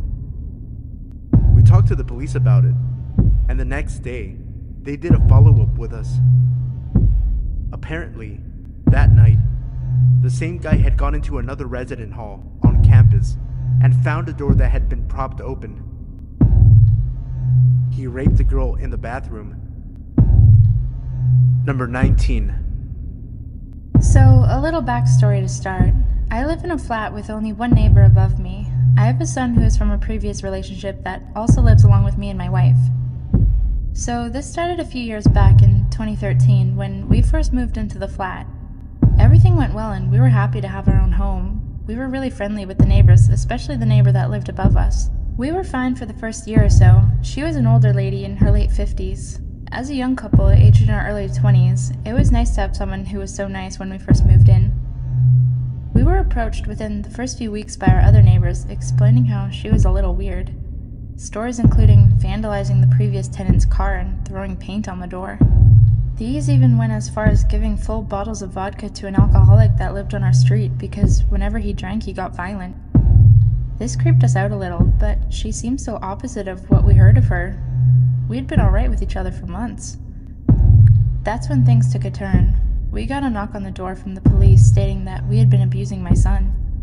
I was shocked. He was around 2 at this age and was happy as can be. I remember letting the police officer in, and he came in, saw my son playing with his blocks in the living room. Then the police officer rolled his eyes, apologized to me, and left. We spoke to the neighbor upstairs about it, and she seemed to suggest it was another neighbor as she overheard them speaking about it. Thinking it was no good to dwell on it, we left it and nothing happened for a few weeks. A few weeks later, my son's mother came around and was rather distressed. She showed me some messages she got on Facebook from someone called John Smith. They explained that they worked at the nursery that my son attended and was concerned about my son, going into a lot of detail about how we would shout at him and abuse him. I flipped my shit and even gave her a copy of the recordings from my son's baby monitor. See, since the last time we were accused of anything, we installed a baby monitor that stored the last 7 days onto a server I have. This is linked to my mobile, perhaps due to paranoia after hearing of all the kidnappings that can happen. The funny thing that made no sense was that in the message, it had my full address. She and my wife's full names and details of our house, even about the background that I had on my computer, which was a payday background. It made no sense at all, and the only person in my house was the neighbor upstairs and my parents. I don't like people within my space, and she used to come around and use our bathroom and shower as her bathroom was being converted into a wet room. Later on, I got a phone call from the neighbor, and she said that some white nationalist was trying to find me. Now, I'm half caste Indian. Apparently I said something they didn't like and they came to batter me. She explained what they looked like and that they had leather gloves, but she lied and said I didn't live there. I phoned the police and we were on a watch list due to the threats that were said. All passed to me from her upstairs and no one else. She got an interview with the police and denied any of it happening, and she said that I was on drugs. Now, I have not touched drugs in years, and even then, it was only a little bit of cannabis. Things got a bit weird, and she had her son starting to live with her. One evening, we were playing D&D, and around 9:30 p.m., we got a text from her explaining she wanted quiet or else. Things had been slowly escalating up until this point. I replied, "Fuck off, it's 9:30, we finish at 11. I wouldn't have minded, but this had been a regular occurrence for a few weeks. We play on Saturday nights, and this had not been a problem for a year or so. Things escalated further. She started banging on the floor, put the vacuum on, and threatened to send her son down to come do me in. I confronted him the next day about this, and he denied everything and said that his mom was a bit sensitive. Turns out she has bipolar. This all makes sense now, from poisoning my plants and lawn to threatening me with her sons. She's now left and has a for sale sign on her flat, and that explains why the house was so cheap when we got it. So, sociopath neighbor, please don't move back in. I now know that some people just want to watch the world burn."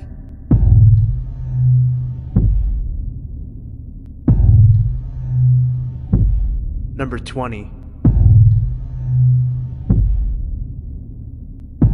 This happened last year on Halloween. A lot of creepy stuff happens on Halloween, and this is no exception. I'm 5 feet tall and 105 pounds. Not a very intimidating figure. I'm transgender, and I look a little more on the feminine side of things. I was out on Halloween with my girlfriend at the time. We'd gone into the city. We're from a college out in a small town, to go to a haunted house. And we were walking back to the train station from the haunted house at about 12:30 a.m. to go home. We were both dressed up like witches, both wearing high heels, and I had my purse with me. My girlfriend's hands were cold, so I was holding her hand and walking very close to her. Yes, these are all very important details. The city was almost like a ghost town as we were walking back. We saw almost nobody else. We were walking along a main road, just going under an overpass, when a car full of 20-somethings drove by us, going the opposite way, and a guy hung out the window and shouted, "Ugliest lesbian couple ever!" Of course, both of us were offended, but we just kept walking, and the car drove up off the street. We were about 2, maybe 3 blocks from the train station, and this train station is in the heart of the city, with a lot of elevated highways and railways and overpasses surrounding it, so it tends to be very shadowed, especially at night. We heard the sound of a car engine off to our right, across the street, and at this point, my girlfriend whispered to me, it's the same car." I glanced over, and it was the same car from earlier. The people had gotten out of the car and were kind of milling about it, but I could tell they were looking at us. I was very nervous at this point because being both queer and transgender, you face a lot of potential violence and hate crimes. All of the stories about trans people and lesbians and gays getting beaten to death were flashing through my head. I was terrified. About a year ago, my dad had told me I had to carry something for self-defense, but instead of mace or something, he gave me a flashlight. It's about 8 inches and very sturdy, made of steel and incredibly bright. This thing will temporarily blind you for a good minute, and it has a raised, beveled edge that would likely hurt like a bitch if you were hit with it. I reached into my purse and pulled out the flashlight, gripping it tight in my free hand. There was the sound of breaking glass behind us, and both of us looked over our shoulders to see the group of people crossing the street towards us. There was broken glass in the street, and from what I could make out in the streetlights, one of the people was holding a broken beer bottle. I said to my girlfriend, "We need to get out of here now." We ran the remaining 2 blocks to the train station, but not very quickly because we were in high heels. And the entire time, we could hear the group running after us. Heavy steps, shouting slurs, maybe 50 feet behind us the whole way. When we got to the train station, we immediately bolted for the brightest area with the most people around, and looked around for the group, but they didn't come to the station. It hit me really hard right then, how close we'd come to being statistics.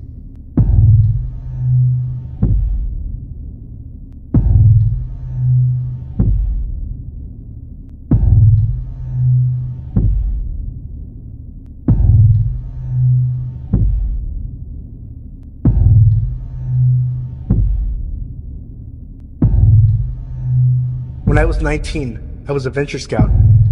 It's sort of like Boy Scouts, only for older kids, and it's gender mixed. I decided to go to this week-long mixed scouting crew camping trip with a friend of mine. But a few days before going, my friend from Venture Scouts bailed, so I'd be going up into the mountains alone with a bunch of strangers, which was no big deal for me. I can handle myself. When I got there, I was the only Venture Scout, and the only girl. It was a little awkward, but most of the Boy Scouts were pretty nice and easy to get along with. Although they weren't used to camping with a girl, they happily accepted me as just one of the guys. But there was this one guy, Danny. From the first day of camp, he wouldn't take his eyes off me. He'd just stare at me. It was a little uncomfortable, yeah, but I figured he was just socially inept with girls or something, and I tried to pay him no mind. The next day, while we were hiking, we all split off into pairs, and it turned out I was paired with Danny. He looked a little too excited about the idea of hiking with me alone. His eyes always seemed a little too wide, a bit crazy looking, but he was a small guy. Spindly, unkempt hair, a little shorter than I was at 5'7". I figured I'd be able to take him out in a fight if he tried anything, so I didn't raise a fuss about it. Before settling out to the hike, he kept asking me if I needed help putting on my sunscreen. Even though I kept declining, he kept pushing the question and tried to put sunscreen on me until one of the guys told him to cut it out. While we were hiking together, he kept probing me. "How old are you?" he'd ask. 19, almost 20, I'd reply. Don't lie. You must be 14 or something. You're so innocent. Young, innocent girls are always the cutest. He kept asking innocent enough questions, like where I lived, if I had siblings, what my favorite color was, but he then started asking me if I'd ever heard of BDSM.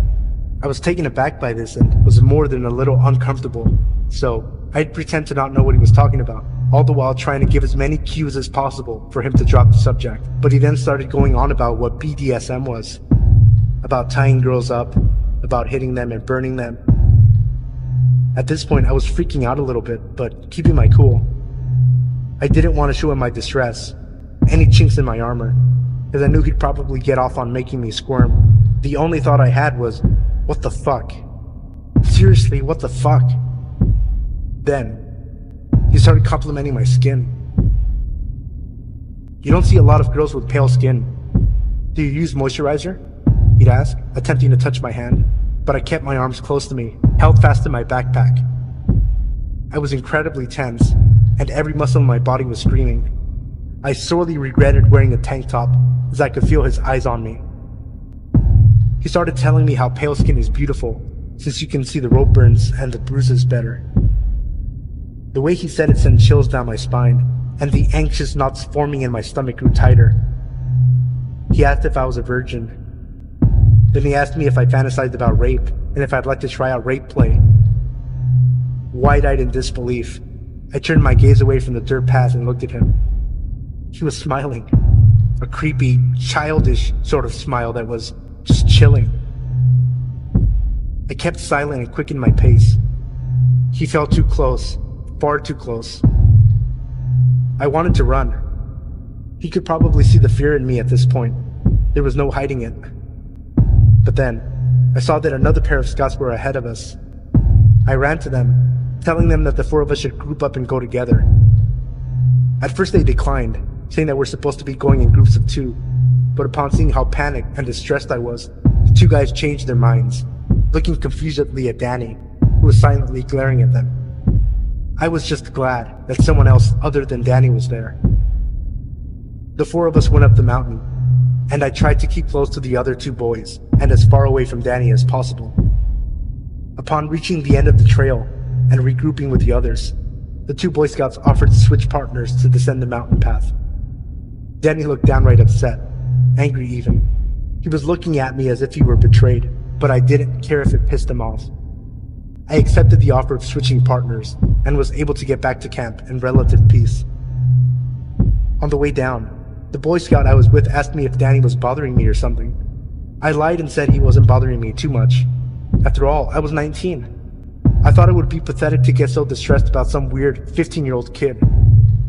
I figured that so long as I stuck with the other guys, I'd be fine. But then, that night, I was alone in my tent. Everyone else got to sleep in pairs of 2 or 3, but since I was the only girl, I had to be alone in my tent. It's always a little creepy being alone and isolated in the forest, away from everyone else. The scoutmasters insisted my tent be far away from the boys' tents so that they wouldn't bother me, but it only put me in a more vulnerable, isolated position. I sorely wished I'd been closer to the protection of the rest of the group. Late at night, I heard rustling outside. I figured it was just a deer or an elk or something, as it usually was, and went back to sleep. But then I heard my tent opening. Opening my eyes, I peeked through the crack in my sleeping bag to see what it was, and there, I saw the white of an eye looking back at me. Looking through the opening of my small tent. It was Danny, staring at me. I froze, holding my breath. I held my dad's hunting knife close to me, hiding in my sleeping bag, not moving a muscle, staring Danny down, pretending to be asleep, ready to fight at any moment should he take one step into my tent. But he didn't do anything. He just stared, watching me, breathing heavily and muttering incoherently to himself. "Are you there?" I thought I could hear him say. Eventually, after what felt like an hour, he left. The next morning, exhausted, I caught naps when, and if I could, and kept close to the other scouts in my group. It was difficult to maintain my calm and cool composure. The scout leaders were a little frustrated with me, since it seemed like I wasn't paying much attention to their instructions. But at this point, I didn't care much for it. I was always on some level of alert, as Danny would sometimes creep up behind me and caress my neck, or play with and try to smell my hair. And every night, Danny was there, watching. One night, he went digging through my backpack, looking for something. Unfortunately for him, I kept all my clothes and personals tucked away with me in my sleeping bag. He left with nothing. I grew up in rough situations and circumstances, so I always felt I can only rely on myself. Asking for help was never an option as a kid. Asking for help meant you're weak, so it hardly even occurred to me. I was prepared to tough out the rest of the week, but a little over halfway through the week, Danny was called away by the scoutmasters and sent home. I got the feeling that the Boy Scout that helped me before saw what he was doing and sent in a complaint about him to the staff, while everyone else was confused and happily saying bye. He just crossed his arms firmly and stared as Danny left. Danny looked so bewildered and confused by it all, like he didn't understand what he did to deserve being kicked out of camp. It was so strange. I tried my best to forget about it, and the rest of the week went off without a hitch. But the more I think back on it, the more I realize how damn freaky and bizarre that kid really was. I fear he may end up being some kind of serial rapist or something when he grows up. All I know for certain is that he was very disturbed. I'm just glad my dad told me to take his hunting knife in with me, even though knives weren't allowed at this camp. My father insisted I keep it for protection, and I don't regret it.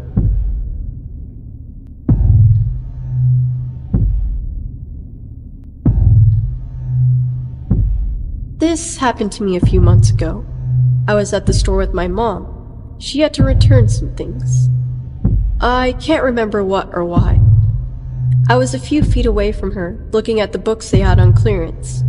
A man, who could not have been much older than 50, also began looking at the books on the shelf next to me. Ironically, I'm a really paranoid person, but I didn't worry too much because my mom, and about 20 other people, were only a few feet away from me.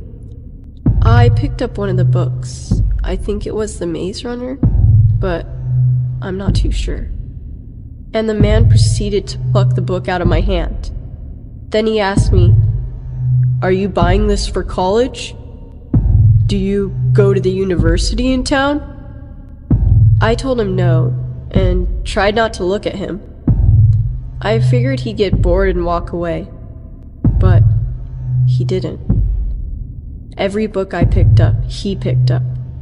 I even tried to walk to the other side of the shelves, but he followed me. I dropped all my books and walked over to the customer service station where my mom was. I told her about him, but she told me to knock it off, that I was just being paranoid. I finally let it go when I saw him walk off toward the clothing sections. While we waited, my mom asked if I could go grab a bottle of aspirin. By now, I figured the guy must have left and went over to the medicine aisle. I walked over to the little 20 items or less register. There was a woman in front of me. Someone had walked up behind me, but I was just trying to focus on buying the aspirin and going back to the service station with my mom. The person behind me began to whistle, so I turned around, and it was the guy from the book aisle. I tried to keep my cool, but my body began to shake, and I broke out into a cold sweat. I kept looking back at him, and he kept smiling at me. The woman in front of me seemed more nervous than I was. She kept looking at him, and then to me. She was finally done checking out, and I started to scoot closer to the register. He also scooted closer, to the point he was almost completely pressed into me. I urged the cashier to hurry and just scan the bottle of aspirin. I snatched my change from her, grabbed my bag, and ran toward the customer service station. My mom was sitting on the bench, waiting for me, and I started crying my eyes out the moment I walked up to her. When I told her what happened, she became angry this time, and started walking towards the register I was at. But he had already left. In a hurry, the cashier told her. For a month, I refused to go into the store. I would opt to stay at home in fear that he would be there. Dear creepy man at the store, let's not meet again.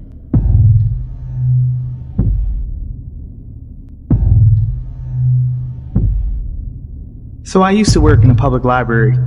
I absolutely loved my job and all the interesting people who came through. As with any job in public though, you do occasionally get some creeps. One night I was working in clothes with one other coworker, and this older gentleman comes in. He's probably pushing 60, skinny with stringy hair. He had come from one of our other locations, as we were open later than other branches, to use the computer. I set him up on one, and within minutes he was at the desk, asking to exchange the headphones he'd purchased earlier that day. I obliged without thinking anything of it. As I handed them to him, he grabbed my hand to introduce himself. He told me his name and told me how beautiful he thought I was and that he loved to take me out and show me a good time. Mind you, I'm 25 at the time. I politely declined and he storms back to his computer till closing time, where upon leaving, he mumbles some very choice words under his breath. The next day, I was working again, but setting up for a program in the conference room. One of my good friends who I work with came running in and told me some old dude came barreling through the library, mumbling about the girl with dark hair. She came to warn me, but luckily I was heading out for the night. She called me after I'd gotten home to inform me that some dude, turned out to be Creepface, called and asked if and when I was working again. At this point I was becoming legitimately concerned and contacted my supervisor about how to handle this. She told me to contact security and do what I felt best. The next day, I was at work and I was on edge constantly. I had my husband on standby and a good friend of mine who happened to be off that day to hang around the library for the last leg of my shift. And lo and behold, Creepface is making a beeline for me. I run to the back office, locked with a security code, to hide. He followed me the whole way, then waited outside the door, preventing me from coming back out front for almost an hour. The maintenance guy comes to the back to check on me, where I start hyperventilating when I heard someone touch the door. I told him the scenario and he told the dude off and never to come back. I had a friend and family follow me home for weeks to be safe, and I always took a different route home. One of the more terrifying experiences of my life. So creepy old dude, let's not meet again.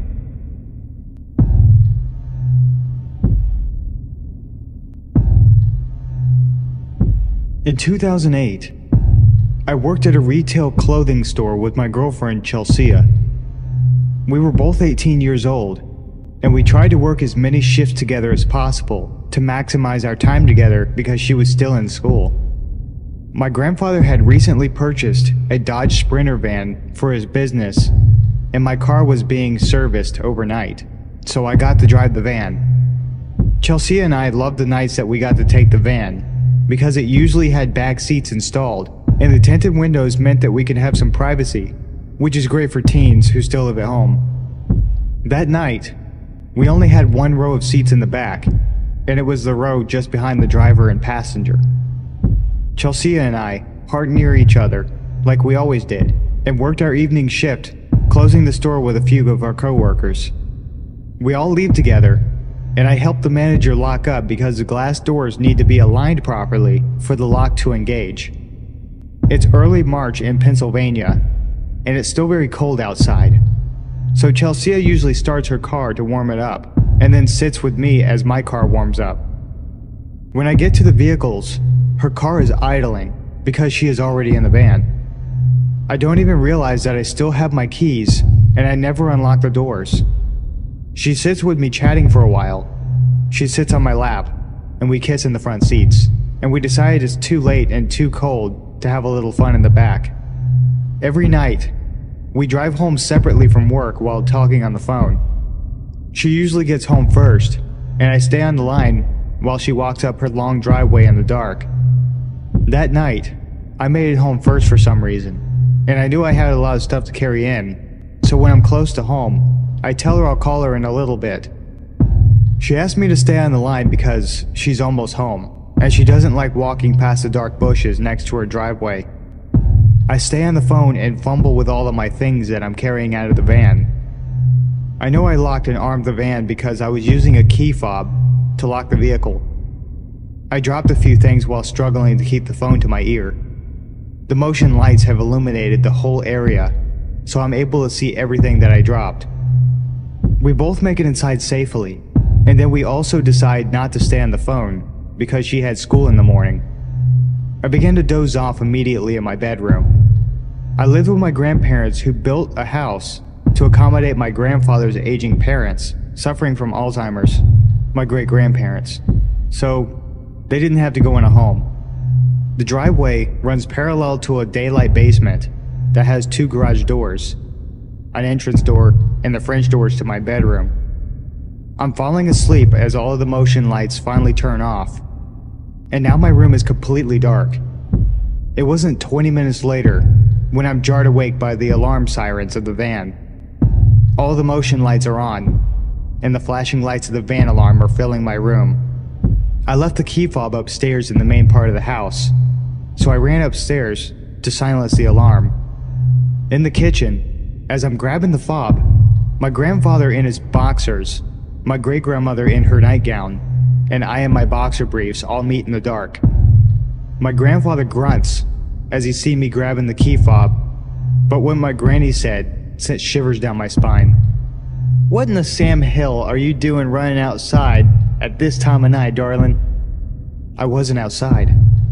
I explained that I was sleeping, and she insisted that I was outside making the van alarm. My great-grandparents' bedrooms sits above the garage doors looking down and over the driveway and the van. I'm assuming she's confused. She has Alzheimer's after all. The goosebumps from her exclamation prompted me to grab a knife from the butcher's block, and my grandfather followed with a baseball bat. We both walk outside wearily, in our boxers, in the cold, but highly illuminated and loud dead of night. The van is still going crazy. The interior lights are all flashing, and I remember that specifically because I'd never seen a car alarm do that. We silence the alarm and start looking around. My grandfather says he thinks a deer may have ran out of the woods in the dark and hit the van. I don't say anything as we investigate. When I reach the back of the van, I notice the door is wide open. That explains the alarm. The van has a feature that if the vehicle alarm is armed and the door is open somehow from the inside or outside, it alarms. But how? I locked it and armed it, hence the blaring alarm, but that's when I realized the door was open from the inside. My blood ran cold. The door is open, so the inside lights are still on. I see the empty space behind the row of seats, and there are watered up napkins and a chip bag. They weren't ours. Someone was in the van with me the entire time. I must have left the van unlocked by mistake when I went into work, and that's how Chelsea was able to get into the van without keys at the end of the night. Was it a homeless person escaping the cold, or someone with more sinister intent? What if I hadn't gotten off the phone like I wanted to? If they had ill intent, the fact that I was on my phone might have saved my life, because Chelsea would have raised hell if she had heard me being attacked. I get chills every time I think about it. We didn't call the police because my grandfather was skeptical of my conclusion, but my gut tells me that I didn't drive home alone that night. Person in the back of my van, let's not meet.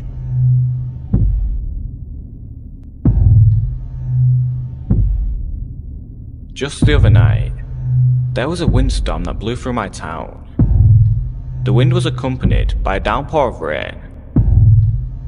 Having grown up on the coast of Oregon, I'd fallen in love with the sound of rain, especially when it's hitting the cement patio outside my bedroom window.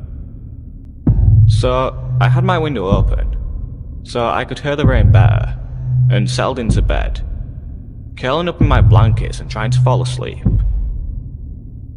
Not long after settling in, I heard what sounded like nails, or claws, scratching at the cement.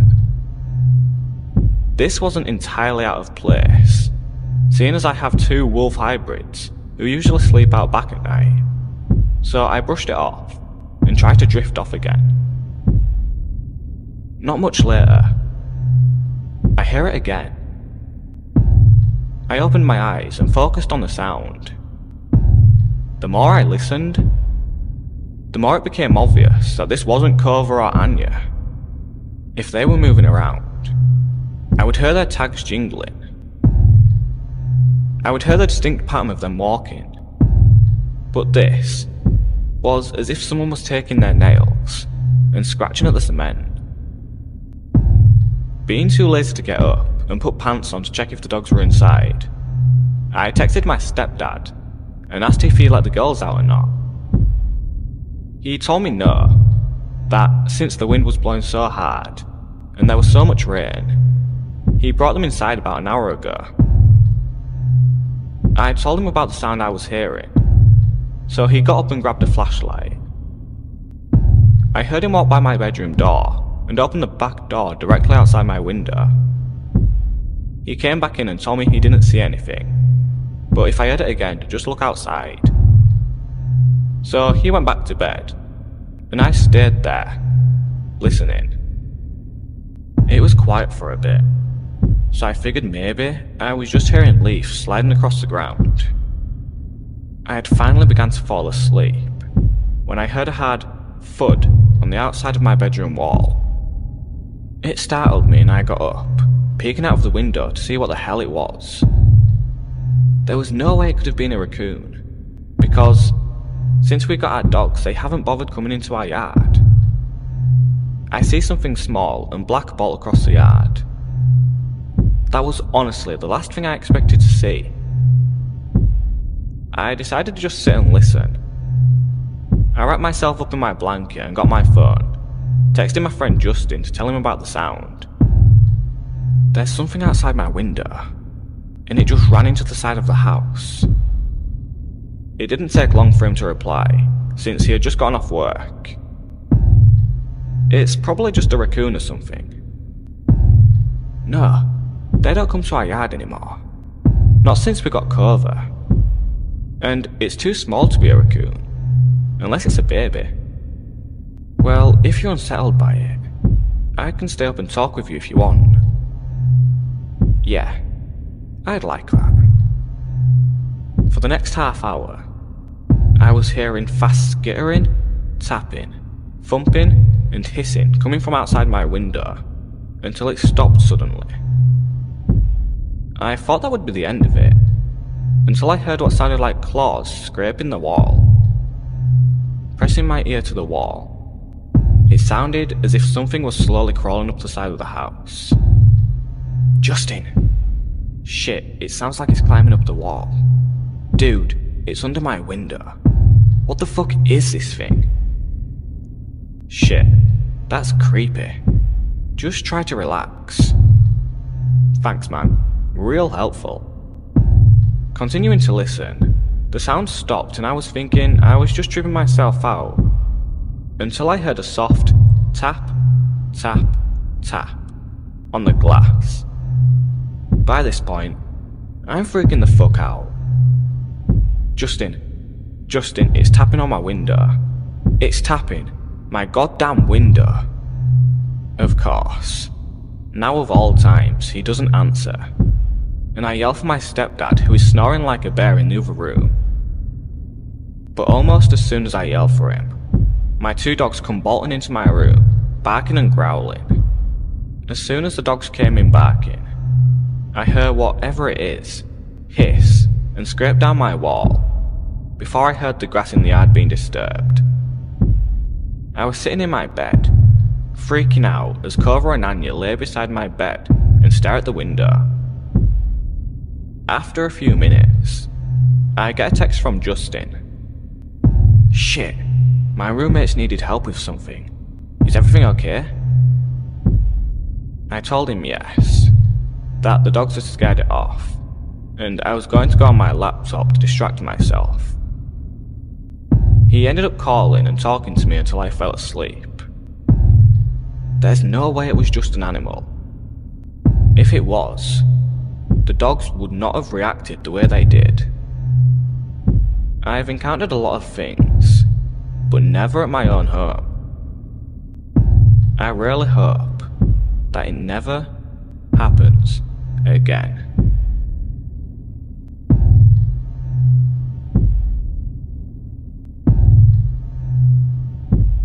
When I was a sophomore in college, I lived in a small but beautiful historic studio apartment in a small East Coast city that had somewhat of a reputation for crime/danger.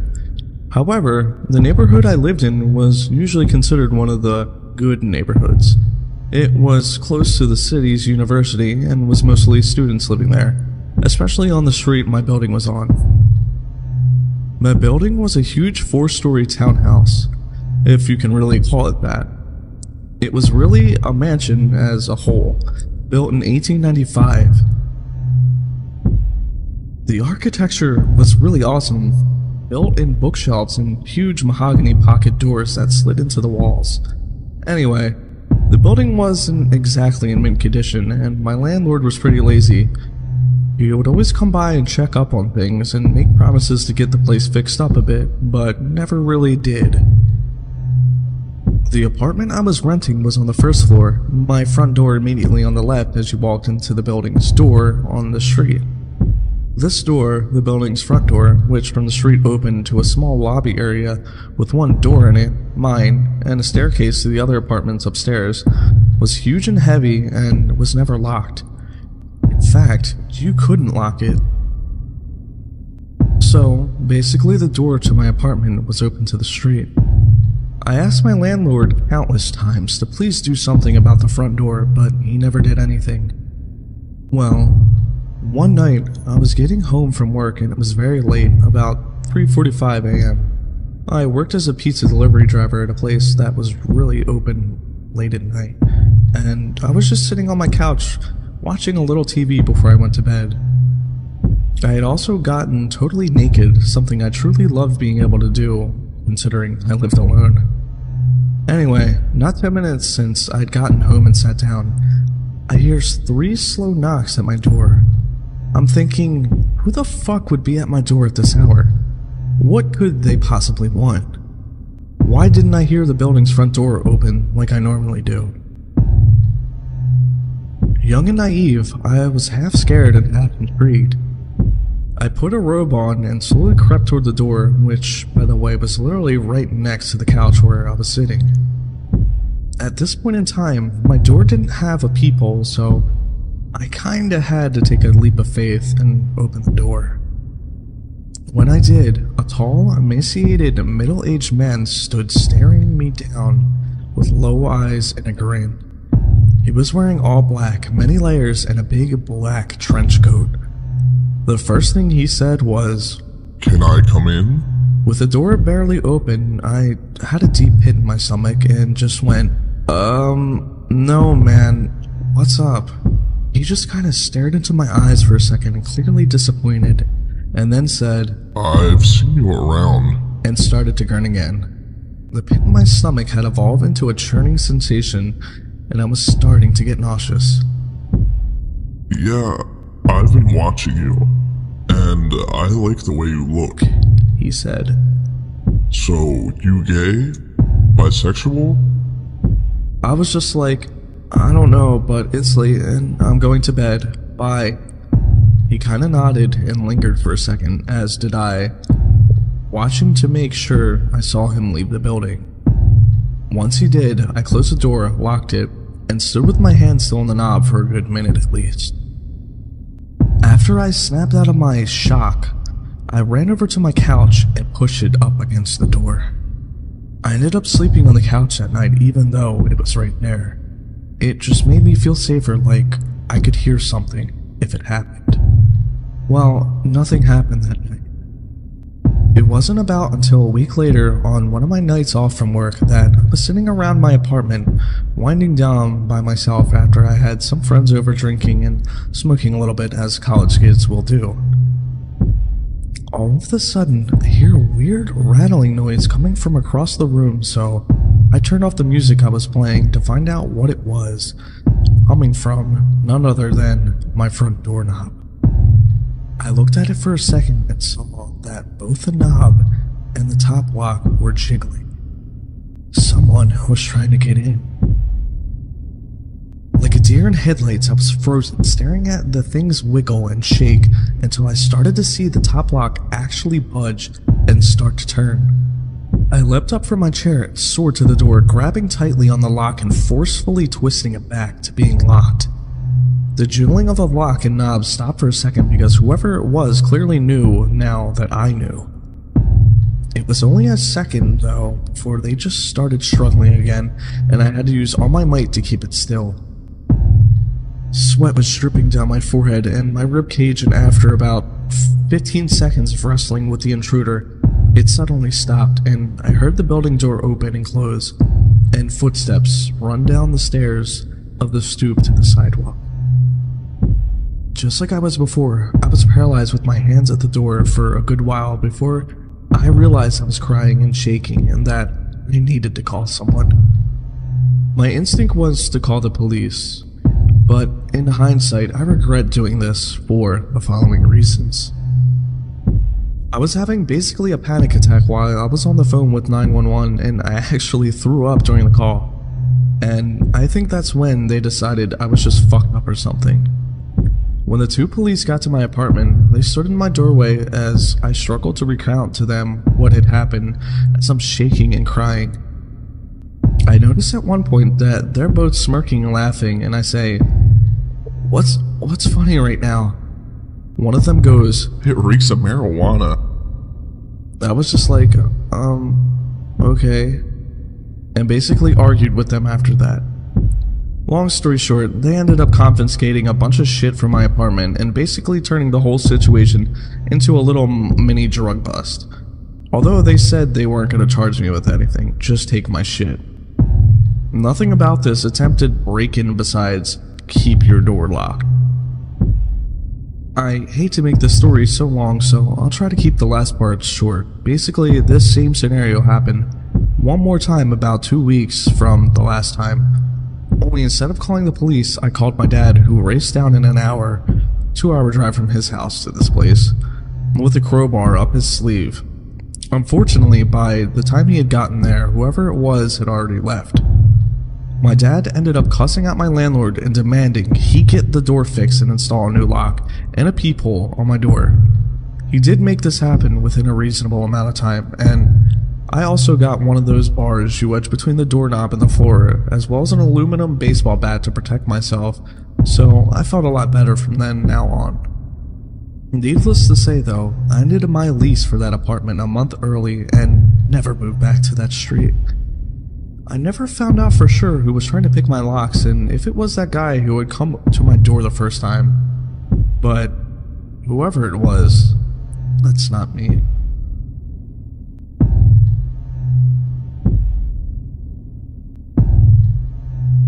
Around March of 2014, I started talking to this girl on Tinder. She seemed cool and fun, and after about a week of talking, she suggested that we meet up in person. She invited me to this cafe shop.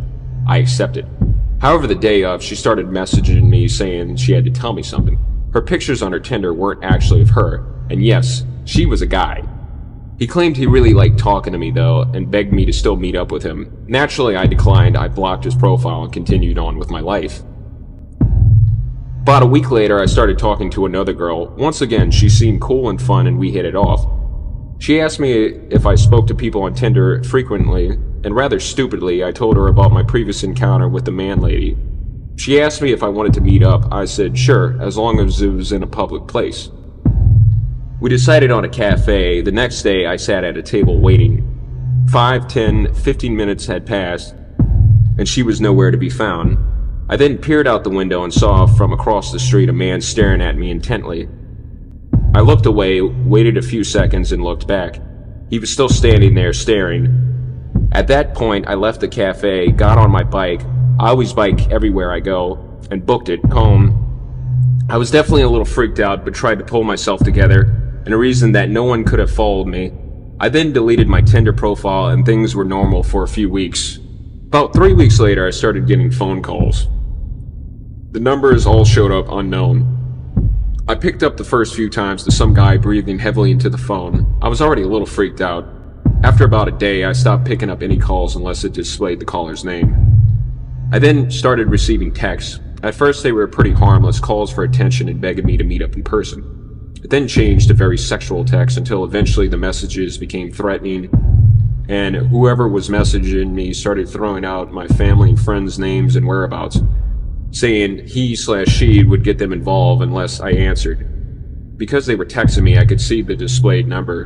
But when I called phone providers, they told me the number couldn't be traced. It was probably a track phone. Great. I waited about 2 weeks not responding to texts, thinking I shouldn't feed the troll, but eventually it became too much. I started getting upwards of 50 calls and texts a day. I would wake up to 10, 20 texts every morning. I then decided to change my number altogether. The texting and calls stopped for a while, but sure enough, it started happening again. I called my phone provider asking if they gave out numbers at users' request. They said their policy stated that they wouldn't/couldn't unless a valid identification was provided. Then one day, I tried logging into Facebook, but was denied.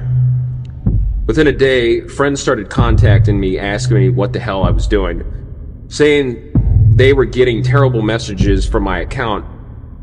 In particular, one of my girlfriends was receiving messages about her mom who died years ago. I apologized profusely and told people what was going on.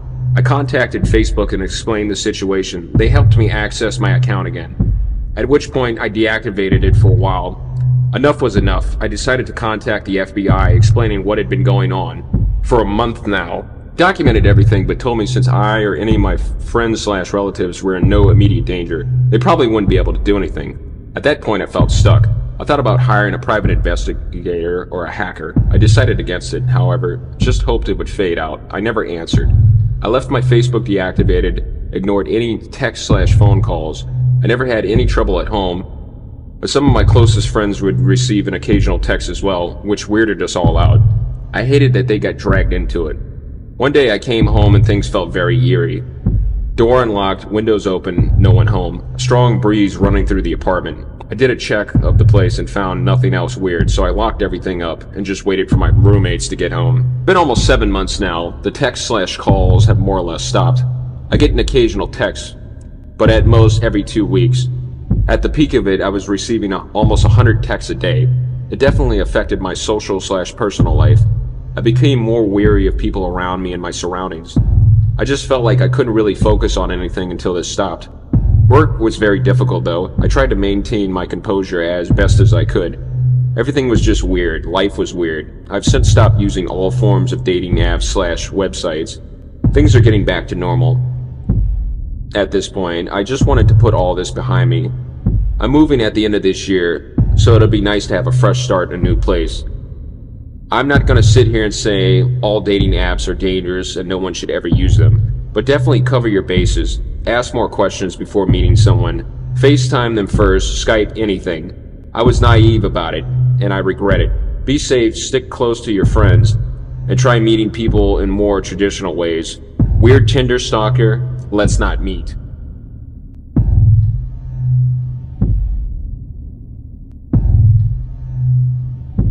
This took place about 3, maybe 4 years ago.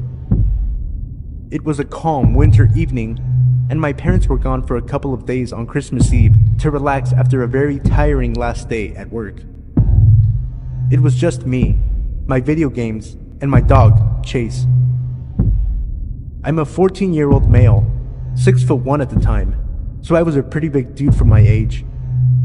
I had taken up MMA, and I had also started going to the gym for a couple of years by that time, so I could take care of myself if needed to. Now, back to the story. I was home alone, playing some Battlefield on my PS3, all chores taken care of. My dog is fed and lying next to me. I did my usual routine as every other night. Played some PS3 until about 12:30 a.m. Wash my teeth, mess around on my phone for a bit, and then go to sleep. It was about 1:20 a.m. I was on my phone when I heard something. Like faint footsteps going around my backyard. Onto the left side of the house, where the bathroom window is. It's basically like this. To give an insight of how my house is from the inside, there are 2 floors. The first is where the kitchen, living room, and bathroom are. There's a staircase to the left of the bathroom door, which goes upstairs to the bedroom. My room is the first door to the right, as soon as you walk up the stairs. My parents' room is a few steps to the left. Chase is a very protective dog, so when he hears anything, he stands up and bolts it downstairs to the front door. Only now, he just stood up and went to the start of the staircase, just staring down onto the bathroom door. As soon as I exited my bedroom to check out what was going on, I heard what sounded like the bathroom window shuffling. I froze. Slowly, I made my way into my bedroom, calling Chase behind me with a hand gesture. I turned off the lights in my room, as they were the only ones on in the house, and I made my way to the staircase again. I don't know why I did that. Dumb move, I know, but I did. So yeah. I crouch walked down the stairs, and on the second to last step, the bathroom window opened, with a slight thump as it hit the top of its frame. Right then and there, fight or flight kicked in. If I made a run for it, there was a very high chance he would see me, and I didn't know if he had a gun on him, so I stood there, unarmed, with my only options being whatever I had learned over the course of 5 years of MMA, and my dog. I waited for what seemed like a minute, which in real life couldn't have been more than 10 seconds, and then I see him. Black hood on, black skinny jeans, black all-stars, and long, greasy blonde hair. He hadn't seen me yet, but if he turned around, me and Chase were ready for a fight. He turned around, and as soon as his eyes met mine, my fist had already connected with his bottom jaw. I hit him hard enough to hit his head against the wall. He then proceeded to lose consciousness with Chase growling on top of him. After that, I called my mom, and then the cops. The police showed up in 10, maybe 15 minutes, and they arrested the dude. My parents arrived the next day, never to leave me home alone again.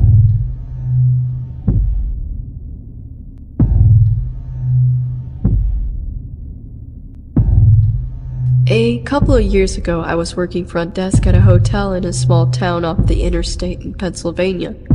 I'm not sure how other hotels do it, but unless it was a busy summer, front desk agents worked alone on every shift. Since it was second shift, that meant that all the housekeepers had left hours ago. My manager was gone for the day, the maintenance man was gone, and I was the only person in this 3-story hotel, with the exception of about 4 rooms that were being rented. Since it was about 7 at night, I'm pretty sure all but one of the guests were out to dinner. Even as a woman, it never really bothered me to work by myself at night. I was cautious, but never creeped out too badly. I mostly spent the long, boring hours either catching up on homework or watching Jeopardy on the lobby TV, but I'm not sure what I was doing when he walked in. The sun had already set, but it was still light out. He came through the front doors and walked over to the desk. I couldn't see his car anywhere, which was odd since usually check-ins parked under the overhang to unload luggage. I didn't think much of it and asked him how he was doing. He was maybe 5'8", medium build, dark hair, glasses, looked like a normal 20-something kid. He said he wanted to know if I could help him, and proceeded to go into a very heartfelt story about how he had been to other hotels off this exit, and they all turned him down. He said his sister ran away from home a while ago and that he came all the way to California to pick her up, from, I think, New Jersey? Being that he wasn't from California, it was starting to be gross winter weather here. I laughed a little and said, "Yeah, sorry it's so awful here." He paused. He stared at me completely stone-faced, as if I had just made a joke at his expense. "What do you mean?" "Just the weather," I tried to recover. I was used to making worthless small talk and jokey observations with guests, but nobody had ever taken anything I said casually or so seriously. "It's not exactly California weather outside." "I love it here. I think it's beautiful," he said, and again stared. I didn't know what to say. Think about it. What would you say to that? I tried to laugh it off and said I'd trade him, but he just stared. Finally he goes, "Anyway, the reason I'm here is that I've been driving almost non-stop for a couple days and I've honestly got almost no money to me." Here it comes. I thought some guy is gonna ask me for a room at a crazy low rate because he sees the parking lot is almost empty.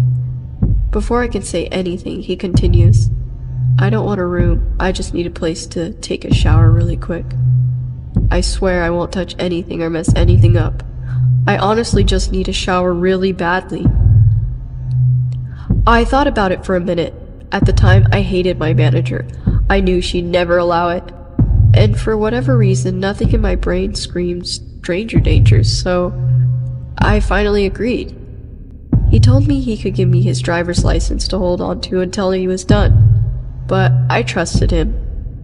He ran out to his car to get some clothes, and I gave him a handful of tiny soaps and shampoos, and some towels so he didn't fuck up the ones the maids put in the room this morning. I put him in a room right down the hall from the front desk so that I could keep an eye on him. He went in and I went back to watching YouTube videos. A couple minutes later, he comes down to the desk. I don't know what's wrong with me. I can't figure out how to turn the shower on. Could you come show me? I'm sure you're thinking exactly what I was thinking when I looked back on this situation, but no, I didn't see why this was a dangerous situation at the time. A young woman, alone in a hotel room with a stranger who hasn't left any kind of trail or identification, with no other employees on property, and almost no other guests. Yeah, I'm stupid. I got up and switched the phone lines from switchboard to cordless and took the receiver with me into the back. I grabbed the keys and locked up the front desk area before following him down the hallway to his room. I had easily 50 pounds on him and about 2 inches height, so I felt secure. I opened the door and walked in while he followed behind me. I heard the door click and realized immediately that I wanted to leave. I walked to the bathtub, turned on the water, easiest to understand tabs by the way, and ran my hand under the stream a few times. Just pull up that when you're ready, I said, and scurried to the door. I could hear him saying something behind me, but I opened the door and walked out. I got back to the front desk, locked the door behind me, and sat down. At this point, I was a little shaken at what just happened, but talked myself down by reminding myself that if he was going to rape me, murder me, he would have done so by now. Again, dumb. Finally, he comes down the hallway and hands me the towels and empty bottles of shampoo, body wash. He says he's hungry, so I point to the breakfast area in the lobby and tell him there's some apples and bananas sitting out from breakfast and that he could take some for the road. I remember hinting that I wanted him to leave. He walks a few yards over to the counter and grabs a banana and an apple, then comes back to the front desk. What did you say your name was again? Queenie Frostine, I said hesitantly. He could see my name tag. How old are you? 23. Could I ask you a question, Queen Frostine? He seemed so confident, almost robotic, like this was Groundhog Day, and he has relived this uncomfortable, awkward half hour 50 times before, and has no reason to think anything is weird or spooky or inappropriate. I was standing now, and I moved a little farther from the desk, casually putting my back against the wall and adding another foot or so of space between us. Do you have a boyfriend, Queen Frostine? I said I did. He asked me, really? I wasn't lying, but perhaps he thought I was. I wondered. I assured him I did, and he gave me an odd look. The best way to describe it is that he saw something funny in his head and was amused by it, but more amused by the fact that he was the only person who could see it. That's really weird, he continued. Why is that? I asked. He told me it was weird again, and I racked my brain trying to think of what he meant. Was he implying that I'm ugly? Did he think I was a lesbian? Any and all solutions came flooding over me so fast, yet none of them fit. Why is that so weird? It just is, he smiled a little. Okay, I let out. I stood there staring at the floor a little bit, then back at him. Anyway, I gotta go. Thanks for the shower and the fruit, he said as he walked out the door. I watched his car pull away, but couldn't tell what kind it was. It was that weird kind of time in the early winter where it goes from dusk to pitch black in what feels like 10 minutes. I sat back down, rattled. I couldn't believe how uncomfortable I was all of a sudden. My stomach burned inside and I was relieved that he was gone. For the first time, I felt really truly scared in that hotel by myself. I got up and ran to the laundry room that connects to the front desk. I made sure the door leading to the lobby on the side was locked. It was. I ran to the other side of the laundry room and skidded into the door that leads out to the public hallways. I checked to make sure that it was locked. It wasn't. I usually didn't lock it on the off chance that I'd go to the bathroom and forget my keys some night. I slammed it shut and latched it. The phone rang.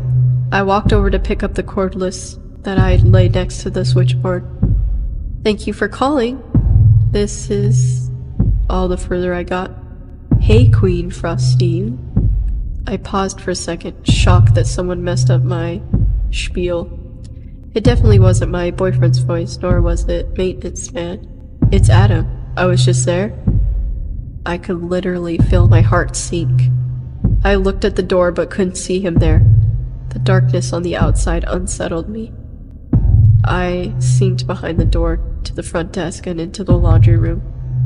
I didn't know if he was outside watching me, but I didn't want to be seen.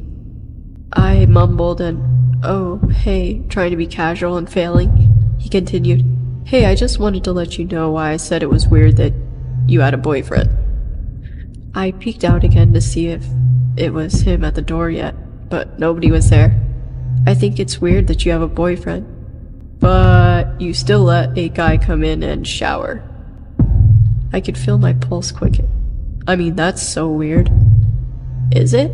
I asked, trying to keep my composure as I ran through the laundry room and rechecked the doors. Then I remembered the only door that wouldn't lock. The door directly to the outside. The back of the hotel where employees would sneak out to smoke weed. The latch had been broken for a while, and our manager decided that decorating the lobby for Thanksgiving came before safety issues in terms of budget. I stepped back to the doorway that led to the front desk and to the laundry room, and locked that one behind me. "Yeah," he continued. "I mean, you have a boyfriend and you still let me come in and shower. I don't know. Don't you think that's weird?" "No," I said, trying to end the conversation in a short tone. "That's all I wanted to say. Anyway, I'll see you soon, Queen Frostine," he finished almost threateningly. I hung up the phone. I called my sister and told her to send her husband over, but she insisted on calling the police. I made her promise not to, as I didn't want to lose my job. I called the maintenance man, since I knew he lived right up the road, and told him to hurry over. I called my boyfriend and told him to please come. I wanted my bases covered so that someone would show up within 10 or 15 minutes. I never heard from him again, and we all kept it a secret from my manager to keep me from getting fired. I hadn't thought about this for a while, but looking back at it, it's entirely creepy to me. So, yeah, Adam, let's not meet again.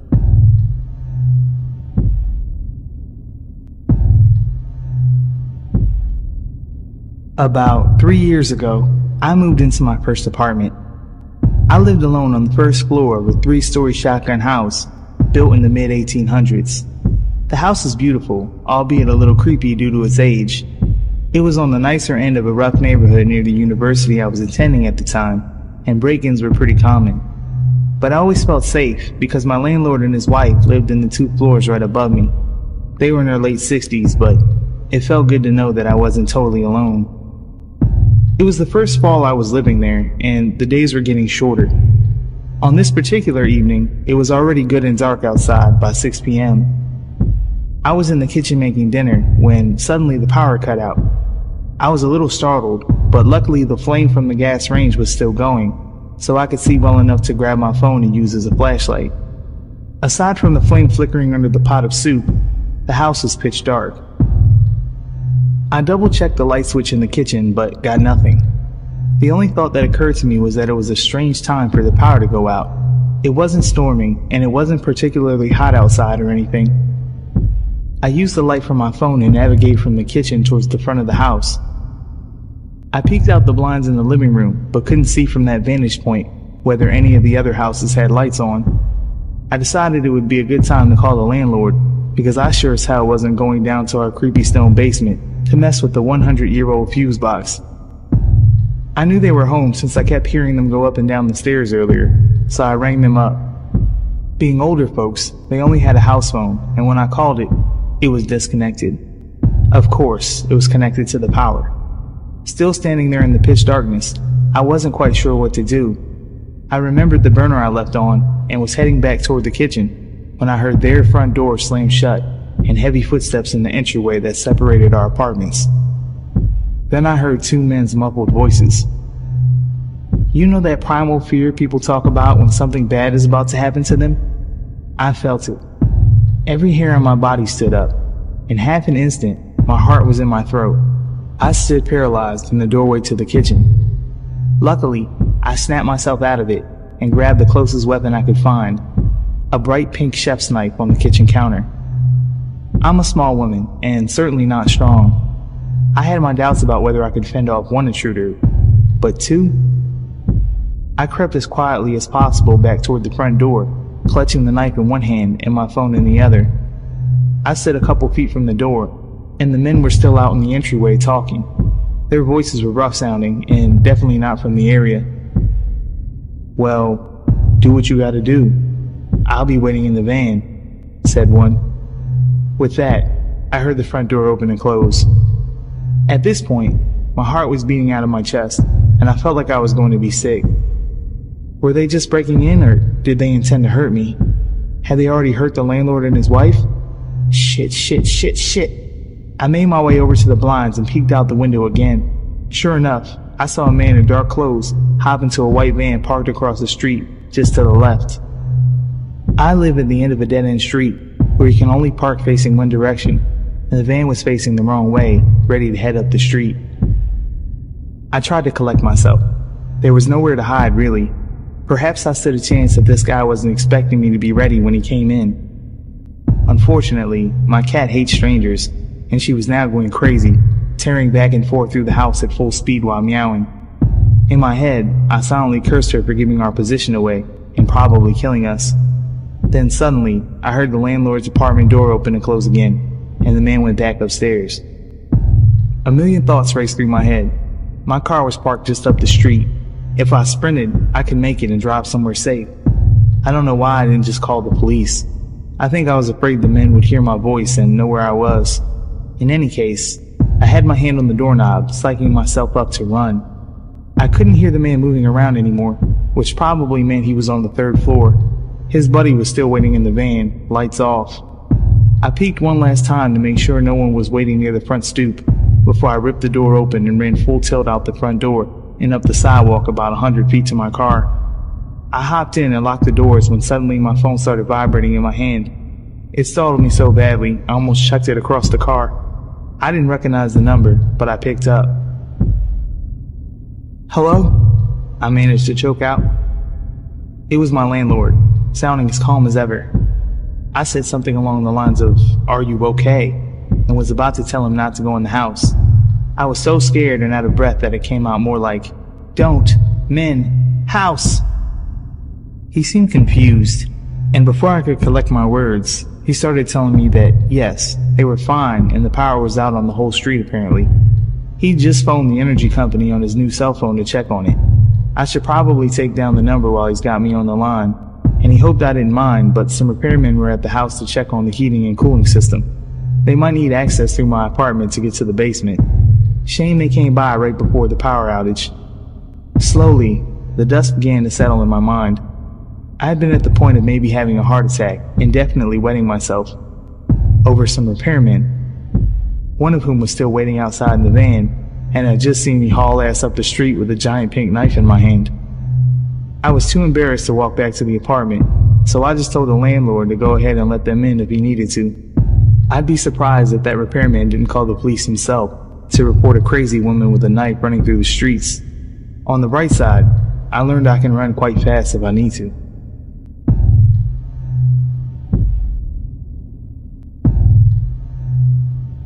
Some information about me is that I am 15 and was at the time of the encounter.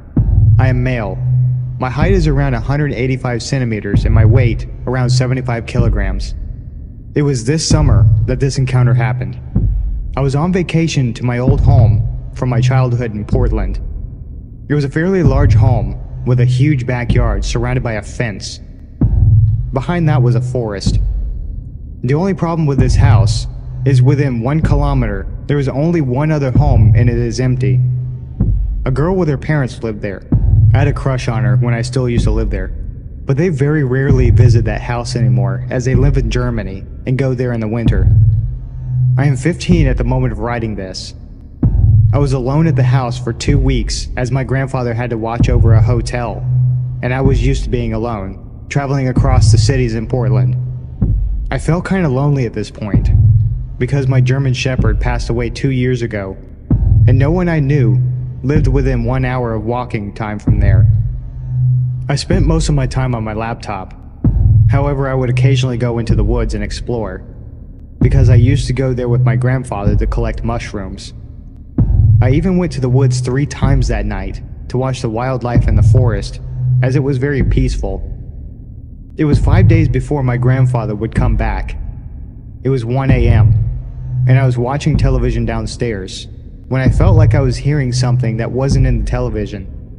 However, every time I turned the volume down, I could hear nothing, so I just thought I was imagining things, as I often thought someone called my name when I wore a headset.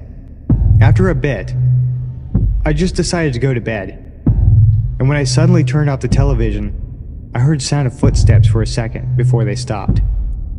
I was sure this time I wasn't imagining, and quickly got up from the sofa and headed upstairs, going into my room and locking the door behind me. I was completely quiet and tried to listen if there was any more footsteps, but I didn't hear anything since then. I walked over to the window from where I could see the whole backyard, and as I pulled the curtain, I could see someone standing in a backyard. There was no light to the backyard, so I could barely see him. I pulled out my phone while staring at the figure, quietly calling the police. However, as I started to speak to my phone, I could see the figure quickly rush to the side of the building. Soon after that, I could hear glass break downstairs. I quickly threw my phone on the bed after I told the police where I lived and dragged the desk over to the door of my room. I moved back from the door and grabbed my butterfly knife. I remember how much I was shaking at the time, the knife almost falling out of my hands. I heard footsteps on the lower floor of the house for a few minutes before I heard him going up the stairs. However, whoever that was stopped right before my door and started banging on the door more and more violently. I stayed quiet in the room with my knife still in my hand. Then I heard him speak. "I know you're in there, open up!" I was afraid to do anything. I just stood there, completely frozen from fear. After a bit, I heard the sirens of police and heard the man rush down the stairs and through my backyard, climbing over the fence and disappearing into the woods. I told the police about the whole incident and noticed that the broken window was the only thing destroyed in the house.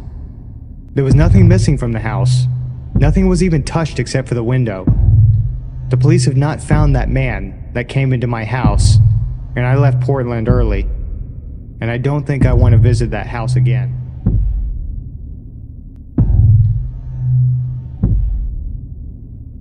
In 2007, I was 20 years old and lived with my girlfriend. Neither of us had a vehicle at the time, so when we got into an argument one night, I left and started walking the 8 miles to my mum's house to give things a chance to settle down. This was around 1 a.m. As I'm walking, a small goldish car pulls up beside me, and the driver, a middle-aged black man with a slight speech impediment, asked me if I need a ride, which I declined. He asked me if I was sure several times, and I said yes, but thanked him, and he drove off. For the next couple of miles, he was idling at every major intersection, sometimes honking his horn at me slightly. Every time I noticed him, I made a conscious effort not to look at him again, or invite any more of his attention. I thought he had got tired of messing with me, until I walked in front of a small used car dealership. I heard someone say, "Hey, come here," from the parking lot. It was him again. I stopped, obviously startled, and he tries to calm me down. "Whoa, chill, dog. Hey man, you sure you don't need a ride? I'm not busy at all, and I really don't mind." I again declined, and he starts asking me questions left and right. I talked to him for a good 45 minutes or so, hoping it'd make him leave me alone before I go on a less busy street. He asked me what my name was several times, as if to check if I gave him a fake one. I did, but I lied consistently. He also kept asking me if I had any weapons on me, or if I was violent. I told him no, which was probably stupid. He then started trying to get me to step closer, so he didn't have to yell to talk to me. No. Finally, I tell him I need to keep walking. He again offers me a ride, is again rejected, and then says, "Look man, I'm really just trying to get some weed." What the fuck? Given his behaviour and the circumstances, that seemed very unlikely. I walked off and crossed the street and zigzagged through some shopping centres to lose him. If I did, it was only temporarily. At this point, I was confused, slightly freaked out, and mildly paranoid. But what happened next really freaked me out. An hour or so later, I was on a quiet street, almost to my mum's house. Psst. I look to my right, and I see a chubby but attractive Hispanic woman smiling really big and waving me in to approach her. She was in a driveway of a yard full of plants, a man-made jungle type thing. Can't see a lot of the yard from the street. She did not live there. Yeah? What's up? I asked her, not moving towards her at all. Hey baby, wanna come home? No thanks, I told her. Oh, you have a girlfriend? I just don't know you, I say, and then continue walking. I honestly thought at the time that this was a setup for a robbery or something, but it appeared she was alone, and there was no one else in the truck. I glanced back towards her, and she's now got her truck door open, like she's going to leave, but the back of her shorts are pulled down, with her ass fully exposed and staring up the sky like a lunatic. Are you alright? I asked. I was genuinely concerned. Yes, I'm just waiting for someone. Waiting for someone in the sky at 2:30 AM in a stranger's driveway, hidden from the view of a street? Okay, good luck, weirdo. She had to be on something. I kept walking. She backs out of her truck and drives past me.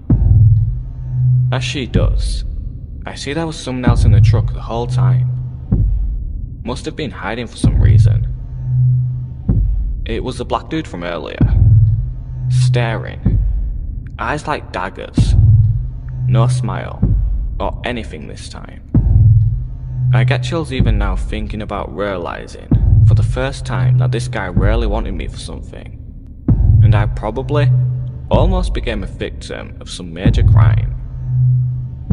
Shortly thereafter, I made it to my mum's. 5 freaking years pass. It's 2012. I have a car, but decide to walk to Walmart for dog food. I'm in the same general area, with my iPad mini in my pocket and earbuds. I see a car pull up next to me in the parking lot. Hey dog, do you know how to get to the Landmark Apartments? I recognised him immediately, even after 5 years. He looks like a skinnier version of Fleece Johnson from MSNBC's Lockup. I am almost positive he didn't recognise me, or remember our previous encounter. I take out my iPad, connect to Wi-Fi, and try to look up this apartment complex. It did not exist. He volunteers that his name is Carlton.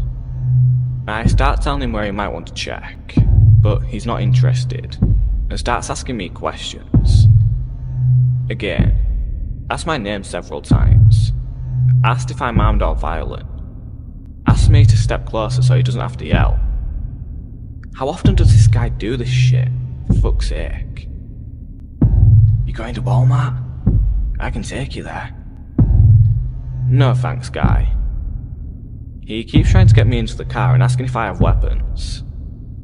Finally, I make it clear I'm not going near him. He starts to pull off and then stops immediately. Look man, to be honest with you, I'm just trying to find some weed. Okay, no. Screw this. I jog to Walmart, send an MMS message to my girlfriend of his car and license plate in case I turned up dead somehow, and haven't seen him since. If he was doing this kind of thing for at least 5 years, he had to have been successful at some point. I personally hope that he was just gay and horny, but he gave off a serial killer vibe.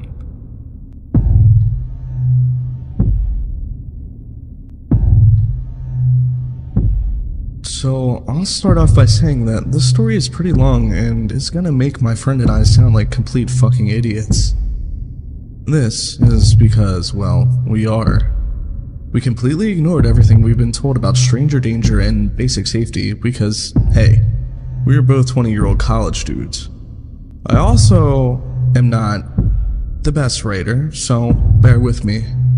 This happened last Sunday. So, my parents are pretty well off and love to travel to exotic destinations. They planned a trip to St. Lucia and extended an invitation to my sister, her boyfriend, and my friend Vince and I. St. Lucia is a small mountainous island near the coast of Venezuela.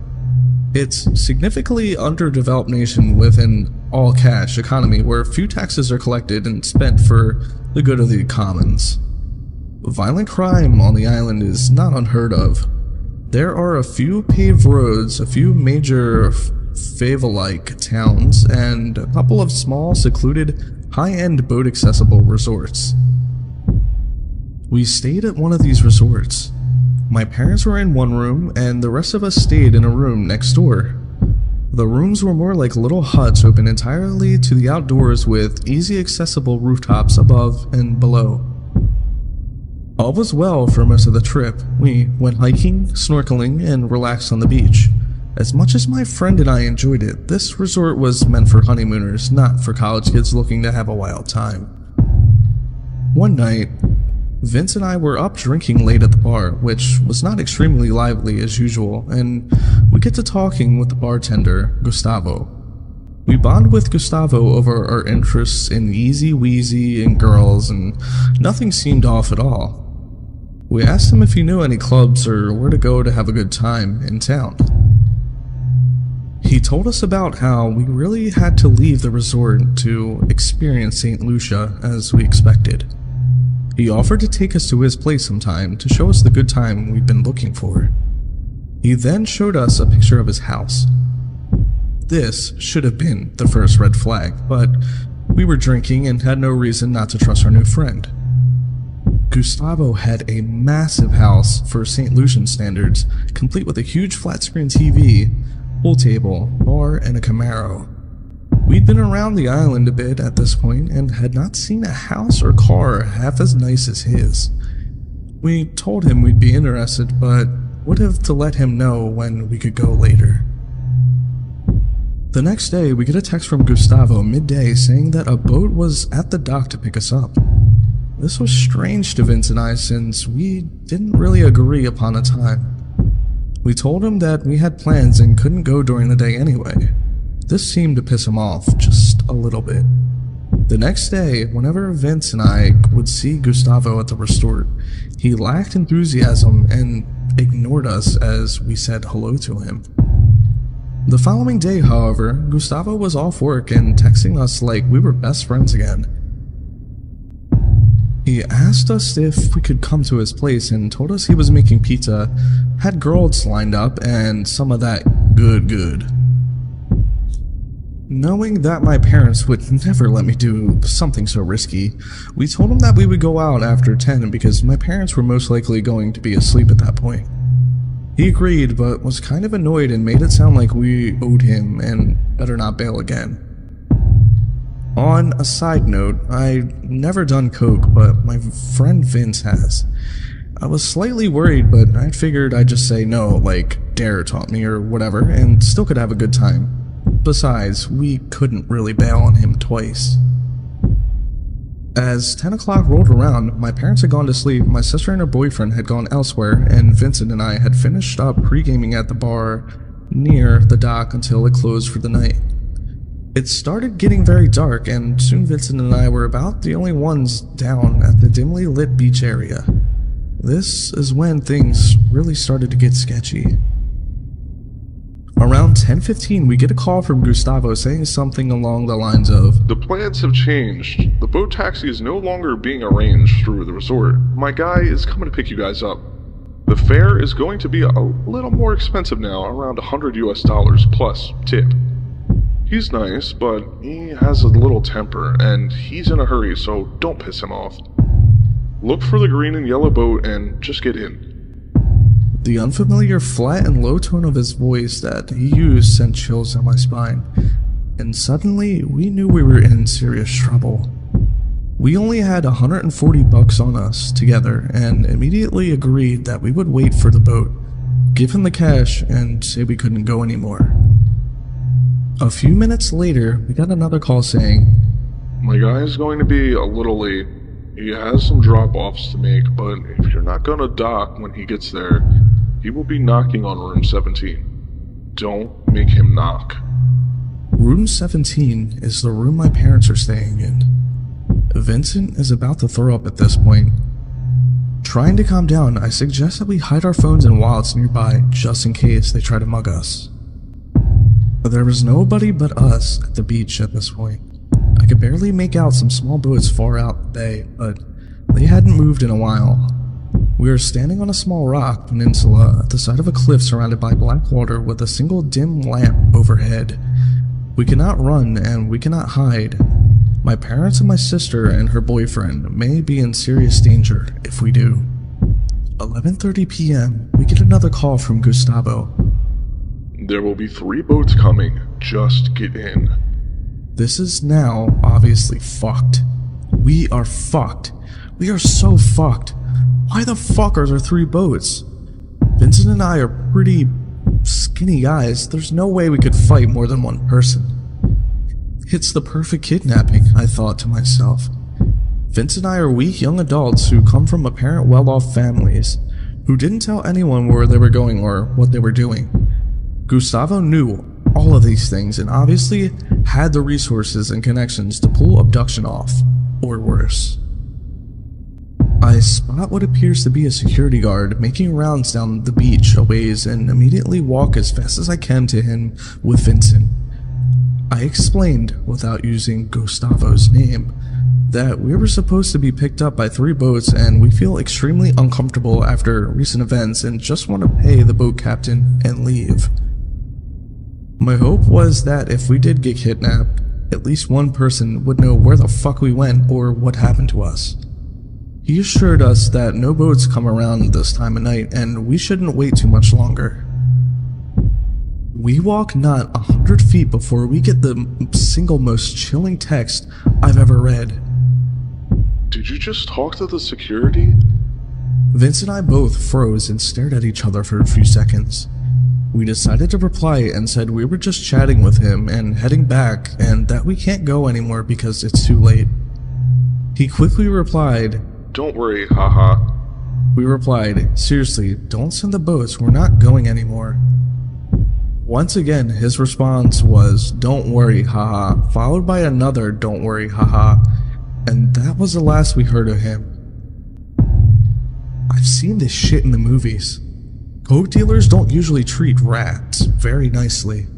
Maybe Gustavo knew that I didn't use his name, and maybe that's why we were able to get out of that mess. Was the security guard in on it, or were we being watched the whole time? I will never know. Not knowing what to do, Vincent and I started climbing the few hundred stairs up to the mountain, back to our room with purpose. It was dark now, with the only occasional dim lamp along the way. Every single sound, every single movement in the surrounding jungle scared the living shit out of us. I've never felt this afraid in my entire life. We get back to the room, lock the door, and I go out to the patio silently watch the climbable roofs like a fucking hawk. Vincent swears that he saw hands on the edge of the roof, but they were gone when I pointed my phone's flashlight at them. For the next 2 hours, I sat there, head on a swivel, ready to fucking scream to wake up my family and fight for my life. While freaking the fuck out, I saw a meteor burn up in the clear night sky, which was easily the highlight of my night. So that was pretty cool, I guess. Eventually, we figured it was over and went to bed. Relieved to wake up in the morning without my throat slit, I relaxed a bit. Luckily, we were checking out of the hotel at 11, so we wouldn't have to run into Gustavo again. Before leaving the resort, Vincent and I wandered down to the beach to kill some time. That's when 2 large native men that didn't appear to work at the resort approached us.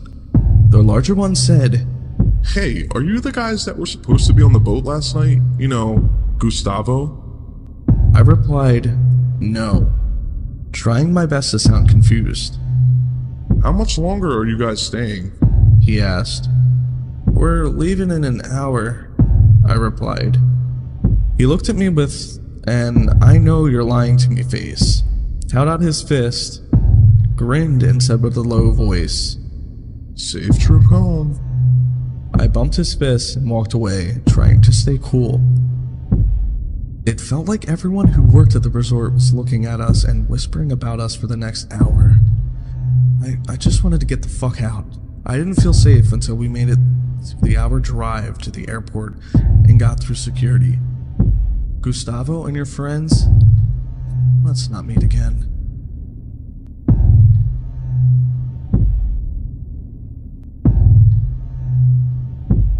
I've only ever mentioned this story in this video, but I'll never truly feel ready to go into details about what really happened that night on my YouTube channel. Just a warning, I'm no English major, so sorry if it goes off on tangents or doesn't make sense.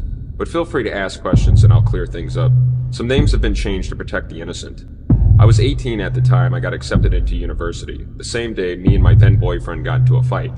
I decided to have a few drinks with my cousin Becky, her boyfriend whom she had a child with, Eugene, his housemate, Ken, and the neighbor Hadley. Sounds like a safe scenario, right?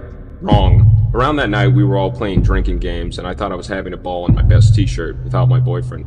This only being the second night I'd gone out since I'd moved out of my family's because of issues and only went to school, work, sports, school clubs, and the first night was going to my cousin's birthday. I noticed Ken kept staring at me the whole night, but I never tried anything, and Becky told me to stay away from him because he would sleep with anyone, including Hadley. I wasn't going to sleep with him because of a disagreement with my boyfriend. It got late. Becky asked if I wanted to stay at Dad's house while she was away or sleep in the spare room. I told her I felt a lot safer if I slept in the same room with her and Eugene, since I always got a creepy vibe in the spare room since it was small, cold, and cramped. My half-sister used to have the house before my cousin got it, and it used to be my half-sister's room. That was also where I watched The Exorcist. I didn't feel safe sleeping alone in my dad's house. Ken and Hadley slept on the couch. I noticed Ken kept following me around all night, making derogatory remarks. Later on in the night, Ken started licking and sucking on my feet and toes, and tries to move up. I'm paralyzed with fear because I only had one incident where I had almost gotten raped. Again, the first time I thought it was a safe environment with family. He tries to move up my leg. I pretend I'm trying to toss and turn and cover up my zipper of my pants.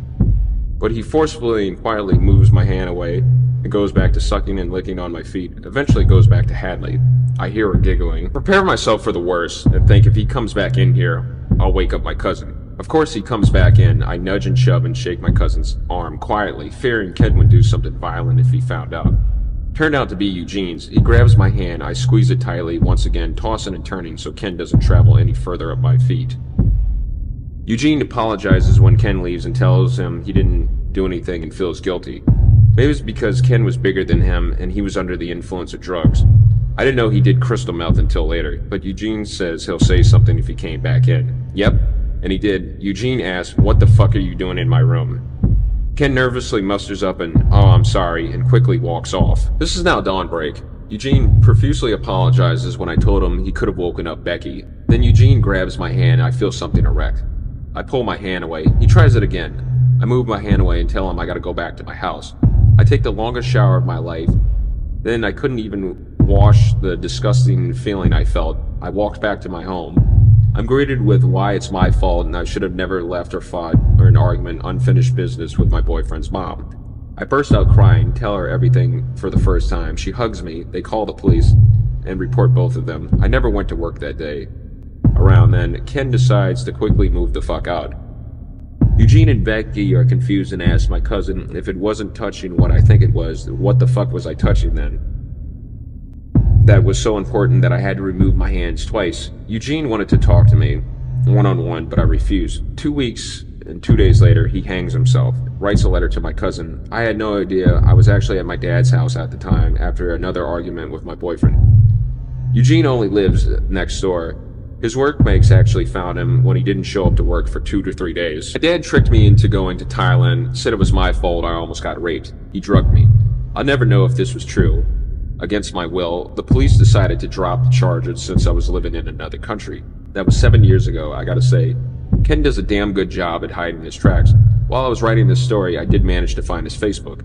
Please do not mention that you found this story out of respect for my family, in case he finds my YouTube channel or Facebook and intends to hurt me. If you do, you're giving the perpetrator fuel and just as bad. I'm living in another country, but I'm still terrified of him in some ways, if he can get away with it once. I feel this sickening and horrifying sense of guilt about Eugene since I was the one that reported him. I was responsible for his death. He was my niece's father. I love her so much, but I'll always be reminded for taking her dad away from her. Here's his Facebook. Worse has already been done to him, so don't try anything malicious. Months later in 2010, I was on visit to New Zealand. I found out the day we met Ken, he was staring at Becky. One day while she was sleeping in the same bed with Eugene, he was just staring at her. She woke up. She got lucky. I have to wonder how much worse the situation would have gotten if I slept in the spare room or went back to my house all alone. The moral of this story is no matter how safe or careful you are in an environment, you could never truly be sure, and people you think you could trust can be turned in a heartbeat.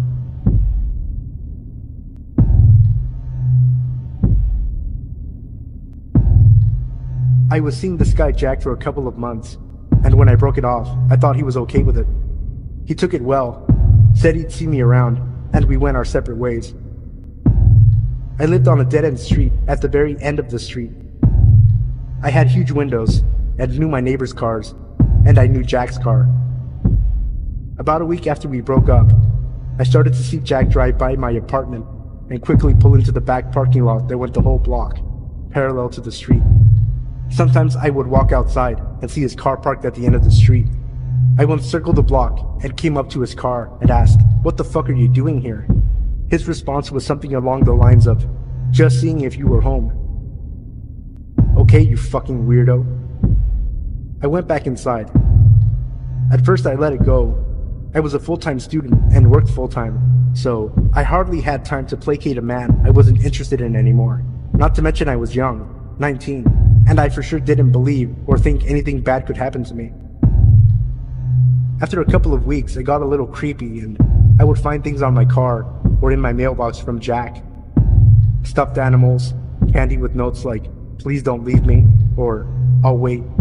Nothing too crazy or anything that scared me. He was a good-looking guy, had a good job and took care of himself. How dangerous could he be? Jack started showing up at my school's gym and cafeteria. He didn't go to the college, and as far as I knew, had no reason to be there. He would just watch me, and a few times, he tried to corner me to talk to me or give me a hug. This is where I started to get a little freaked. I finally went to the cops because I was just tired of him always being around. Plus, I had started seeing a new guy, and it was always awkward for me to see Jack when I was holding hands with the new guy. He hadn't actually done anything illegal, but I lived alone, and far from any good friends or family at the time, so I was a little nervous. After I went to the police, he completely changed. He would drive up and down for hours around my block. I would see him at the grocery store, or the local ice cream shop, like he knew my schedule. One day, I left to go for a run like I usually do. I always went around the same time in the late afternoon and always the same route. The neighborhood I lived in connected to the Horsemen's Association. They were allowed to have horses in the city proper, so, conveniently, there was a well-maintained path for them to use to get to the Forest Preserve. From the start of the trail in my neighborhood to the parking lot/trailhead was about 2 miles. It went through empty fields and retention ponds. No houses or other people, but that never bothered me. So off I go into my own world as I concentrated more on the crunch of the gravel under my feet or the fall colors starting to pop. As I closed the distance to the trailhead, there were 4 cop cars just waiting. Weird for where I lived. Very low crime and a quiet part of town. A cop stops me and asks my name. I give it and he asks me to come with them. Now I am freaked. I was shitting bricks. Finally, we get to the station and they explain everything. Jack had been picked up for loitering and suspicious behavior. I happened to live across the street from the police chief of the town, whose house sided up to the entrance of that running path. He knew about Jack, as I had mentioned about a month before, that someone kept coming by and hanging about. The police had noticed Jack's car earlier in the day, and when Jack spent hours hanging around, he got suspicious. He had Jack tracked down and asked him questions. He admitted to letting them search his car. They discovered that Jack had duct tape and a bottle of chloroform. I quickly moved.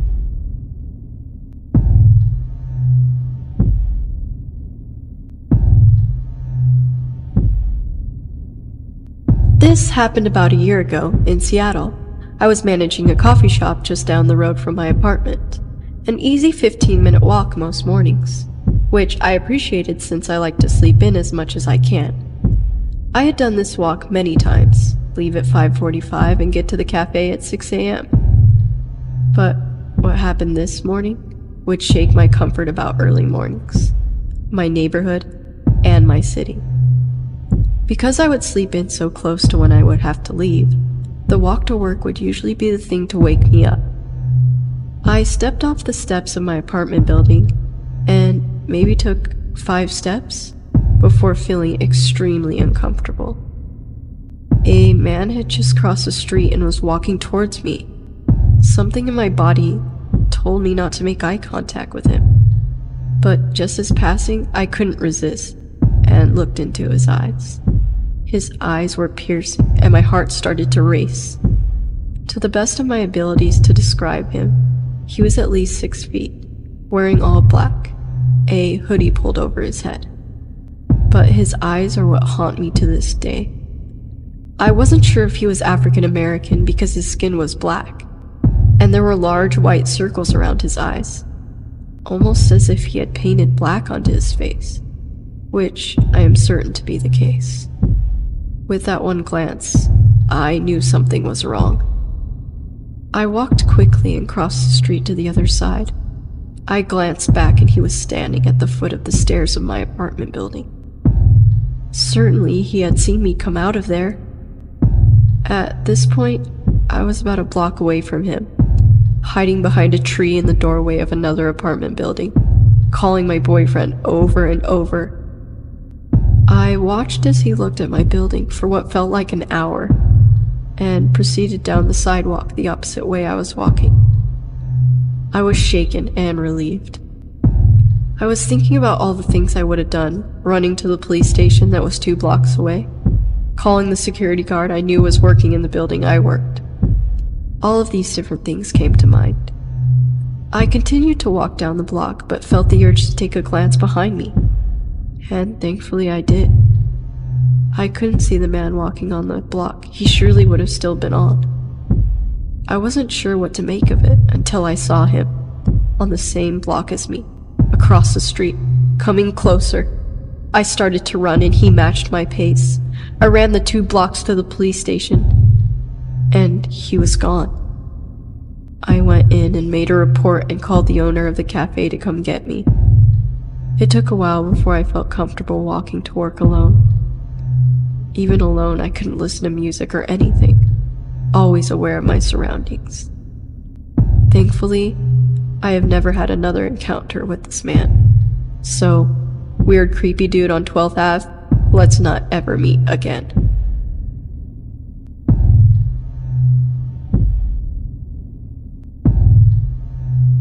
I've posted this story on Ask Reddit, but came across this sub and thought it would fit in. In my childhood neighborhood, my neighborhood's pool was larger than the other surrounding neighborhoods, so people often visited ours instead. When I was 8, I went to the pool with my sisters on the first day of summer. as I always did. When the lifeguards kicked all the kids out for the adult swim, I sat down on a pool chair next to my sisters. This guy, probably between 11 and 13, laid down on the chair next to me and said, "You're beautiful. Will you go out with me?" My sisters thought it was funny and teased me about it, so I just kind of laughed, but it made me uncomfortable. I was really shy back then, so I wrapped my body up in the towel I brought to cover my body, which he was staring at very openly. He introduced himself as Chris and kept trying to talk to me, and I was too shy to tell him to go away, so I let him keep the conversation going. Even though it made me uncomfortable, I soon forgot about it, until I went back to the pool next time. There he was, telling me how pretty I was, petting my hair, asking me to go out with him, and introducing me to his disabled grandmother, who brought him to the pool. Anyway, one day this girl came up to me and asked me if Chris was bothering me. I lied and said that I didn't really care, and she rolled her eyes and joked about how he used to ask her out too, and that she was glad he'd found someone else to pine over. The girl, Elizabeth, started hanging out with me when I went to the pool, which was almost every day since I was allowed to go by myself if I wanted. She explained to me that she and Chris were good friends from a different neighborhood, but came to our pool because it was bigger and had more room for his grandmother to work on physical therapy for her legs. We became great friends and laughed about how Chris was always following us around and asking me out. One day, I noticed that Chris followed me all the way back to my house and tried to hide behind a mailbox when I turned around. As funny as that sounds, I didn't think it was funny back then and rushed back into my house. I began to notice that he was getting more aggressive and annoyed with me for refusing to date him. He started asking me to go on walks with him through the park and brought his grandmother so I didn't feel like I could say no.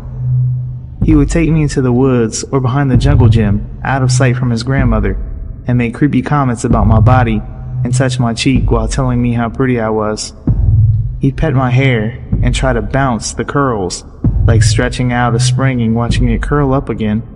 His grandmother would offer to let me sit on her lap during these walks while she controlled her wheelchair, which made me feel really uncomfortable because I didn't know her well, and being a stupid, ignorant 8-year-old, I thought her atrophied legs were a little gross. He continued to follow me home, even when I took shortcuts through the woods or the long way that led in circles. His presence began to make me nervous, because I wasn't sure what would happen if I continued to turn him down. I started avoiding the pool when his grandmother's handicap van was there, but I'm pretty sure he just fixed that by showing up later than usual, so I'd already be there when he arrived. All of my friends, including Elizabeth, thought it was so funny, so I never told them I didn't want to go to the pool anymore, and never brought it up to my sisters or parents. So if someone asked me to go with them, I'd just go and hope he wasn't there. Finally, during the last week the pool was open, I went to the bathroom. The bathrooms are a bit off to the side of the pool and closed off with a large heavy metal door, so kids don't sneak in and vandalize it at night. The second I entered, the door shut behind me and the lights turned off. Then I heard Chris say, "I'm not letting you out until you agree to go out with me," and he locked the door. The bathroom was cold and pitch black, and I was terrified of the dark at the time. The tile was that disgusting, slimy, wet feeling that tile gets when it's wet, with bits of dirt and sand on it, which is why I never liked going in there in the first place. It also smelled like chlorine and a typical subpar public restroom, stuff of nightmares for an 8-year-old.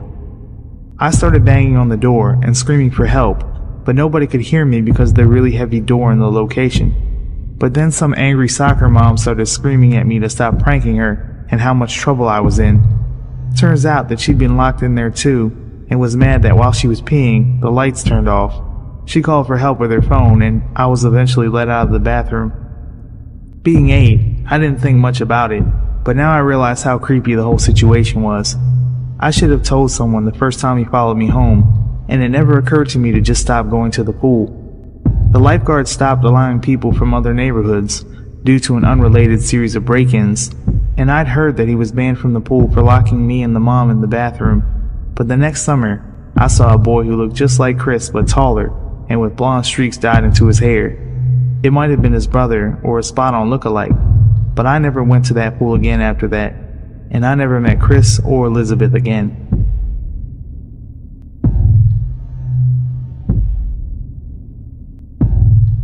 Some background info. I attended a private high school, but our tuition did not cover the school trips and the like.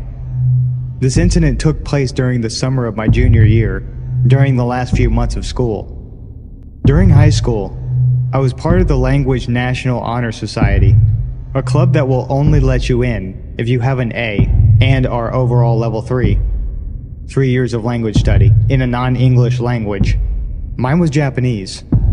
I had taken several classes over the summer and tested from level 2 to level 4. I was ecstatic to join the club and do all the activities advertised, including traveling to our respective countries of study. That meant if I kept my grades up, I would be able to travel to Japan just over summer for a home stay. Part of the way us students raised money for our trips was to recycle all of the school's recycling and turn it in for a collective fund. Again, private high school. I guess we just did things differently. Anyway, the jobs for recycling were divided between the students who sorted the recycling and dug through the trash at school, and ones who drove the bags of bottles to the local recycling center. I was in the latter group, since my family owned a Suburban, which could fit most of the bags in one trip, with all the other seats down. So during late April, early June, I was signed up to take the bags. My mom offered to drive, since she wanted to use the truck to go shopping later in the day. It was surprisingly hot for the west side of Oregon. I was dressed in jean short shorts and a t-shirt and sneakers. No way I was going to wear flip-flops at the center, even with the heat. Old soda feels disgusting as it dries between your toes, trust me. At this time, my mom and I were not in a good spot in our relationship. We butted heads over every little thing, including recycling. She couldn't understand why I insisted on going to the recycling center early in the week. It was wasting time because she needed to buy something for one of my siblings' school projects. If you want, you can just drop me off. I'll grab a soda or something and text you when I'm done or walk home, I said, annoyed. She sighed. I'll wait around for a bit. When we reached the center, which was connected to a QFC, she parked one row from the entrance and I hopped out, dragging 3 huge bags with me. I returned to the car to grab the second batch when I felt it. That tingle go up your spine when someone is watching you. I frowned and then looked around. There was no one around really, except for an elderly-looking old man sitting in his car in the row behind us. He was looking right at me. I did a quick check to make sure there was no soda streak on my bare legs. Shit, there's a hole in my shorts. Jerk. To go ahead and laugh at a dumb teenager with bright pink panties. He wasn't laughing, but I was more embarrassed by the staring than creeped out. With a huff and a grumble, I dragged the remaining bags to the recycling center. It's a small open room that you can see into from the parking lot. Recycling machines lined the walls, and I got to work. A few minutes pass, and I get a text from my mom. I'm going ahead to the mall. Text me when you're on your way home. I don't want you waiting around for me to pick you up. Great, I text back. A few more minutes later, and I hear a car pulling up into the parking spot right in front of the recycling center opening. I look up as a reflex, and I felt my heart sink. It's the old man from before. The tingle down my spine is made of ice this time, settling in my gut. This was not okay. The man was watching me. Even if he was waiting for somebody, why not remain in his original spot? Why pull up in front and park instead of driving closer to the grocery store entrance? Still, I try to ignore it. That is, until I hear a creak of door hinges. My head snaps up, and I see the man has opened his door and has one leg sticking out. I text my mom, "Can you come back?" She asks why. There's this guy watching me and is creeping me out. Just go tell one of the employees if he's really bothering you. You're young. I'm sure you can outrun them anyways. Yeah, thanks, Mom. The man hasn't gotten out of his car yet. He's just sitting there, watching me. Watching me stand there with my phone in my hand. That's when I noticed a very rhythmic movement of one of his arms. Hell no. Abandoning my bottles and walking out of the recycling center and heading towards the entrance of the QFC. As I pass the car, I can't help but look, just to make sure I'm right. And lo and behold, The man is sitting there half out of his car, watching me. He's exposed and pleasuring himself. That sight makes my lip curl in disgust. I hurry into the QFC and tell the first employee I see what's going on. She just says, "Oh, that's gross," and walks away. Yeah, fuck you too, lady. I feel gross. Violated almost. It makes my skin crawl, but I'm too nervous to go back out of the store again. I linger by the doors, like a creep myself. Nervous. After about 5 minutes, another employee, a man this time, comes up to me and asks if I'm lost, and reminds me that there's no loitering in the store. I have no choice but to go back out again. Thankfully, the man is gone. I finish the recycling, turn in the receipt for cash, buy the damn soda and walk home. I never saw that man again, and opted for sorting bottles at the school instead of taking them to the recycling center. On the plus side, my relationship with my mother has gotten a lot better since. The downside, it wasn't the last, or even the most extreme creepy encounter I've experienced.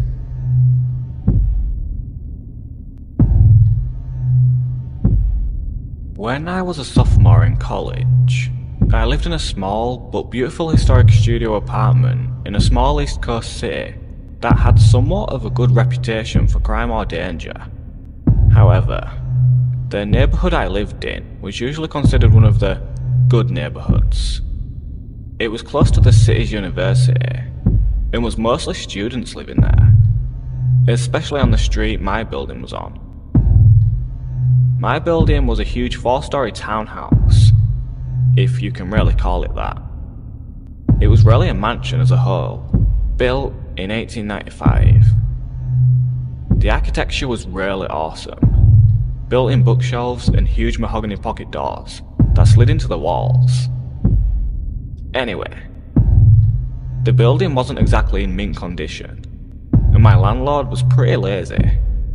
He would always come by and check up on things, and make promises to get stuff fixed, but never really got around to doing much of anything. The apartment I was renting was on the first floor. My front door was immediately on the left as you walk into the building's door from the street. This door, the building's front door, which from the street opened to a small lobby area with only one door in it, mine, and a staircase to the other apartments upstairs, was huge and heavy and was never locked. In fact, you couldn't lock it. And in fact, it didn't even close all the way. So basically, the door to my apartment was open to the street. I asked my landlord countless times to please do something about the front door, but he never did anything. Well, one night, I was getting home from work and it was very late, about 3:45 AM. I worked as a pizza delivery driver at a place that was open really late every night. And I was just sitting on my couch watching a little TV before I went to bed. I'd also gotten totally naked, something I truly loved being able to do, considering I lived alone. Haha. Anyway, not even 10 minutes since I'd gotten home and sat down, I heard 3 slow knocks at my door.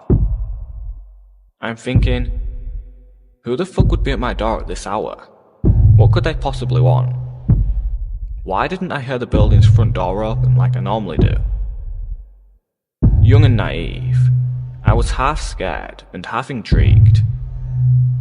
I put a robe on and slowly crept towards the door, which, by the way, was literally right next to the couch where I was sitting. At this point in time, my door didn't have a peephole, so I just had to kind of take a leap of faith and open the door. When I did, a tall, emaciated, middle-aged man stood staring down at me, with low eyes and a grin. He was wearing all black, many layers, and a big black trench coat. The first thing he said was, "Can I come in?" With the door barely open, I got a deep pit in my stomach and just went, no man, what's up? He just stared into my eyes for a second, clearly disappointed, and then said, "I've seen you around," and started to grin again. The pit in my stomach had evolved into a churning sensation, and I was starting to get nauseous. "Yeah, I've been watching you, and I like the way you look," he said. "So you gay? Bisexual?" I was just like, "I dunno, but it's late and I'm going to bed. Bye." He kind of nodded and lingered for a second, as did I, watching to make sure I saw him leave the building. Once he did, I closed the door, locked it, and stood with my hand still on the knob for a good minute at least. After I snapped out of my shock, I ran over to my couch and pushed it up against the door. I ended up sleeping on the couch that night, even though it was right there. It just made me feel safer, like I could hear if something happened. Well, nothing happened that night. It wasn't until about a week later, on one of my nights off from work, that I was sitting around my apartment winding down by myself after I had a few friends over drinking and smoking a little bit, as college kids will do. All of a sudden, I heard a weird rattling noise coming from across the room, so I turned off the music I was playing, to find out that it was coming from none other than my front doorknob. I looked at it for a second, and saw that both the knob and the top lock were jiggling. Someone was trying to get in.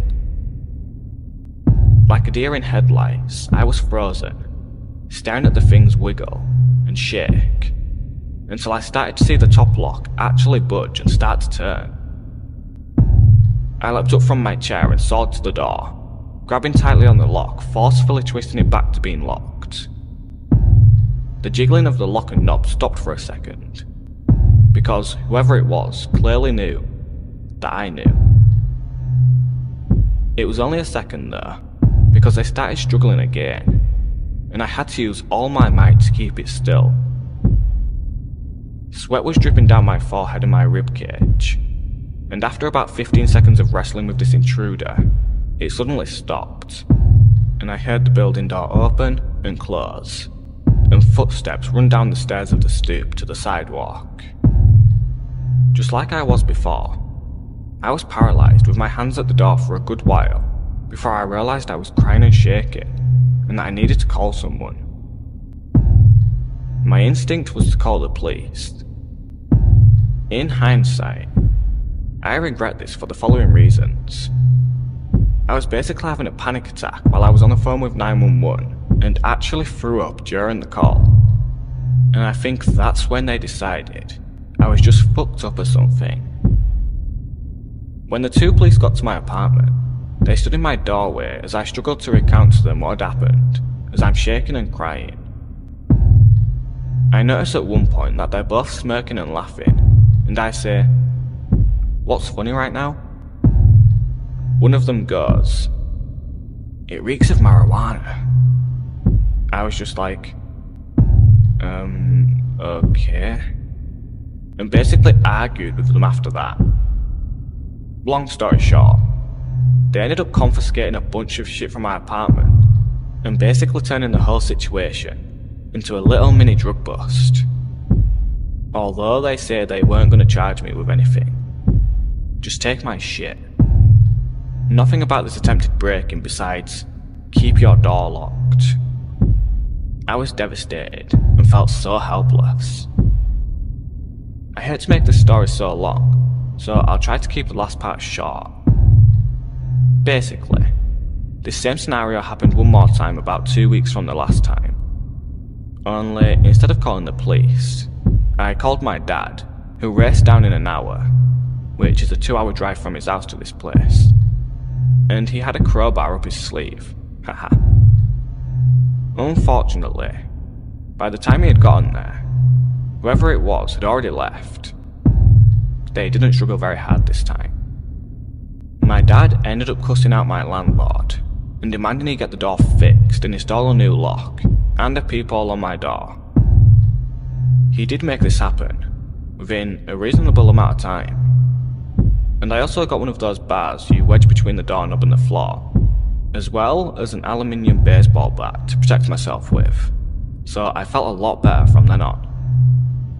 Needless to say though, I ended my lease for that apartment a month early and never moved back to that street. I never found out for sure who was trying to pick my locks, and if it was the guy who had come to my door the first time. But whoever it was, let's not meet.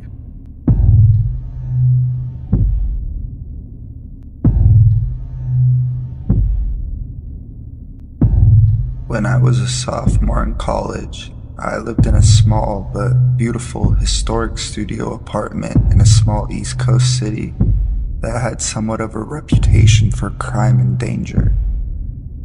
However, the neighborhood I lived in was usually considered one of the good neighborhoods.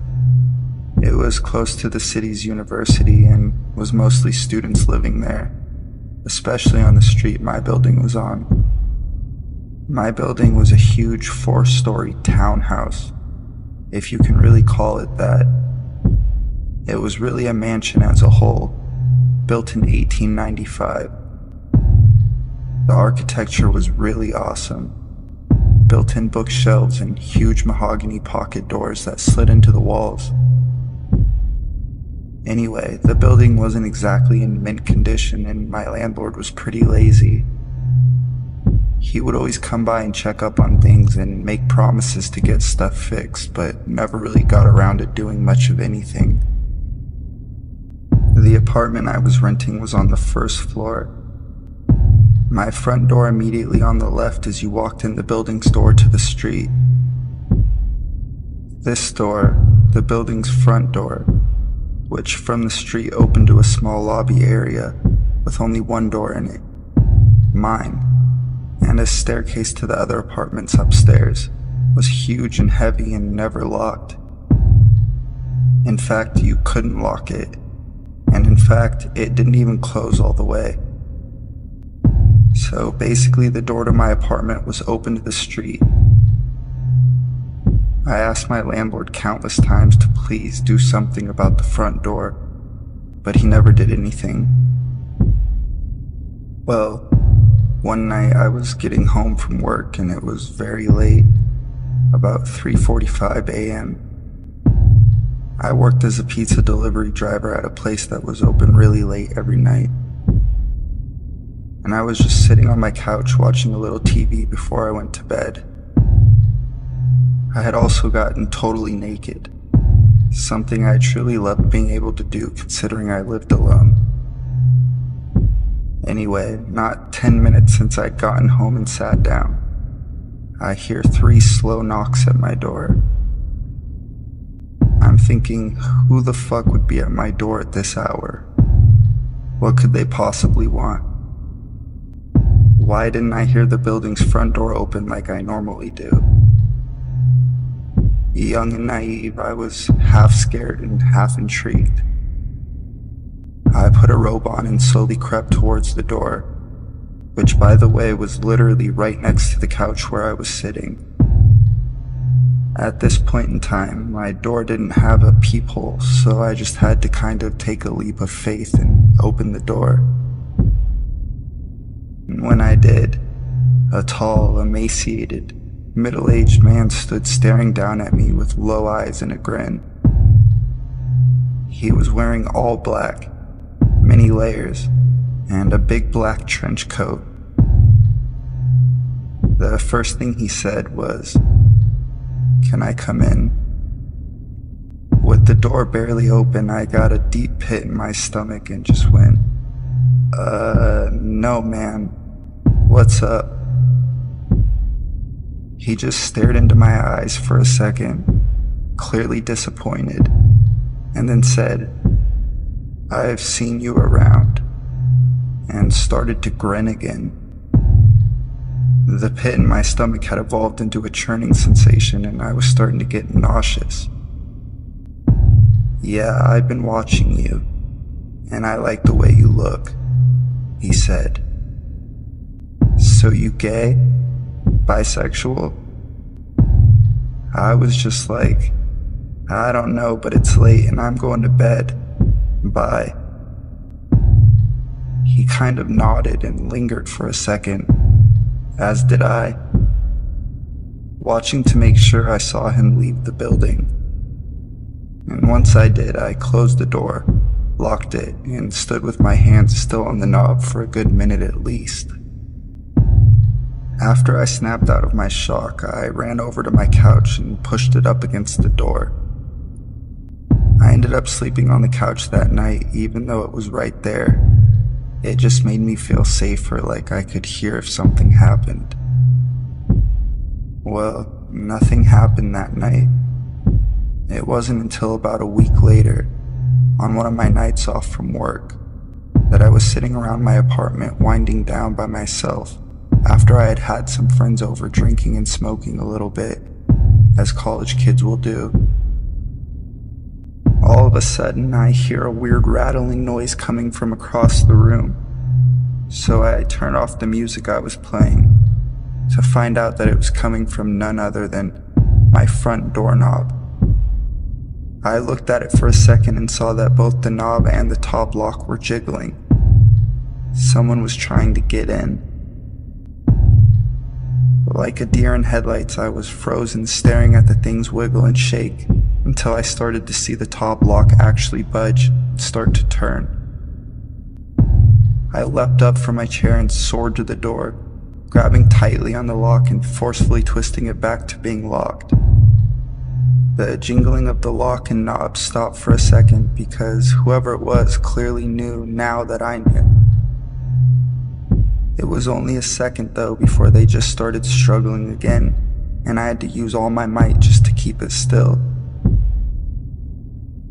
Sweat was dripping down my forehead and my rib cage, and after about 15 seconds of wrestling with this intruder, it suddenly stopped, and I heard the building door open and close, and footsteps run down the stairs of the stoop to the sidewalk.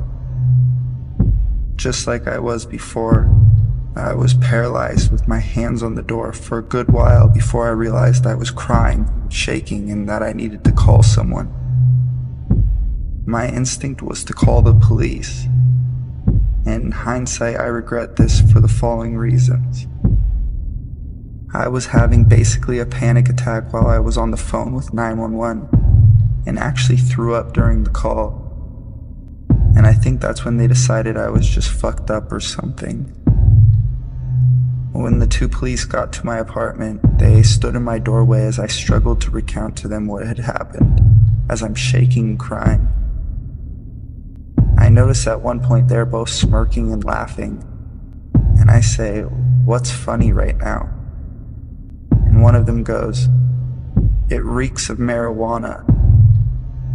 I was just like, okay, and basically argued with them after that. Long story short, they ended up confiscating a bunch of my shit from my apartment and basically turning the whole situation into a little mini drug bust. Although they said they weren't going to charge me with anything, just take my shit.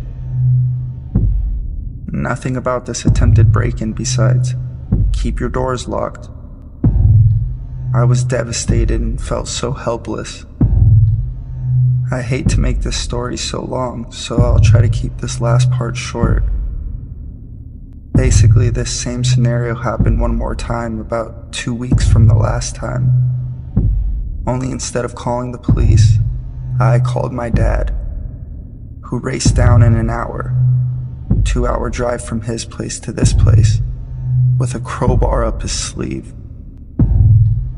Unfortunately, by the time he'd gotten there, whoever it was had already left.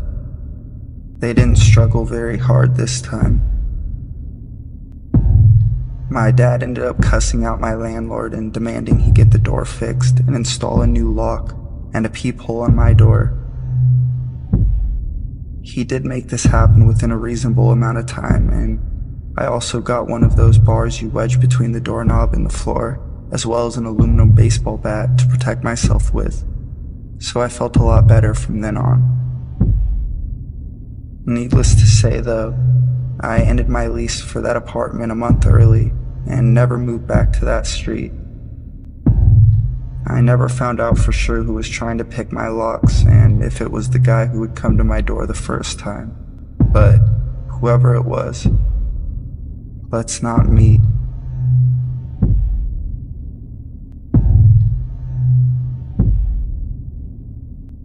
This took place several years ago, when I was 18, freshly enrolled in college. I grew up in an extremely strict household, Asian female by the way. My parents set my curfew at 8 p.m. I wasn't allowed to drive at night or go to parties, etc., all because my family was convinced that all of these situations led to rape. Anyway, you could see how I once moved out of the house, I was relished in my opportunity to exercise my new freedom and independence. One night around 11 p.m. I got super hungry and had a real craving for Arby's roast beef sandwich. My roommate was tired and didn't want to go with me, so I hopped in my car and decided to go make a quick trip by myself. To get to Arby's, I had to take a stretch of the road that was really secluded and not well lit, of course at the time of night. There were barely any cars on the road. At the stoplight just a few blocks away from the Arby's, I was the third car waiting at the red light. Car A was very front, car B was behind it, and I was behind car B. There was a last car, car C, that's behind me. All of a sudden, I guess he must have thought that the light turned, but is still red. The car in front of me stepped on the gas and lurched forward, tapping into the back of the car in front of him. The two drivers immediately got out and started looking at the damage.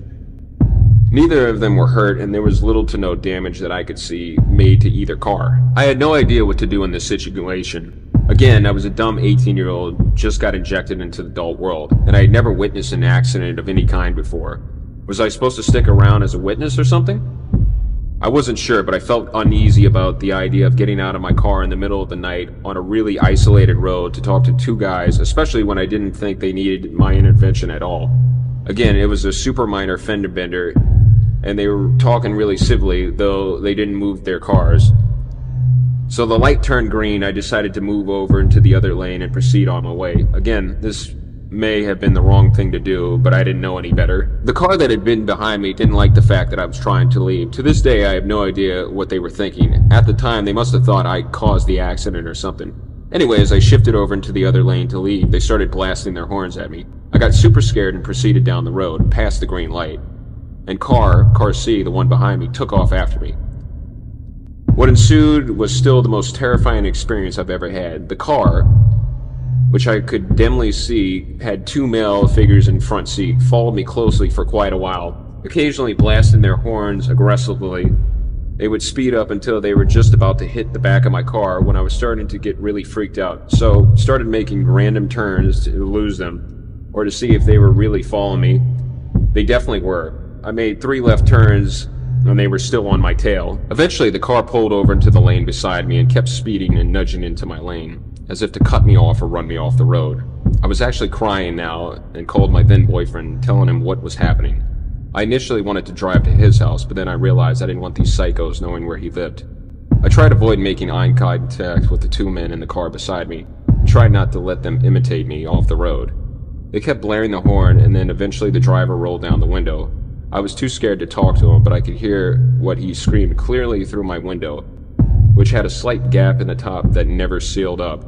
"We're gonna catch you, bitch, and I'm gonna rape your dumb ass." I think the guy next to him said something like, "Don't slow down" or something, but I couldn't hear it clearly over the rushing of the wind and the sounds of our cars accelerating. My boyfriend heard them shouting over the phone and directed me to the nearest police station, which was about 8 minutes away from where I was. It was actually hard for him to find the police station to give me any directions to it because he had no idea where I was. 2 guys kept shouting things at me, but I didn't know what else was said. I was too busy blubbering to my boyfriend. Maybe it was really hard to remember what went on in those moments. Physically, I was speeding so fast to try to get away from those guys. At this point, I was just hoping a cop would stop me. There were no cars on any of the roads we went down, and it just made everything worse. And then my phone battery decided it was time to die. I seriously thought it was one of those horror stories my parents had always told me about. Eventually, I finally saw the police station my boyfriend had given me directions to. Almost drove past it. Turned into the parking lot, the car followed me and the passenger door actually opened before the car even stopped. But I think they noticed where we were and drove out of there fast. I sat in my car too terrified to get out because I thought moving would provoke them into coming back. Literally 60 seconds later, my boyfriend pulled into the parking lot next to my car and climbed out with a baseball bat. He held me for a little while, and then a cop who was pulling into the lot or something coming out of the building approached us and asked if everything was okay. Turns out that the car had tailed me fit the description of a car that had apparently scared a girl so badly, same type of thing. Late night, empty road, lone driver, super aggressive driving, and screaming. That she had crashed her car into a tree divider trying to get away from those guys. Neither she or I got the license plate. Though, and to this day, I don't know if they ever caught those guys. I don't know what kind of human being gets their kicks out of terrorizing female drivers late at night on the road, but whoever they were, fuck those guys. I hope someone somewhere managed to put a stop to them.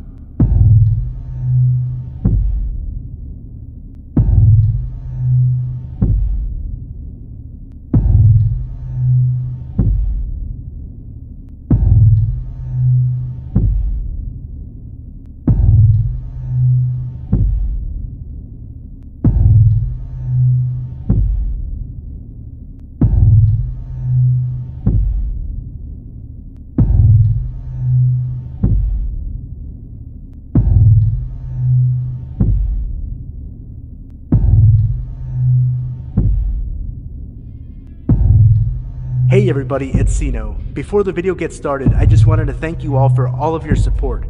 We hit 9,500 subscribers a few days ago, and we have 10,000 right around the corner. So remember that when we do hit 10,000, I'm going to be doing my face reveal on this channel. Let me know what you guys think of the story in the comment section down below, and if you enjoyed the story, remember to leave a like, and if you're new, consider subscribing. Starting this Friday, May 26th, I'm going to start uploading daily videos to this channel featuring scary stories from Reddit. I'll be finishing up finals this Thursday, May 25th, so after Thursday, I'll be free to start uploading daily videos featuring scary stories from Reddit. I hope you guys enjoyed the video, and if you do, remember to leave a like and subscribe for daily videos starting Friday, May 26th. Thank you for all the support, and I hope you enjoyed the video.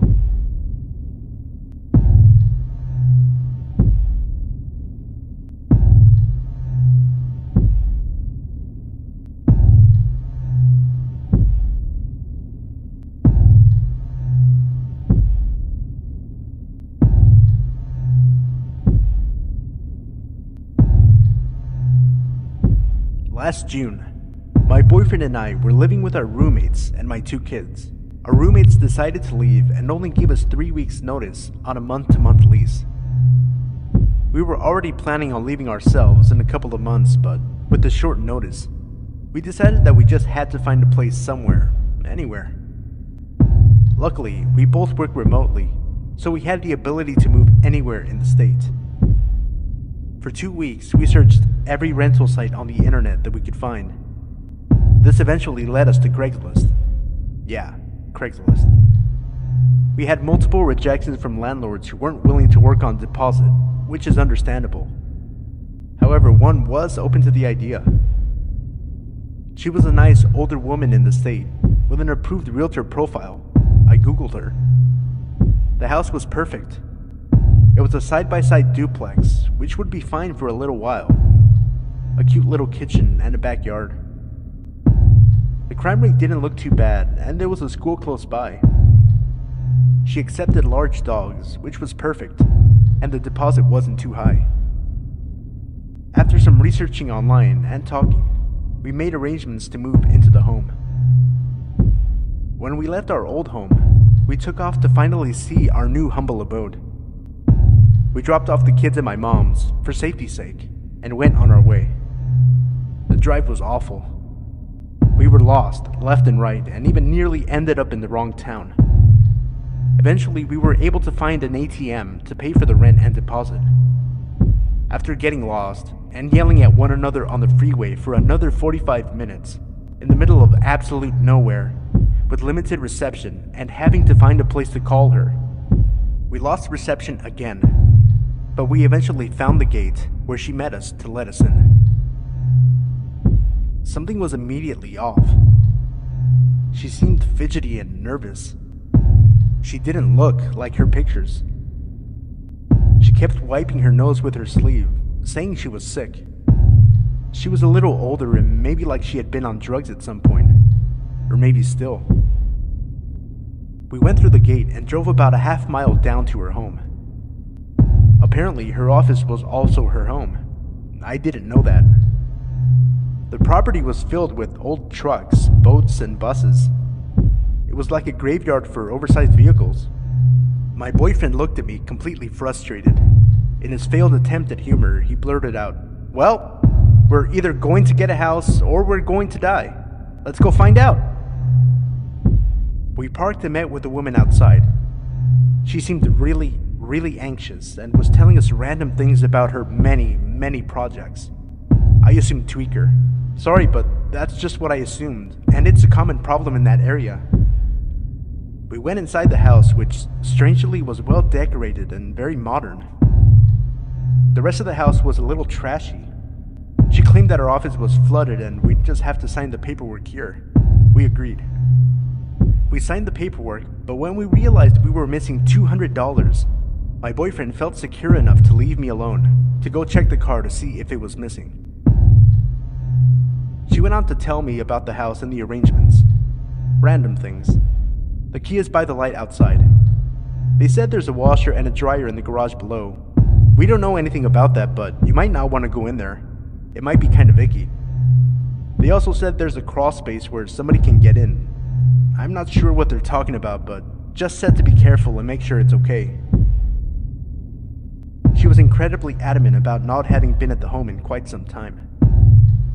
Okay, I realized that's the part where I should have definitely paid attention. But it was such a chaotic day, and I was so exhausted that I just said, okay, sure. I shrugged it off.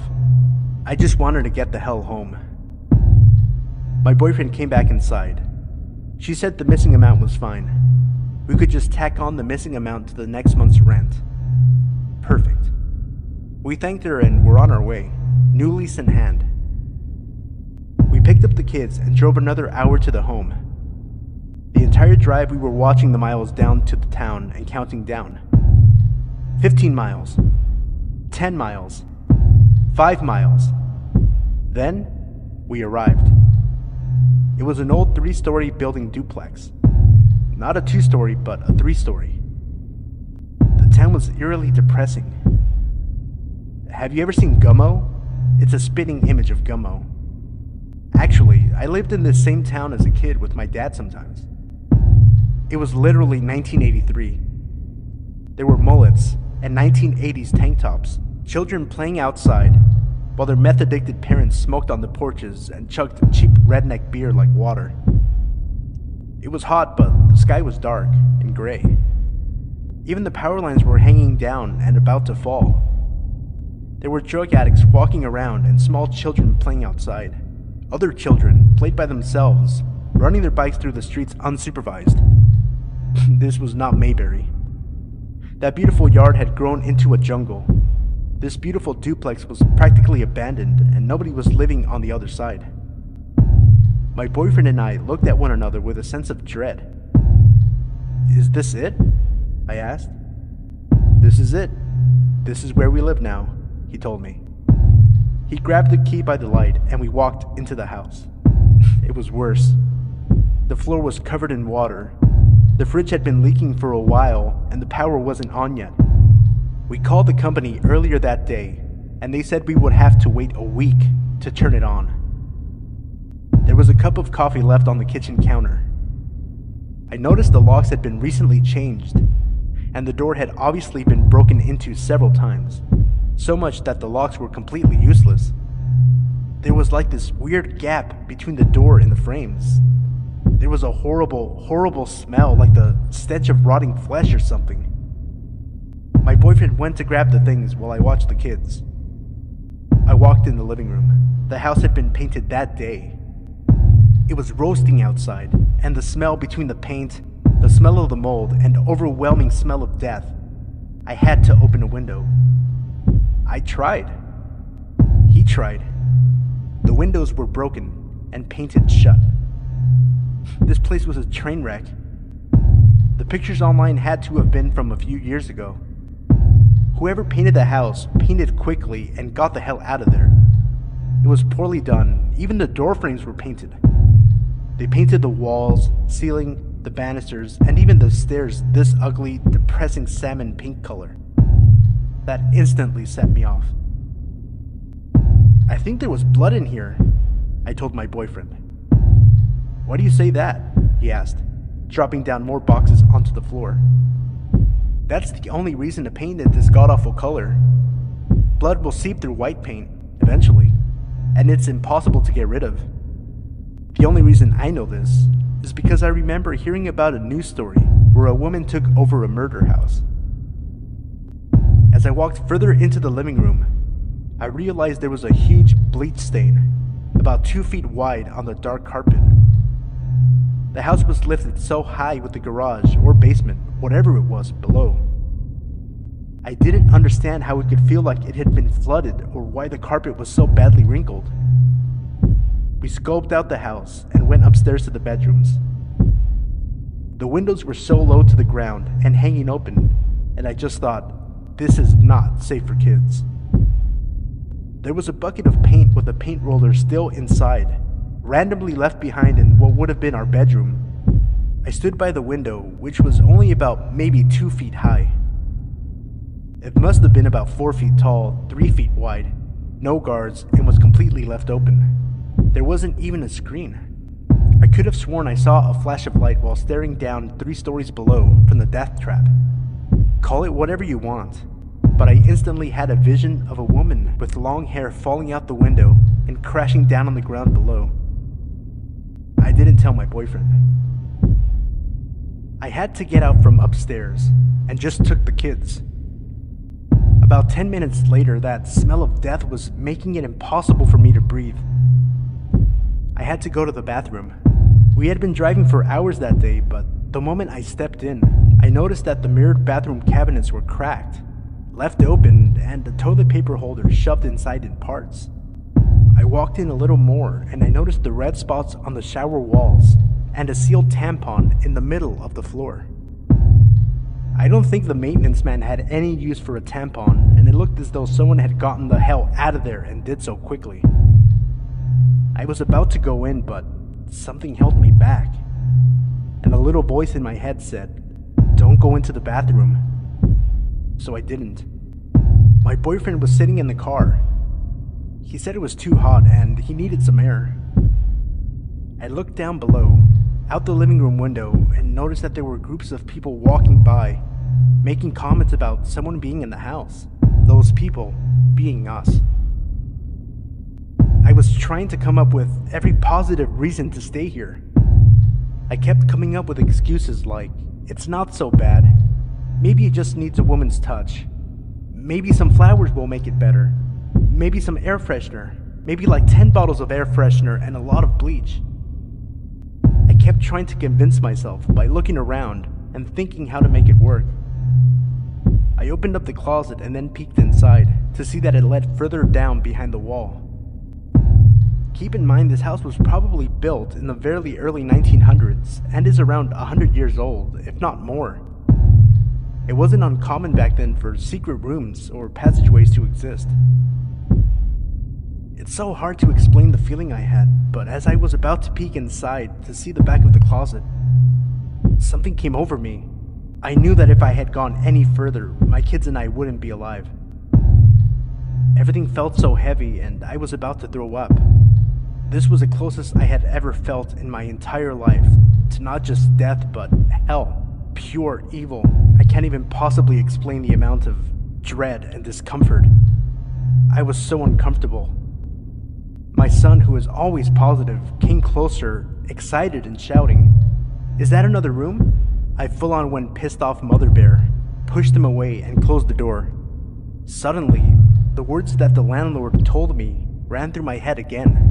They said there's a crawl space where someone could get in. Just then, I heard something else in the house, something like someone moving around, somewhere around behind that closet area. I stood there for a moment and I had that eerie thought creep into my head. You're all going to die if you stay here. That very thought sent me into a panic, and with my heart pounding, I quickly grabbed my kids and ran out to the car. I could tell that my boyfriend was visibly upset with the home, giving me an opportunity to skip beating around the bush. "Hey, let's just go," I told him. I was a little bit hysterical, and I don't remember exactly what I said, but it was on the lines of, "It will be fine. We will find something. We don't belong here. We need to get the fuck out. Let's just go. I don't care. I'm not mad. Let's just fucking go." He was relieved. Neither of us wanted to disappoint the other, but after talking things through, it turned out that we had the same feeling of dread and death in us. He was just as afraid of dying as I was. I was absolutely positive that one night there would have killed us. I asked him to take pictures so that the landlord would know the situation. As we were leaving, we noticed that there was actually another window on our side of the duplex, which we believe was a secret room. I heard the neighbors across the street laughing and saying things like, "It looks like they're leaving. That didn't last long." We slept in the car at a nearby gas station. We were so exhausted. I cried, of course, and then called my mom to see if we could stay the night, but would have to wait until early in the morning.